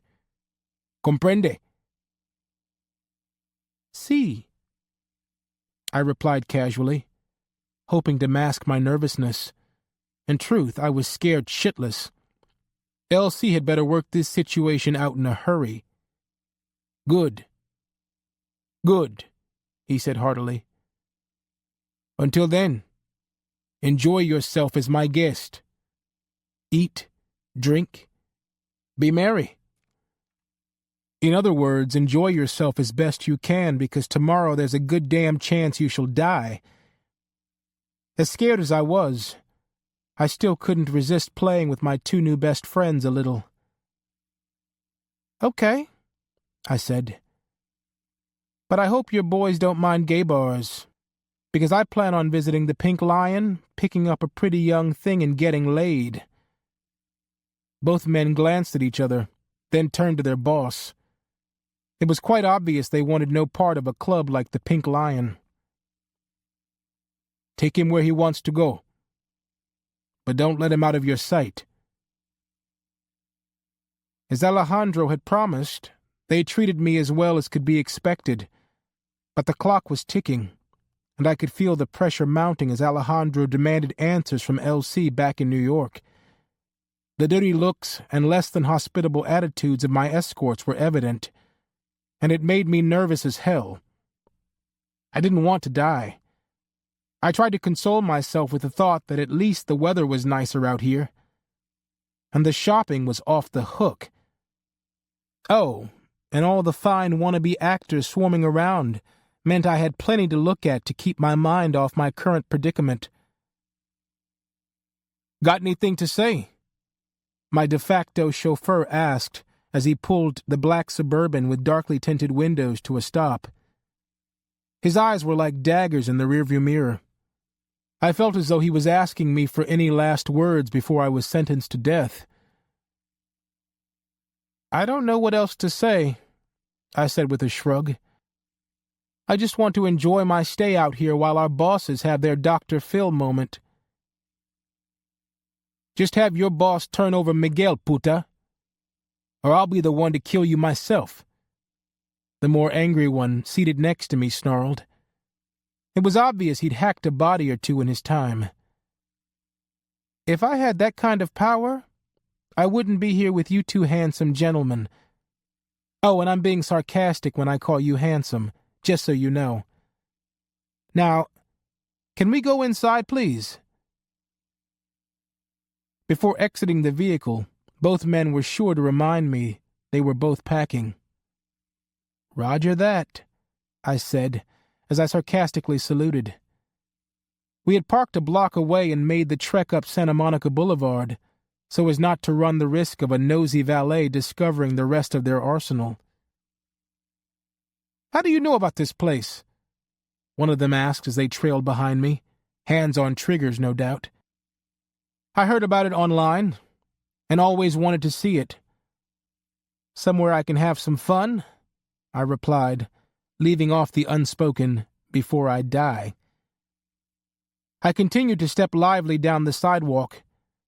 I would play my role and go along with Elsie's plan as long as possible, but I had to start thinking about a last-minute escape. The problem was that I was more MacGruber than MacGyver. I guess that was the real reason Pop chose me. If I didn't make it out alive, the organization wouldn't lose a beat. That old softy. In my case, it was business before family. Fucking maricon. one of them muttered when he realized just how out there and flamboyant the Pink Lion was. "Yo mama," I commented back. "Ain't been out to West Hollywood much, huh?" If they weren't so dangerous, I would have laughed at the impotent expressions on their otherwise hardened faces. Rather than enter the Pink Lion, one of the hottest gay clubs in Cali from what my friends had told me, one of my chaperones went for his cell. He probably wanted to call for further instructions. "They got me," I said to the doorman, quickly entering. I figured they wouldn't dare create too much of a scene in front of everybody. They're in the right place?" the doorman asked as the two Mexicans in suits broke out into a shoving match and started cursing in Spanish. "Yeah, they're just having a lover's spat," I lied as he watched the two of them argue. I didn't speak more than a few words of Spanish, but I assumed they were fretting about catching cooties or something if they followed me inside. I took in the European-themed interior, bathed in red lights, and observed the couples on the dance floor and the onlookers on the second-floor balcony. If I weren't so stressed, a pretty brother like me could do some damage in here. It took all my might not to try to blend into the crowd and escape out another exit. But I was unarmed and alone, so I knew my chances of a successful escape were slim to none. When his men came rushing in, I was standing there waiting on them, acting nonchalant and playing my part in this fucked up shit. "This shit ain't cool, homeboy," our driver said, looking like he wanted to swing on me just for making him come inside. "Relax, this ain't prison like you're used to, muchacho. Nobody's going up in your ass without your permission, and looking like you'd have a hard time anyway," I taunted. So glad I could make them uncomfortable for a change. "Alejandro said to let you do your thing, but I say we ain't staying for long. Soon as I find a little playmate for the night, we out. Meanwhile, you guys need to relax while I go get me a drink." They motioned for me to go ahead, taking strategic positions with their backs to the walls so as to keep me in their direct lines of sight at all times. "Ciroc and Cran?" "Two of 'em. I requested of the bartender. Over Usher's DJ Got Us Fallen in Love, mixed in with some Swedish House Mafia dance track. As my drinks were brought to me, I saw a face that didn't belong. Not because he wasn't attractive, but because I knew him from New York. Italian boys always caught my eye. It took me a moment to recognize him, but when I did, I took my 2 drinks, which were originally both for me, and made my way to where he sat. "Here," I said as I bumped his arm. "I bought this one for you." When he noticed it was me, his eyes lit up. We'd chatted from time to time but never hooked up. Now that I was a dead man walking, I thoroughly regretted it. "Oh my God! Rio!" he yelled over the music. "What are you doing here?" "Just visiting. You know how I do. If there's a party," I joked, maintaining pretense. "And you?" "Business," he said with a sigh, as he gladly took my drink, giving up on his attempts to get the bartender's attention. But I had to slip away, mix in a little pleasure. I knew what he meant by slip away. From our talks back in New York, I recalled that he was leading a double life, even though we never got too deep into what he did or from whom he hid his true sexual orientation. "Well, cheers," I said, clinking glasses with him. For the life of me, I couldn't remember my friend's name, but I continued to smile. It was welcome company, no doubt. My 2 shadows grimaced at my flirting, choosing to look away in disdain as long as they knew I wasn't going anywhere. "How long you in L.A.?" he asked, just as I remembered his name. Martino. At least that was what he'd told me. "Till tomorrow? And you?" "Not sure. Waiting on instructions from my boss." he said, his Long Island accent broadcasting loud and clear from his vocal cords despite the pounding bass in the club. Your boss? You sound like a gangster, I teased, deepening my voice. I don't like those terms, he responded, looking down momentarily into his glass. I prefer businessman. I ain't into breaking kneecaps and stuff, unless absolutely necessary. Okay. I didn't know you were dangerous like that, Martino. Does that bother you? That I might be a little dangerous? He asked sincerely. No. I like danger. Like it a lot, I said with a big grin. Makes things more interesting. Why didn't you tell me before? I reached out and caressed his shoulder and bicep in a reassuring way. Also, I just wanted to touch him and feel his sculpted arms. So sue me. Back home, I gotta be more discreet. You know, my people wouldn't appreciate my lifestyle, I said, completing his thought for him. I'd heard the term enough times from my pops. Yeah, not so understanding. And I like living, you know, he admitted, with a little bit of nervous laughter escaping. It felt like I was his priest or something. Well, relax, 'cause I ain't telling no one. Lips sealed and all, I commented, being a bit suggestive at the end. Good, he said with a grin of his own. Where are you staying? Wherever I choose to lay my head, I answered, knowing it couldn't be further from the truth. Oh, because I was... Martino stopped mid-sentence. What's wrong? Those two men over there. Where? I followed his gaze and nearly panicked when I realized that he was referring to Alejandro's men. The two Mexicans, in the suits. Oh. What about them? Shit. I thought I was heading at least toward a blowjob in the bathroom with Martino, but now their presence was cramping my style. They must be following me. You? I asked, stunned. Why? Things. Stuff with their boss. They must be on to me. Somehow, he said, panic showing for the first time. Look, I gotta get out of here before they find me. Now. His sense of urgency swept over me. It made my hands tremble ever so slightly, and I almost dropped my glass. Let me help you, I said, my mind racing. What the hell had I stumbled into? I needed to know more. I had a feeling that my life depended on it. Orlando, Chapter 41. It had been 72 hours since Miguel's death, and there was no doubt in my mind that it was just a matter of time before all hell broke loose. From what I could see, when my newly assigned driver and bodyguard turned into the garage at Uncle Lou's auto repair shop, that time was now. To make matters worse, I just received a block call from Ruby, during which she proceeded to drop a bomb on my head. Orlando, did you hear me? Ruby asked, her accent heavier than ever. Yeah, I heard you, I said, though her words went in one ear and out the other. I was too preoccupied with the scene of carnage before me as I got out of the car.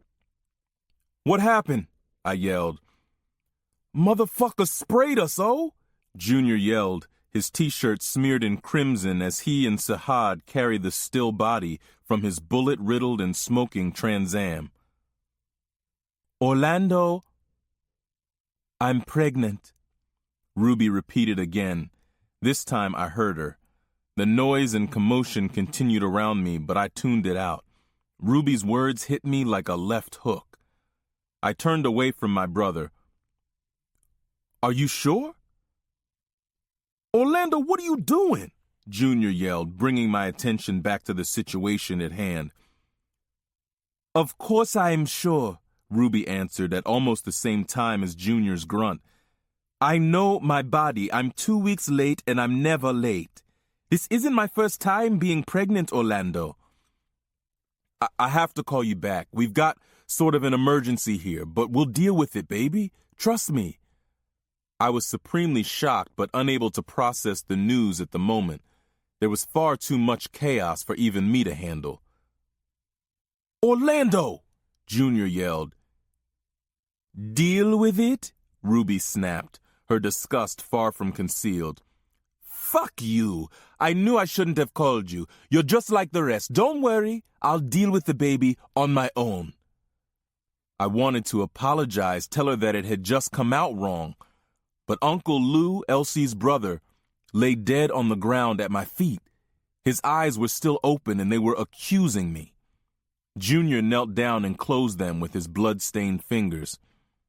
Without a goodbye, I hit the button to end my call. I was undoubtedly doing damage to my budding relationship, but I couldn't concern myself with that now. What happened? I asked Junior. We were hitting the streets like you said to do, Junior replied, still out of breath. We were out there searching for our stolen shit. One of Lou's boys had a tip, so he went with me to check it out. Lou felt he needed to be out there again, trying to help as best he could. He knew how bad things were. The tip turned out to be a dead end, so we came back to the shop, and this happened. They were laying for us, No doubt this was a setup. Who did it? I asked. Dunno, bro. Old car pulled alongside us when we were parked. They just unloaded on us. We had no time to react, couldn't even see their faces or nothing. I was too busy tending to Lou, otherwise I would have chased them. What the fuck are we doing? Sahad yelled, taking shit hard. Boy probably thought he was immune from such violence since coming up from the ranks. My boy's talking about defecting, and now our own people setting us up and selling us out. Who the fuck is in charge around here anyway? Certainly not you. Now shut your fucking mouth, I yelled, still trying to process the fact that I was going to be a father while everything else was in jeopardy. The last thing I needed was Sahad's played-out act. Sahad came at me, all common sense gone. Junior went to make a move, but the look I gave him held him in place. 2 more steps closer, and I cold-cocked Sahad with the 9mm I had begun carrying everywhere for protection. Sometimes a direct statement was needed with insubordinate employees. Sahad added to the blood on the floor of the warehouse with his own, the fresh gash on his forehead spewing a fine mist. You's a weak-ass bitch, yo, Sahad cried out from the floor, where he held his bleeding face. As I raised the gun to strike him again, Junior kicked him, eliciting a yelp from Sahad, like a wounded dog being punished by his owner. You lucky my pops likes you, or I'd put a bullet in your head, I yelled. We lost Pablo, now Lou? Control yourself before you join them, my brother warned, towering over our mouthy lieutenant. Then things got even worse as 3 new visitors entered the garage. It was unsafe for him to be here, but LC walked in anyway, with 2 bodyguards shielding him. The bodyguards refused to put their guns away until absolutely certain there were no threats around. What the hell is going on here? LC asked, noticing that Junior was pulling Sahad up off the floor. The shop fell silent. We were all too embarrassed that things had devolved to this point, that we had let down our leader. We solemnly moved aside as Pop took slow, deliberate steps toward his brother's body. He knelt down and placed his hand on Lou's heart. The little brother who had come up in the game beside Pop was now lying motionless in front of him. In a low voice, Pop spoke somber words of parting. It was a sentimental side of our father rarely witnessed by any of us. Who did this? Pop finally asked, still on a knee. He kept his head down, depriving anyone of the opportunity to see the pain that had to be etched on his face. We don't know, I said, embarrassed to have been saying that way too often these days. Oh, I think I do. Dash was right. Pop said, his voice cracking under the strain. The sound of it had me fearful of what was to come. No more. No more, Mr. Nice Guy, he chanted, his words sounding like drum beats to a war slowly building. As Junior tried to console Pop and convince him to go back home, I stepped away to place a call. Yo! Where are you? I asked Paris. On the ground, palm trees, sunshine, and movie stars. Oh, Crips and Bloods, too, la-di-da. You got him yet? I followed up, cutting through the fluff. No, but I'm on his trail as we speak, she answered. I heard car noise in the background. Hurry. Uncle Lou's dead, and Pop's about to go scorched earth. If you don't get him soon, Rio's gonna be collateral damage. Harris, Chapter 42. I want you to reach out to the Italians again, Elsie said after summoning me to his office at the dealership. Me? I asked, incredulous. I'm just part of this family, Elsie said swiftly. It took a moment for his words to sink in and for me to understand that he was saying I was a part of this family, not theirs. With everything that had been happening, it was normal for a little paranoia to be creeping in, wasn't it? Elsie continued. And they think they have some kind of connection with you, so let's use it. Thank them for reaching out. Okay, I said, trying not to sound hesitant. The last thing I wanted to do was spend more time in the company of Sal Dash and his mob associates. There's more, my father-in-law said, motioning for me to make sure his office door was closed firmly and that no one was eavesdropping. I should have known that wasn't all he wanted of me. There was always more when it came to Elsie and his orders. We're about to move on Alejandro's organization through our California affiliates. Really? I mean, at a time like this? A war on both coasts? If this spills out into the streets and the general public gets wind of this, it will be disastrous. We're talking about everything you've worked so hard to build going up in flames, I argued, doing my best to make him see the downside of this course of action without pissing the man off. You think it's all about my shipment, Harris? It's not. Lou's dead. They killed my brother. Took him out in a drive-by, and they almost got Junior. Now they're going to kill Rio, if they haven't already. We're already beyond disaster, boy. Are you sure it's the Mexicans, Alejandro and them? I asked, needing to hear. Yes. What Dash was saying makes sense, as much as I hate to admit it. If I'd had that info earlier, I would have never sent Rio to L.A. I had never seen L.C. second-guess a decision before, but I had a sense that was what was going on as he dropped his head and went silent for a second. When he looked up again, he said, The Mexicans have been playing us for fools all along, while slowly working the edges of our organization. Pablo probably had some deal with them that ended when he got cold feet or outlived his usefulness. If they were killing lieutenants, and if Pablo's killing was tied in, then Elsie's dream of getting away to Florida with my mother-in-law was now a pipe dream. This was going to take his life in years, if not through bullets. Do you trust Dash? He asked me. I hesitated, unsure what he was implying. How much could you trust a mafia boss, especially considering the history of competition between his camp and ours, especially when you had the history of him and me? Elsie must have read my puzzled expression. He said, You're a lawyer. You saw the man up close. Do you think he's a liar? Yes, I replied without hesitation this time, but that doesn't mean that he was lying about what he said. I agree, Elsie said, then went briefly silent again, deep thoughts consuming him. I want you to assure Dash that any aggression that might spill over near their interests or within their boundaries is purely unintentional. Tell him we are looking to do business with the Italians and welcome him and his people as allies. Got it, I said as I prepared to leave. More contact was not something I wanted when it came to Dash, especially after I'd been promised absolution from my father's debt back in Maryland. Out of sight, out of mind, was how I wanted to be with Dash, but this whole mess wasn't going to allow me that comfort. And another thing, Elsie added, as he tapped a pencil like a drumstick on his desk calendar. Yes, I asked, waiting for the other shoe to drop. Whatever's wrong with you and my daughter, I want you to fix it. It's not good for my granddaughter, nor my trust factor. I considered some methodical response, maybe some laid-out, scholarly argument.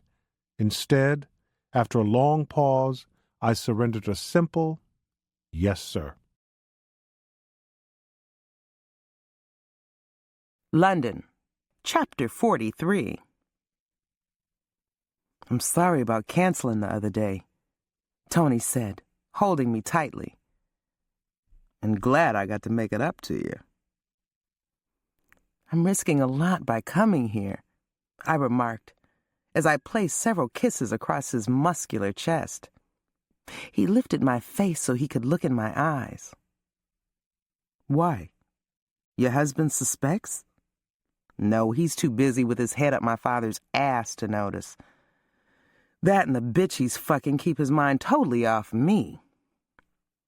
I felt pitiful admitting that to him. But as usual, Tony did what he could to lift my spirits. He joked, "Lucky for me, I guess." Unfortunately, I was too preoccupied to relax. When I didn't respond to his gentle kiss, he asked, "What's wrong, baby?" Family. Things are a little crazy at home. Besides my marriage. Security concerns. I'm pissing a lot of folks off by ditching my detail to meet with you. Whoa. Security detail? He leaned on one elbow and looked down at me. A rich girl, eh? I figure that with that expensive Mercedes of yours and the nice clothes you wear, but rich, like security detail rich? I had no idea. Don't judge me, I sighed, and turned my head away from his inquiring eyes. I would trade it all in for a nice, quiet life away from it all. Once upon a time, I thought I'd get that. Maybe you still can, with me, he said. And I felt him beginning to harden again under the sheets as he rubbed his legs against mine.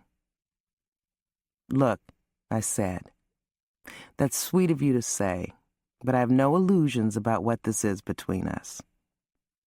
I understand. Me neither. He began to stroke my hair. The last thing I want is to cause more problems for you and your family. So if this ever becomes too much for you to handle, just let me know. I'll back off. I promise. I turned to give him a kiss.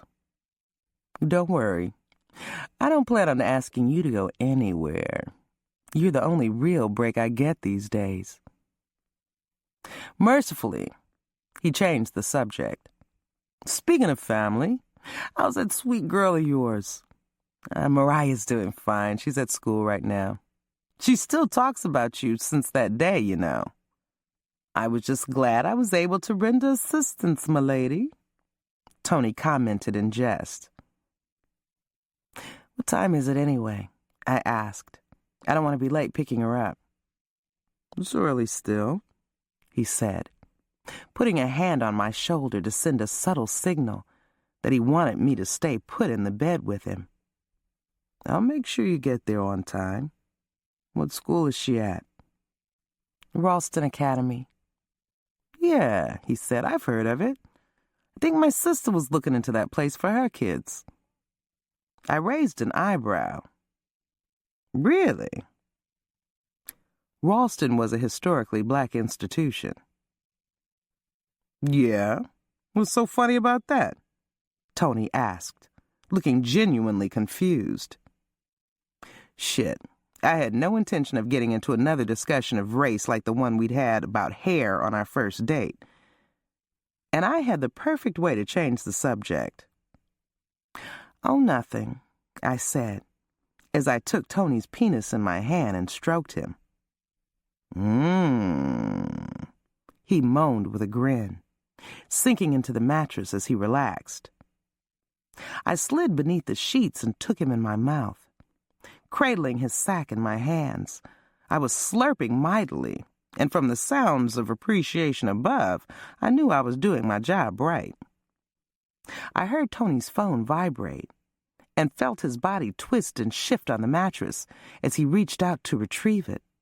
I kept sliding my wet mouth up and down his shaft, daring him to try to hold a conversation while I sucked him.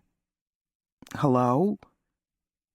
He tried to move to exit the bed, but I purposely let him feel the slight grazing of my teeth on the tip of his dick, my way of telling him to stay put.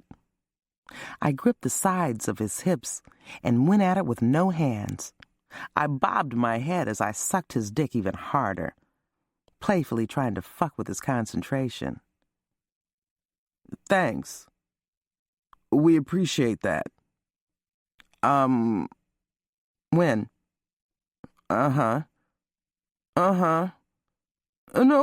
I'm fine. I'll check with my boss and let you know about his availability." "What's her name?" I asked, poking my head out of the sheets as he ended the conversation. "No, it's not another woman, just business. One of the prospective stores we've been courting for expansion wants to meet with my boss again. I think we've come to an understanding." "So it's good news." "Yeah. No. Fuck yeah," he said, correcting himself with a big grin, similar to some of the joy I'd brought to his face before. "Our plans are really coming together." "Then why did you sound like you wanted to get off the phone?" Because you were sucking my dick? Some things are a little more pressing and a lot more satisfying," Tony said, just prior to flipping me over and penetrating me again with that wonderful dick of his. And for an hour longer, I was free of the violent specter of death hovering over our family. A part of me wanted to check Tony's phone later, to view the number and see if he was lying to me, as Harris has done repeatedly. But then I realized it didn't matter. Like I said, I had no illusions about this particular relationship. Worrying about the fidelity of one man was enough for me. I would keep this fling simple. No questions asked and no worries. Just what I needed. Rio, Chapter 44. Oh my, they do look pretty scary, don't they? As hot as he was, I just determined that Martino was a damn punk. He looked terrified by my two Mexican friends. "You sure they're after you? Do those motherfuckers look like they belong in a gay bar?" Martino replied. "Of course they're after me. They work for the guy I'm spying on. That son of a bitch I got on the inside must have ratted me out." As scared as he was, I wasn't about to alleviate his terror and tell him that Alejandro's men were really after me. He was a gift from heaven that had suddenly fallen into my lap, and he could quite possibly get me home and back into LC's good graces without even breaking a fingernail.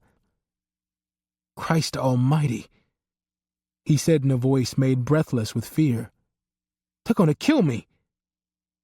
"Not if I can help it. I haven't even had any of that tasty dick yet." I stood up from my bar stool. "Come on. I'll get you out of here." I pulled Martino along. Usually I relished being the center of attention, but at a time like this, I wished my hair weren't dyed quite so blonde. It made me too easy to spot in here. I faked a sudden move to my right, somewhat shielding Martino in an effort to play along with his notion. Both of Alejandro's men bit on my action, waking from their dazed stupor and flinching to attention. They were trained too well, neither one of them overcommitting as they maintained their spacing to keep me pinned in their sights. Rather than waiting for me to make another move, Martino panicked and darted out from behind me, heading toward the back of the club. With his distraction, they pivoted toward the potential new threat to them. When this happened, the one to my left suddenly fell over, clutching his chest. His surprised partner reacted to the unseen threat the only way he knew how, by whipping out his gun. This sent the whole club into a panic and stampeding for the front door. I now had a wave of bodies momentarily between me and Alejandro's remaining man. I ran out the back door a few seconds behind Martino. I found him scrambling down the alley, and I screamed for him to wait the fuck up. When he saw it was me, he gladly halted for a moment to catch his breath. "What happened back there?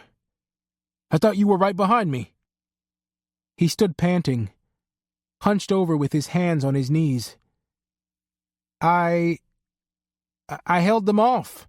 Got the drop on one of them," I said, sucking wind and lying my ass off. I didn't know what happened to the one that keeled over, but I wasn't complaining. "But the other one is still coming." "Thank you." He stood erect and loosened his collar. "If they found me, then that means everything's blown up. I gotta get back to my hotel, grab my shit, and get back to New York." "Well, they've seen me helping you, so I'm leaving if you're leaving," I said, doing my best damsel in distress for his benefit. All that was missing was for me to bat some false eyelashes. "Come on," he said. When we turned to resume our escape, 2 shots landed near us.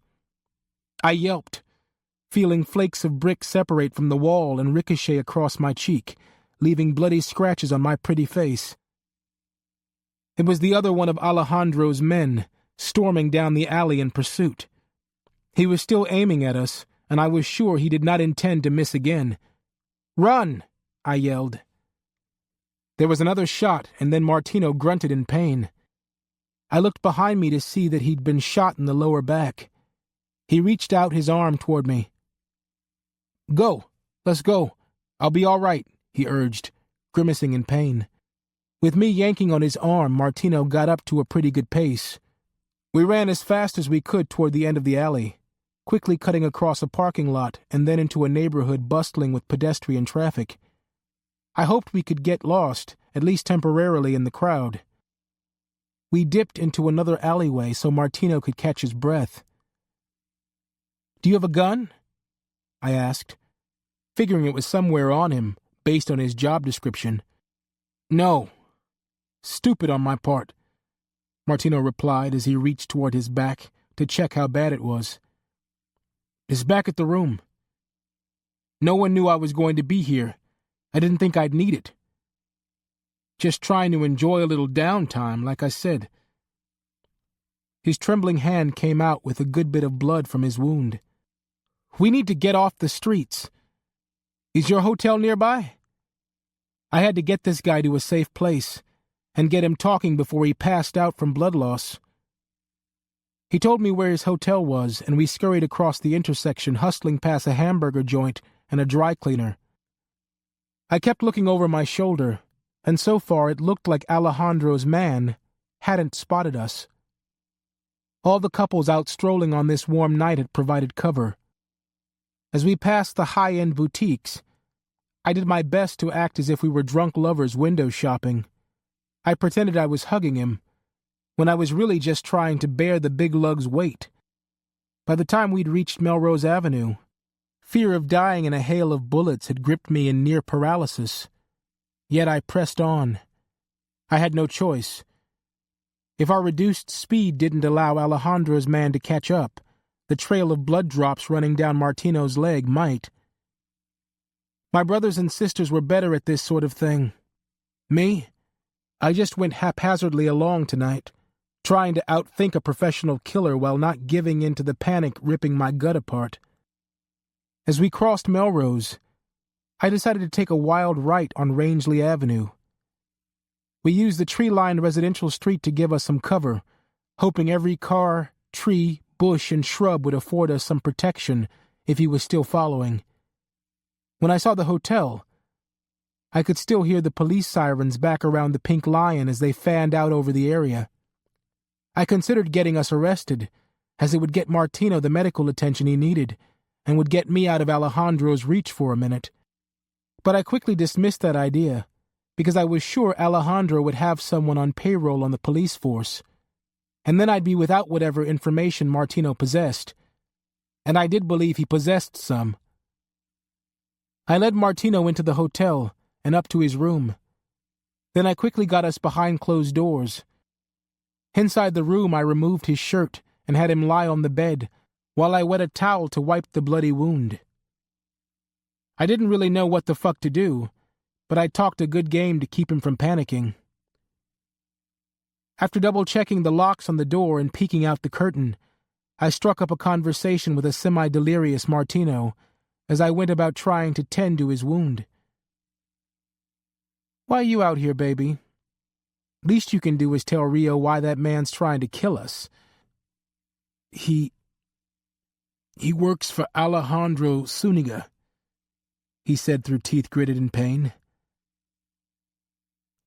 I gotta call in. Let him know I'm safe. Thanks to you. Give me my phone." "I'll get your phone in a minute, but you need to lay still, okay?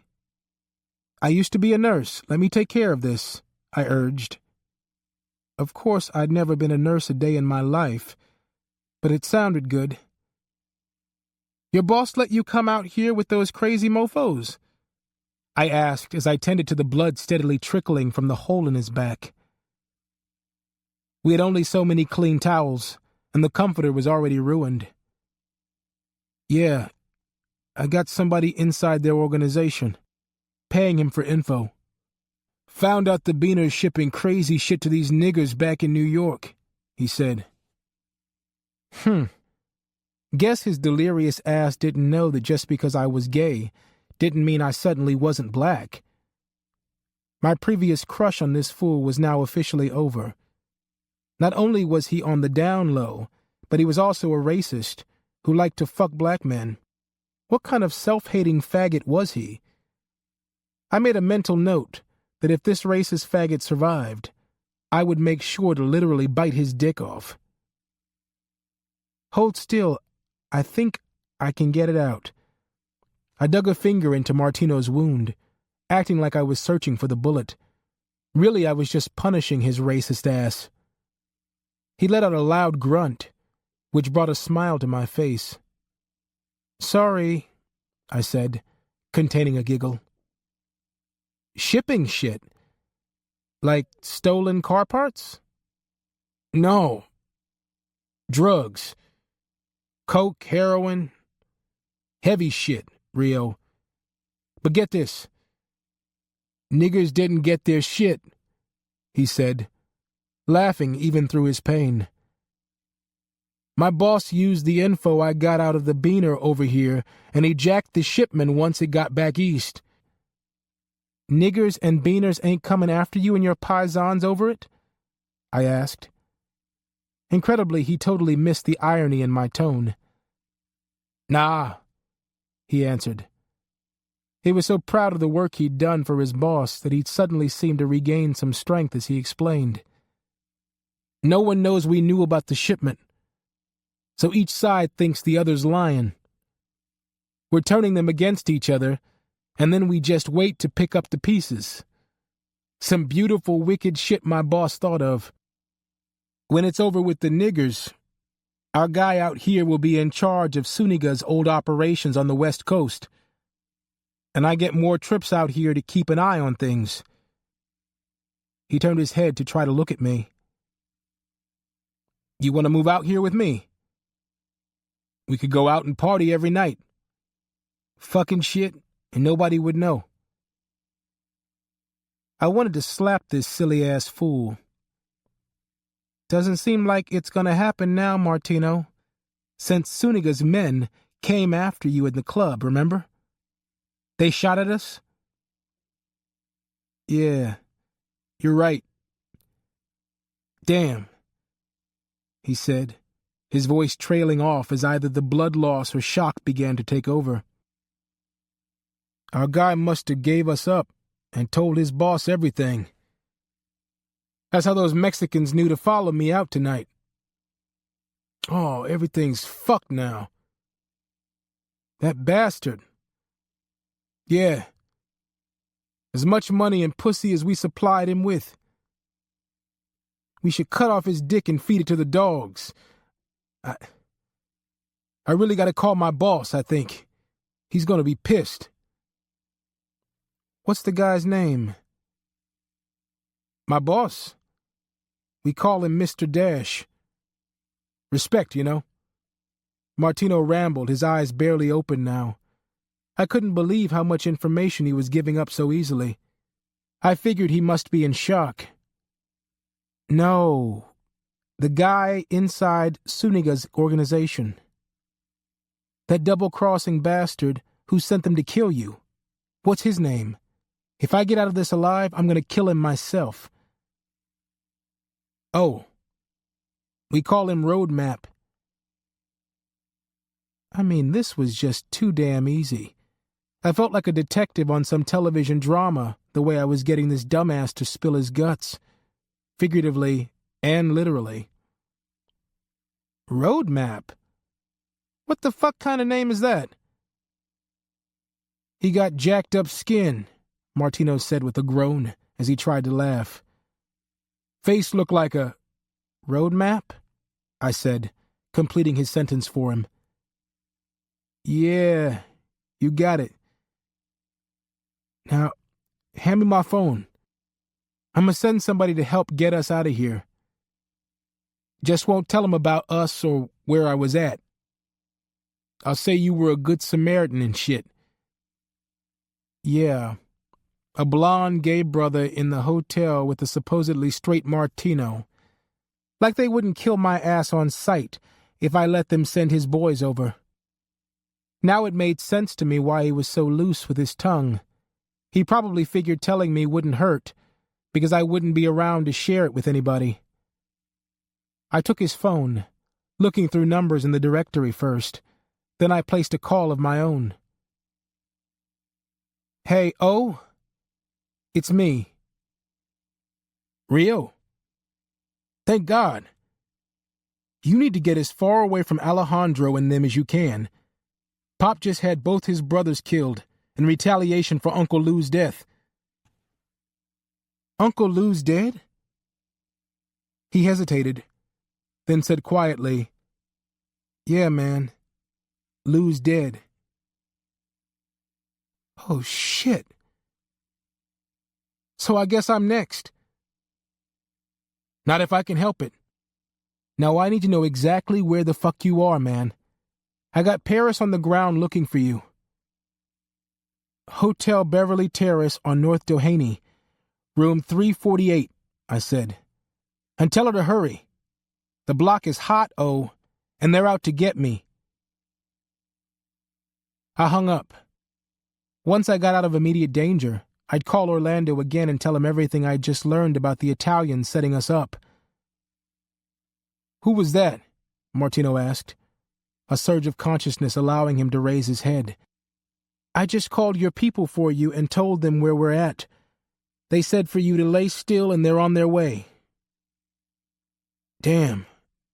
I owe you my life. Still wish we could have fucked tonight. Yeah, that would have been some incredible shit, I said with an eye roll. With a crash, the door flew open. Shit.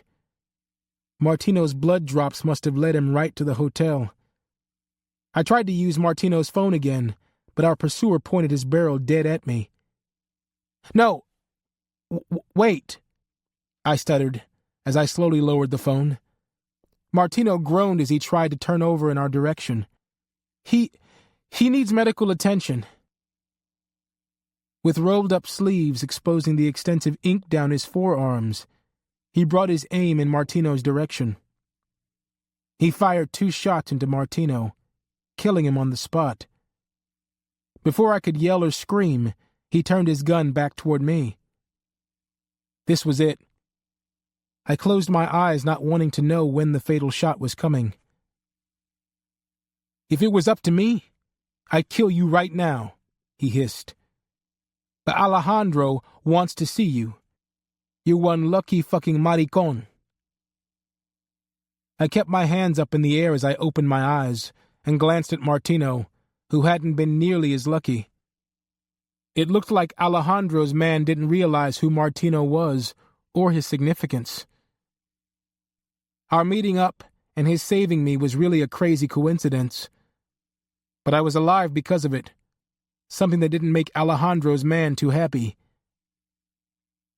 Of course he didn't say nothing about your condition when I deliver you, he scoffed, just before he cracked me upside my skull with his gun. As everything faded to black, the only thing I could think of was that I hoped LC was proud of me. I was unconscious before I hit the floor. Paris, Chapter 45. Aw, fuck me. I'd arrived at the hotel on the edge of Beverly Hills too late. The kicked-in door and the dead white man on the bed were clues that I was in the right room, just at the wrong time. I must have just missed them, though, because no one had discovered this mess yet. A cell phone lay on the carpet. I picked it up and checked the call history. The last call was to Orlando's number. I hit the button to redial. "Rio!" Orlando yelled. "Guess again," I replied. "I got here too late. There's one dead dude on the bed, all ventilated. Whoever he was, I guess he wasn't important. No Rio in sight. That's a good sign, I think. I mean, who's to say the dead son of a bitch isn't the result of Rio's handiwork? Perhaps he's learned a thing or two from his little sis." There was a silence on the line for a second. Guess Orlando wasn't in the mood for jokes. Me? I preferred not to get too wound up, too serious, because it made me lose my focus. "No," Orlando explained. "The only reason Rio isn't laying right there next to him is because he's the only chip they have left. They still think Miguel is alive. But with what Pop just did with the two brothers, I don't think they're going to think that for long. You better find him, Paris. Find him and get the two of you home in one piece." I'll call you later," I remarked, taking one final look at the dead body before quickly exiting the room with the dude's phone. At least I kinda knew what to look for. The black-tinted Suburban I'd tailed from Alejandro's dealership to West Hollywood. I just had to find it again. It was what led me to Rio inside the Pink Lion after I found it parked near a bunch of clubs and restaurants. Leave it to my brother to convince Alejandro's men to take him out to a gay bar before killing him. Out of all the clubs and venues in the area, I went with the newest, shiniest one in sight, figuring that was where someone with Rio's taste would be. And of course, my instincts were right. Inside the club, I spotted the two goons pretty quickly as they tried unsuccessfully to blend in with the gay crowd. With no time to canvass the whole place, I had no idea how many more might be around. So I prepared to do some reconnaissance work. Figuring I'd play the role of a lipstick lesbian, I found a nearby butch chick and approached her. From my vantage point at the bar, I could watch the goons while they watched my brother. I made some small talk with the lesbian and got her worked up over my boobies, which were peering over the top of my dress. Then I convinced her to show me around, taking a route past one of the thugs. Dude was so out of place in a gay bar, and unlike me, he couldn't play gay, even for a minute. As I walked by with my fake date, he took notice. Bold motherfucker actually reached out to caress my free hand as I moved past him. It was just what I was hoping he'd do. The touch was just long enough for me to stick the prick with a prick of my own, a tiny needle to his wrist that I concealed in my hand. Probably felt like a static shock to him, or the electricity that existed between us in his deluded mind. It was going to take a minute or two for the poison to make its way to his heart. So after only a few more steps with my impromptu companion, I suddenly declined my tour, leaving her to curse me out as a fickle bitch. I was moving into position to take out the other goon when his partner keeled over, grasping his chest. Rio suddenly bolting threw a monkey wrench in my plans. When I got caught in the stampede of bodies fleeing the building, I was unable to move, swept up in the sea of people rushing for the front door. I watched my remaining target take off in the direction of Rio and the soon-to-be dead dude from the hotel. I waited outside the club with the rest of the confused and curious, but neither Rio nor the Mexican exited my way. By the time I made it around to the alley, no one was in sight, so I hopped in my rental and went driving in circles, trying to find that Suburban again. I got the lucky break I needed in the form of Orlando's call telling me to go to the hotel. As I left there now, I hope I'd catch another lucky break, because I had no idea where Rio had gone. On Santa Monica Boulevard, I decided to head back toward Alejandro's place as fast as I could. That was when I spotted the Suburban, just as it was about to enter the 405. Too many cars separated us to do anything, so I had to follow it onto the freeway. The closer I let the SUV get to Alejandro's turf south of here, the stickier the situation would be. I had to think fast. I had to think of something that would get my brother out of there without getting both of us killed. As I shifted the Mustang GT and picked up speed, my mind went to a bad place. What if Rio was already dead? If anything happened to my brother, I would damn sure release my anger on more than just the guy driving the SUV. Shit, I'd take down the whole population of Mexicans in LA if I had to. Come on, girl, stay focused, I reminded myself. Negativity wasn't helpful at the moment. I had to remember my training and keep my eyes on the prize. Thinking on the fly, I switched lanes to the right and accelerated to overtake them. I stayed within the flow of traffic, gradually easing alongside so as to get a look. But the damn tint didn't yield much info for me. The only person I could see was the driver. I was pretty sure it was the one from the club that I didn't get to. I was resolved to rectify that like a mother now. I let him get a look at me as I pretended to be texting while driving. Then I reduced my speed to fall back ever so slightly.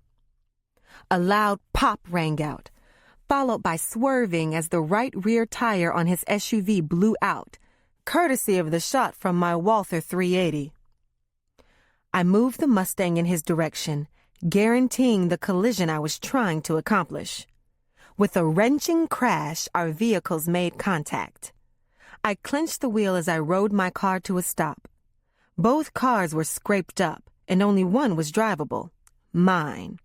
It was decision time. If he wanted to escape, he'd need my car. If he wanted to stay, he would be calling for backup to come pick him up. When I saw him on his phone, I knew his decision. I needed to hurry. I didn't have enough firepower for a shootout on the 405.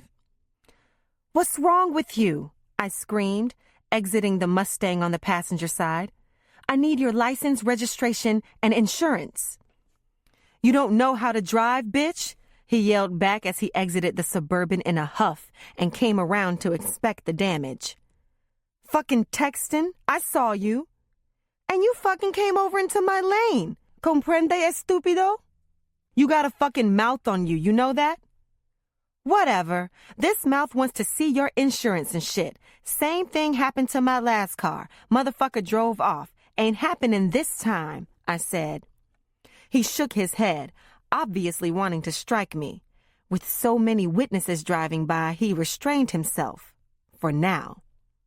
Then his eyes turned lustful. That caught me off guard a bit. I wasn't expecting that with the high-pressure conditions he was under. But I guess transporting bodies, pulling guns out in clubs, and shooting up hotels was just another day for him. Wow, a potential soulmate? If that bitch didn't have my brother in there, maybe we... Oh, Who was I kidding? We'd kill each other on our honeymoon. Literally. Tell you what, give me your number and I'll get your car fixed at our shop. Good as new, no charge, plus a little cash for your inconvenience, he offered. For real? How am I supposed to believe you?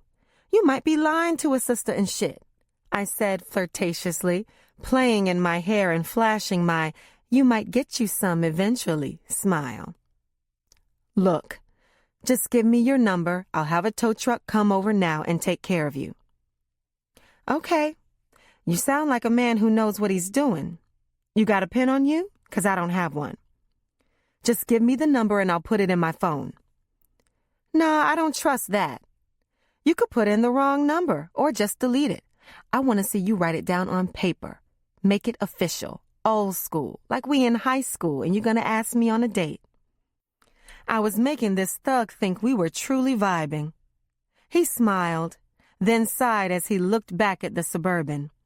It took him a minute to decide, but just like all men, he couldn't resist my charms in the end.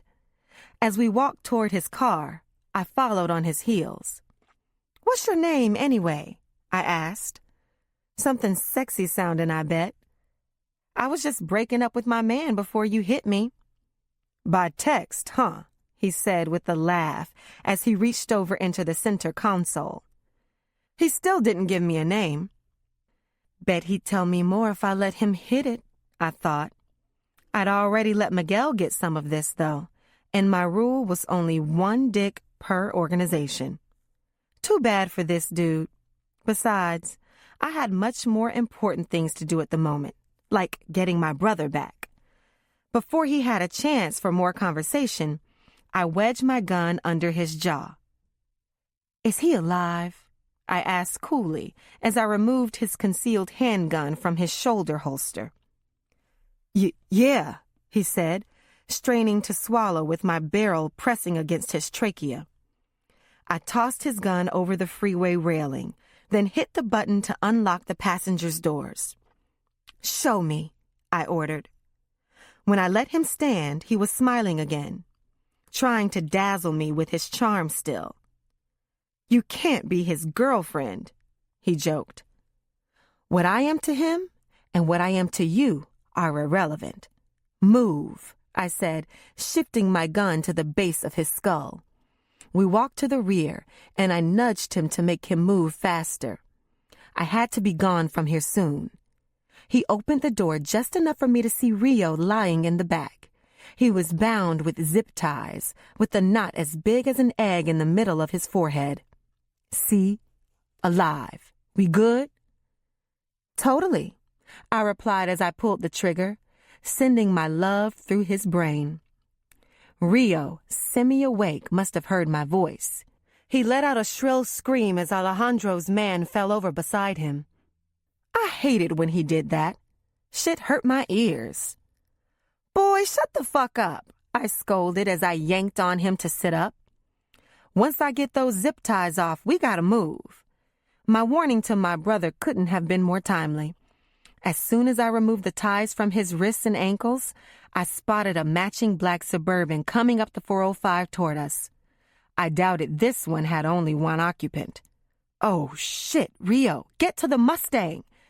I had my brother, but we were still far from safe. Orlando, Chapter 46. After my conversation with Paris, I was even more worried.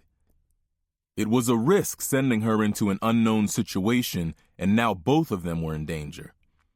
I didn't know who the dead guy in the hotel was, but the body count was racking up on both sides.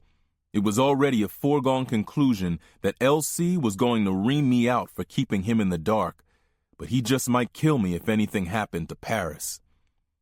As I stood outside the bar, I stared at my phone, half expecting another call, another disaster, another fire to put out. But no call came, so I entered the bar to take care of another responsibility. "You haven't been answering your phone," I said, interrupting Ruby's conversation with some young punk who was getting too friendly. I didn't bother acknowledging him. I've been busy too, she answered, gesturing to all the customers around the bar. She'd been working there as a bartender ever since she left Remy and Maria. You buying a drink? She asked, her demeanor strictly business. She knew it would piss me off, and it did. Look, I didn't come here for bullshit chit-chat.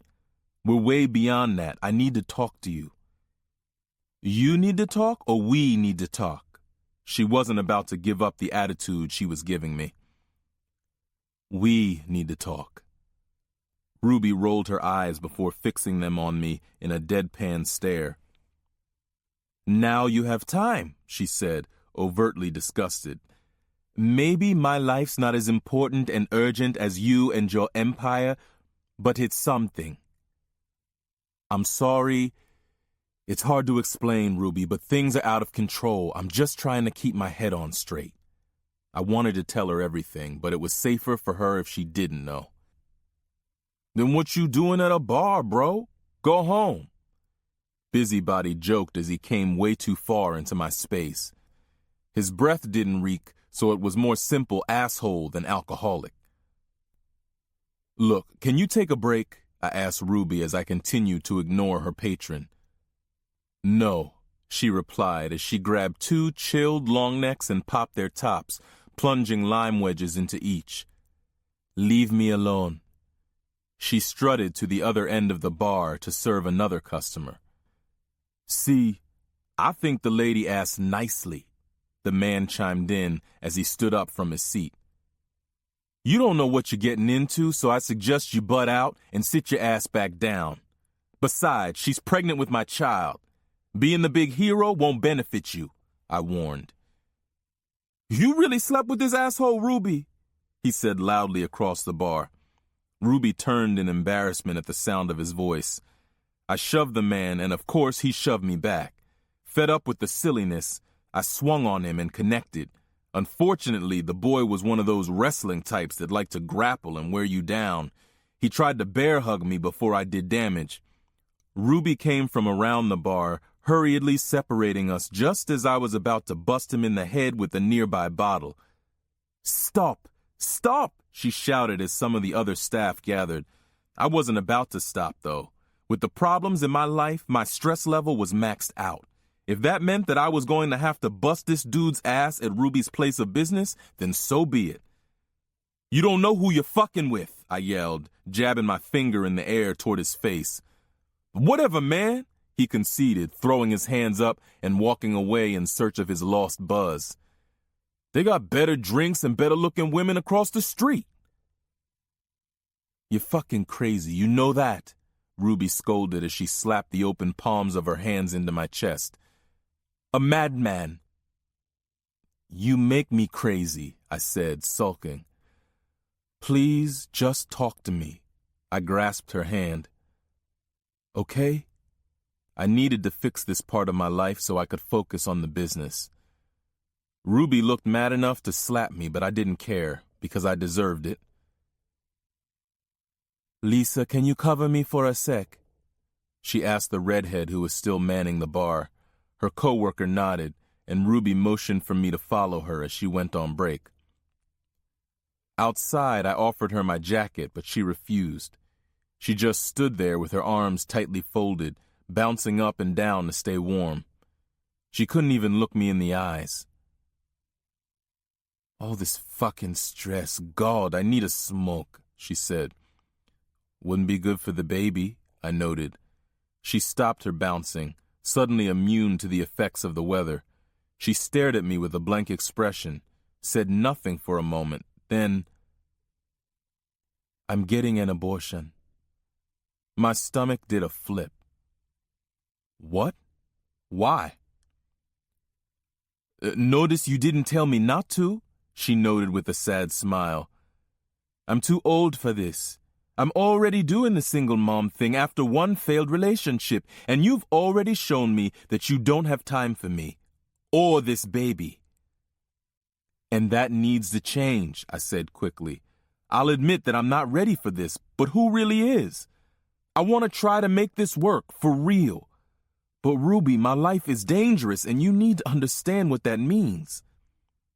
Just as I thought I saw a hint of reconciliation in Ruby's eyes, my phone rang. Talk about fucked up timing. I motioned to Ruby that I had to take it. She shrugged, that angry scowl returning to her face. At least she didn't storm off. I was hoping it was Paris reporting back, but it was Junior. "Yeah?" I said, keeping my eye on Ruby so she wouldn't leave. "Pops wants to know where Paris is and why she won't answer her phone. He also wants to reach out to the El Salvadorans. Apply some pressure out west in retaliation." "Where are you?" my older brother asked. "I have to call you back. I'm with my woman," I replied, to which Ruby frowned. I abruptly hung up. They'd have to get along without me for a moment. My relationship with Ruby needed immediate attention. The family could wait. My ambition would have to wait even longer. "You acknowledge me to your family now, Orlando?" she asked, her features softening a bit, giving me a glimmer of hope. "Yeah. I need to if I'm really as serious as I feel. I want you to have the baby, our baby." I was going to be a father. No matter how hard it was, I would make it work. And I'd be a good one. London, Chapter 47. "Just wait here." "You keep leaving us behind," my bodyguard said. "Ma'am, our orders are—" "I don't care what your orders are," I said, cutting off the man who was supposed to protect me. "I'm not walking into my daughter's school with armed men. That's where I draw the line. I still want Mariah to at least think she's having a normal childhood. Do I make myself clear?" "Yes, ma'am." They both agreed. No attitude apparent.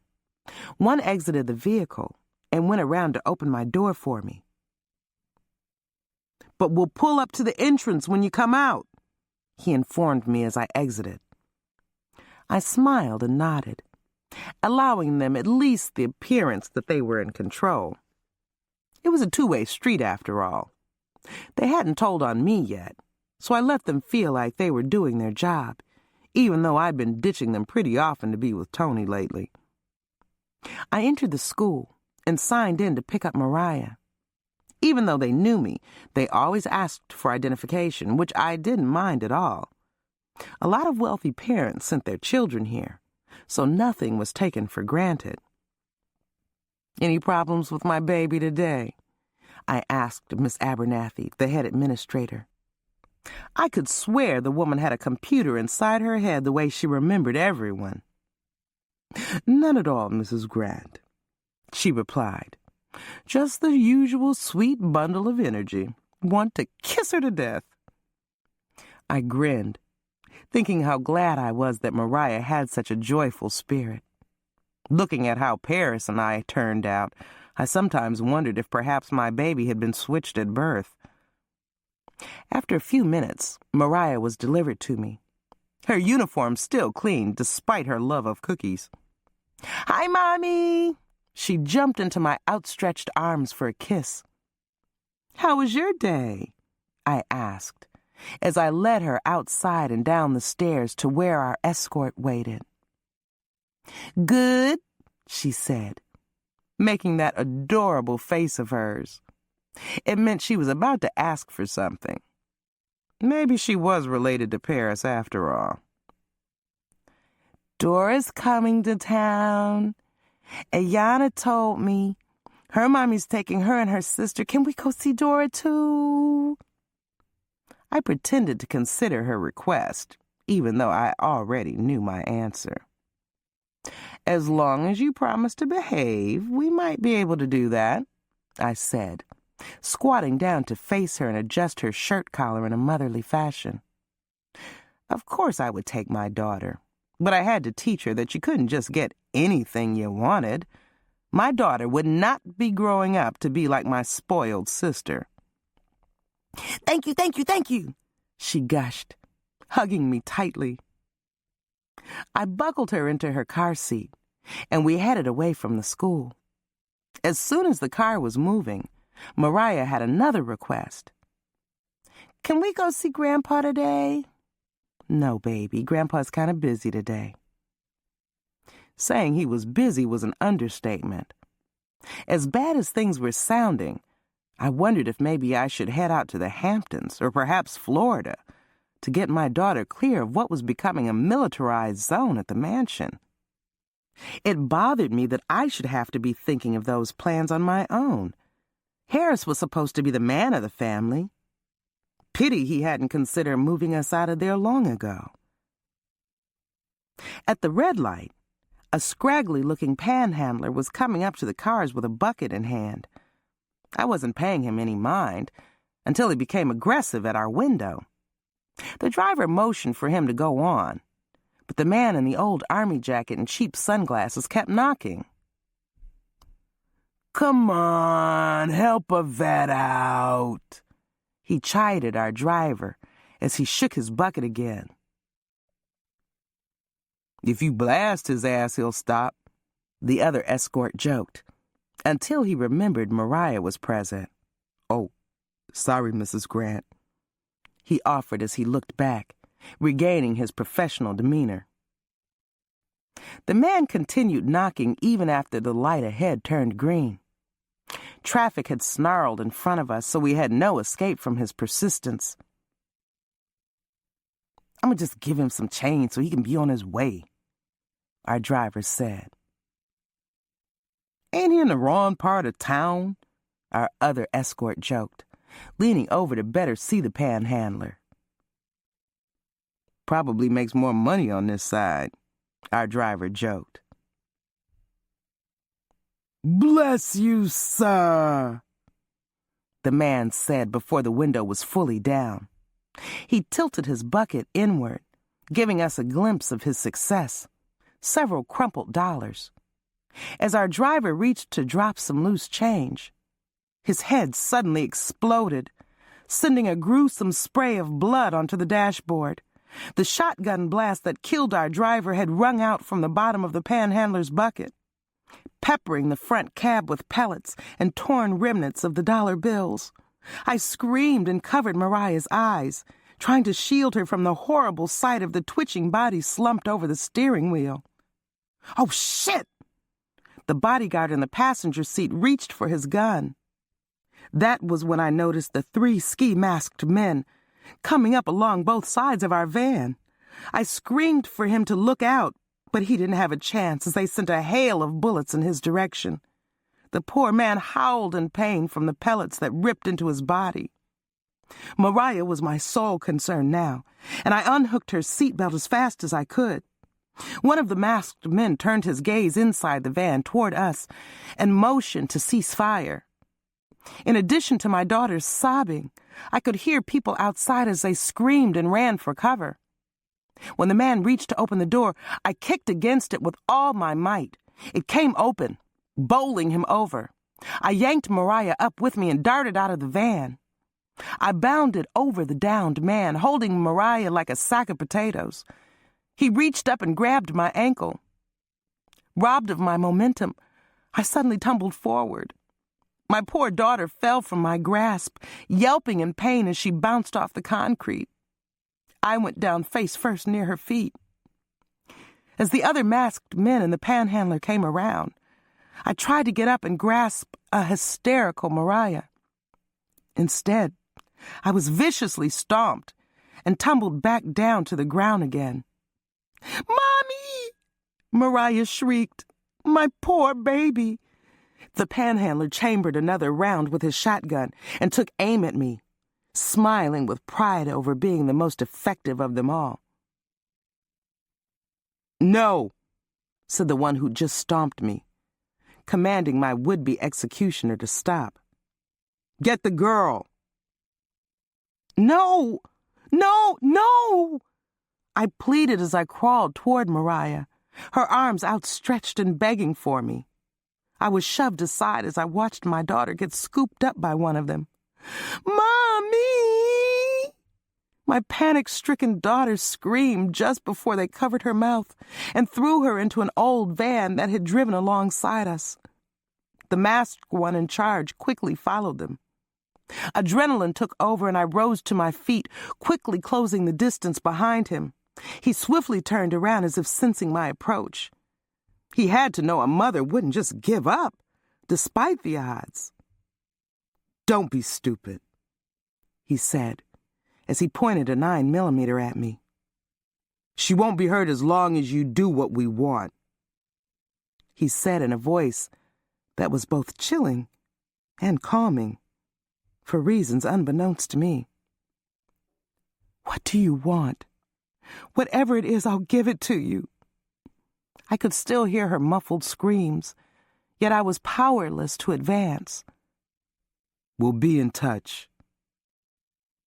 When he turned and jumped into the van to leave, I swiftly lunged at him, stabbing him in the back with the pin I'd snagged off the floor while shielding Mariah.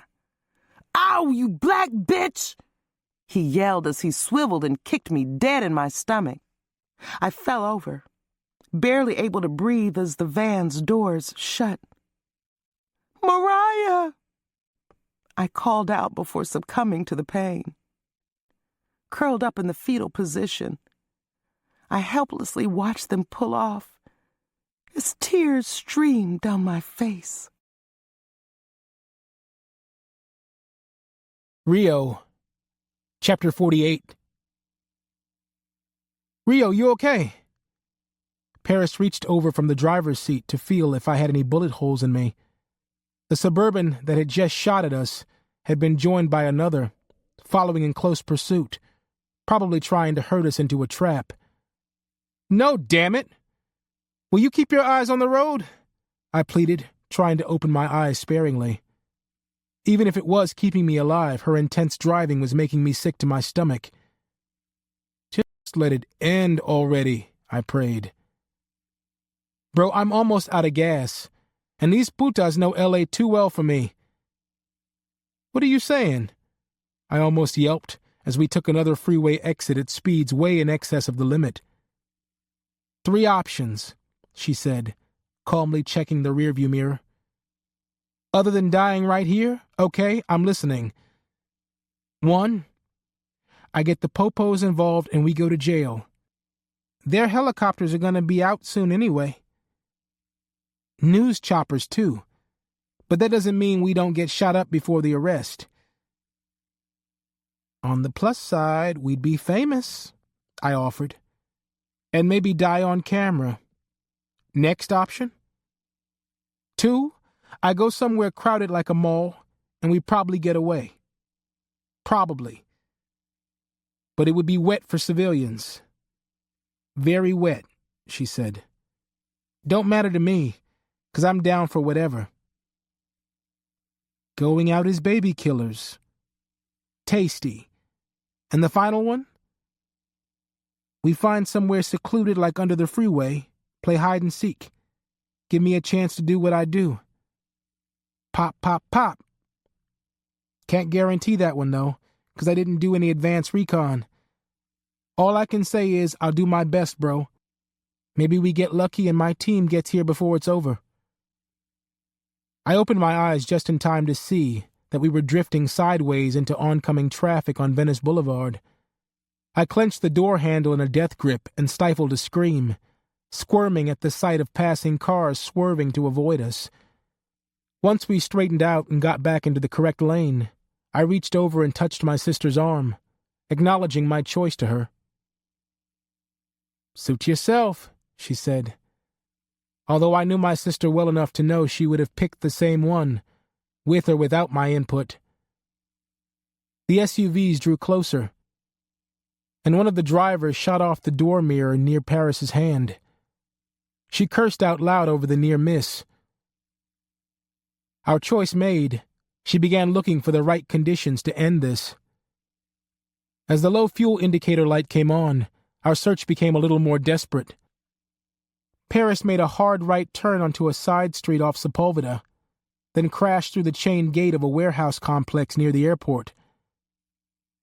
"Paris, they're speeding up!" I yelled as the 2 black Suburbans in hot pursuit moved quickly to close the distance between us. "Thanks. You're such a fountain of information, bro," my sister spat as she made a beeline for a warehouse and office building that reminded me of LC's back home. She was gunning the Mustang's motor, which seemed to be suddenly failing us. "Overheating," she said grimly. "Give me a gun. Give me a gun," I screeched. "Here," she said, tossing me something other than a gun. "A phone? What the hell do you want me to do with this?" "It's off your buddy back at the hotel. Figured he had no use for it." "Oh, wait. He told me stuff before Alejandro's man busted in and killed him. I need to tell you." "Tell me later," she blurted, in a tone that worried me. I looked in the rearview mirror. The lead van looked like it was going to ram us. "We gotta run as soon as I stop," she said. With the last surge of the Mustang, Paris brought it into a sideways slide, leaving the driver's side exposed to Alejandro's people, who declared open season on us. When it came to a halt 10 feet away from the front door of the warehouse, I felt adrenaline surge within me. "Get out! Go! Go!" Paris yelled, almost jumping over the center armrest as she shoved me ahead of her. Our remaining windows exploded just as I got the car door open. I rolled onto the ground, afraid to stand up as bullets sprayed the car, popping some of the tires. Paris closed her eyes, talking to herself at a volume I couldn't hear as she gripped her gun firmly in both hands. Was that a prayer? When the tiniest of breaks took place, she popped up and fired a shot toward the closest Suburban. The single bullet went through the windshield about where the driver should be. The van rolled to a stop just as she began dragging me along. I could hear bullets whizzing by our heads as we came upon the locked door. Again, my sister fired a single shot, this time directly into the door's key cylinder. With a huge tug, the door came open and we darted inside. On the first floor, Paris had me wait while she ran down the first-floor hall, knocking things off the wall. Then she ran back toward me, yanking me up the stairs, 2 at a time.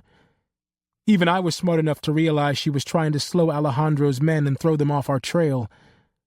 Ignoring the sounds that might be either beneath us or below us, we darted down an entire hall and around a corner before finding an open break room on the right.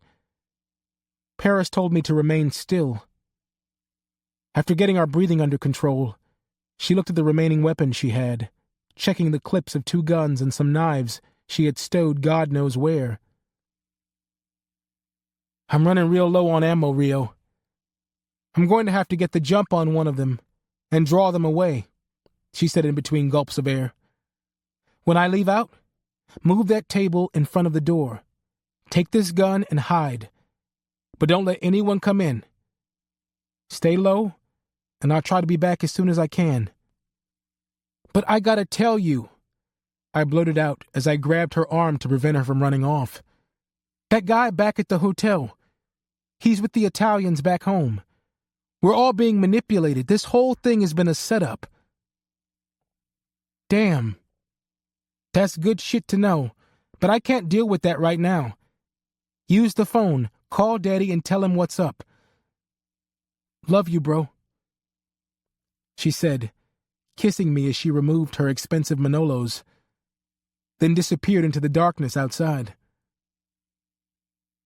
"Ditto, sis," I whispered, scared as hell for both of us. But she'd already gone.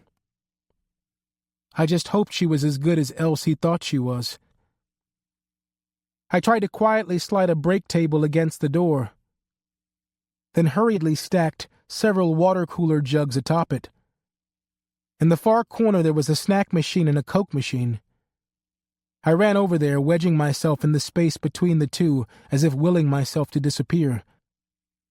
At least from this location, I could shoot at them first. For several moments the silence was deafening. It was like every swallow I took was the loudest noise ever, and my heartbeat was a thundering drum. After what felt like an eternity, I heard footsteps. I closed my eyes so tight it hurt. I had no idea what kind of 9mm she'd handed me, but my fingers were going numb from gripping it so hard.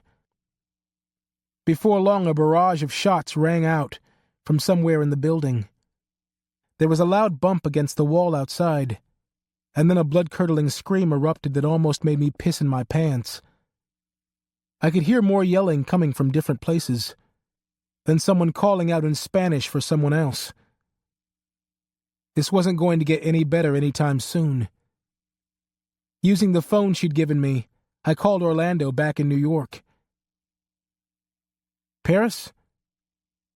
No, it's me, I said in a near whisper, as I locked in on the barricaded door for any sign of movement. She found you. Thank God, Orlando said. Look, listen to me. You have to stop them, Orlando. They're trying to kill us, but I know what happened. What are you talking about, Rio? God, I don't want to die, I moaned, succumbing to the stress. Rio, you gotta get it together and tell me what's going on, Orlando said. He was right. My sister was out there risking her life. I had to man up and keep my head on. Orlando, you gotta make them stop or Paris and me are dead. She's good, but she ain't got but so much ammo. It's not the Mexicans we're up against. You mean the same ones trying to kill you right now? Yeah, right. But wait, I said, confusing even myself. Listen, it wasn't Alejandro that jacked the shipment. It was the Italians. Italians? You mean Sal Dash and them? Are you serious? Orlando asked, his attention heightened. Yes, that's exactly who I mean. LC, Chapter 49. I took a long, slow breath to steady my emotions before I dialed the phone. I'd really screwed up, letting my emotions over my brother Lou's death get in the way of making a sound decision for my family and my business. By ordering my West Coast affiliates to take out Alejandro's brothers, I'd as much as signed Rio's death certificate. It was a move that wouldn't go over well with any of my children or my wife. Right now, I didn't have time to worry about what they thought, though, because the task at hand was way more important. Its outcome could determine the survival or demise of us all. Alejandro, are you ready to talk? You murder my brothers for no reason? Now you're attacking and killing my men all over L.A., and you want to talk? Alejandro bellowed, his voice coming through the speakerphone and filling my office with his venom. I will talk once your son and that tramp bitch are chopped up and delivered to your doorstep. Now, I ask you this one last time. Let me speak to Miguel, if he is not already dead as well, por favor. Tramp? Rio was gay, and the local talent I rented to take out the brothers were all men. Who was Alejandro referring to? What tramp? I asked. The one my men said you sent to rescue your son. Do not deny it. She is at this very minute fighting to protect him. But believe me, neither she nor that little woman you call his son will leave L.A. alive. Orlando was standing near me, waving his hands wildly to get my attention. I hit the mute button on my phone and asked him, "What is it, damn it?" He answered breathlessly, "Paris is out there, with Rio." My chest tightened, and it took me a moment to catch my breath. Now, 2 of my children were in danger. I could only assume that if Orlando knew about it, he was the one who sent Paris out there. He was giving orders without me. Once my kids were home safely, I would kick his ass for insubordination. Thankfully, Alejandro didn't seem to know that the tramp was actually my daughter. I wanted to keep it that way. Still glaring at Orlando, I picked up the receiver and continued my call off the speakerphone. Alejandro, I'm only calling to get you to stop, I said. Then you don't know me after all, Alejandro said. This stops when the streets flow with blood. Revenge for my brothers and for your arrogance. And what about your arrogance, Alejandro? You stole my shipment. You killed my only brother first, and now you tell me your men are going to kill my son. We did not steal your shipment or kill your brother, but I will kill your son, Alejandro answered with absolute determination. Orlando's phone rang. I continued to trade accusations and threats with Alejandro until something Orlando said caught my attention. What are you talking about, Rio? He was talking to Rio. My son was still alive. With my attention now divided between two phone calls, I was waiting to hear Paris's name come out of Orlando's mouth. I needed to know that she was still alive, too. Instead, his face went pale as he rushed over to me and whispered in my ear. It was information that nearly knocked me out of my chair. Alejandro, wait. I interrupted his tirade. My other son has just given me some very disturbing news. I'm not interested, he answered. No, I think you should hear this. He's telling me that we've both been played. I don't have time for this, he raged. Next time we talk, it will be in the afterlife, and I'm pretty certain we're both going to hell. Wait! I had to get him to listen before any more blood was shed. Someone in your organization has been working with the Italians out here. Your attempt to stall and save their lives is futile. God damn it, Alejandro! I slammed my fist on the table. I swear on my granddaughter's life that I am not lying to you. They've played us both.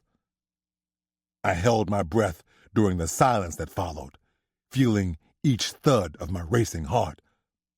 Finally, he spoke, slowly and cautiously, his voice still full of suspicion. And you know this how? Just don't kill my son or the tramp. Call your men off. We need to talk about this, Alejandro. It was the best I could do. I still didn't have all the information I needed, but Orlando was claiming Rio had proof. You're not giving me anything, Lavernius. Make me a believer. Make me believe you are an old senile fool, and not simply a ruthless man who deserves what's about to happen all around him. Orlando slipped me a piece of paper. Who is Roadmap? I asked Alejandro. Who? He asked in return. Roadmap, I repeated, worried that I'd misread the paper Orlando slid in front of me. We don't know any fucking roadmap. I looked at Orlando and shook my head. He understood my message and spoke quickly into his phone to try to press Rio for more information. I imagined Rio on the other end, God knows where, terrified for his life. Of all my sons, he was the least equipped for a situation like this. And it was my fault he was there. A sense of regret threatened to overwhelm me now. Orlando glanced at me. My face must have betrayed my emotions because he quickly took control of the situation. He pressed the button to put my phone back on speaker. Mr. Zuniga, he said, someone there with you was nicknamed Roadmap. I don't know his description, but he's apparently working for the Italians. He is responsible for our shipment being stolen and, indirectly, for our mistrust of you, sir. He is responsible for my uncle's death, your brothers, and your son. For that, we apologize, but we were misled. You, whoever you are sounding as desperate as Lavernius, and you are a worse liar. Alejandro's voice turned ominous. But at least now I know my son is dead, and so is Lavernius's son. No, Orlando pleaded. It's not a lie. My brother has proof. Call your men off. Alejandro laughed wickedly. Based on what? My son is dead. There is nothing more we have to say to each other. Orlando didn't give up. Please, my brother has a phone. It belonged to Dash's man on the West Coast. He was working with this road map. And why should I care? Alejandro asked. He's going to call road map now. You are stalling for time, Alejandro said. But it is of no consequence to me. If you'd like your brother to spend his last few minutes on Earth playing this silly game, then so be it. Orlando barked into his cell phone. Rio, call the number now. Do it. He ended his cell phone call with Rio, and it was like a knife in my heart. Would that be the last contact any of us ever had with him? Alejandro's voice came through the speaker.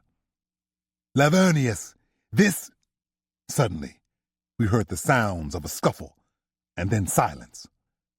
The call was disconnected. Orlando and I sat staring at each other in paralyzed silence. The future of my family hung in the balance, and we were cut off from all contact with Rio and Alejandro. There was no way of knowing what was taking place on the West Coast. All we could do now was sit and wait. Harris, Chapter 50. Frangio's, a little Italian bistro in Long Beach, Long Island, was a place where someone with my complexion was not really welcome, no matter how nicely dressed. I would never have come here, except for the fact that this was where Vinny Dash said he wanted to meet. I was there to speak with him on behalf of LC. With any luck, Vinny would agree to talk to his father about joining forces with our fight with Alejandro. Unfortunately, it was starting to look like Vinny was a no-show. I was beginning to feel a little antsy. The Guidos milling about weren't making me feel all that welcome, and with all the drama happening, there was no use in tempting fate. If Vinny wasn't here in the next few minutes, I was leaving. I was picking up my phone to send him a text when suddenly I noticed someone at the table across the room. It was Sal Dash, the head of the family. I hadn't noticed him earlier, probably because he was without his signature suit. He was dressed simply in a golf shirt and a pair of slacks, looking nothing like the violent crime boss he was. He was sitting alone, eating a bowl of soup. I guess this was him in his environment, free from threats. I knew this to be an illusion, though. Someone like Sal never traveled alone. From the look of the hulking goons seated at the table around him, he'd obviously come with protection. I was beginning to second-guess my own decision to arrive at the restaurant without security, especially with the news of Uncle Lou's death still so fresh in my mind. Nevertheless, I was here now, and Sal had turned and looked me dead in the eye. There was no turning back.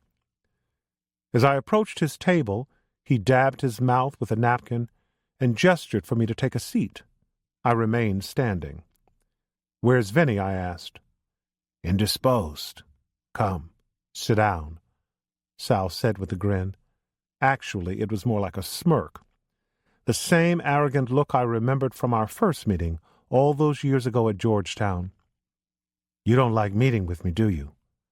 Sal said when I declined to sit for a second time.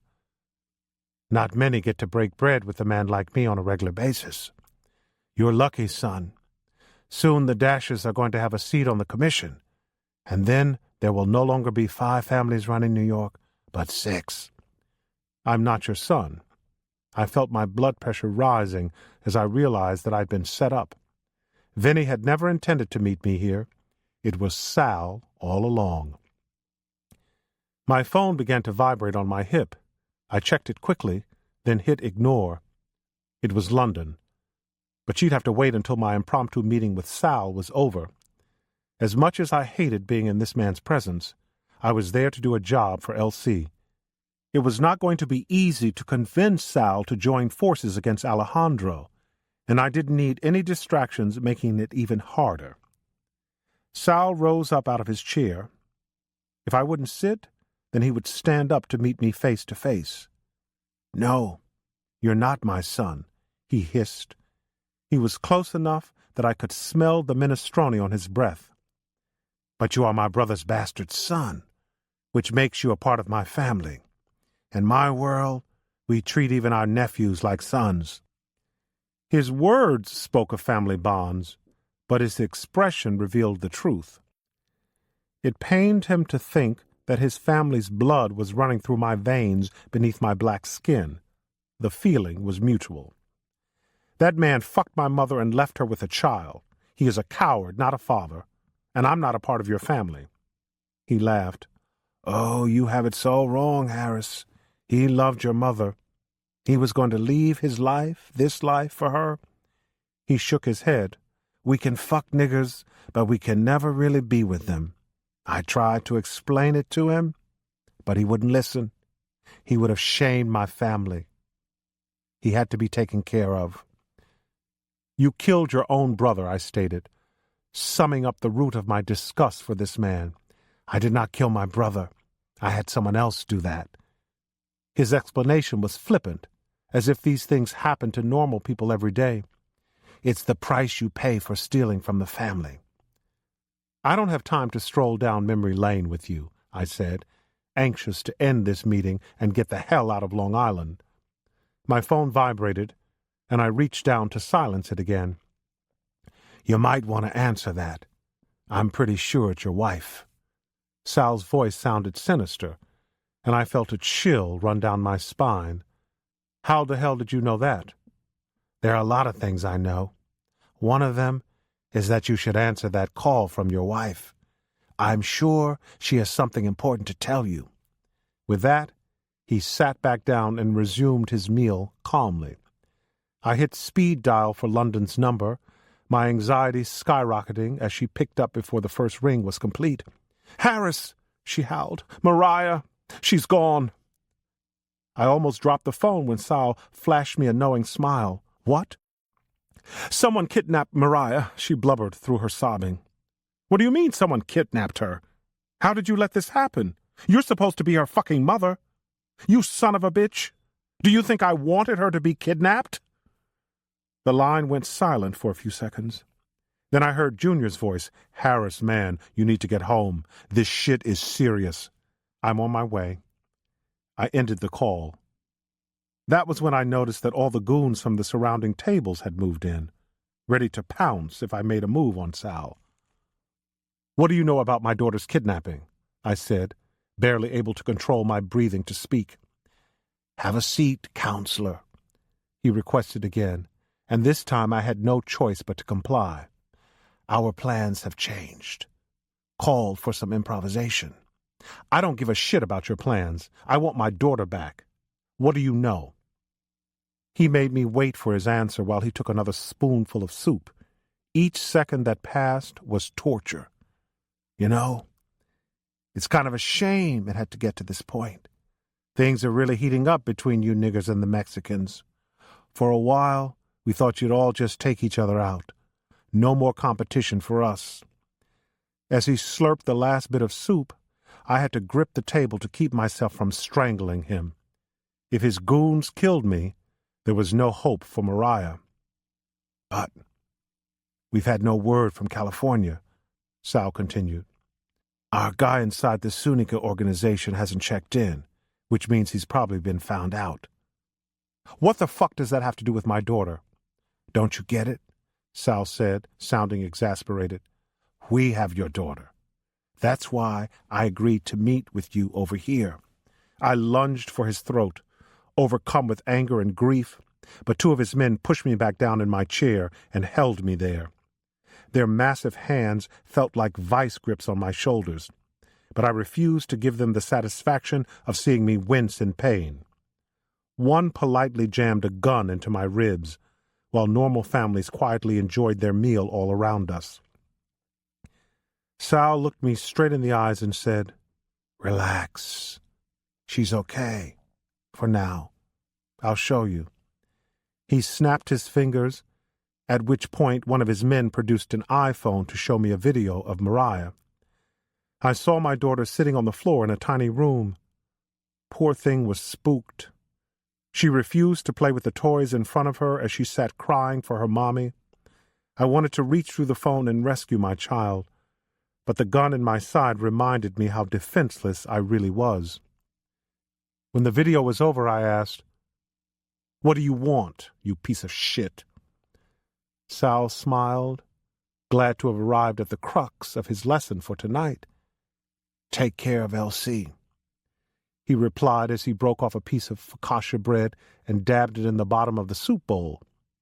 "That's it, and your dear sweet Mariah's returned to you unharmed. It's really quite simple. I want my daughter, and I want her now," I growled. "And I just told you what you need to do. Capiche?" I tried to appeal to reason. I don't know shit about killing someone. They'll just wind up killing me instead, and then we all lose. "No. You're too brilliant, boy. You're close to them. You'll figure out something, and they'll look to you to steady things in the aftermath." "I won't. They're my family." "Bullshit. You're nothing like those common street thugs and drug runners. Elsie has always been nothing more than a petty crook with delusions of grandeur. A wannabe king who won't admit he's still a stable boy. Besides, it's easy for you to cut ties. You did it with your father all those years ago. Come back to your real family." I was reduced to begging. "Please, just give her back to us. Anything but this. I'm not a killer." "Oh, I know that," Sal said, causing the men on both sides of me to laugh. "That's why they won't expect anything from you when it happens. Now, do the right thing. Don't make me have to show you how a killer acts at your daughter's expense." Orlando, Chapter 51. Pop and I stared across the conference room table at one another with horrified expressions. Between us were two phones, neither one providing answers, only a tortured silence. We'd been blindsided from the beginning by Sal Dash and the Italians, and it had most likely cost us the lives of Rio and Paris. I'd wanted to sit in Pop's chair all my life, but how the hell could I have ever thought I was ready for this? No one was ready for this, not even Pop. It was a dark day for us that I'd surely never forget. "What do you think happened?" "I don't know, Pop," I replied. "I don't know, but I think we fucked up." "How am I ever going to tell your mother this?" Pop asked in frustration, as close to tears as I can ever remember seeing him. "And who told you to send Paris out there?" I knew that was coming. He needed a recipient for his rage, and I didn't blame him. His eyes were flashing red like they did when he dealt with Alejandro. "No one," I replied, trying not to blink with LC dead in my face. I understood his anger, but I was not the only one to blame for the predicament we were in. "I took it upon myself to undo what you set in motion. That was my brother you sent out there to die. He was your son. Rio was your son, Pop. And Paris is my daughter. Damn you to hell!" He yelled so loud that they probably heard him outside his office, in spite of the soundproofing. I could tell he wanted to hit me, but he put some distance between us before things got physical.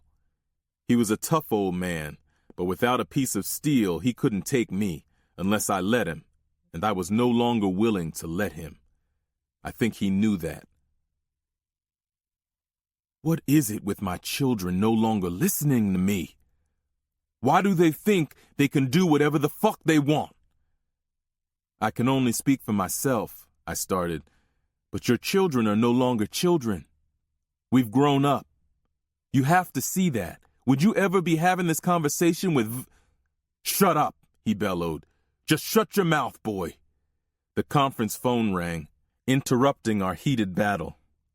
There was a moment of hesitation between us. I didn't know if I should pick up the phone or defer to him.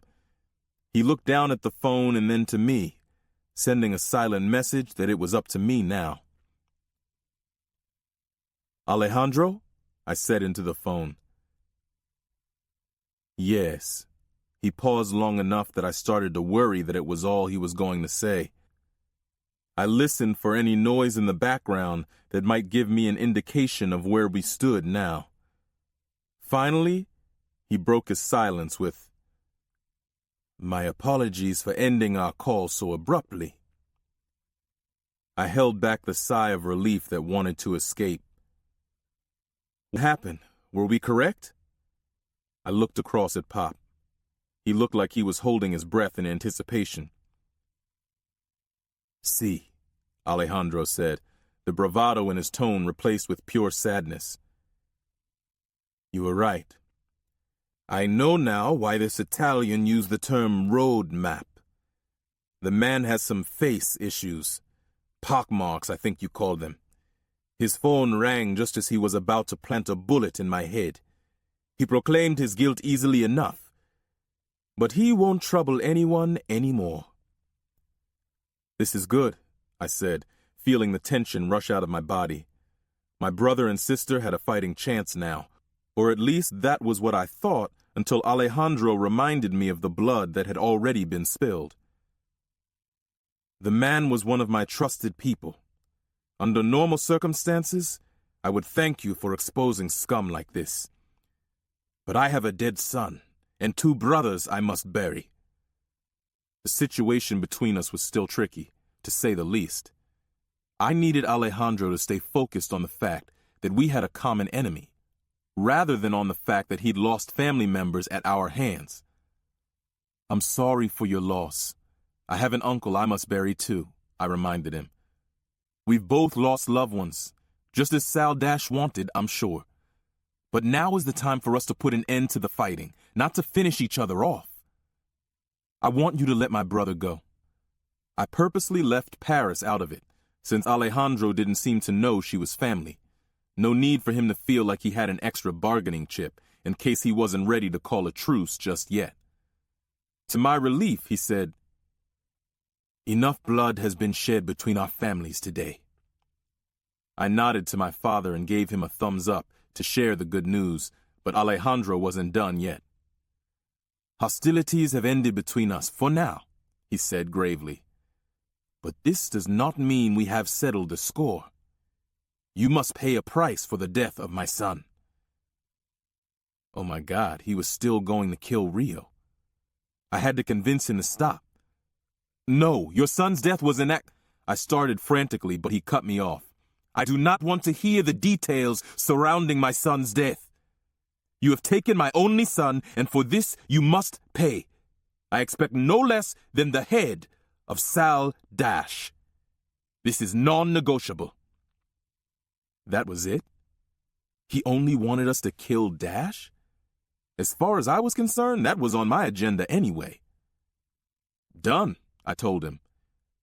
"One more thing. Tell your father that I will no longer be doing business with him. Tell him to keep out of the West Coast, especially Los Angeles."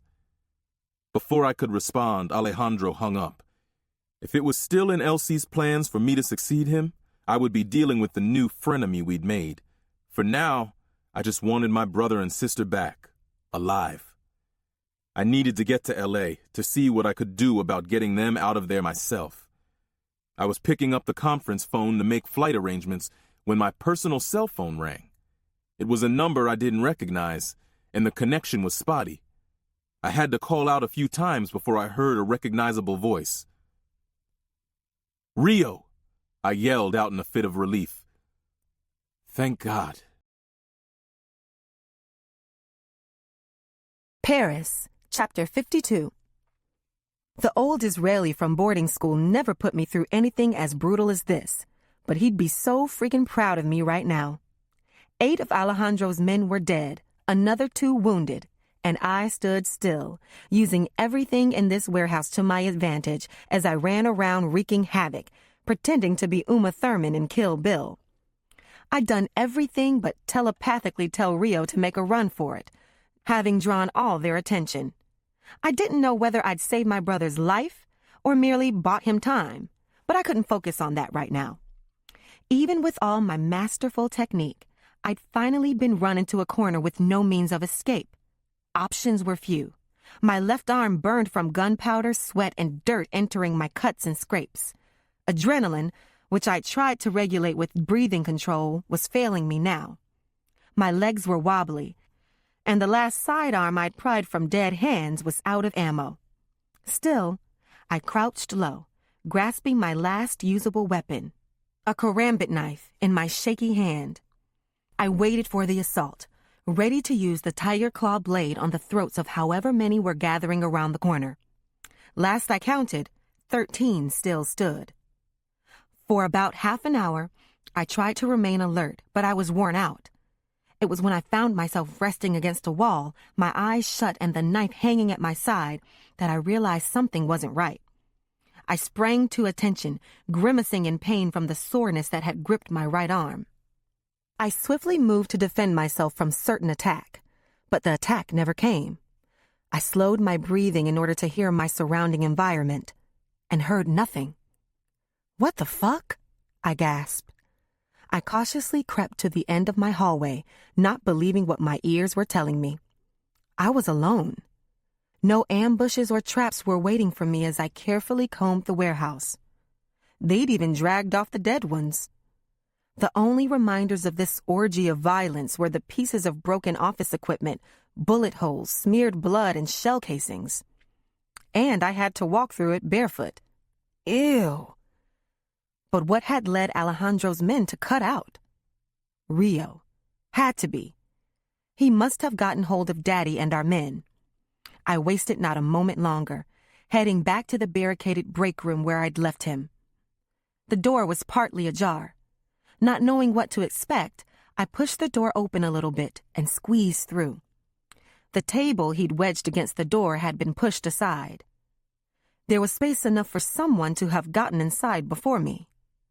Oh, dear God, please let this boy be alive. "Rio, it's me. Don't shoot," I called out, seeing at least 3 bullet holes in the wall to my right. I assumed he'd missed whomever he had shot at. Now if only they had missed too. "Rio?" I called out again. I took another step, almost slicing my foot open on a busted cell phone. A few more curse words escaped my lips. I checked my foot. Cut, but not a mortal wound.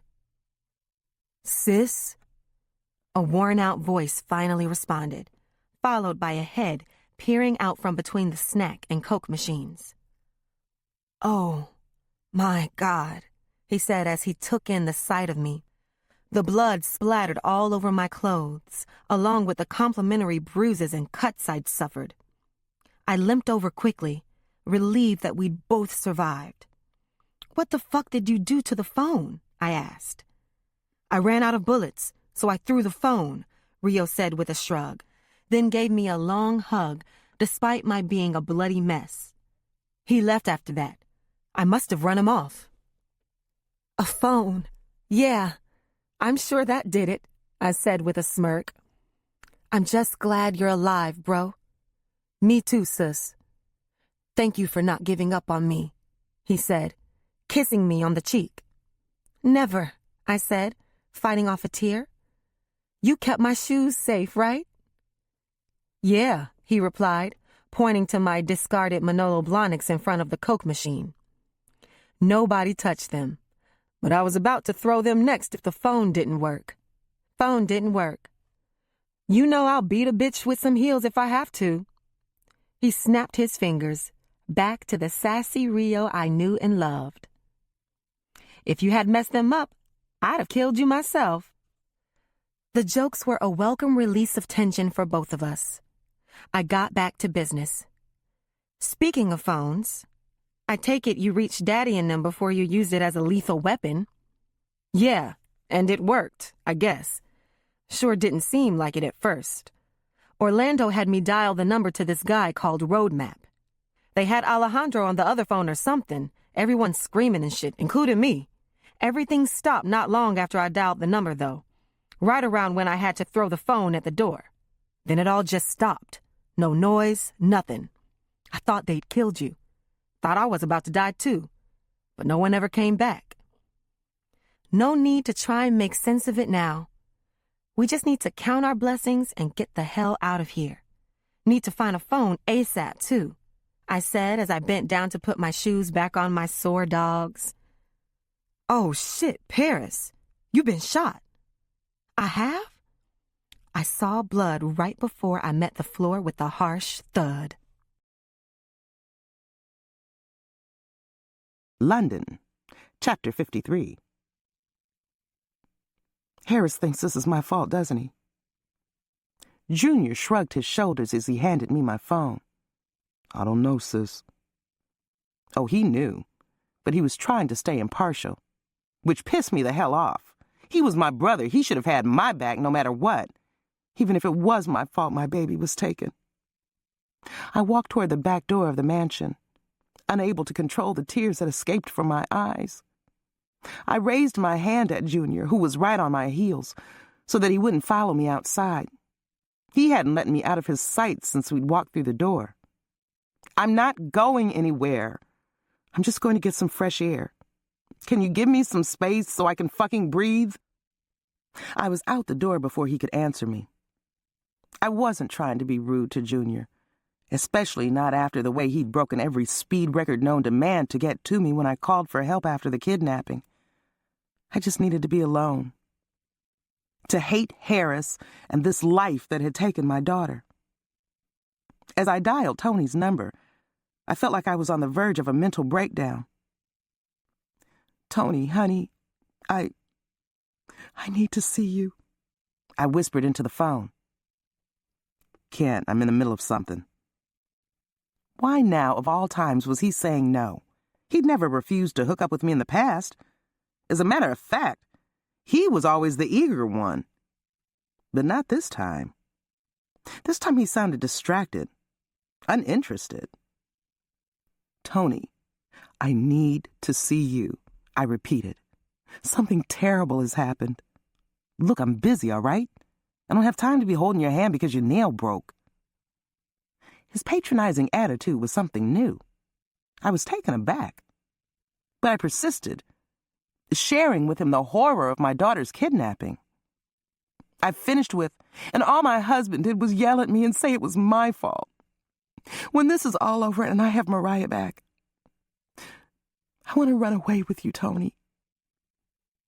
His reaction nearly knocked me off my feet. Look, I'm sorry about your daughter, but I got problems of my own. Who the hell was this man? What happened to the sweet, kind man who'd swept me off my feet? I was seeing a whole new side to him. Tony, I need you. You're the only one who can make me whole. I pleaded as the tears flowed freely. He sighed loudly. You sure you don't want to do this some other time? I mean, your daughter's missing and all. Shouldn't you be with your family? That stung a little bit. Family loyalty. Maybe Mariah's kidnapping was punishment for me and Harris, for not staying loyal to each other in our marriage. Please, Tony, I persisted, just for a little while. He finally relented, saying, and meet me at the Howard Beach Motor Lodge in 20 minutes. I'll text you the room number. I'll find it, I said with relief. And, Tony, I love you. He didn't say it back before he hung up. In fact, I could have sworn I heard a laugh as he disconnected the call. But I had bigger things to think about now. I headed back into the house. 20 minutes later, I arrived at the Howard Beach Motor Lodge, a serious step down from our usual 5-star rendezvous spots. I always swore I'd never go into one of those short-stay motels. But then again, I never thought that I'd cheat on my husband, or that my daughter would get kidnapped. My life had taken a drastic turn from the path I always thought I'd be on. I knocked twice before Tony opened the door. I felt my chest tighten at the sight of him. He took me into his arms, but it was far from comforting me. I could almost feel his eyes surveying the parking lot as he hesitantly welcomed me inside. "Oh, Tony, they've got my baby." In spite of his strange behavior, I collapsed against his chest and sobbed. He led me over to the bed and helped me sit down. "This world is so crazy, nowhere is safe anymore." He was saying the right things, but it sounded so mechanical, so cold. "They took her and shot my security in cold blood." I looked deep into his eyes as I asked, "What kind of people do this?" He looked away quickly and answered, "Animals. Only animals. Maybe they're after a ransom or something." "That's what the police said, but no one has called about a ransom yet." The color drained from his olive skin. "Police? You called the police?" I felt it in the pit of my stomach. My instincts had been right. There was only one reason Tony would be concerned about the police being involved. "Oh, Tony, just hold me, please," I said, though the last thing I wanted was to feel this man's arms around me now. I just needed to check one thing to confirm what my intuition was already telling me. As he leaned in close, I placed my hands on his back and felt it. The bandage on his back, in the same spot where I'd stabbed my attacker with a pen. Ever since the shock of the attack had subsided a bit, I'd had this nagging feeling that I knew the voice of my attacker. At first my brain, or maybe it was my heart, wouldn't allow me to acknowledge the painful truth that it was Tony's voice. I hadn't wanted to believe it, but feeling this bandage now, I had the proof I needed. Tony pulled back a little when he felt my hand on the bandage. As our eyes met, a sinister grin passed over his face. "Something wrong?" he asked. "You..." His hands were on me in an instant, throwing me around like a rag doll. I tried to fight back, but he effortlessly pinned me on my stomach, yanked up my skirt, and tore off my panties. "No!" I gasped as he plunged into me violently. "Shh! Relax. Just want to take away your pain," he hissed into my ear as he rammed himself into me over and over again. The weight of his body made it hard to breathe. I lay there, crying silently as he tore me apart. It wasn't long before he finished his business and got up off me. He pulled up his pants without even cleaning himself.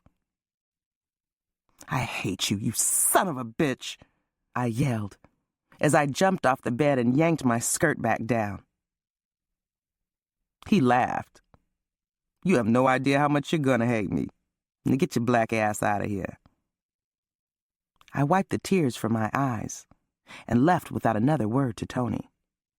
I would get payback later. Right now, I had only one thing on my mind: getting Mariah back.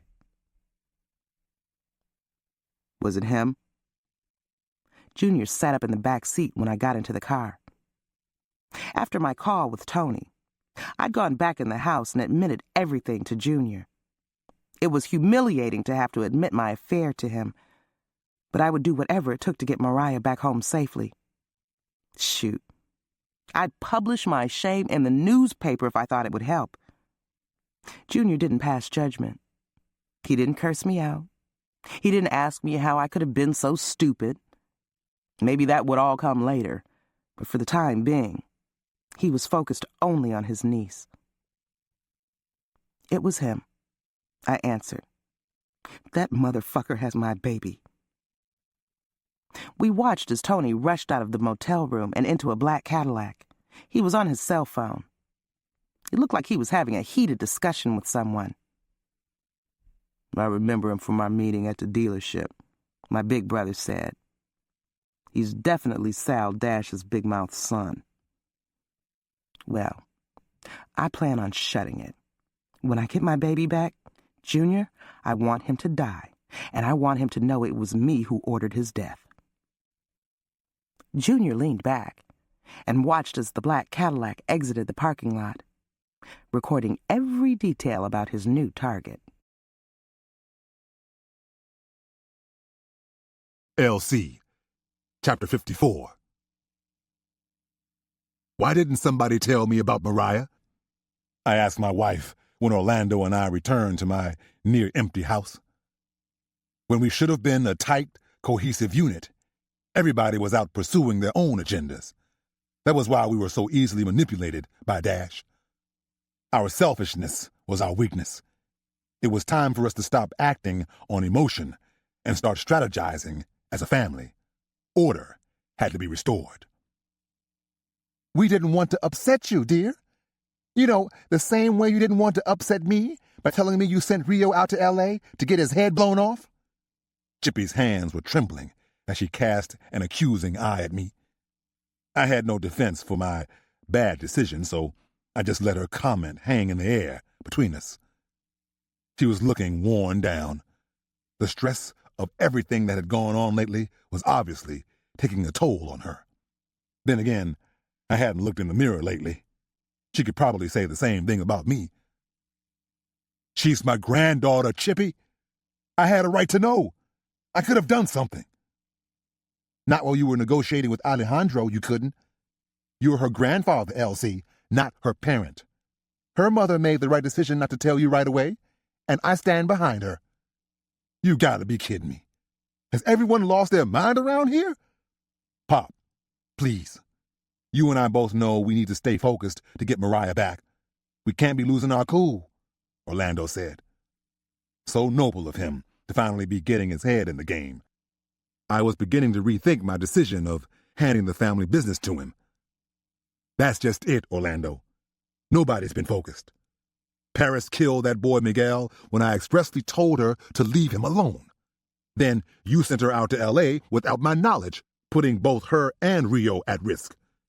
Harris and London are God knows where when they need to be right here together waiting on either the police or the kidnappers to call. Together! I stressed as I motioned at our empty abode. And you? I said, pointing at him. You've been disappearing at times when we needed you most. Seems the only dependable one is Junior, and he isn't even... What? Junior isn't what? Orlando asked. Junior isn't even the one I chose to lead this family, I replied quickly, turning the conversation back to him.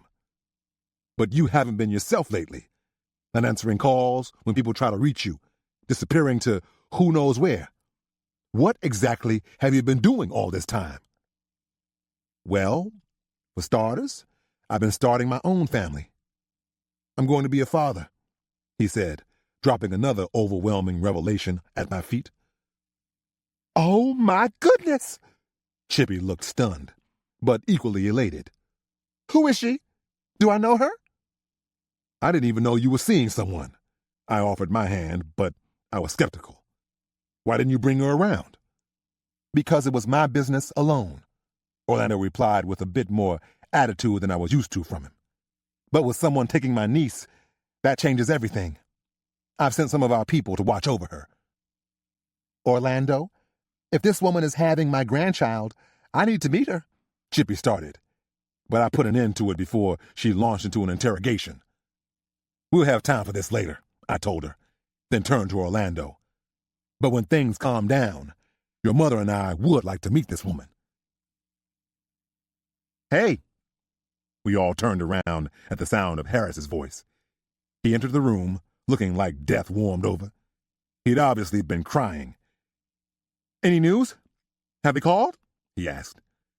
I hated to have to tell him no. "Nothing yet, but we're pretty sure the Italians are behind it." He flinched, as if he'd been punched in the gut. "Don't worry, son. We're going to get her back," I said. "How do you know it's not the Mexicans that took my daughter and almost killed my wife?" Harris asked, his voice sounding hollow and weak. Orlando explained. "It's all been a setup. We got verification that the Mexicans had nothing to do with any of it. It was Sal Dash and those scumbag sons of his, all of it." Again, a look passed over Harris's face that I couldn't quite read. His daughter was missing, but there was something else on his mind, too. I asked him, "Have you talked to Dash like I asked you?" He didn't even look up from the floor when he answered. "No, they haven't returned my calls." "Goddamn cowards," I exploded. "They're using my granddaughter as a shield. They must know that we're on to them, that Alejandro and I have called a truce." "Thank God for that," Orlando uttered. "Rio and Paris are alive. They're both coming home, and so is Mariah. You got my word on that." "I just want my baby girl back," Harris said as he collapsed into a chair. "I can't lose her. I won't. Not for anything." Behind the sad look in his eyes, there was something else going on. His teeth were clenched, and the muscles in his neck were tense. Was I sensing anger? Something about the way he wouldn't look me in the eye had my radar up. As I was trying to figure out why Harris's energy was off, London arrived home with Junior. Harris rushed toward her. "Where the hell have you been? You do know our daughter has been kidnapped, don't you?" "We were following Dash's boy," Junior growled in response for his sister. We were all surprised, but Harris's reaction was over the top. He seemed downright panicked. "Who?" He wasn't looking to Junior for answers. He was looking directly at London. "And how did you find him to follow?" "That prick motherfucker, Dash's son, the one who was disrespectful when we met at the dealership," Junior stated, answering Harris's first question only. Those of us who had been there knew exactly who Junior meant. He and London exchanged a glance. "You know," Orlando said, turning to Harris, "you arranged a meeting with Sal and Pop. The one where he convinced us the Mexicans were gunning for us. The Italians came to you to set it up. You accusing me of something?" Harris got into Orlando's face, looking ready to fight. "My daughter is out there somewhere all alone, and you want to take this time to score points? I've about had it with you." My family was self-destructing before my eyes. Dash would be laughing his ass off if he could see it. Junior slid away from his sister, heading toward Orlando and Harris as their words got louder and hands were clenched into fists.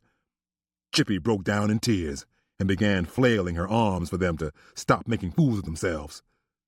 A security guard stuck his head inside the door to check on things. When he saw it was a family matter, he quickly retreated. I was just about to raise my voice, but London beat me to it. "Stop it! Stop it!" she shouted over the den. "It's not Harris's fault. It's mine." Fists were lowered. Mouths at full bore suddenly fell silent. A pall fell over the room as all eyes fixed on my eldest daughter. "This isn't your fault, baby.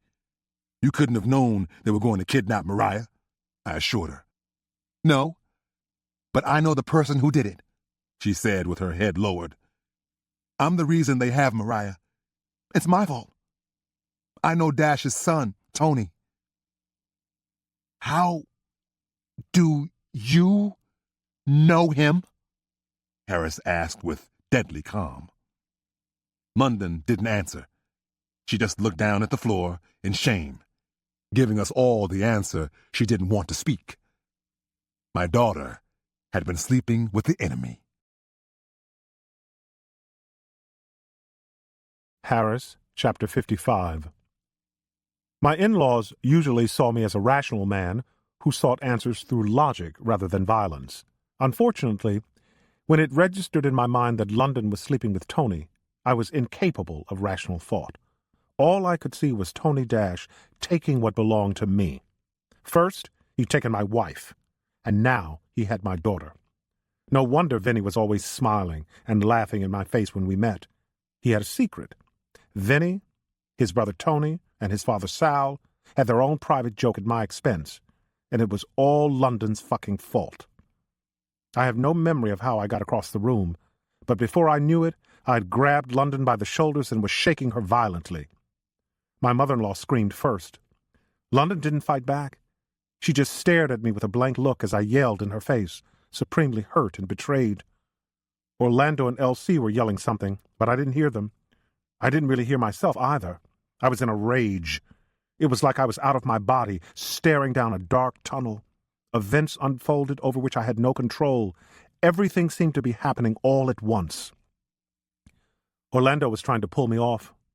Junior brought his large arm between London and me, forming a wedge that he used to pry me away. I fell backward as my feet became entangled with Orlando's legs. The two of us hit the floor, and something came tumbling out of my coat pocket with a dull thud. Someone yelled, "Gun!" and the entire house went silent, except for the security guards running in, weapons drawn. Junior came over and casually picked up the gun, holding it up to the light for inspection. "This yours, Harris?" he asked me. Of course he knew it was. Yeah, I said, coming up to one knee. I wasn't sure if my brother-in-law was going to allow me to take another step, so I stayed put. "What are you doing with the gun, Harris?" Junior probed further, trying to hold back an amused grin. I was never one to carry a firearm, and they all knew it. I fought my battle with words and the law, not with bullets. When I needed that type of help, I went to them. "Serial number's been filed off," Junior announced, no longer sounding so amused. "You planning on shooting someone?" Orlando asked. I had to think fast. "Someone took my daughter. When I catch up with them, I plan on putting a bullet in their head personally." "Where'd you get it?" Elsie asked. "On the street," I answered honestly, hoping that would be the last of the questions. Elsie nodded to Junior, giving him permission to hand it back to me. Junior removed the bullets, then handed it over. "This is a piece of shit," he said. "No accuracy from over a few feet. When you're ready for a real gun, ask us for one." He handed it back to me pistol grip first, the same way Sal Dash's man had handed it to me a mere hour ago. I hated having it in my hands. I had always avoided guns like the plague. They reminded me too much of my father's life, a life I'd spent my whole youth vowing never to emulate. And now, here I was, married into a crime family, with the mob holding my daughter hostage. If Junior had left the bullets in, I might have used the damn thing on myself right about now. Instead, I stowed it once again in my coat pocket and stood up. I came to London more calmly this time. Her brother stood by her side, in case I erupted again. "You said you've been following Tony?" I asked, avoiding the question I really wanted answered, which was, how long had she been fucking this mobster? That discussion would have to wait until we had Mariah back. After that, I had no idea if we'd be able to salvage our marriage, or if I'd even want to. London didn't speak. She looked to Junior, who answered for her. "I got my boys on him now. Been following him since." He stopped, and a glance passed between him and my cheating wife. London's eyes welled with tears, but I felt not an ounce of sympathy for her. "Now that we know who we're looking for, we'll probably find our shipment too," Orlando commented. "Fuck the drugs. I know they're important to you guys and whatnot, but I want my daughter, that's all," I said, reminding them where my priorities lay and where theirs should be as well. "Oh, yeah. We're going to get her back," Junior assured me. "You don't have to worry about that." "Then we need to get moving," Orlando said, "because if none of us have heard from them, that's not a good thing." "True," Elsie said. "I'll contact Dash, try to see what his game is. In the meantime, Junior, you stay on Tony.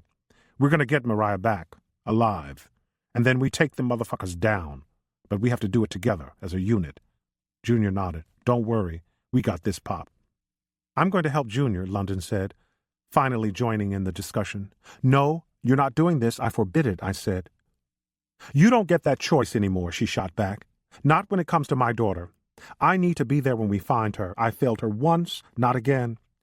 She looked so worn down, so damaged, and for a moment I realized that she had been there to witness Mariah's terror during the kidnapping. She would live with that guilt forever. It almost made me pity London. I almost wanted to reach out and comfort her. But then I remembered that none of this would have happened if she hadn't been a cheating whore. Lucky for London, her mother still cared about her feelings. "Baby," Chippy said, reaching out for London's hand, "maybe you should stay out of this. You've already been through too much." "No, Mama," my wife said. "Paris is not here. They need me. Mariah needs me. My family needs me."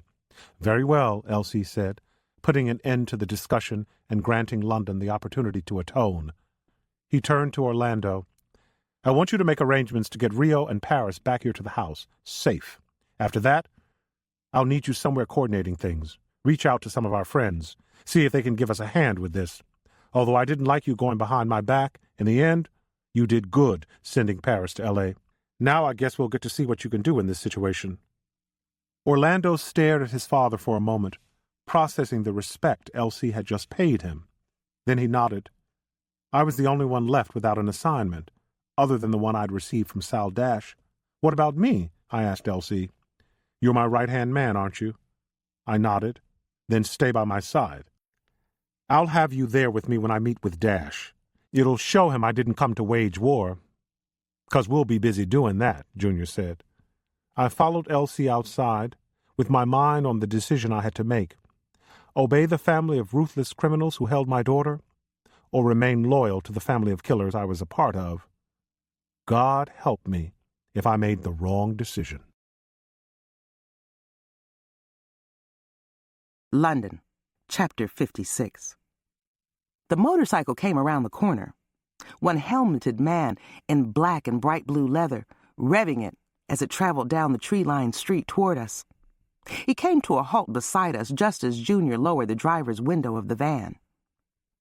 "Any movement?" my brother asked. The man in the helmet shook his head. "No." Thanks, bro," Junior said, extending a fist bump out the window to the man. I checked the gun clip one more time, removing it and counting each bullet it stored before slapping it back into the Sig Sauer. It was an old ritual of mine that I thought was long in the grave. "Soon?" I asked. "Like you anxious for this," he joked dryly. "Just to get Mariah back." In the back of the van, the other three of our party were suiting up. "Bro, how many black faces you seen around here?" Siad asked from the back as he zipped up his National Grid jumpsuit. The other two men selected by Junior were doing the same. These three were the best of the best, along with Junior and Paris when it came to taking down enemies. Daddy called them our own personal Black Ops team. An NYPD cruiser made its rounds. Junior nodded at the two officers from under his hard hat. Just a big grin from another utility worker. There were a lot of police roaming around the residential neighborhood just off Richmond Terrace in Staten Island today.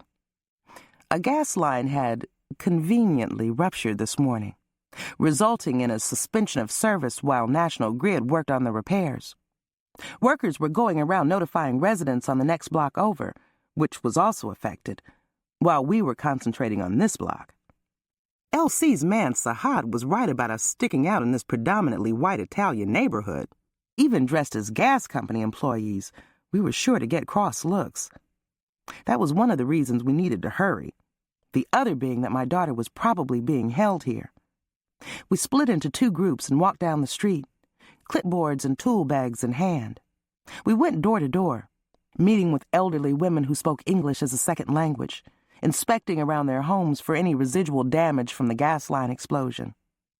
Excellent work, which Orlando had arranged on short notice. All the while, we were methodically working our way toward one particular home from two ends of the block. "Think these are the ones who offed Pablo?" Sahad asked my brother, refusing to keep quiet. I think he was pretty close with Daddy's old friend. "Yeah, and Lou," Junior answered. "I just want to get some get back on that ass." All 5 of us convened in front of the house. The van parked outside was the same one used to take Mariah away from me. Chills overcame me as I recalled its sliding doors cutting me off from Mariah. Further proof that we were at the right place was the presence of Tony's black Cadillac, parked directly behind the van. Since Tony knew our faces, we had one of Junior's boys go up the stairs to the front door, while Junior and I pretended to inspect the gas line on the side of the house. Gossip traveled quickly in this tight-knit community, so news of the gas line rupture had surely made its way around the neighborhood, adding legitimacy to our presence there. Tony and his crew would have no reason to doubt utility company workers.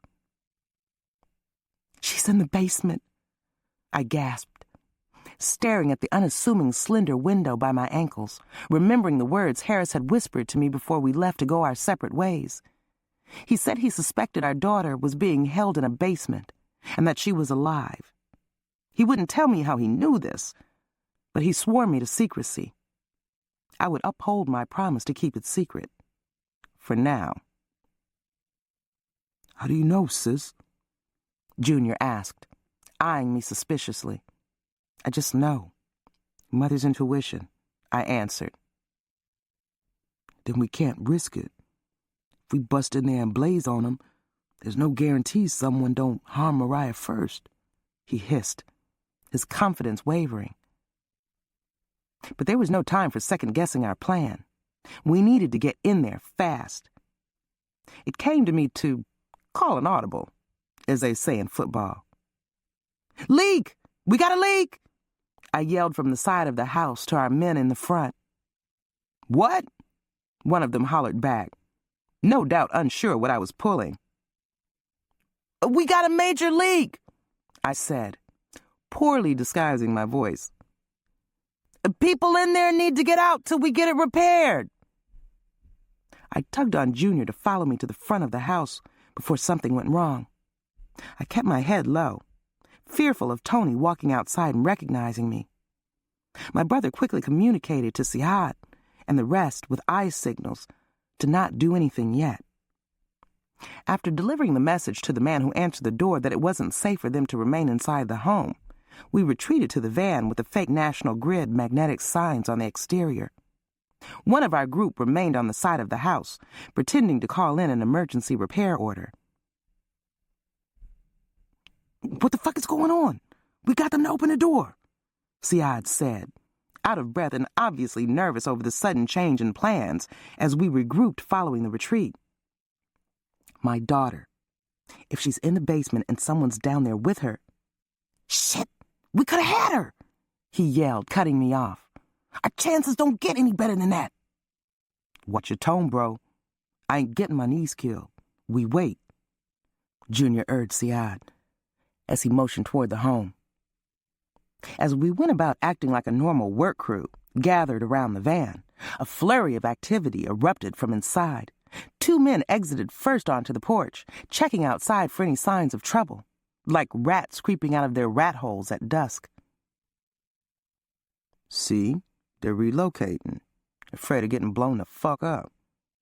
Now they're coming outside to us," my brother said, glad I was right with my gamble. "This is it," I said, reaching into my tool bag for the Sig Sauer pistol. "Silencer since we're outside." "Damn, you is used to getting wet," Sahad joked with a smile. "Let's do this." Keeping my hard hat low over my face, I saw him. Tony. He came out of the house and beat a path straight to his Cadillac. He was by himself. If we were wrong about Mariah being here, we need him to help us find her. We couldn't let him drive off. "Your call, sis," Junior said, his hand resting inside his tool bag as he prepared to set up road cones around the van in the continuance of our ruse. "Green light," I said, just as 3 more men exited the home and walked across the lawn to the van. Still no sign of Mariah. Once Tony was clear, they'd be free to drive away too. Tony pulled away from the front of the house and drove straight toward us. When we were just about to unload on his car, he slowed anyway. Hey, man, how long is this gonna take? Tony chirped in our direction, out his lowered passenger side window. Despite the disguise I wore, I almost couldn't bear to look in his direction. I felt my hand trembling as I placed my finger on the trigger. Eventually, Junior took it upon himself to respond. Waiting for the big boss to send another inspector, my brother replied, trying to keep a sufficient distance so as not to be recognized, but still close enough to shoot. I couldn't take it any longer. I slowly turned to steal a glance at the man who'd snatched my child from my arms. In that instant, his eyes locked on me, and our path was set. No cheap disguise could obscure the eyes of someone from their former lover. A second later, he'd taken an accounting of the other gas company workers. "Shit!" Tony muttered as he turned toward the road, preparing to gun the car. "Junior!" I yelled. He knew what it meant, bringing his pistol up from his tool bag and squeezing off a quick zip of silenced rounds into the cab at Tony. The Cadillac still lurched and sped off, but at an angle that took it up the street, then into the overgrowth on the side of the road. I took off running toward him, already aiming at the car for any sign of his escape. As Tony jumped out, I saw he was wounded, bleeding from the neck area. He was armed, though, and raised an unsteady pistol in my direction. I screeched to a halt and took aim with two hands, pretending I was back at the gun range with L.C. as an impressionable teenager. Keeping my anger at bay, I unloaded the clip. From habit, I counted down the number of rounds with each trigger squeeze. Tony was hit dead in the chest by at least 3 of my shots. He didn't even shoot back. As he fell over, his face wore the same smile I saw when he first came to my rescue. I wished I'd known then that it was all a setup. He would have gotten a box cutter across his throat, saved us all some misery. As I walked over to his body, I saw that he wouldn't be with us much longer. I spared you, Tony said with his dying breath. I didn't have time to make peace with what I'd just done. Behind me, the men by the van were trying to retreat back inside the house. They were caught between our advancing group, led by Junior, and the one man we'd left on the side of the house. As I ran to join the gun battle, a man for whom we hadn't accounted emerged onto the porch with a small hooded child in his arms. My Mariah. There she is! I screamed at Junior just as Siad shot one of the men poking out from the van. The man holding Mariah on the porch grabbed a shotgun from inside the doorway. He harshly shoved my blinded daughter back inside, then fired with a loud boom that was sure to carry through the neighborhood and draw attention. Our man went down immediately from the same shotgun that had probably killed my bodyguards. My daughter wasn't going to be anyone's hostage any longer. As the man on the porch retreated inside, I broke into a full sprint, even though some of the men by the van were still alive and shooting. "London, wait!" Junior yelled as I ran by him, dumping the burdensome tool bag. Giving up on reason, my brother was quickly on my heels, firing over my head to give me some cover. Dash's men by the van saw us quickly gaining ground. One broke and fled toward the backyard, while the other one dropped his gun and threw his hands up. Okay, I give up," he said, just as Junior planted a bullet in his forehead, not losing stride as we charged up the stairs to the porch. My brother caught up to me and passed me. He reached the front door first, planted his large foot firmly, and sent it flying open. He broke almost into a baseball slide, just as a blast of shotgun pellets peppered the door frame. Most of them missed Junior, but some caught the forearm he'd raised to cover his face. While still on his back, Junior returned fire blindly into the home, in the direction of the shotgun fire. "Junior!" I yelled for fear of Mariah being used as a shield.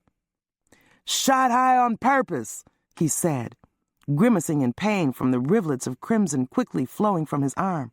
"Go, quick!" I darted over my brother, hearing the others coming up the stairs behind us. On a table where the dining room place setting should have been, several bricks of coke were stacked beside a scale. 2 large black duffel bags lay on the floor, waiting to be filled. "Mariah? Mommy's here! Mommy's here, baby!" I yelled. I could hear muffled cries, followed by a husky voice shushing someone. At least he hadn't gone back into the basement. Turning a corner brought me to a bedroom with another door on the opposite wall. The creak of floorboards led me through that door and into an old kitchen at the rear of the house. The tall, scraggly man with the crooked nose had cleaned up, yet I still recognized him. He was the panhandler from that day. He held the shotgun in his right hand as he carried my daughter by her waist under his left arm. Her little legs kicked as they dangled, but that damn hood was still over her face. Behind him was an open door descending into darkness, the basement where Mariah had been held all this time. "Don't come any closer, bitch," he scoffed. "Give me my daughter," I said, pointing an empty gun at his head in a bluff. I was so worked up for fear of him doing something to Mariah that I didn't think to take Junior's weapon. "So you can kill me?" he said, making me wish Mariah's ears were covered, as well as her eyes. "Don't give her up, and that definitely happens." "Nah. Why in the fuck would I trust a nigga bitch like you? I ain't Tony, all strung over that sweet black tang of yours. Throw your gun over here, and I don't turn little miss into a pincushion." "Look, do you have any kids?" I asked, as he slowly backed toward the basement door. I guess his plan was to hole up down there with Mariah as his shield until some more of Dash's people arrived. Backup we in no way could contend with. He placed the shotgun against Mariah's dangling body. I shuddered, knowing what it would do if he pulled the trigger. "Throw it, now," he said. I closed my eyes, saying a quick one-word prayer. "Please."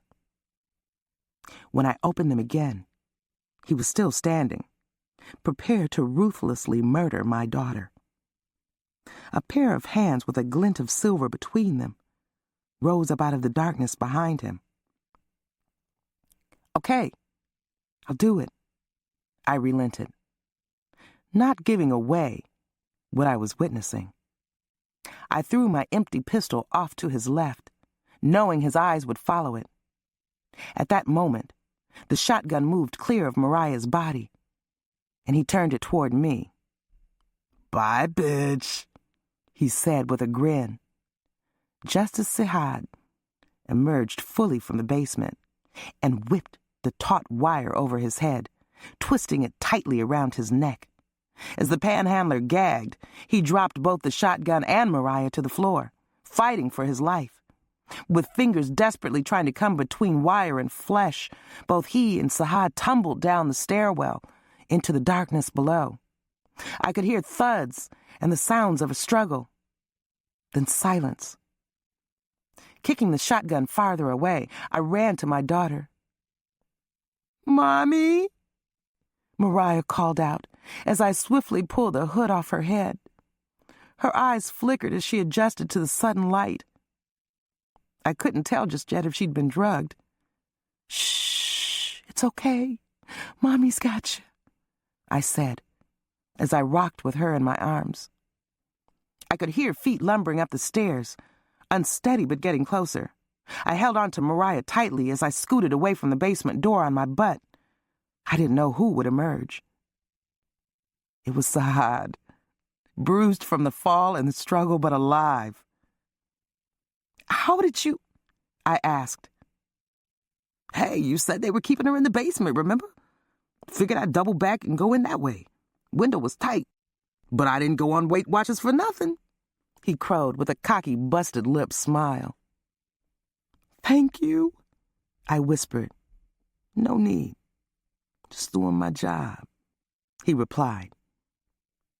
Junior came into the kitchen, helped along by the remaining member of our group. "Hey, we gotta get word to Pop and get the hell out of here. Now," he urged. "Mommy, why are you all dressed alike?" Mariah asked, looking up at all of us. 'Cause they're Mommy's playmates, and we've been playing hide-and-seek with you. Now you're it, I said, softly kissing her forehead as I sobbed. You're it, baby. Harris, Chapter 57.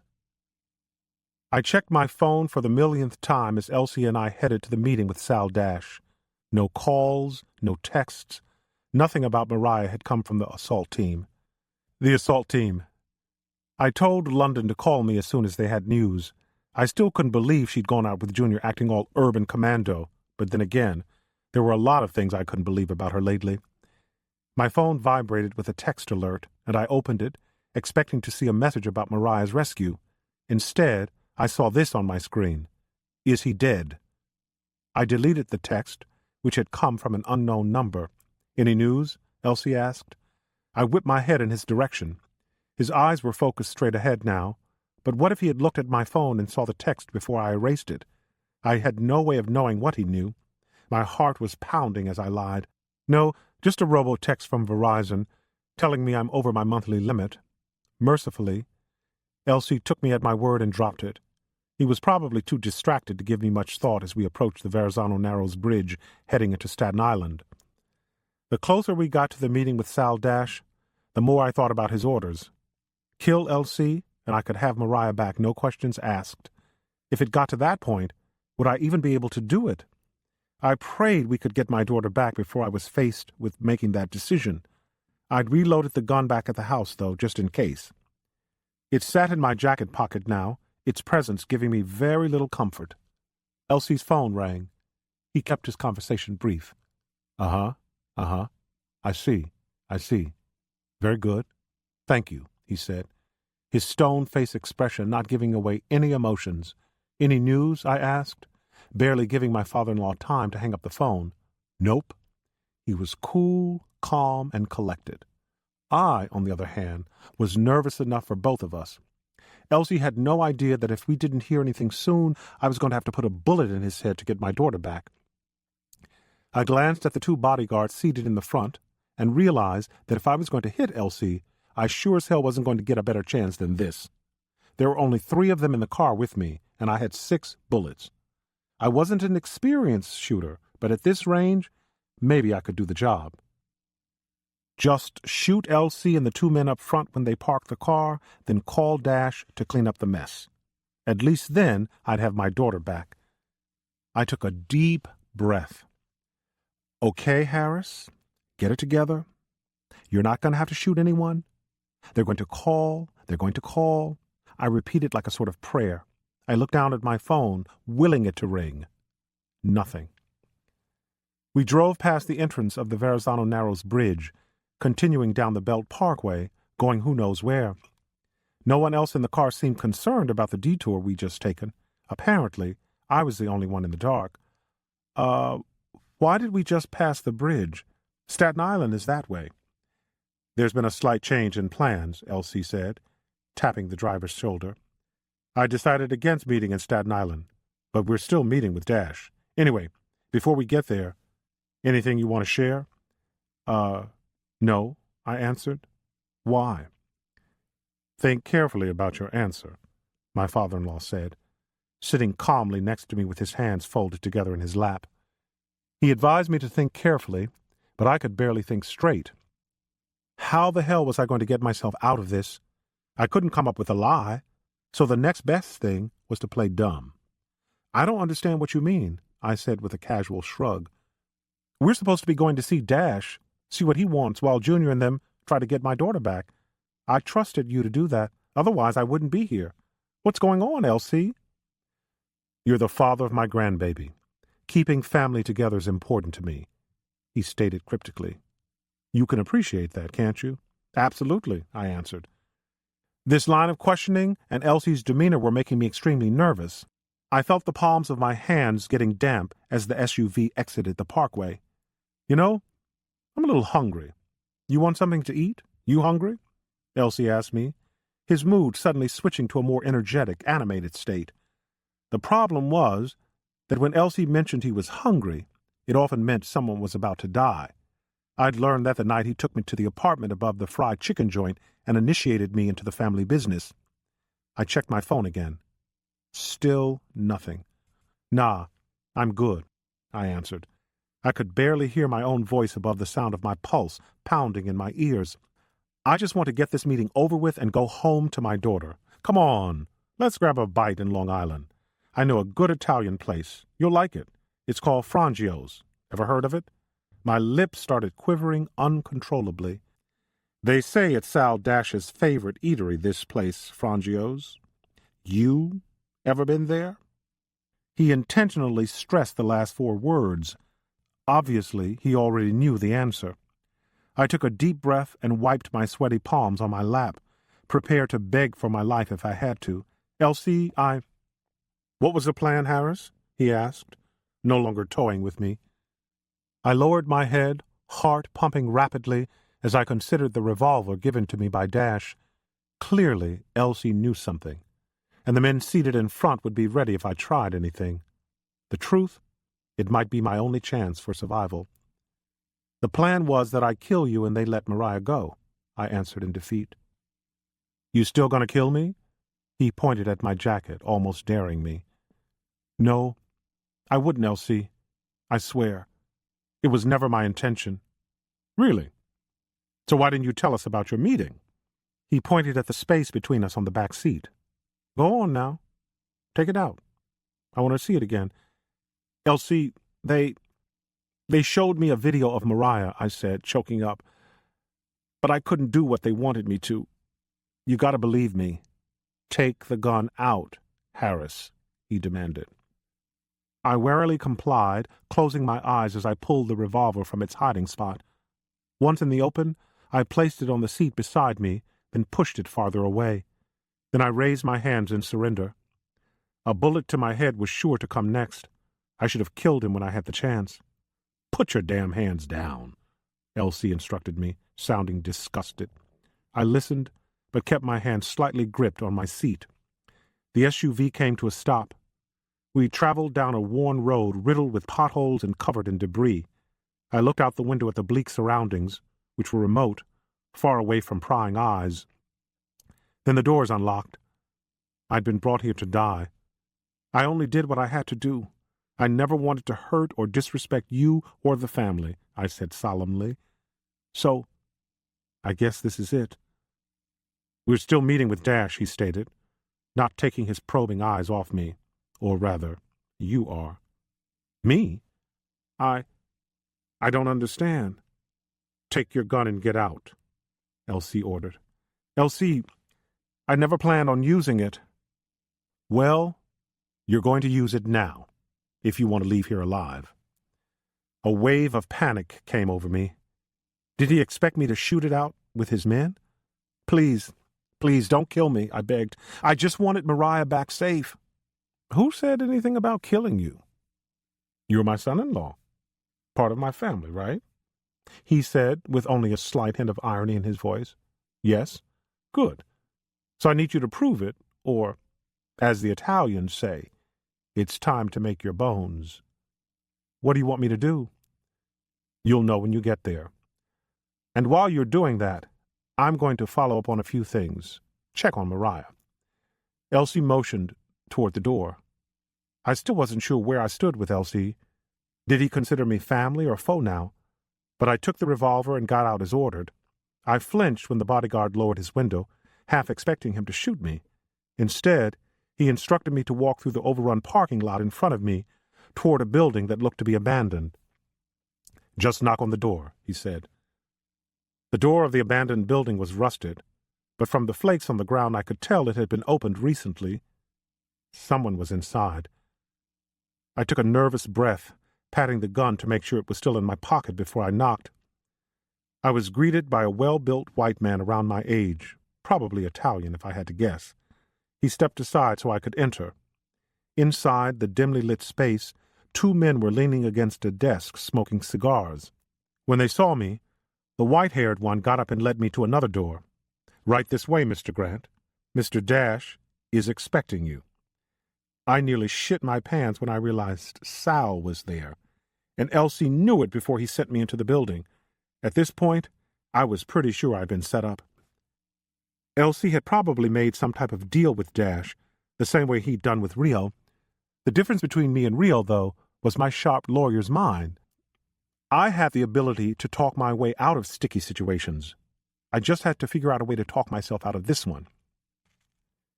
It took me a minute to process what I saw when I opened the door, because it was far from what I had been expecting. Sal Dash was there, but instead of sitting behind a large desk surrounded by juice-head goons ready to kill me, Sal was in his underwear, tied to a chair in an otherwise empty room. I walked cautiously toward him, still trying to make sense of what I was seeing. Sal grunted as he tried to free himself with a harsh tug. His chair hopped once, but that was all. Expert knots held the rope that bit into his skin. His face looked like someone had taken out some frustration on it. I removed his gag. "Hello, Sal," I muttered, feeling cocky all of a sudden. "Look at this shit. Bastards snatched me when I was going to church service. I'm a family head, Harris. You don't do something like this to me." "Just like you don't take a man's child," I said, taunting him. Sal stared at me in contempt, until he saw me remove the gun from my jacket. For the first time, I witnessed something less than the supreme confidence he usually displayed. I witnessed fear in his eyes. "That was overreaching," he offered meekly. "I'll be the first to admit it, but you have to understand, I never intended to hurt your daughter. I wanted Elsie to think the Mexicans took her, so they'd go to war." "You used my child to start a war?" I asked, barely able to contain the rage I felt building in my chest. "My men are weak, selfish. If I knew we had to go head-to-head with Elsie, they would fall apart under pressure. I needed to do something to weaken Elsie, take his family out of the equation, at least enough where my family could survive. That's all it was." "Is my daughter okay?" I whispered harshly, gripping the pistol with new intensity. "Of course. She's somewhere safe." I raised the gun. "Cut me loose," he pleaded, his face now wet with tears. "I'll pay you anything you want. You name it. Don't you see? They're trying to pull you in, make you just like them. But you're not like them, Harris. You're not." "They didn't pull me in, Sal. You did. When you first visited me back at Georgetown all those years ago, trying to make me into something I wasn't. I see now that I'll never be through with you. I'm done trying to play both sides of the fence." I pressed the gun against the side of his head. "Please, I'll leave you alone for good, I swear. Don't you understand this was just business?" Sal's red face and shaky voice gave me a feeling different from anything I'd ever experienced. I felt incredibly powerful. Never again would I let him push me around. "Don't become monsters like them," he urged as he closed his eyes. "They're not monsters. They're my family," I said as I pulled the trigger. "And nobody messes with my family, or our family business." For a few seconds, I just stood there, a changed man with a smoking gun in his hand. I had done the one thing I was determined never to do. I'd killed a man in cold blood, becoming a murderer, just like my father. I turned away from Sal's lifeless body and walked out of the room. The three men were still there, now joined by Elsie. "Is Mariah okay?" I asked, unable to bring myself to look at him. "Yes," my father-in-law replied. "She's fine." "And London?" "She's fine also." I nodded, thankful that my family was safe, but unable to say anything else. I think part of me was still back in that room with the man I had just murdered. For Elsie, though, this bloody business was nothing new. He continued on like it was just another day at the office. "I have someone I want you to meet, Harris." He turned toward the older, white-haired man. "Johnny Maz, this is Harris Grant. Harris, Johnny's a very dear friend and business partner. He also represents the commission." From the first time he sought me out in college, Sal had spoken about the 5 mafia families of New York and the commission that ran them. I could always tell that he admired those families and aspired one day for his family to hold a seat on the commission. And now I was meeting someone from the commission mere minutes after shooting the man who told me about its very existence. "I'm sorry I didn't have a chance to formally introduce myself," Maz said in a heavy Brooklyn accent. "But I'm sure you understand. We all needed to focus on the task at hand." I nodded but said nothing. I was too busy trying to make sense of this scene. Here was my father-in-law, proudly introducing this mafioso, who didn't seem the least bit bothered by the fact that I'd just killed a made Italian man. "The commission is in your debt for removing such a worthless piece of shit like Sal from the earth." Maz offered me his hand, and I took it tentatively. "I don't understand. You wanted him dead? I thought he was one of your people." "Sure, he was Italian, but Sal's family wasn't a voting member of the commission. They were warned specifically not to interfere with LC's business. So, LC had the protection of the mafia, and he was apparently very friendly with a high-ranking member.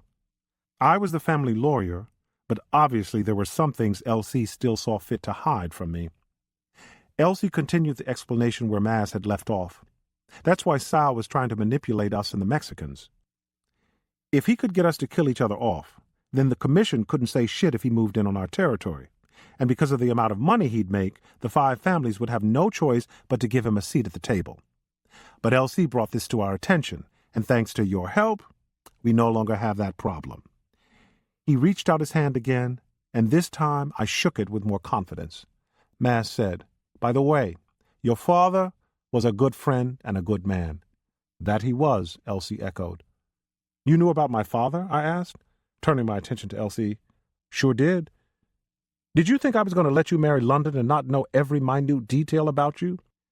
It wasn't until I found out you were his son that I was convinced you had the right stuff to marry a Duncan." I shook my head. "I don't know what you're talking about. My old man was a scumbag." "No, your father was a good man," Johnny explained. "It was Sal who was the scumbag. That's why we had him killed. I know you want to get to your daughter right now, but when you have a chance, I'll tell you all about your father." I looked back at the door, behind which lay Sal's corpse. "Good riddance, you son of a bitch. I guess the next time we meet will be in hell." Epilogue, Orlando. The backyard of our compound was packed with more than 200 people helping to celebrate Mariah's birthday. I was standing near the doorway to the main house with Pop, observing the festivities as we shared a couple of cold ones. It was a little over 3 months since the war with Alejandro had ended, and our family had just begun to recover. Pop was still uneasy having all these people at our house, despite the fact we had more security than the President of the United States, and the guests were all confined to the backyard. It was his opinion that our recent battles with Sal Dash and Alejandro had exposed us in ways we weren't prepared for, and that most of our family couldn't comprehend. Although we'd come out on top, Pop reminded me constantly that Vinny Dash's whereabouts were still unknown. He was also concerned that once the shock of Miguel's death wore off, Alejandro might reignite the war between us. What concerned him the most was that we could never be sure if the violent nature of Uncle Lou's death and Mariah's kidnapping had drawn the attention of law enforcement. Truth is, only time would tell, and that made the old man very uncomfortable. "You know we have a lot of rebuilding to do," Pop commented with a bit of weariness apparent in his tone. "Sooner or later, someone is going to come gunning for us." "So I take it you don't plan on going to Florida anymore?" I asked. "If you don't mind me sticking around, I kind of want to see how things play out. You've turned into quite a man, son. But these are trying times, and there are still some things you're going to need to learn. I'd like to stick around and teach them to you." The fact that he wanted to stay didn't surprise me. What did surprise me was that he still planned to hand things over to me someday. I had expected him to announce some changes that included removing me from my spot at the top. "I can't think of anyone I'd rather learn from, Pop." He nodded, raising his beer. "To the family." I joined his toast, sipping my beer as I looked out at the crowd and thought about the work that lay ahead. We still needed to appoint 4 lieutenants to replace Pablo and Uncle Lou and to cover the slice of Dash's territory the commission had given us. We also needed to get on steady footing with a major distributor from areas beyond the U.S. Until we had a new pipeline, we were vulnerable. What good were we to the Commission or anyone else if we didn't have the quality product they desired? Maybe we should go in the house and talk this thing out. Pop, Dash is gone, and we've got a meeting with your man Lee on Monday about distribution. For at least one day, can you savor the moment and think positive thoughts? Relax and enjoy your granddaughter's birthday party, I requested of my father. You're right. He looked over at Mariah in London with a smile. Harris was taking pictures of them in silly poses, showing off their cat-like faces, courtesy of the face painter we'd hired for the party. Just watching them interact made me think of Ruby and the fact that she was carrying our unborn child. I hadn't seen her since she disappeared from the protective custody of my men 3 months ago, and I really missed her. I had hired several private investigators to find her without any luck. Look at them, son. After all that's happened, who would have thought they'd come together like this as a family? I guess the baby helped. I still can't believe London's pregnant again. I just hope it's Harris's baby, I replied, because if that baby comes out with blue eyes and straight hair, we're all going to have to restrain Mr. Harris Grant from committing his second murder and killing your daughter. Didn't you just tell me to think positive thoughts? LC shook his head, but I'm sure he was a lot more concerned about the parentage of his unborn grandchild than he wanted to admit. Come on. Rio and Paris are finally here. Let's take that family picture your mother wanted. We headed over toward my mother, who was handing out plates for the buffet. What about Junior? I asked. Aren't we going to wait for him? No, your mother has him running some errand. He probably won't be back until tonight. I peeked over at the old man, but he purposely avoided making eye contact. We both knew Junior would never miss Mariah's party unless it was something important, and a simple errand wasn't that important. My father was hiding something. Pop, is there something I should know? LC stopped abruptly, just far enough away so my mother couldn't hear him. Leave it alone, son. You know how she can get when she's on a mission. I took his advice and dropped the subject. I loved my mother, but everyone knew she could be a real bitch if you got in the way of one of her motherly missions. If it concerned the family business, I'd find out about it soon enough. My mother gathered everyone together for our photo, and the photographer began arranging everyone. Of course, Paris made sure she was in the middle, until Mama put a monkey wrench in her plans. London, I want you and Paris to switch places. Huh? Why? I'm good right here, Ma, Paris protested. No, you're not. I said move. My mother put a hand on Paris's shoulder to nudge her out of the way. But why? She's good right next to her husband. Paris rolled her eyes in London's direction. London just smiled and flicked her hand at Paris like she was shooing a fly out of the way. The more things change, the more they stay the same. These two had been going at it like this for years, and I sure didn't see it ending anytime soon. Because your sister is pregnant, and I want all our family members present to be in the photo, including the baby in her belly. Now move, girl. Paris and Rio exchanged a glance, communicating something in that twin telepathy they seemed to have. He shrugged, and Paris turned to my father. Daddy, that's not fair, she whined. As hard as he was in the streets, my father was like a puppy dog around Mama. It was obvious by now that Mama had an attitude, and when she gave the old man the eye, he folded like a tent. He'd just recently gotten out of the doghouse for sending Rio out to California, so Paris was on her own with this one.